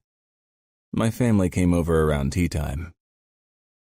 Simona had done her first steps by now, and followed Giulia like a puppy. She was too young to remember her mother. For her, there was only Giulia. Faro and his wife and 2 children were invited as well. He joined me in a quiet moment. She got Daniele to talk again. I nodded, following Giulia with my eyes. She righted the sunflower in Simona's hair. My daughter's dress also had a sunflower print. She looked adorable, so I gave up protesting. She did. She's good with the kids. And good with you, Faro said with a suggestive grin. I narrowed my eyes. Come on, Cassio. It's like you fell into the fountain of youth and you're less cranky than in the past. I'm happy for you. I didn't say anything. Your father approached me. From the change in Faro's voice, I knew I wouldn't like what he had to say. What did he want? He asked me to talk to you about having a child with Giulia. He thinks you should be prepared for any eventualities. The eventualities being that Daniele's not my son. I gritted out. Faro shrugged. It is an option, and not an unlikely one at that. I don't need another child, and I certainly don't need you or my father to meddle in my business. Faro raised his arms. Look, I didn't want to meddle. That's why I told you. But your dad won't give up anytime soon. He's worried. If he accepted that Daniele and Simona are my kids, he could stop worrying. You tell him. I made my way over to my parents, who were talking to Mia, who was cradling her newborn son in her arms. She looked exhausted. Stop it, Father. He knew what I meant without me having to elaborate. I'm trying to think of your future. I motioned toward Daniele, who was holding Simona's hand since she was still a bit unsteady on her legs. There is my future. End of story. Mother touched my forearm. We love them, but... No but.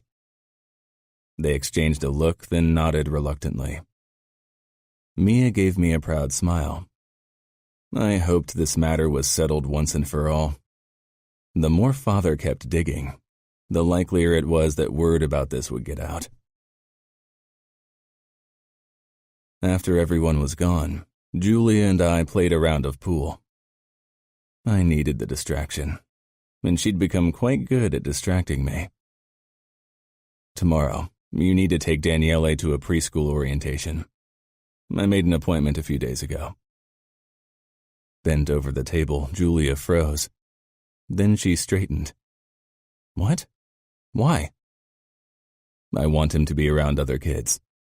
This preschool only takes in kids from our circles or our business associates. Daniele will be around his future soldiers. He'll learn to assert himself among the other boys. If he's only around you, he might become too soft. Anger crossed her face. I shook my head. It's a fact. You can't help it. And I only spend the evenings and weekends with him. He needs to brawl and meet unruly boys. Don't interrupt me. You don't even know what I was going to say. Her tone set my teeth on edge. After the thing with my father today, I'd been eager for a fight. Then say what you want to say. You should have discussed your plans with me. My decision is made. Daniele needs the change. Giulia jabbed her finger against my chest. Even so, we're a family. I'm your wife. I deserve to be involved in a decision like that. They're my kids, Giulia. Her hurt hit me unexpectedly. No, she said fiercely. They are our kids, Cassio. I told you before, and I'll tell you again. I love all three of you. I stared, my anger slipping away faster than quicksand. What? She nodded, looking furious. You heard me. They aren't just your kids. They're mine, too. You can't call them yours when you see fit. They are always ours, yours, and mine. Maybe not by blood, but I'd bleed for them all the same. So don't talk to me like these two kids don't mean anything to me, when they mean everything. Just like their stubborn, idiotic father. It was the first time Giulia had insulted me. The first time she'd gotten loud, almost screaming. Her anger didn't kindle my own like it had done with Gaia in the past. Because Giulia's words were the best thing I'd ever heard. My thoughts tumbled over each other. Still, a small sliver of doubt remained, as if my fucked up mind couldn't accept that someone as good, as kind, as loving as Giulia really was mine. Fuck. I loved her. Even those bangs I hated in the beginning. Even those horrendous sunflower dresses. Even when she disrespected me by rolling her eyes. God, especially then. I grasped her cheeks. I love you too. She blinked. Now it was her turn to be stunned. What? You do? You really have to ask. She searched my face with the same disbelief I'd felt only moments before. Say it. I love you. Again. I chuckled. I love you. I love you too. I kissed her, pulling her close. Eventually she pulled back. Are they my kids? They are, I said. Then allow me to decide with you. I didn't say how many days Daniele is supposed to spend in preschool. They have different options. How about you discuss them with the teachers tomorrow and then we'll decide together?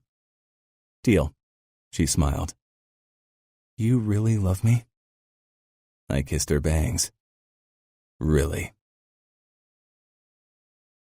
Faro and I met in my cigar lounge for our weekly check-in.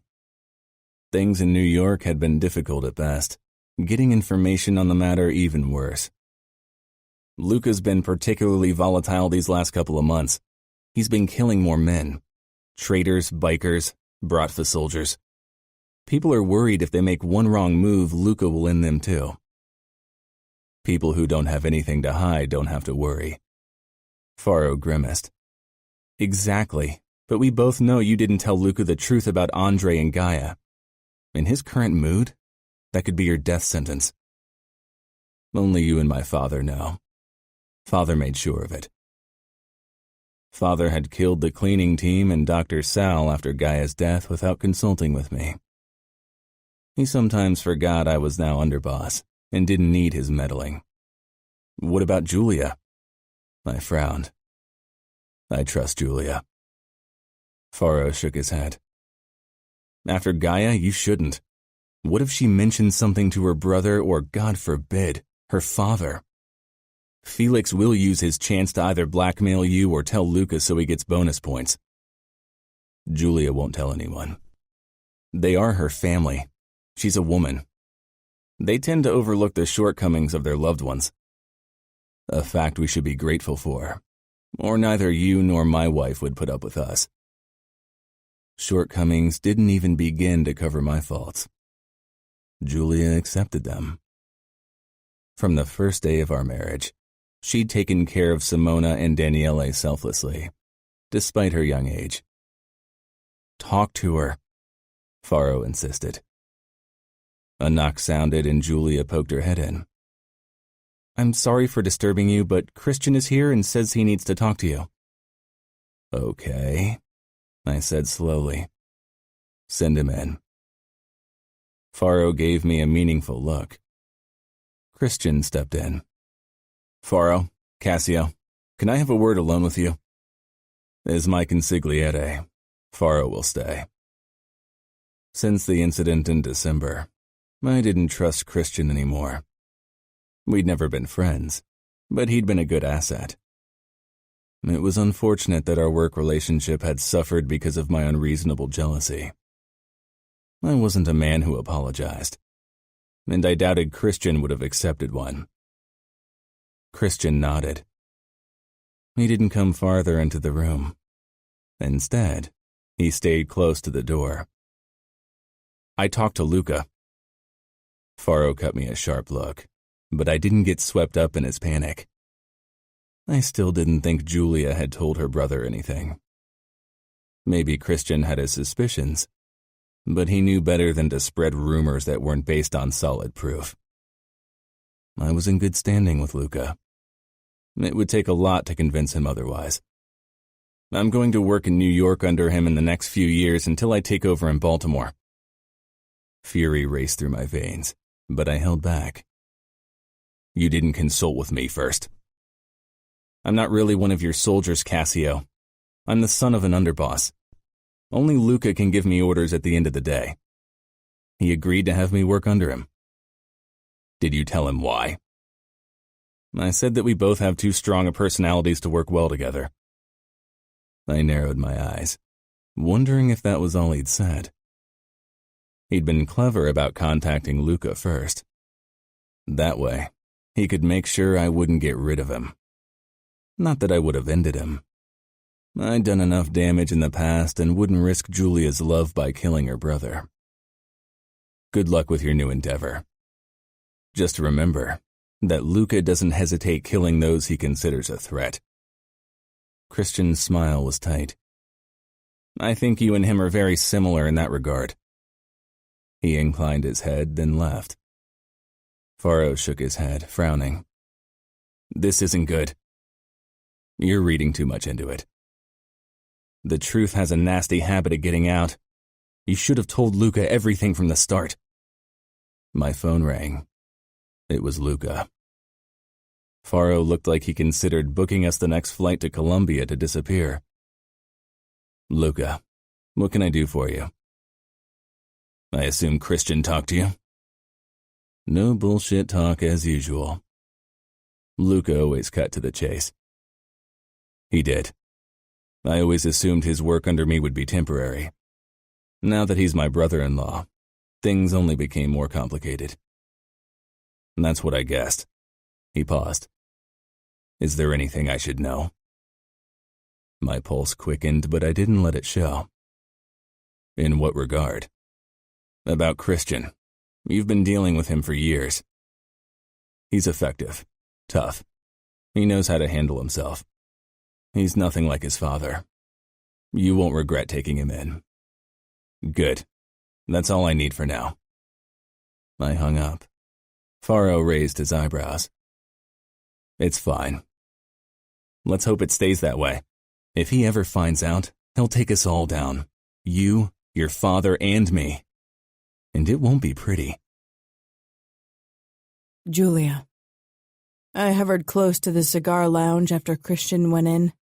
After Cassio almost killed my brother, I worried about them being in a room together, even if they'd worked together in the last couple of months. My shoulders slumped in relief when Christian finally stepped out. What is it? Is everything all right? He nodded. I'm going to move to New York to work under Luca. Oh, I said, disappointed. We hadn't seen each other often, but it had been nice knowing he lived in the same city. Because of what happened between you and Cassio? Christian laughed. Fuck, of course. He accused us of having an affair. That's too much bullshit for my taste. And working under Luca will allow me to build better connections to the people who matter. Isn't there another way?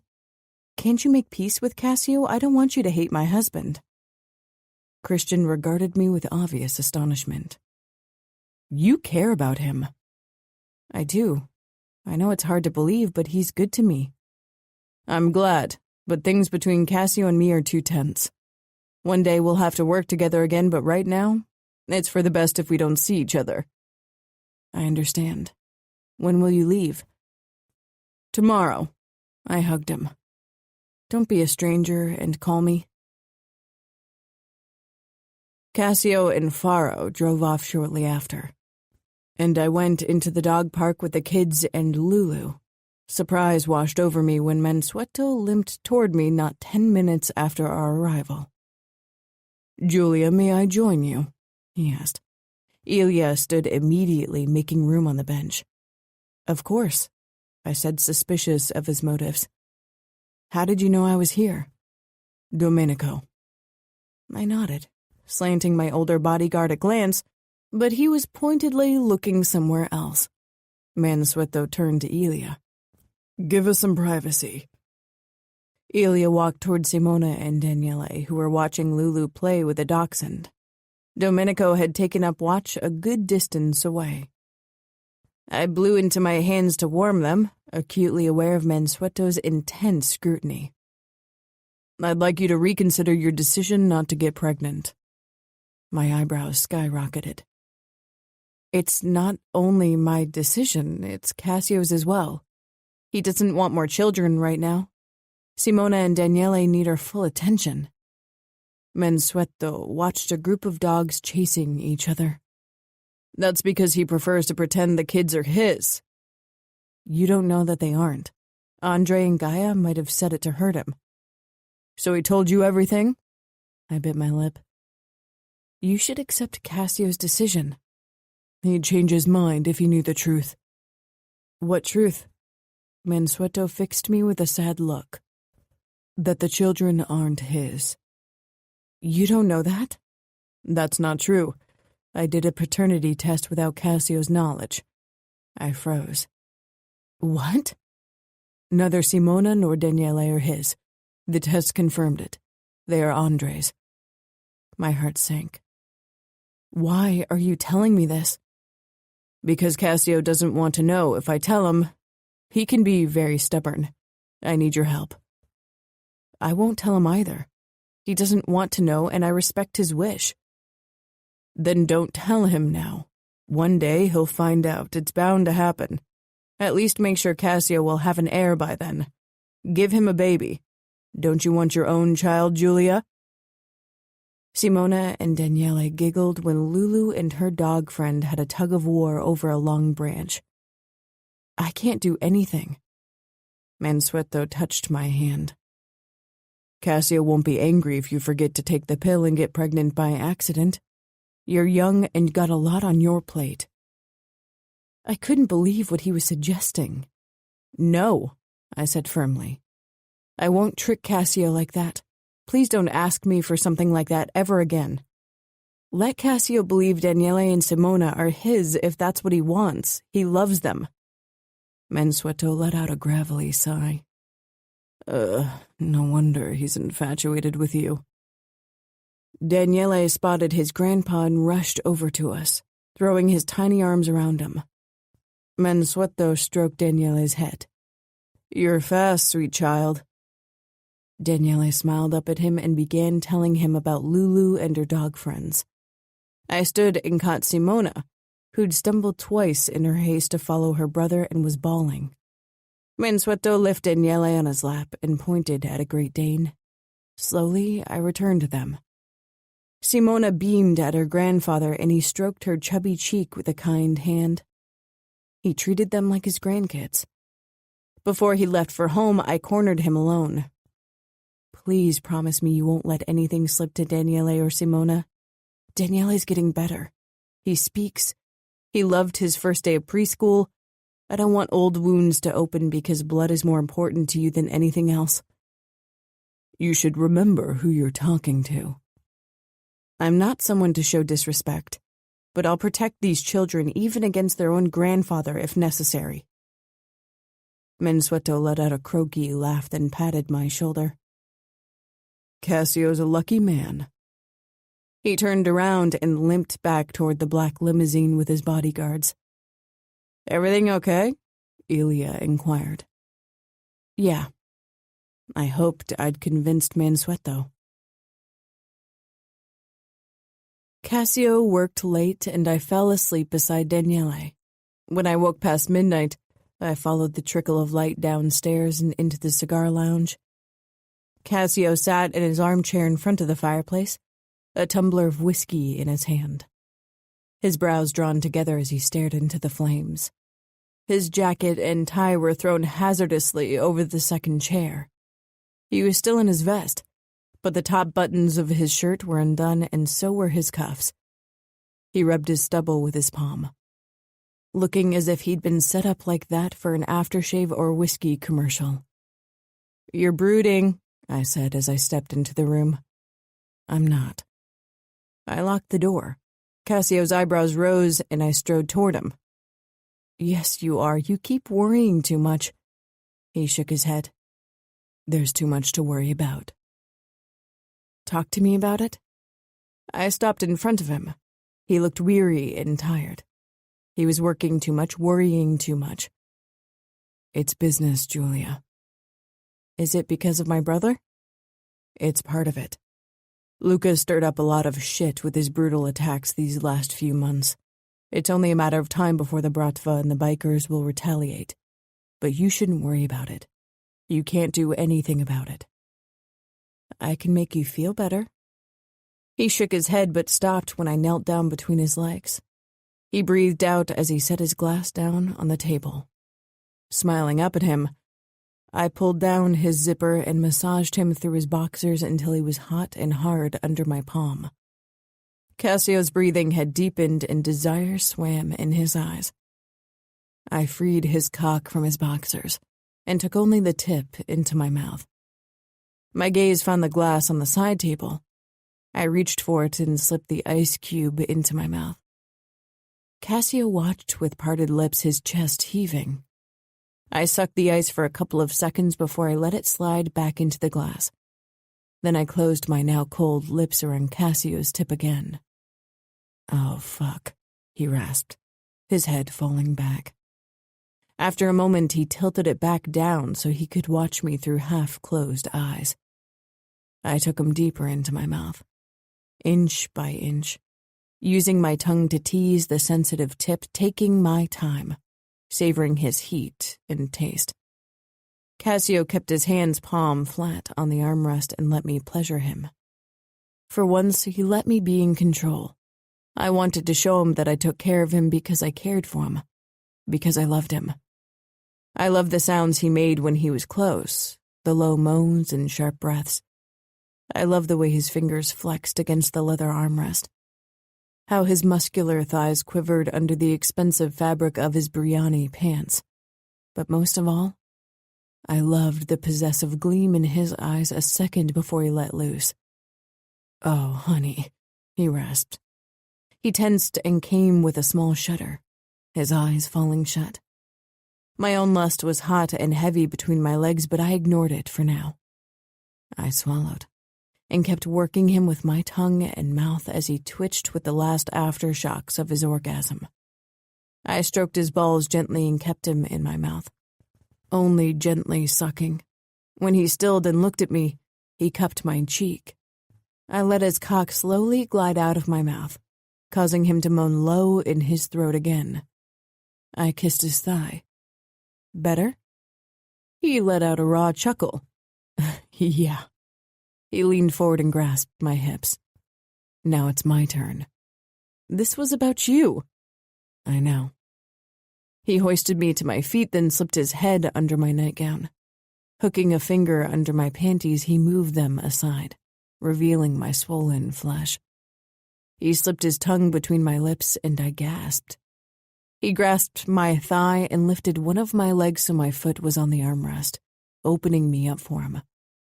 Like I had done, he took the ice cube and sucked it in his mouth before he dropped it in his hand and slid his cold tongue through my folds. The coldness thrilled me, making my back arch in pleasure. He thrust his tongue into me, and I gripped his head for better leverage so I could move my hips and drive it even deeper into me. He pulled back, and then his fingers touched the ice cube to my pussy. I cried out at the sensation. Cassio rubbed the cube over my folds slowly until I was coated with a cold liquid, and then he leaned forward again and gently sucked the moisture from my sensitive skin.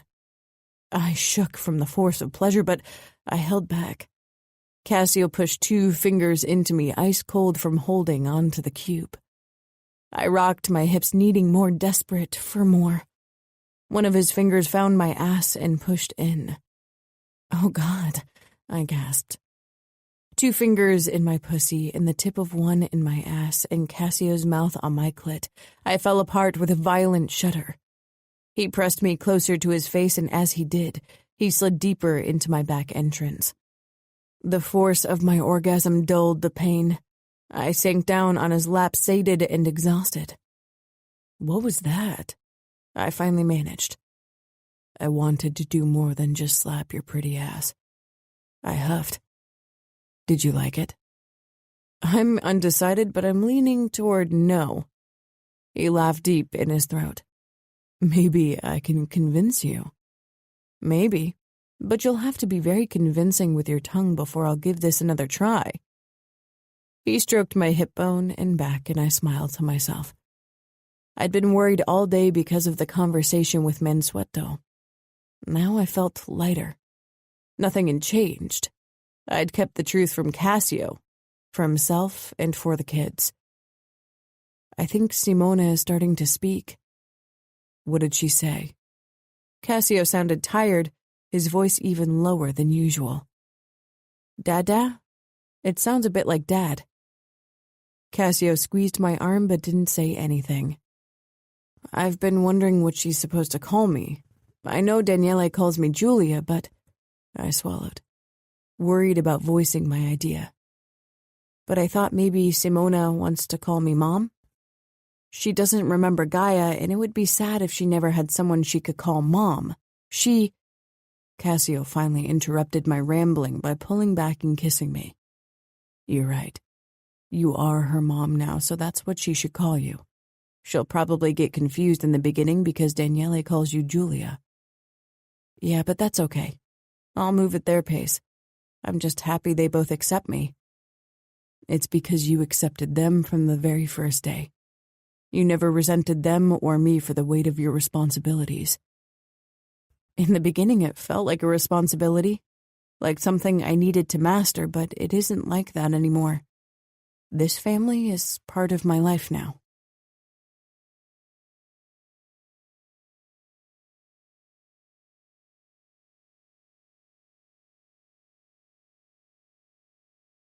Chapter 22. Giulia. We spent our first summer vacation at the beach house. It was early June and the sun was shining brightly. The weather forecast had predicted a few days without rain. Cassio had taken the week off from work, which didn't mean he wouldn't have to return in case of an emergency, but I was still ecstatic about the chance to have a family vacation on the beach. I dressed Simona in a cute two-piece with ruffles and sunflowers, cute sunglasses, and a straw hat. My bikini looked very similar, minus the excessive frills, but we still managed a cute twin look. Daniele wore his favorite Superman swim trunks. Cassio was eye candy in his board shorts. He carried Daniele into the water while Simona and I dipped only our toes into the Atlantic. I preferred lukewarm water, so I didn't understand how Cassio and Daniele could enjoy a dip in the cold. Simona shared my opinion and squealed every time the waves touched her tiny toes. Her eyes brimmed over with joy as she raised her arms. Mom? Every time she called me Mom, my heart skipped a beat. She occasionally called me Giulia when she tried to imitate Daniele, but she had trouble pronouncing my name. Daniele had been confused the first few times she'd called me Mom, but after I'd explained to him that I wasn't trying to take his mom's place and that it only showed how much I loved and cared for them, he'd come to terms with it. Hugging Simona to my chest, I watched Cassio carry Daniele on his shoulders. Everybody who saw them knew they were father and son. Not because of physical similarities, but because of how they acted around each other. It was beautiful. Lulu barked wildly beside me, enraged that Cassio and Daniele were out of her reach, but she wasn't very fond of water. Dad! Simona screamed, stretching out her arms. Cassio came out of the water and set Daniele on the beach. Lulu inspected him at once as if she worried the ocean could have harmed him. I handed Simona to Cassio, and before he went into the water, he kissed me. Daniele ran along the water's edge, Lulu still barking close behind him. Her fur had grown in again, and she was the cutest curly fluff ball. Not so fast, I called when Daniele and Lulu became too wild, and then Daniele stumbled and fell down hard. I rushed over to him. Lulu was already licking his face. I knelt beside him. He was cradling his knee, crying. He'd landed on a stone and was bleeding from a cut below his knee. It's all right. We'll fix you. Cassio's shadow fell over us. He handed Simona over to me and carried Daniele into the house. He managed to calm down in his dad's arms. The wound didn't need stitches, thankfully. Cassio cleaned it and patched it up with a Band-Aid, all the while talking in a low, soothing voice to Daniele. Daniele didn't shed another tear. He tried to be a big boy when he was around his dad. Cassio patted his hand. Do you want a popsicle? I asked. He bit his lip looking down at the sofa, shuffling his legs. Daniele? I got down on my haunches in front of him, trying to figure out what was wrong. He wrapped his arms around my neck, surprising me. Hey, you okay? I hugged Daniele tightly to my chest. Not sure why he needed my closeness, but more than willing to give it to him. "Mom," he whispered. I froze. Cassio tensed, his eyes tumultuous as he watched. Was Daniele thinking of Gaia? Missing her? I pulled back slowly. Daniele looked down at my chin. "Can I call you Mom?" I choked and tears sprang into my eyes at his unexpected request. Cassio's face became still. I kissed Daniele's cheek, then crushed him to me once more. "Yes, nothing would make me happier. I love you." He began to sniffle, and I couldn't hold back either. Cassio averted his eyes, his Adam's apple bobbing as he swallowed. After a moment, he came over to us and knelt beside us, hugging us both. I pressed my face into his chest, feeling his heartbeat thundering in his rib cage. Cassio kissed the top of my head, then Daniele's. Daniele called me Mom every chance he got that day. Shyly at first, but later with adorable giddiness. In the evening, Cassio and I sat on the swing in front of the house watching the sunset. We hadn't talked about today's events yet. With Daniele and Simona around, there hadn't been time. "I didn't expect it," I said. Cassio knew what I was referring to without me stating it outright. His arm around my shoulders tightened, holding me even closer to his side. Me neither. He's old enough to remember his mother, but I suppose even the memory will fade with time. He was too young to form a strong bond with her. I guess it's a blessing after all. I suppose so. It seemed horribly cruel to be glad for Gaia's early death, but for Simona and Daniele, it was probably easier that way. Had they both been older at the time of her suicide, they would have struggled even more. Eventually, Daniele and Simona will ask questions about Gaia. It's natural to want to know more about your birth mother. Cassio breathed out. Until they do, I won't talk about her. Everything I'll tell them will be a lie anyway. Not everything. When we married, I thought I was doing damage control.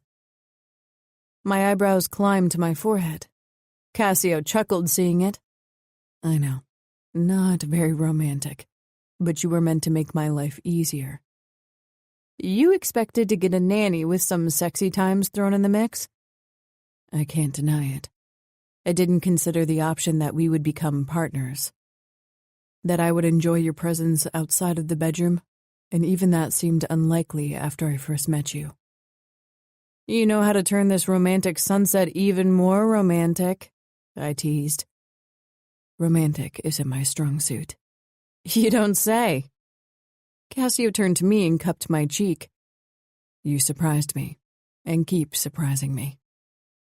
That's good, right? More than good. Do you think you'll ever fully trust me? Ever not expect I'll cheat on you? I trust you.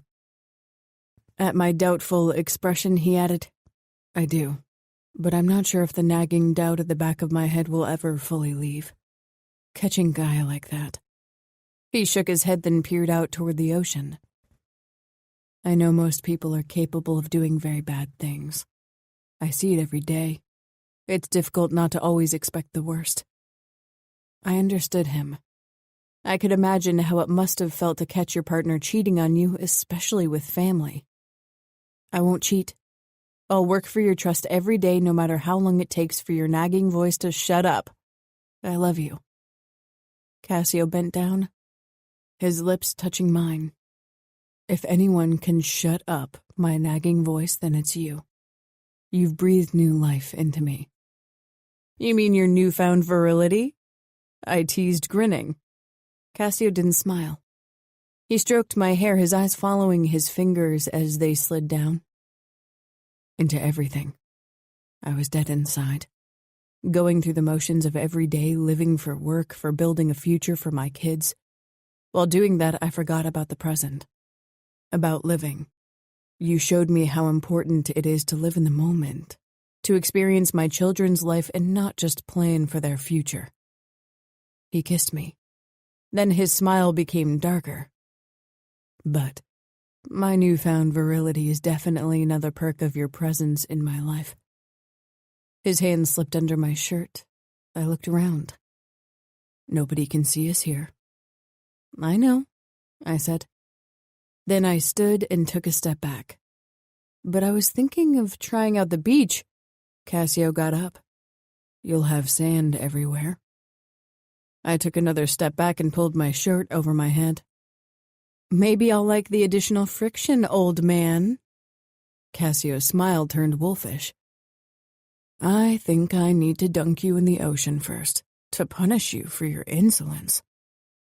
I backed away, down the stairs, and Cassio stalked me like a hunter after his prey. Run, little girl, run. I'm not. He lunged for me, but with a choked screech, I jumped back, whirled around, and dashed away. My feet sunk into the soft sand, and the cool evening breeze whipped at my hair. I threw a glance over my shoulder, finding Cassio taking off his shoes, shirt, and pants. Rolling my eyes, I dropped my bra and called, You'll never catch up with me, old man. He was surprisingly fast. Hell, he was faster than any man of his height and muscle mass had any business of being. All the damn workouts were paying off, it seemed. Giggling, I popped open the button of my shorts. Unfortunately, I couldn't stop because Cassio was hot on my heels, and so I almost stumbled in my attempt to shove off my shorts while running. Only in my panties I sped up even more, trying to run up the dunes and away from the ocean. Gotcha. Cassio growled a moment before his arms wrapped around my middle and he lifted me off the ground. He pressed a hot kiss against my neck, then bit down, causing me to gasp. Despite my struggling, he carried me over to the ocean's edge. This will be very cold. Fortunately, I know the perfect way to get you warm again.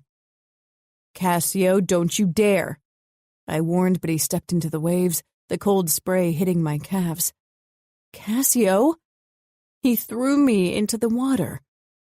Shock at the freezing cold of the Atlantic zapped through my body. I burst through the water's surface with a gasp, drawing in a short breath as my body struggled to get used to the cold. Cassio looked as if he was taking a dip in the Caribbean and not the Atlantic. He didn't even have goosebumps. I glared at him, but at the same time couldn't help but grin. Maybe I had surprised him, but he surprised me, too.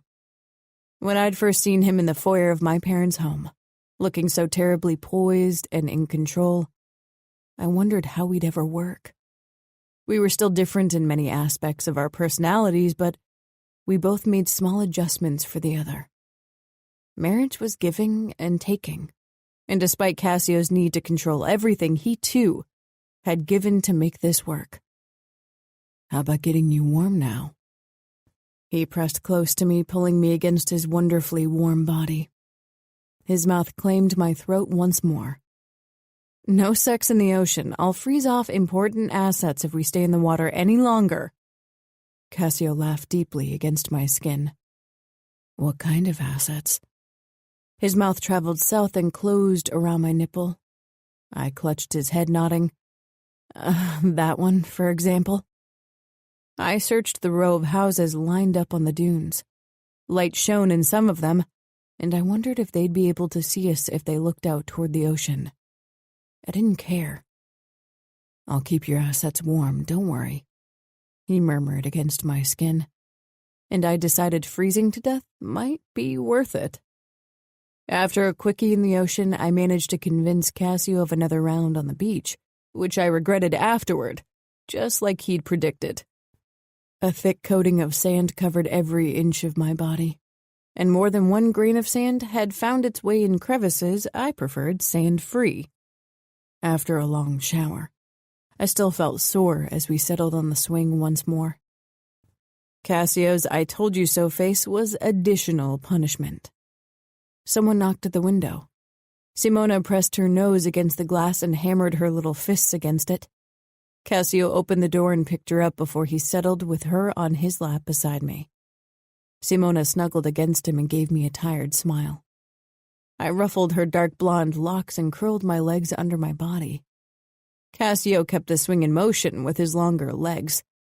Not long after, the terrace door opened again, and Daniele stepped out onto the porch barefoot. Rubbing his eyes, he stumbled toward us.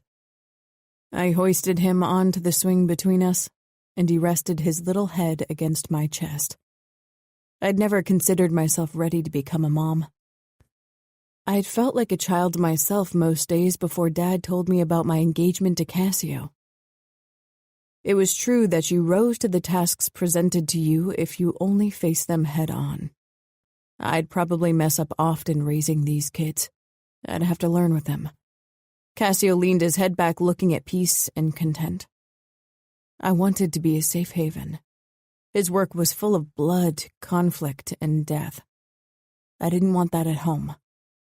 He caught me staring and gave me a tired smile. I'd take care of Simona and Daniele. I'd protect them from everything, even the truth. I swore I'd never lie to Cassio. But the truth his father told me would have to be the one exception. Lies had a way of catching up with you eventually. I hope this was one of the cases where they didn't.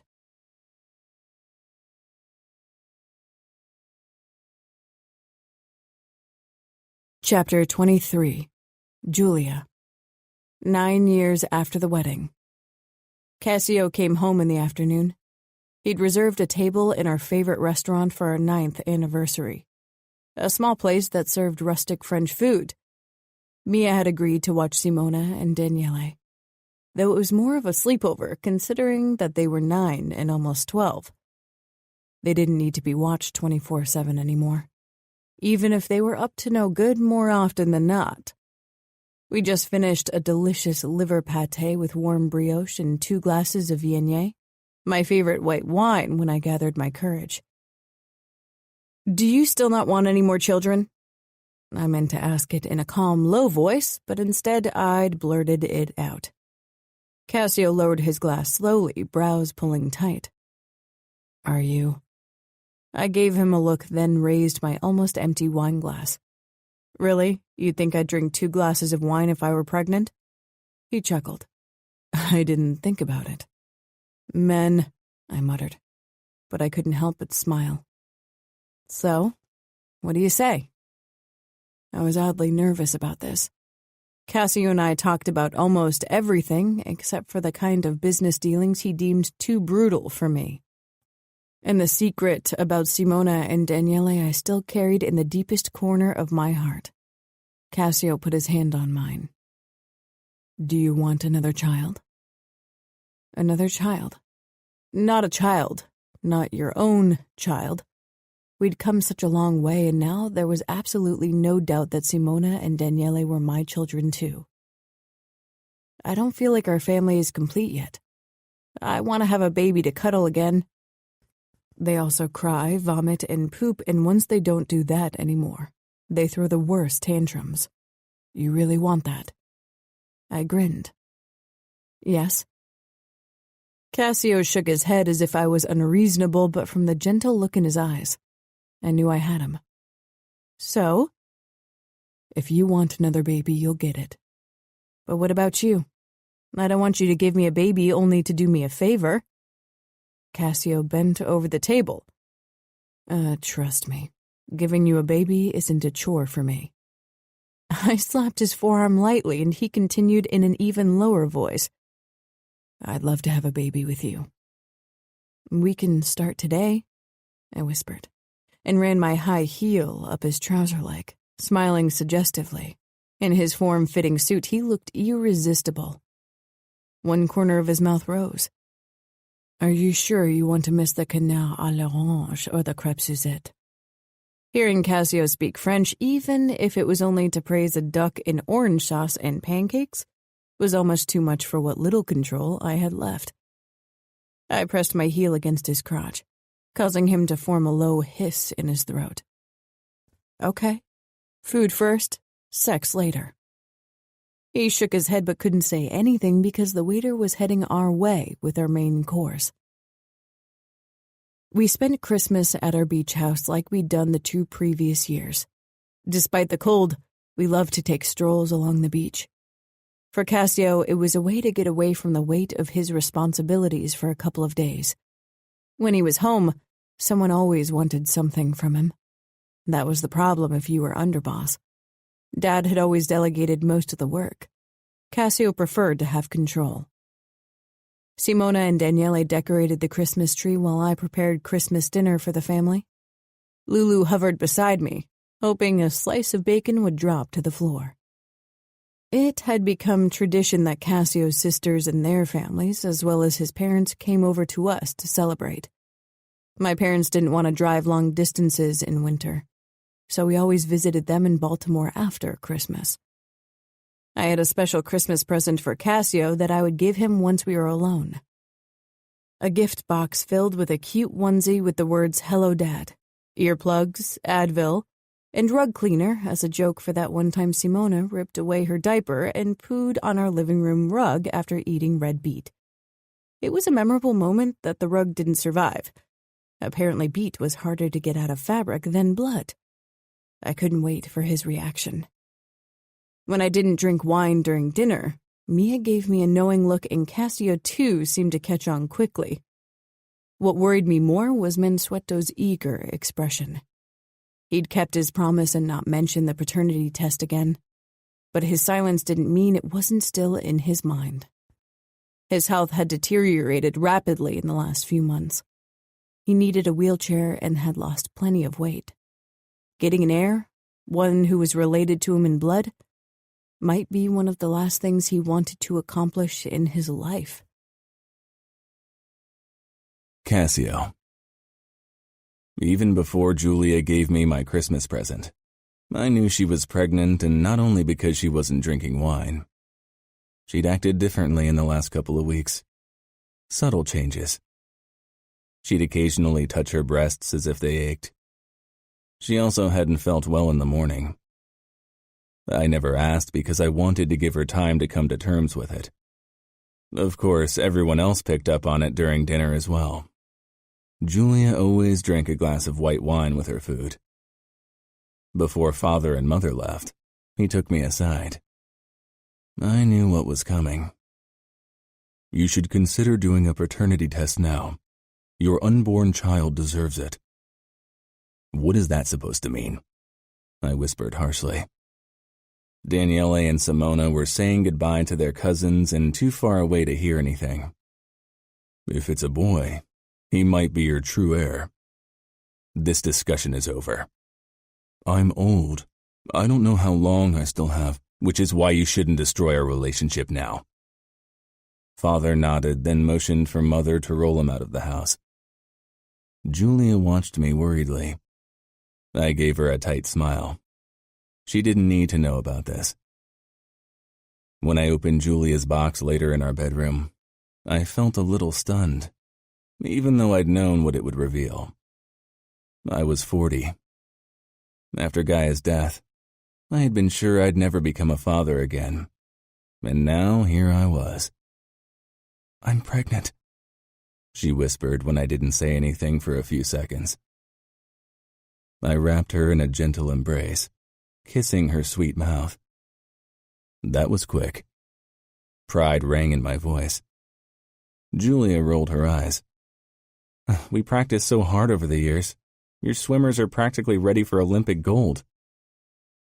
Even after all these years, Giulia's quick wit still often caught me off guard. Sometimes, I don't know what to do with you. She pursed her lips. Kiss me? I did, then I pulled back. Should we tell Simona and Daniele tomorrow? Giulia hesitated. I'm sure they'll be happy. They had accepted Giulia as their mother. Daniele hardly ever mentioned Gaia, and Simona didn't remember anything of her. Worry flickered across Giulia's face, and I realized she hadn't been worried about our kids not accepting a baby until my inconsiderate words. That wasn't why you hesitated. No, I thought we should wait a few more weeks. I don't want something to happen. She searched my eyes. They will be happy, right? Of course. Then they have someone else to torture. Those two were like cats and dogs sometimes, especially now that they grew older and Daniele was trying to appear cool. We waited 6 more weeks before we announced the pregnancy to them at the dining table one evening. For a moment, both of them only watched with wide eyes. Then they began to cheer. They didn't know what a baby meant. Babysitting and diaper-changing duties. Giulia laughed in relief. Simona jumped up from her chair and rushed over to Giulia, throwing her arms around her. "Careful," I said. "Your mom has a baby in her belly." Simona nodded wide-eyed and stared at Giulia's still flat stomach. "Can it hear me?" "Yes." She leaned down. "Please be a little sister. Boys are annoying." "Hi, you're annoying." Daniele had talked with his mouth full, and a few noodles fell out when he spoke. Simona wrinkled her nose. "You stink." Daniele swallowed and let out a burp. "That stinks." "Ew." "Enough," I said firmly. "We're having dinner." Daniele nodded, but he kept his eyes on Simona. Simona stroked Giulia's belly as if it was a magic lamp and would grant her a wish before she returned to her place. Daniele stuck his food-covered tongue out at her. She hit him. I gave Giulia a look. "You really want another one of these?" "I can't wait for another one," she said. Giulia. I was in my 8th month when Mansueto had another heart attack. The doctors weren't sure if he'd ever leave the hospital again. When he asked me to visit him alone, dread filled me. He was pale and thin in the hospital bed. His eyes were even duller than usual, and he could barely lift his head in greeting when I walked in. "How are you?" I asked gently, as I sank down in the chair beside the bed. "I don't have long." I touched his wrinkly hand. "You don't know that." He smiled weakly. "I'm going to die, Giulia, and there's only one thing I need to do before I leave this earth." "And what is that?" "I want my blood to live on, to rule." He nodded at my belly. "You carry the true heir to the name Reddy in your womb. Daniele shouldn't be allowed to become underboss. It's just not right." I leaned back and pulled my hand away. That was exactly why I wished we hadn't told Mansueto the gender of the baby. If it had been a girl, he wouldn't have been this obsessed. "Do a dying man a favor of telling Cassio the truth about those kids. He needs to know." I shook my head. "I won't tell him, and you shouldn't either. Why would you even ask me to do it?" He smiled tiredly. "I'm an old man. I don't have long to live. Cassio would never forgive me if I told him. I can't leave this world with him hating me, but if you tell him, you can't be serious." "He loves you, Giulia. He'd forgive you. How could he not?" "Even if I told him, it wouldn't change a thing. He loves Daniele and Simona. He'd still want Daniele to become underboss." "If that were true, then why did he never want to know the truth? It's ingrained in every man the need to create a legacy, and his legacy grows in your belly. The only legacy Daniele carries is one of betrayal and incest." My eyes grew wide. Fierce protectiveness boiled up inside me.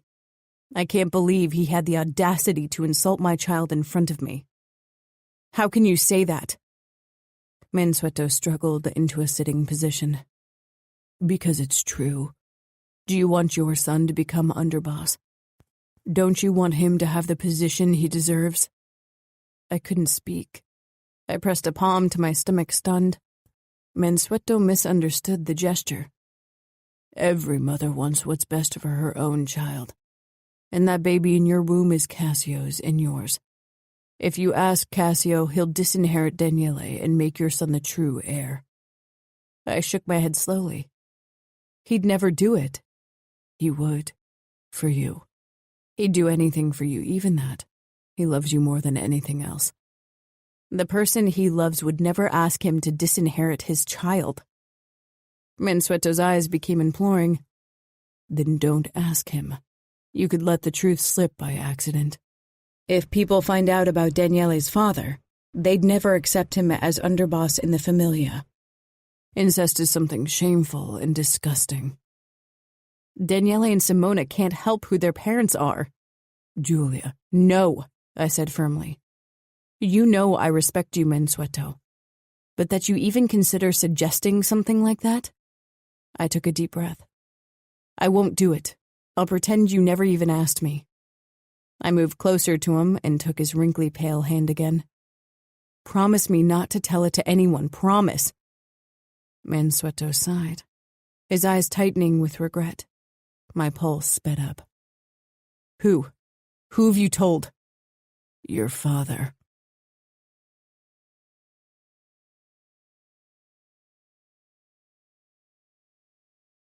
Chapter 24.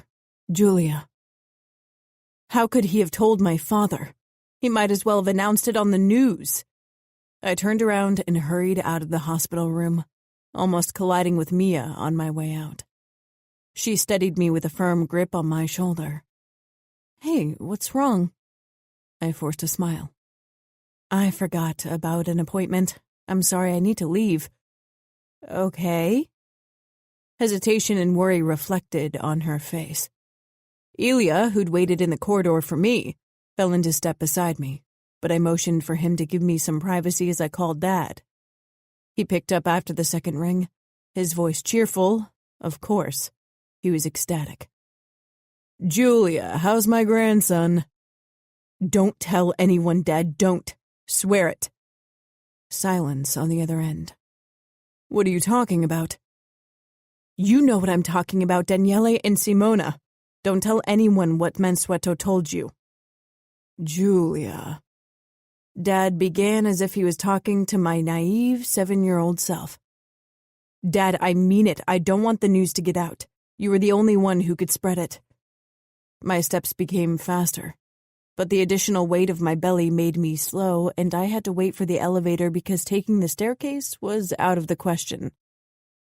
You can't expect me to sit on information that can lead to my grandson, my own flesh and blood, to becoming underboss.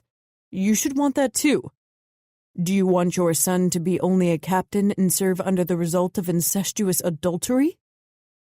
I gritted my teeth against the insult. Ilya watched me worriedly as we took the elevator down to the underground garage. I'm coming to Baltimore. Don't talk to anyone. I'll be there in 2 hours. Swear it. Dad sighed. I swear it. I'm going to tell your mother to have the cooks prepare a nice dinner for us. I hung up. We need to drive to Baltimore? Ilya frowned. To your parents' home? Yes, we have to leave right away. Ilya led me toward the car and opened the door for me. You need to tell Cassio first. I sank down on the passenger seat as Ilya slipped behind the steering wheel. I dialed Cassio's number but got the busy signal. Luca was in town to talk to Cassio and Mansueto. Everyone knew that Mansueto didn't have long. Maybe Cassio was in a conference call with other underbosses and his capo. We can't wait until I reach him. It's urgent. Ilya gave a terse nod and pulled out of the parking garage. Traffic was horrendous, and my worry increased with every passing second. Eventually, Cassio called me back. Are you all right? The worry in his voice warmed my insides. I'm fine. The baby's fine too. Don't worry. I'm on my way to my parents. What's the matter? I hated lying to Cassio, but I didn't know what else to do.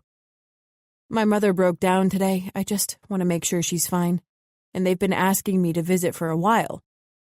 Isn't it too strenuous in your state? I huffed. I'm pregnant, not sick. Be careful. Ilya's with you, I assume. Of course. And my parents have their own bodyguards, not to mention Christian will be there as well. That's good. Unlike your father, he's a capable man. Usually I defended my father, but today I couldn't find the words. I'll be back tomorrow morning. I'll have dinner with them and spend the night. Okay, Cassio said. In the background I could hear male voices. I love you, he said quietly so no one but me could hear. And I love you. I hung up more resolved than before. Ilya regarded me closely. Is there anything I should know? No. I softened the word with a smile. It was bad enough that Mansueto had told my father. Knowing him, he'd probably already passed the news on to Mom and Christian. It was only a matter of time before it spread like wildfire. I didn't even want to imagine what it would do to Daniele and Simona. I fell asleep after a while. Elia woke me when we pulled up in front of my old home. Elia got out and held the door open for me. Mom and Dad waited on the porch, both of them beaming like a kid on Christmas morning. I wished it wasn't because of something that could destroy the people I loved most in the world. I headed toward them and hugged them briefly. Christian waited behind them for his turn. "You're growing bigger every day." "That's not something you should tell a woman," I told Christian. "Are you alone?" "The flu has taken hold of our house. I'm the last man standing." I smiled. But it fell when I met Dad's gaze.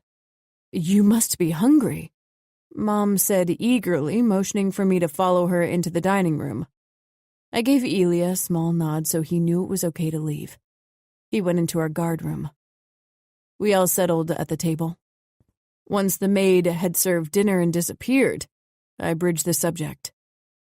"I assume Dad told you already?" Christian nodded grimly. His tight expression made it clear he disapproved of it. Mom pursed her lips. "You should be ecstatic, Giulia. This is your chance." My eyebrows shot up. How is that my chance? I wasn't going to become underboss. "I don't want the news to get out." "You should want what's best for your child," Dad said in a reprimanding voice. I exploded. "Is that so? Was it for my best when you married me off to a man you described as the cruelest underboss in the Famiglia, a man almost twice my age? Was that for my best or yours, Dad?" Dad's face became stone. He glared down at his plate. I almost felt guilty because despite all his faults, I loved him. He'd been a better father than many other men in our world. "How can you speak in that tone to your father?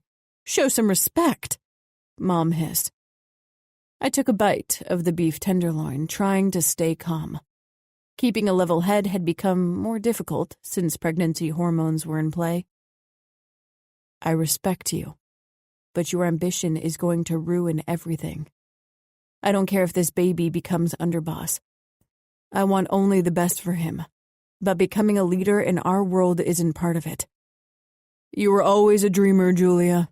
It's what I love about you," Dad said, breaking through my rising anger until his next words. "But as a man, I can't afford irrational daydreams. I know the realities of our life. And the truth is that all that matters is a position of power. I won't have the son of a cheating whore as an underboss. Our grandson will rule over Philadelphia and no one else." "Dad," Christian began with a frown. "No, I won't discuss the matter further. Once you're underboss next year, you can make the decisions, but now, it's still my word ruling in this home and city. I don't care if I have to tell the truth to every member of the Familia myself, as long as it means our blood will rule in Philadelphia." I dropped my fork and stood.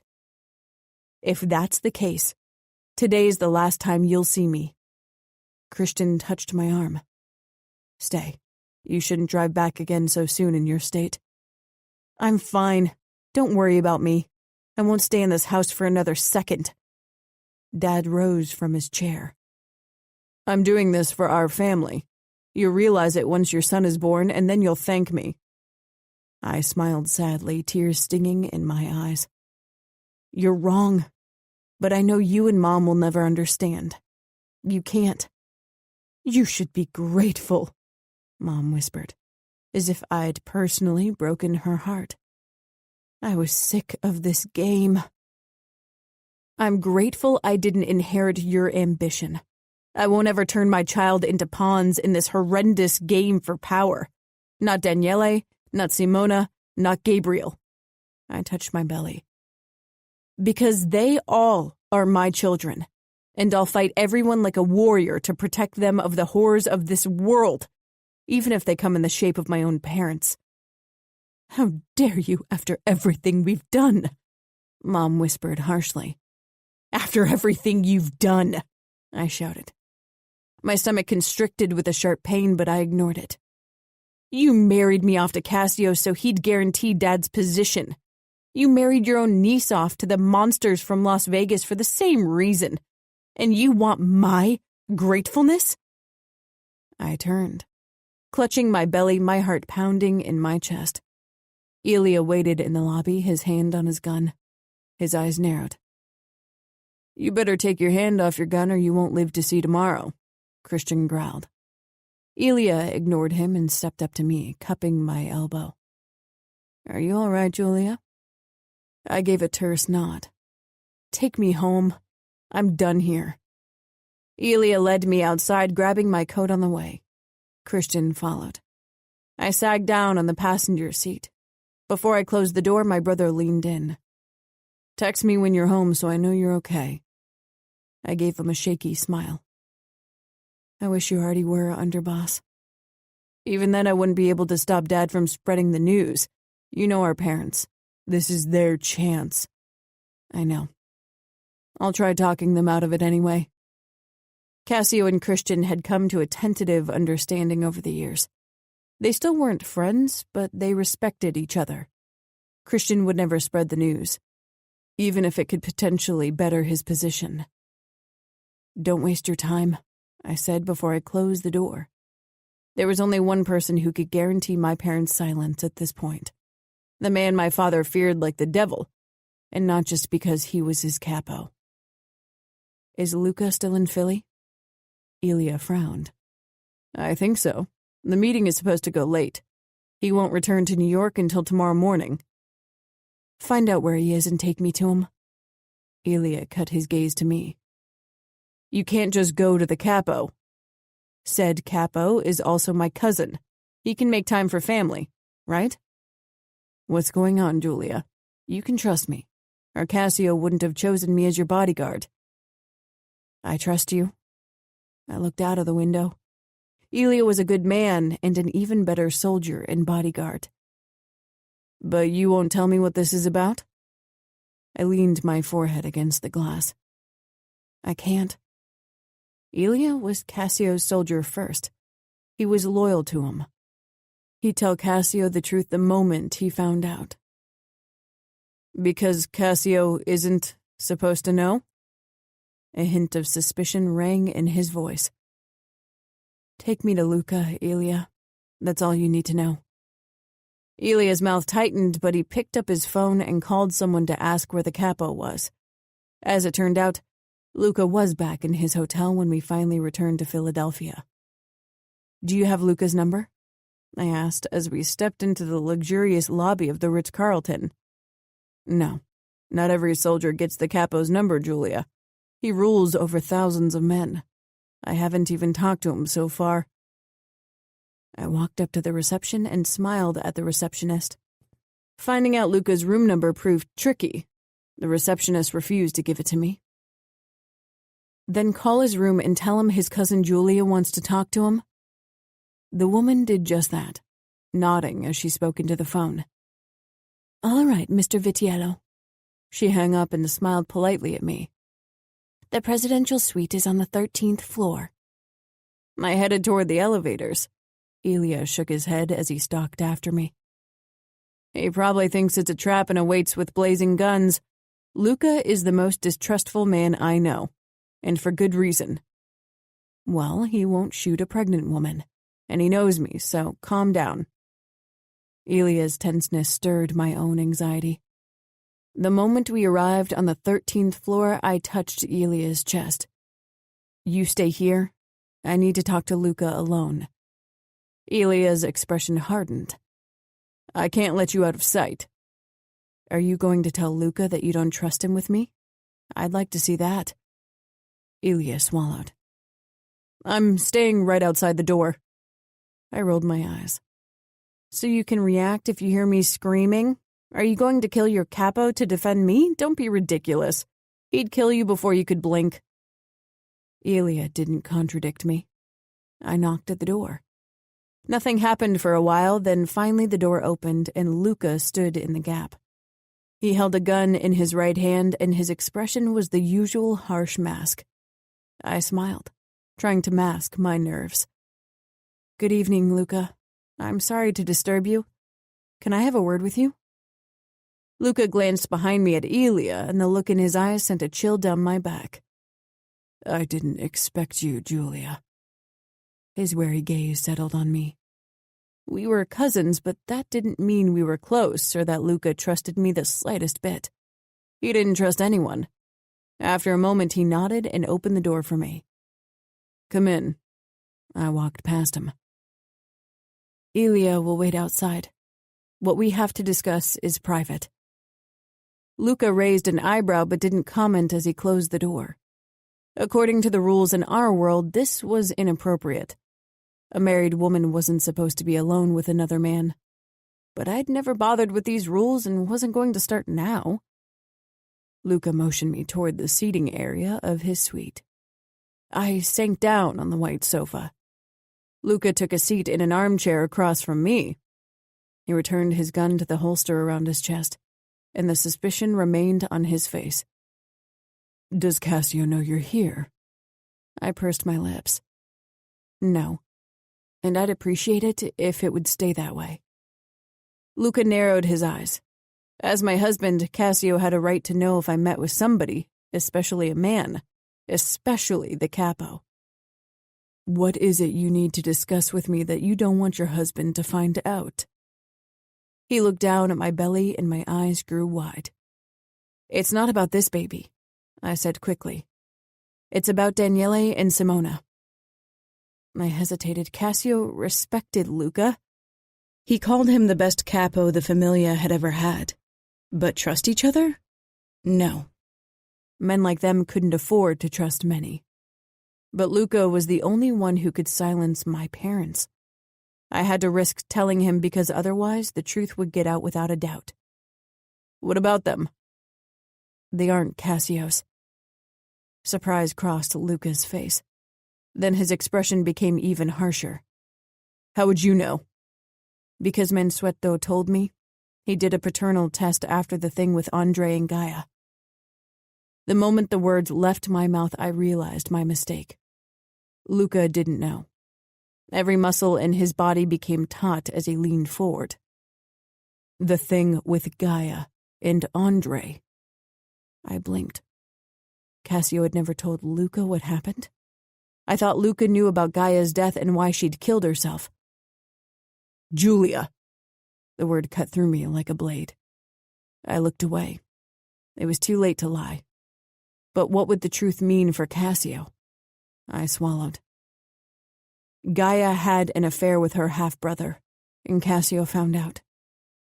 Mansueto suspected Andre was the father, and the test confirmed his suspicions. "And now you're here because you want your son to become Cassio's rightful heir instead of Daniele." "No," I whispered, horrified. "I don't want Cassio to find out. I don't want anyone to find out, which is why I'm here. I'm asking you to force my parents into silence. They know and they're eager to spread the news." Luca regarded me, and some of the brutality slipped away. "You don't want your son to become underboss?" "Daniele is my son, too." Luca stared off to the side for a couple of heartbeats. "Keeping this kind of news a secret is difficult." "Nobody knows except for my parents, my brother, and Mansueto. Mansueto won't tell anyone because he fears Cassio's reaction, but my parents will. My father is terrified of you. If you talk to him, he'll keep his silence." A dark smile curled his lips. "You want me to threaten your parents?" "It's enough if you threaten my father. My mother will do as he says. She's obedient." "A trait you didn't inherit, obviously." I flushed, unsure if it was praise or not. "I do what I think is right." Luca stood, towering over me. "Your husband told me he killed Andre because he was a rat. Now I find out he killed a man who fucked his wife. Cassio lied to me about one of my soldiers. I need to talk to him." The ground opened up under me as I realized what it meant. Cassio had lied to his capo. That could be construed as betrayal. I stumbled to my feet and staggered toward Luca, grabbing his arm. I didn't care if his expression brought grown men to their knees. If he was one of the most feared men in the States, only rivaled in his cruelness by the monsters in Vegas, Luca wouldn't kill his pregnant cousin, but he might kill the father of an unborn child. He was broken up over Gaia. Out of his mind from pain and anger, he didn't know what he was doing. Luca's expression didn't change. Maybe my words only made things worse. If Luca thought Cassio acted on impulse, spurred on by his emotions, he might remove him even faster. Bile traveled up my throat. Andre might have been a rat anyway, I don't know. Luca pulled his arm out of my grip. I'll talk to Cassio and he'll explain everything to me. I stared up at him. You won't kill the father of my unborn baby. It was meant as a question, but somehow it came out as a threat. And for a moment, I wanted to laugh at the insanity of this situation. A man would be dead for threatening me. I'm not a man. Luca took out his phone. I'm going to call Cassio and you're returning home with your bodyguard. He pressed the phone to his ear. Hello, Cassio. I need you to come over. Cassio said something on the other end, and Luca's answering smile made my blood run cold. He shoved the phone back into his pocket. Your husband is already here. Your bodyguard called him the second you entered the suite. Please, I said hoarsely, tears stinging in my eyes. They didn't move Luca. Compassion wasn't one of his character traits. A knock sounded and Luca motioned for me to stay where I was. He pulled his gun and headed toward the door. My mind whirled, trying to figure out a way out of this. Good evening, Luca, Cassio said calmly. Luca stepped back and let Cassio pass, then closed the door. Cassio scanned me from head to toe, then stalked toward me. He pulled me against him, his expression anxious. What's going on? I'm sorry, I whispered. I wanted to help and ruined everything. Cassio searched my eyes before his gaze cut to Luca, who regarded us as if he was trying to decide if we were friend or foe. The change in Cassio's body was immediate. He tensed, and the look in his eyes became predator-like as they watched one another. He was armed, of course, 2 guns and at least the same number of knives. Luca didn't take his eyes off Cassio, and regarded him in the same way as Cassio did him. Cassio squeezed my hip gently, then kissed my temple. Let Elia take you home. Was he serious? I wouldn't leave this suite without him. Cassio. He nudged me in the direction of the door. I glanced between Luca and him. Cassio, Luca knows about Gaia and Andre, I whispered imploringly, trying to get through to him. Cassio nodded. I know. Your brother called to warn me about your father's plan. I froze. What exactly did he say? Cassio stroked my hair gently. That you're fighting like a lioness to protect Daniele and Simona and me. His mouth pulled into a wistful smile. I searched his eyes. Did that mean he knew they weren't his kids? I didn't ask from fear of revealing more than Christian had revealed, but his words led to only one conclusion. I know you didn't want to find out. Cassio nodded and then glanced back at Luca, who was watching closely, the hand on his gun hanging casually at his side. You should leave now. That she should. We have matters to discuss, Luca said coldly. Cassio tried to nudge me in the direction of the door again. I stepped back. I'm not going anywhere without you. Giulia, everything will be fine. Let Elia take you home so you can have some rest. I sidestepped Cassio's tall frame to fix Luca with a stare. Will everything be fine, Luca? Luca's gray eyes remained emotionless pools.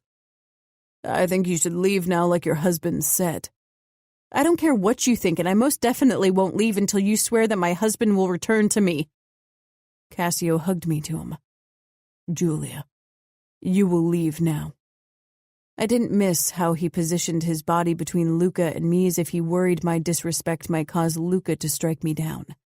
"No," I snapped, and let my legs drop away from under me. Cassio was startled and barely managed to soften my fall. I sank down on the ground like a stubborn child, or a very heavily pregnant woman determined to save the man she loved. "I'm not going anywhere. I'm staying right here. You'll have to drag me out." Cassio shook his head, but his eyes reflected his admiration. He bent down and picked me up without trouble despite my protests. He carried me toward the door and set me down. His arm slung around my waist so I didn't try to sit down on the floor again. I clutched at his shirt, wrinkling it. He cupped my chin between his thumb and forefinger. "Go home, honey." His voice was silky and imploring. Tears blurred my vision as I clung to him. "Swear you'll return to me." Cassio looked back to Luca, and for a moment, they simply stared at each other. "I swear." Ilya appeared at my side, and at a sign from Cassio, he wrapped his arm around me and dragged me away. I looked over my shoulder at Cassio. He gave me an encouraging smile before he closed the door. Had Cassio lied to me about returning home?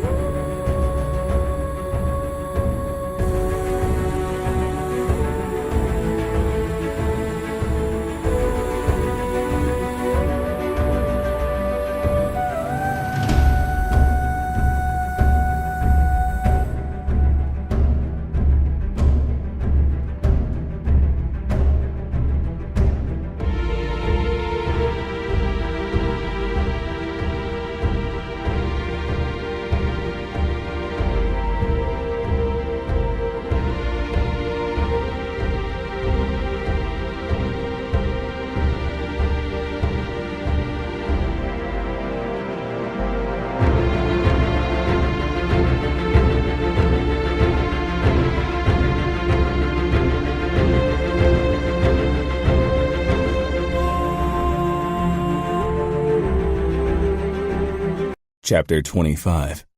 Cassio. I closed the door on Giulia's terrified face before facing Luca, who was still holding his gun. Despite the almost irresistible urge to pull my own, I didn't. I respected Luca, and he appreciated me more than most of his other underbosses. That didn't mean he wouldn't kill me. There wasn't a man or woman that Luca wasn't capable of killing. Except for his wife and children. Maybe. You lied about Andre. I didn't lie. I omitted part of the truth. Luca's lip curled in a dangerous way. Some might say omitting part of the truth is lying. The only opinion that matters to me is yours. Luca came closer, the gun still hanging down in a relaxed way. The sight might have fooled someone who didn't know Luca as I did. Luca was a born killer. Few men were as dangerous as him with and without a gun. If that were true, you would have told me everything when I asked. I nodded. Andre was my soldier. When I killed him, it was under Philadelphia's ruling. Philadelphia is mine, Cassio. Everything in the East is mine. You and all my other underbosses rule over my cities in my name. Don't ever forget that. I don't. But you trust me to rule in Philadelphia as I see fit, and you know I do it well. You don't expect me to tell you about every incident in the city. You trust me to deal with them myself. I expect you to tell me when there's a traitor in the Familia. Andre was a rat. Was he? Or was he just the man who fucked your wife? With anyone but Luca, I might have attacked. I stifled my fury. He was both. The vice president of the chapter of the Tartarus MC in Philadelphia that I dismembered told me that they had a contact and the description fit Andre. Did you press a confession out of him? It's what I should have done. I admitted. I held Luca's gaze. When I came home after attacking the clubhouse, I found my naked, heavily pregnant wife riding my brother-in-law, her half-brother, under my roof with my little son downstairs, thinking they were playing some game. When I confronted Andre, he bragged to me about fucking my wife from the first day of our marriage, and that my children weren't mine. I beat him to death with my bare hands, broke every fucking bone in his body, smashed in his cheating face until his eyes popped out, and I would do it again. Luca nodded because jealous rage was something he understood only too well. Did you kill Gaia? No, I didn't even consider it, I said. She killed herself like I told you. She missed him too much. The pain of the past didn't come this time. Gaia was the past. Giulia was my present and future. She'd showed me what it meant to love a woman as fiercely as I loved my children. Luca sheathed his gun. I expect the truth from my men. I didn't want anyone to find out that Gaia had cheated. Some people did, of course, and the reaction was bad enough. I hated admitting this, but Luca needed to understand. I swore to Giulia that I'd return to her, and I had every intention of keeping that promise. I understand, Luca said simply. I'm going to make sure Felix keeps his fucking mouth shut unless you want the truth out. The truth about Daniele and Simona, about their blood, and why they didn't look like me. Daniele and Simona are my children in every regard that matters. They can't ever find out the truth. They won't. Luca picked up his phone. I should handle it. Luca smiled wryly. Your wife might not be happy if you kill her father, and Felix might count on it. Felix knows I wouldn't hesitate to end his sorry life, however. I inclined my head. Luca had killed family members before, so Felix definitely couldn't hope for mercy. Luca pressed the phone to his ear. Ah, Felix. I hear you acquired some interesting tidbit of information. Have you told anyone yet? Luca waited. And it'll stay that way. Understood. I think it would be best to discuss the matter in person, just so I can really get the message across to you. Pause. No, you will meet me in New York tomorrow at 4 p.m. Don't make me wait. He hung up. I nodded my thanks because the actual words would never pass my lips. You should go to your wife now. I turned around and headed to the door, but before I could open it, Luca spoke up again. This was your last omission, Cassio. Even 3 children won't protect you next time you lie to me. I know. I left. Faro still waited in the corridor and almost sagged in relief when he spotted me. He waited until the elevator doors closed before he said, Oh, I thought I wouldn't see you again. Luca knows I'm worth more alive than dead. Faro shook his head. If you say so. He regarded me closely. Do you want to talk? I grimaced. I don't need to talk. The second I stepped into our house, Giulia stormed toward me and embraced me so tightly I worried she might bruise or bump. Her eyes were red. Daniele stepped into the foyer behind her. At 12, he was almost as tall as Giulia. I still remembered when he'd clung to my trouser legs. Shouldn't you be in bed? You have school tomorrow. I knew something was wrong when Mom came home crying. She wouldn't tell me what was going on. His voice was already changing from boy to man. I'd raised him. Had suspected he wasn't mine for many years, and now had certainty. It didn't change anything. Giulia loved Daniele and Simona, as if they were her own, and I did too. I had a discussion with Luca. Daniele came closer, fear on his face. Are you in trouble, Dad? That word coming from his lips still filled me with pride. That would never change. Giulia stepped back to give us room. I cupped the back of Daniele's head and pulled him against my chest. I cleared everything up. It was a misunderstanding. Daniele briefly hugged me. Now that he wasn't a small boy anymore, these displays of affection had become less. Now go to bed. Daniele pulled back and headed upstairs, taking the steps 2 at a time. I wrapped an arm around Giulia. Nothing changed, she said firmly.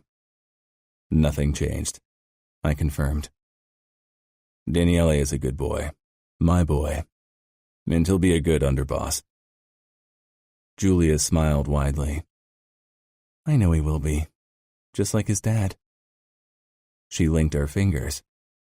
Let's go to bed. The way she said it, I knew she needed more than just sleep. And after today, making love to my wife sounded like the perfect balm. After Giulia had fallen asleep, I headed into the cigar lounge. Lulu trotted after me. She spent most nights in Daniele's or Simona's bed, but my steps must have drawn her out.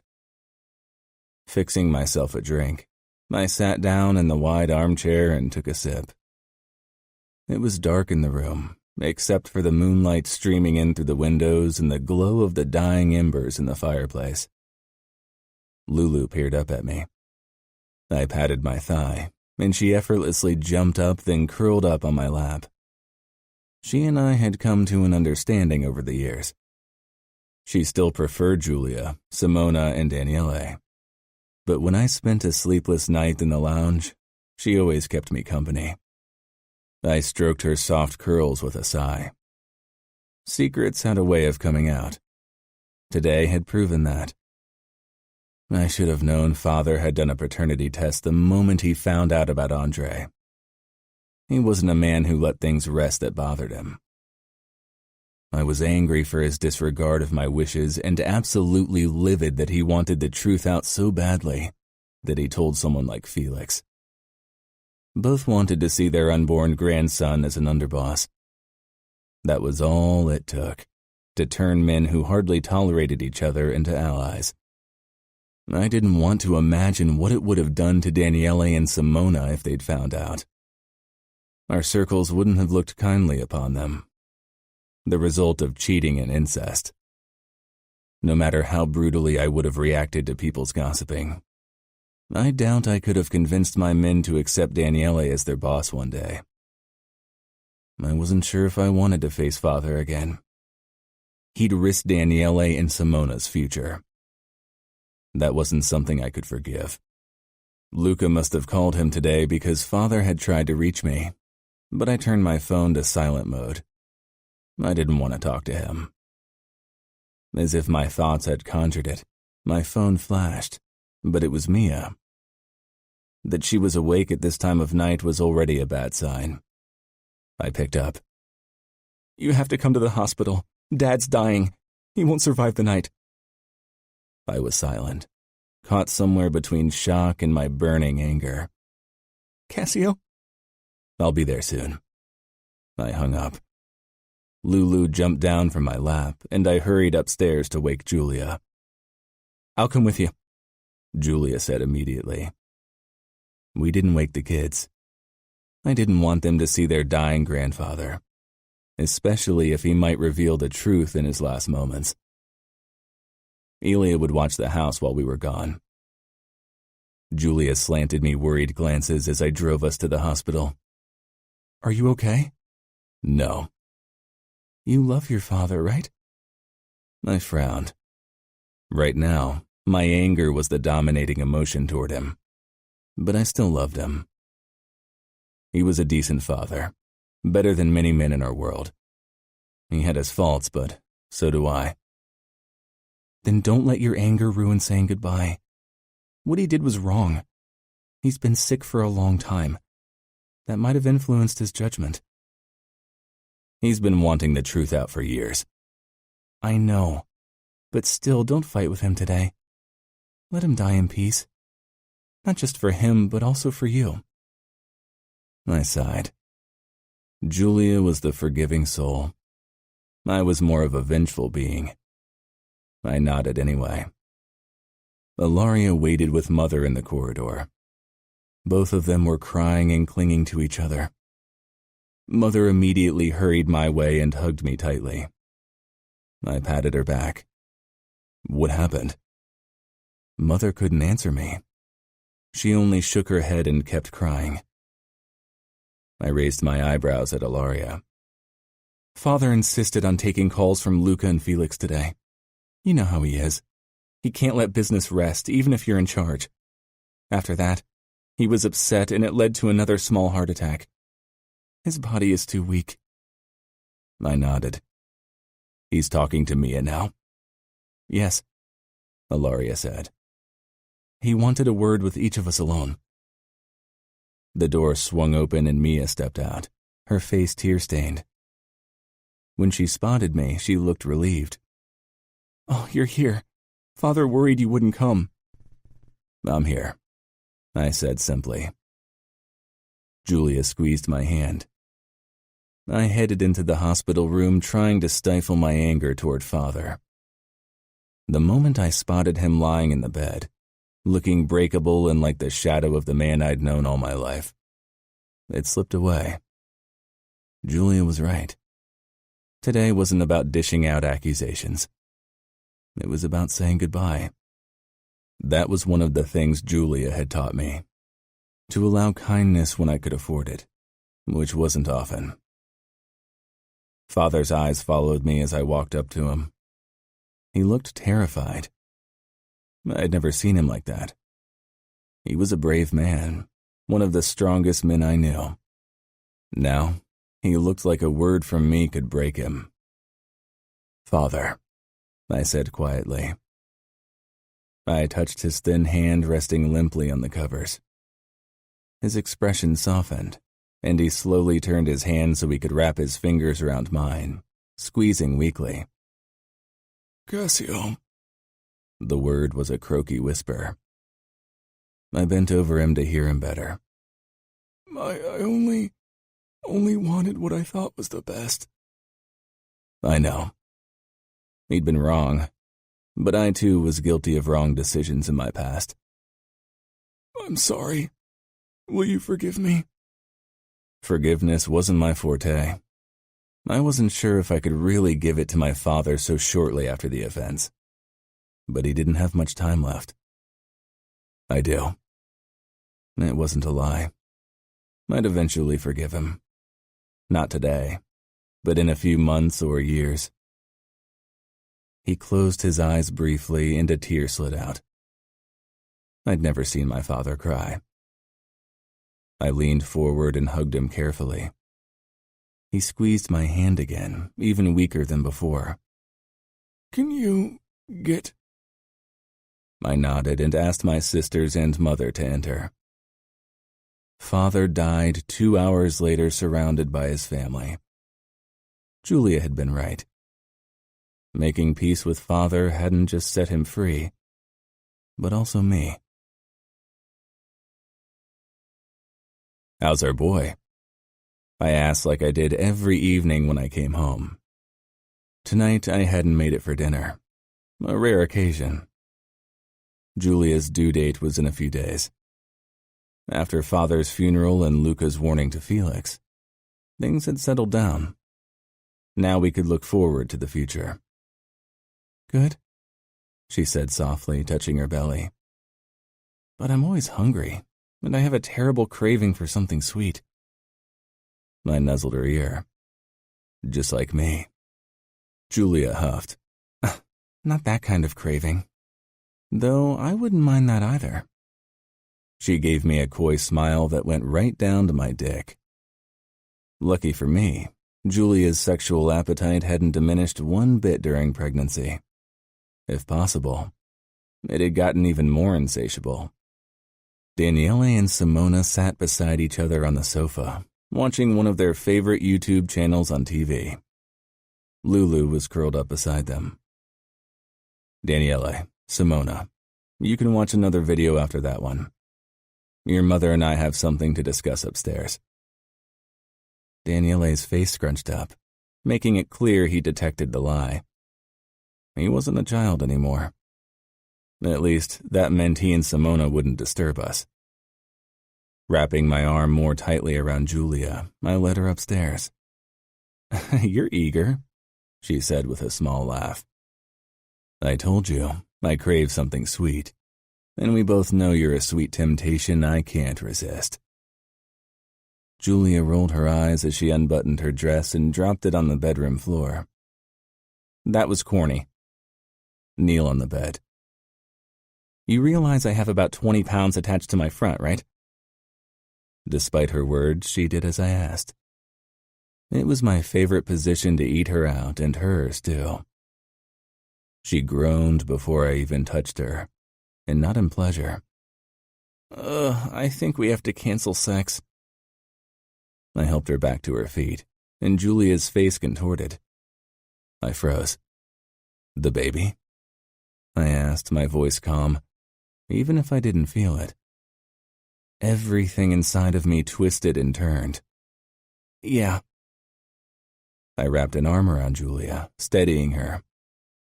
I was so nervous. For once in my life, my hands weren't steady. After helping Giulia get dressed, calling Elia, and telling Daniele to take care of Simona, I drove us to the hospital, all the while whispering words of comfort. I wasn't even sure exactly what I said, hardly noticed the street ahead of us, but I got us there safely. I'd never been present during a birth. Gaia hadn't allowed me to witness this moment of a baby being born. I hadn't insisted because I wanted her and our baby to be safe during labor. I didn't want her arguing with me. This time was different. In every regard. Giulia wanted me at her side, needed me. I held her hand through every new wave of pain, felt her body convulse under the force of it, marveled at her strength and her ability to gift me with her beautiful smile whenever she got a respite. Seeing her in agony was the worst thing I could imagine, but I was grateful that she allowed me to witness this. "One more push," the doula encouraged after almost 5 hours of labor. Giulia clutched my hand, her face scrunching up. She was tired and sweaty. The floor was covered in fluid. My clothes were drenched with sweat and her blood. It was a mess, and yet, the most beautiful moment in my life. And then a cry rang out. I tensed, holding my breath at the same time as Giulia went slack with relief. I stared at Giulia's red, sweaty face, contorted in pain only moments ago, now filled with a bliss I could hardly comprehend. Her eyes were frozen on the bundle the doula held up, but I could not tear my eyes away from my wife, from the woman who'd saved me and my children from a dark path. Giulia slanted me a stunned look, and finally, I dragged my gaze away from her to see the little baby that had caused her such bliss. He was wrinkly and smeared with blood, and it clicked. That bliss on Giulia's face. It crowded my chest, made me feel almost lightheaded with its force. The doula came over to us and put our son in Giulia's arms. Gabriel was beautiful. I wrapped my arm around Giulia's shoulders, kissing her temple, filled with more gratefulness than I ever considered myself capable of. Her smile was pure love, unrestrained joy. I would have been happy with only 2 kids. But now that Gabriel lay in Giulia's arms, now that I'd witnessed his birth, I knew that this would make our life even more perfect. Giulia. Going through labor once was definitely enough, which was why I was entirely grateful that we already had 3 kids, 2 of which I didn't have to squeeze out of me. I love Daniele and Simona with all my heart, and Gabriel joining our little family didn't change it. Still, I was glad that I experienced pregnancy, not so much the actual birth, Just once. The day after I'd given birth, Simona and Daniele visited the hospital with Ilia. They both stared down at Gabriel's sleeping form in his crib as if he was an alien. I stifled a smile. Cassio touched their shoulders. His clothes were wrinkly from spending the night in the hospital, and his stubble looked much scruffier than he preferred, but his eyes lit up with pride. Now you have a little brother to watch over. That means you'll have to stop fighting all the time or it'll upset the baby. Daniele gave his dad a doubtful expression, looking right through him. Nice try. You said he looked cute, but he's all wrinkly and he's shedding skin from his head, Simona said with a wrinkled nose. Cassio sighed. With a laugh, I got out of bed and slowly made my way over to them despite the pain in my lower body. He's a newborn. That's how they look. I think he's impossibly cute. Was I a cute baby? She asked. Yes, Cassio and I said at the same time. Daniele frowned. I wrapped my arm around him, whispering, I love you. He smiled, abandoning whatever dark thoughts had bothered him. I'm glad you got me a brother and not a sister like Simona wanted. You need to thank your dad for that. Cassio narrowed his eyes at me when Simona and Daniele looked at him for answers. Grinning, I walked up to him. Maybe you need to have the talk about the birds and the bees soon. I talked to Daniele, and Simona doesn't need to know anything until she's 16 or 17. I rolled my eyes. I was 17 when we got engaged. Don't remind me. He kissed my lips, causing our children to make disgusted faces. It worked out well. It did. He agreed, peering down at our sleeping newborn son. In the afternoon, Mom, Dad, and Christian came to visit. I'd seen my parents at Mansueto's funeral, but we'd only exchanged public pleasantries. We hadn't really talked once since our fight. They probably held it against me that I asked Luca to threaten them. That was why I was surprised to see them. Cassio hovered beside the window, not greeting either of my parents as they stepped in. He shook hands with Christian, however, which made me smile. My brother turned to me then and hugged me awkwardly because I cradled Gabriel in my arms. Congrats. From Karina as well. She would have come, but she's feeling sick often. His wife was pregnant with our third child. Thank you, I whispered. Mom and Dad won't give you any more trouble. I talked to Dad and made it clear that he needed to get a grip if he didn't want to lose you and me. A wave of gratefulness flooded me. Christian squeezed my shoulder before he stepped back to make room for Mom and Dad. Mom crept towards me, her eyes filling with tears. Oh, Giulia. Her joy was earnest, and it dulled my resentment. This was a new stage in my life, and I didn't want to be weighed down by baggage from the past. I smiled. She hugged me, careful not to crush Gabriel. She stroked his cheek and took his tiny fingers into her hand. God, I forgot how small babies are. Dad waited a few steps behind her, looking awkward, but his eyes too brimmed with emotion. I smiled at him, and he stepped forward. Congratulations. Won't you hug me? Relief crossed his face, and like Mom, he embraced me gently. He didn't really know what to do with Gabriel, but he caressed his head once before he stepped back. Cassio's gaze could have frozen over a furnace. I hope you heed Luca's warning. Cassio, I said softly. My parents won't ever mention the matter again, right? I looked at them expectantly. If they loved me, if they wanted me and their grandson in their life, they'd forget what Mansueto had told them. Dad sighed and nodded. If it's your wish, we'll take the secret to our grave. It is. It was settled. We didn't mention it again, and when Simona and Daniele joined us later, my parents hugged them and treated them almost as if they were their grandkids. This was proof of how much they feared losing me, and Luca's wrath, but I focused on the former, not the latter.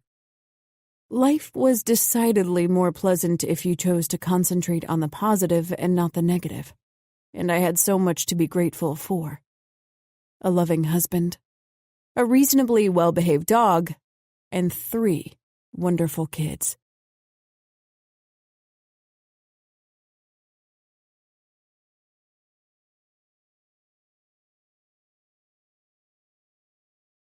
Epilogue. Cassio. In the past, I'd visited my family's beach house to find inner peace and remind myself of the beauty in life. I'd gotten up early to stand on the porch and watch the ocean roll over the white beach, to listen to the calming whooshing of the water without being disturbed. I often brought work with me. Today I slept in. Something Giulia had taught me. It was already past 9 when I stepped onto the porch. Giulia and the kids were already up. Laughter drifted up to me from the beach, not the quiet of the past. I didn't miss it. I hadn't come here to find inner peace or see something beautiful. Inner peace had found me when Giulia stepped into my life. I didn't have to drive hundreds of miles to seek a beach house for that. Now I only had to come home to my wife. Too beautiful for words, inside and out. I closed my eyes, tilting my head up to the early morning sun, letting it warm my upper body and face. Many aspects of my life remain dark spots of brutality, but my home had become my safe haven. "Love, won't you join us?" Giulia called. I looked at her. She cradled our 2-month-old son with one arm, while her other hand clutched her ginormous sun hat against her head. The wind was tearing relentlessly at the ugly thing. I'd made peace with her quirky clothes, but some things were beyond my tolerance. "Love?" That word wasn't a casual endearment born out of habit coming from Giulia's lips. Every time she said it, it held meaning. Giulia encompassed that word, love. That feeling in every action, every smile, every fiber of her being. I headed down to her, sand clinging to my bare feet as I crossed the dune to the beach. Simona and Daniele were taking a dip in the cold ocean, chasing each other and laughing. It was warm for late October, but the water was freezing cold. Back in Philadelphia, these moments of childish carefreeness were few and far between for Daniele. At 12, almost 13, he was only a little over a year away from becoming a made man. His 14th birthday would mark the day of his induction. His eyes found me briefly, and he gave me a boyish grin before Simona tossed water into his face and their chase continued. I joined Giulia, wrapped an arm around her waist, and grabbed the hand holding her hat down to pull her against my body, Gabriel between us. A gust of wind carried the straw hat away until only the bright yellow of its one big sunflower flashed in the distance. Giulia gave me an indignant look. "Oh, you did that on purpose." I kissed her, and she softened against me. Giulia handed me Gabriel, who peered up at me with my dark blue eyes. It filled me with pride seeing our physical similarities. But it wasn't stronger than the pride I felt when Daniele and Simona did something that I taught them, like play pool. Both of them were quite good at it.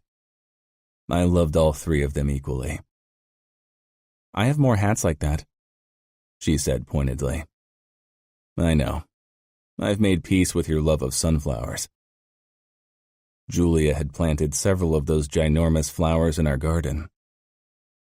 What had once been a neatly manicured lawn was now filled with toys, for children and Lulu, wildflowers, and those yellow atrocities. You brought chaos into my life. "You like my kind of chaos." Daniele and Simona continued their chase on the beach. Lulu jumped up from her spot on a lounge chair and joined them with cheerful barking. The floor of our beach house would be littered with sand tonight. In the past, this would have made me furious. I do. More than anything else, I love our life. It's perfect in my eyes. Giulia kissed my chest over my heart, then Gabriel's forehead. We made it that way. We work every day so it stays that way. Happiness is a choice. I wasn't sure it was true for everyone, but for me, especially since Giulia had come into my life, it was. Giulia still painted almost every day, and even took courses to improve her craft. In one of them, the teacher had asked them to create a painting that expressed their vision of happiness. Giulia had painted our children, Lulu and me taking a stroll on the beach. It was as easy as that. Whenever I looked at the photo of Giulia and our little family that I carried in my wallet, one overwhelming feeling filled me. Happiness.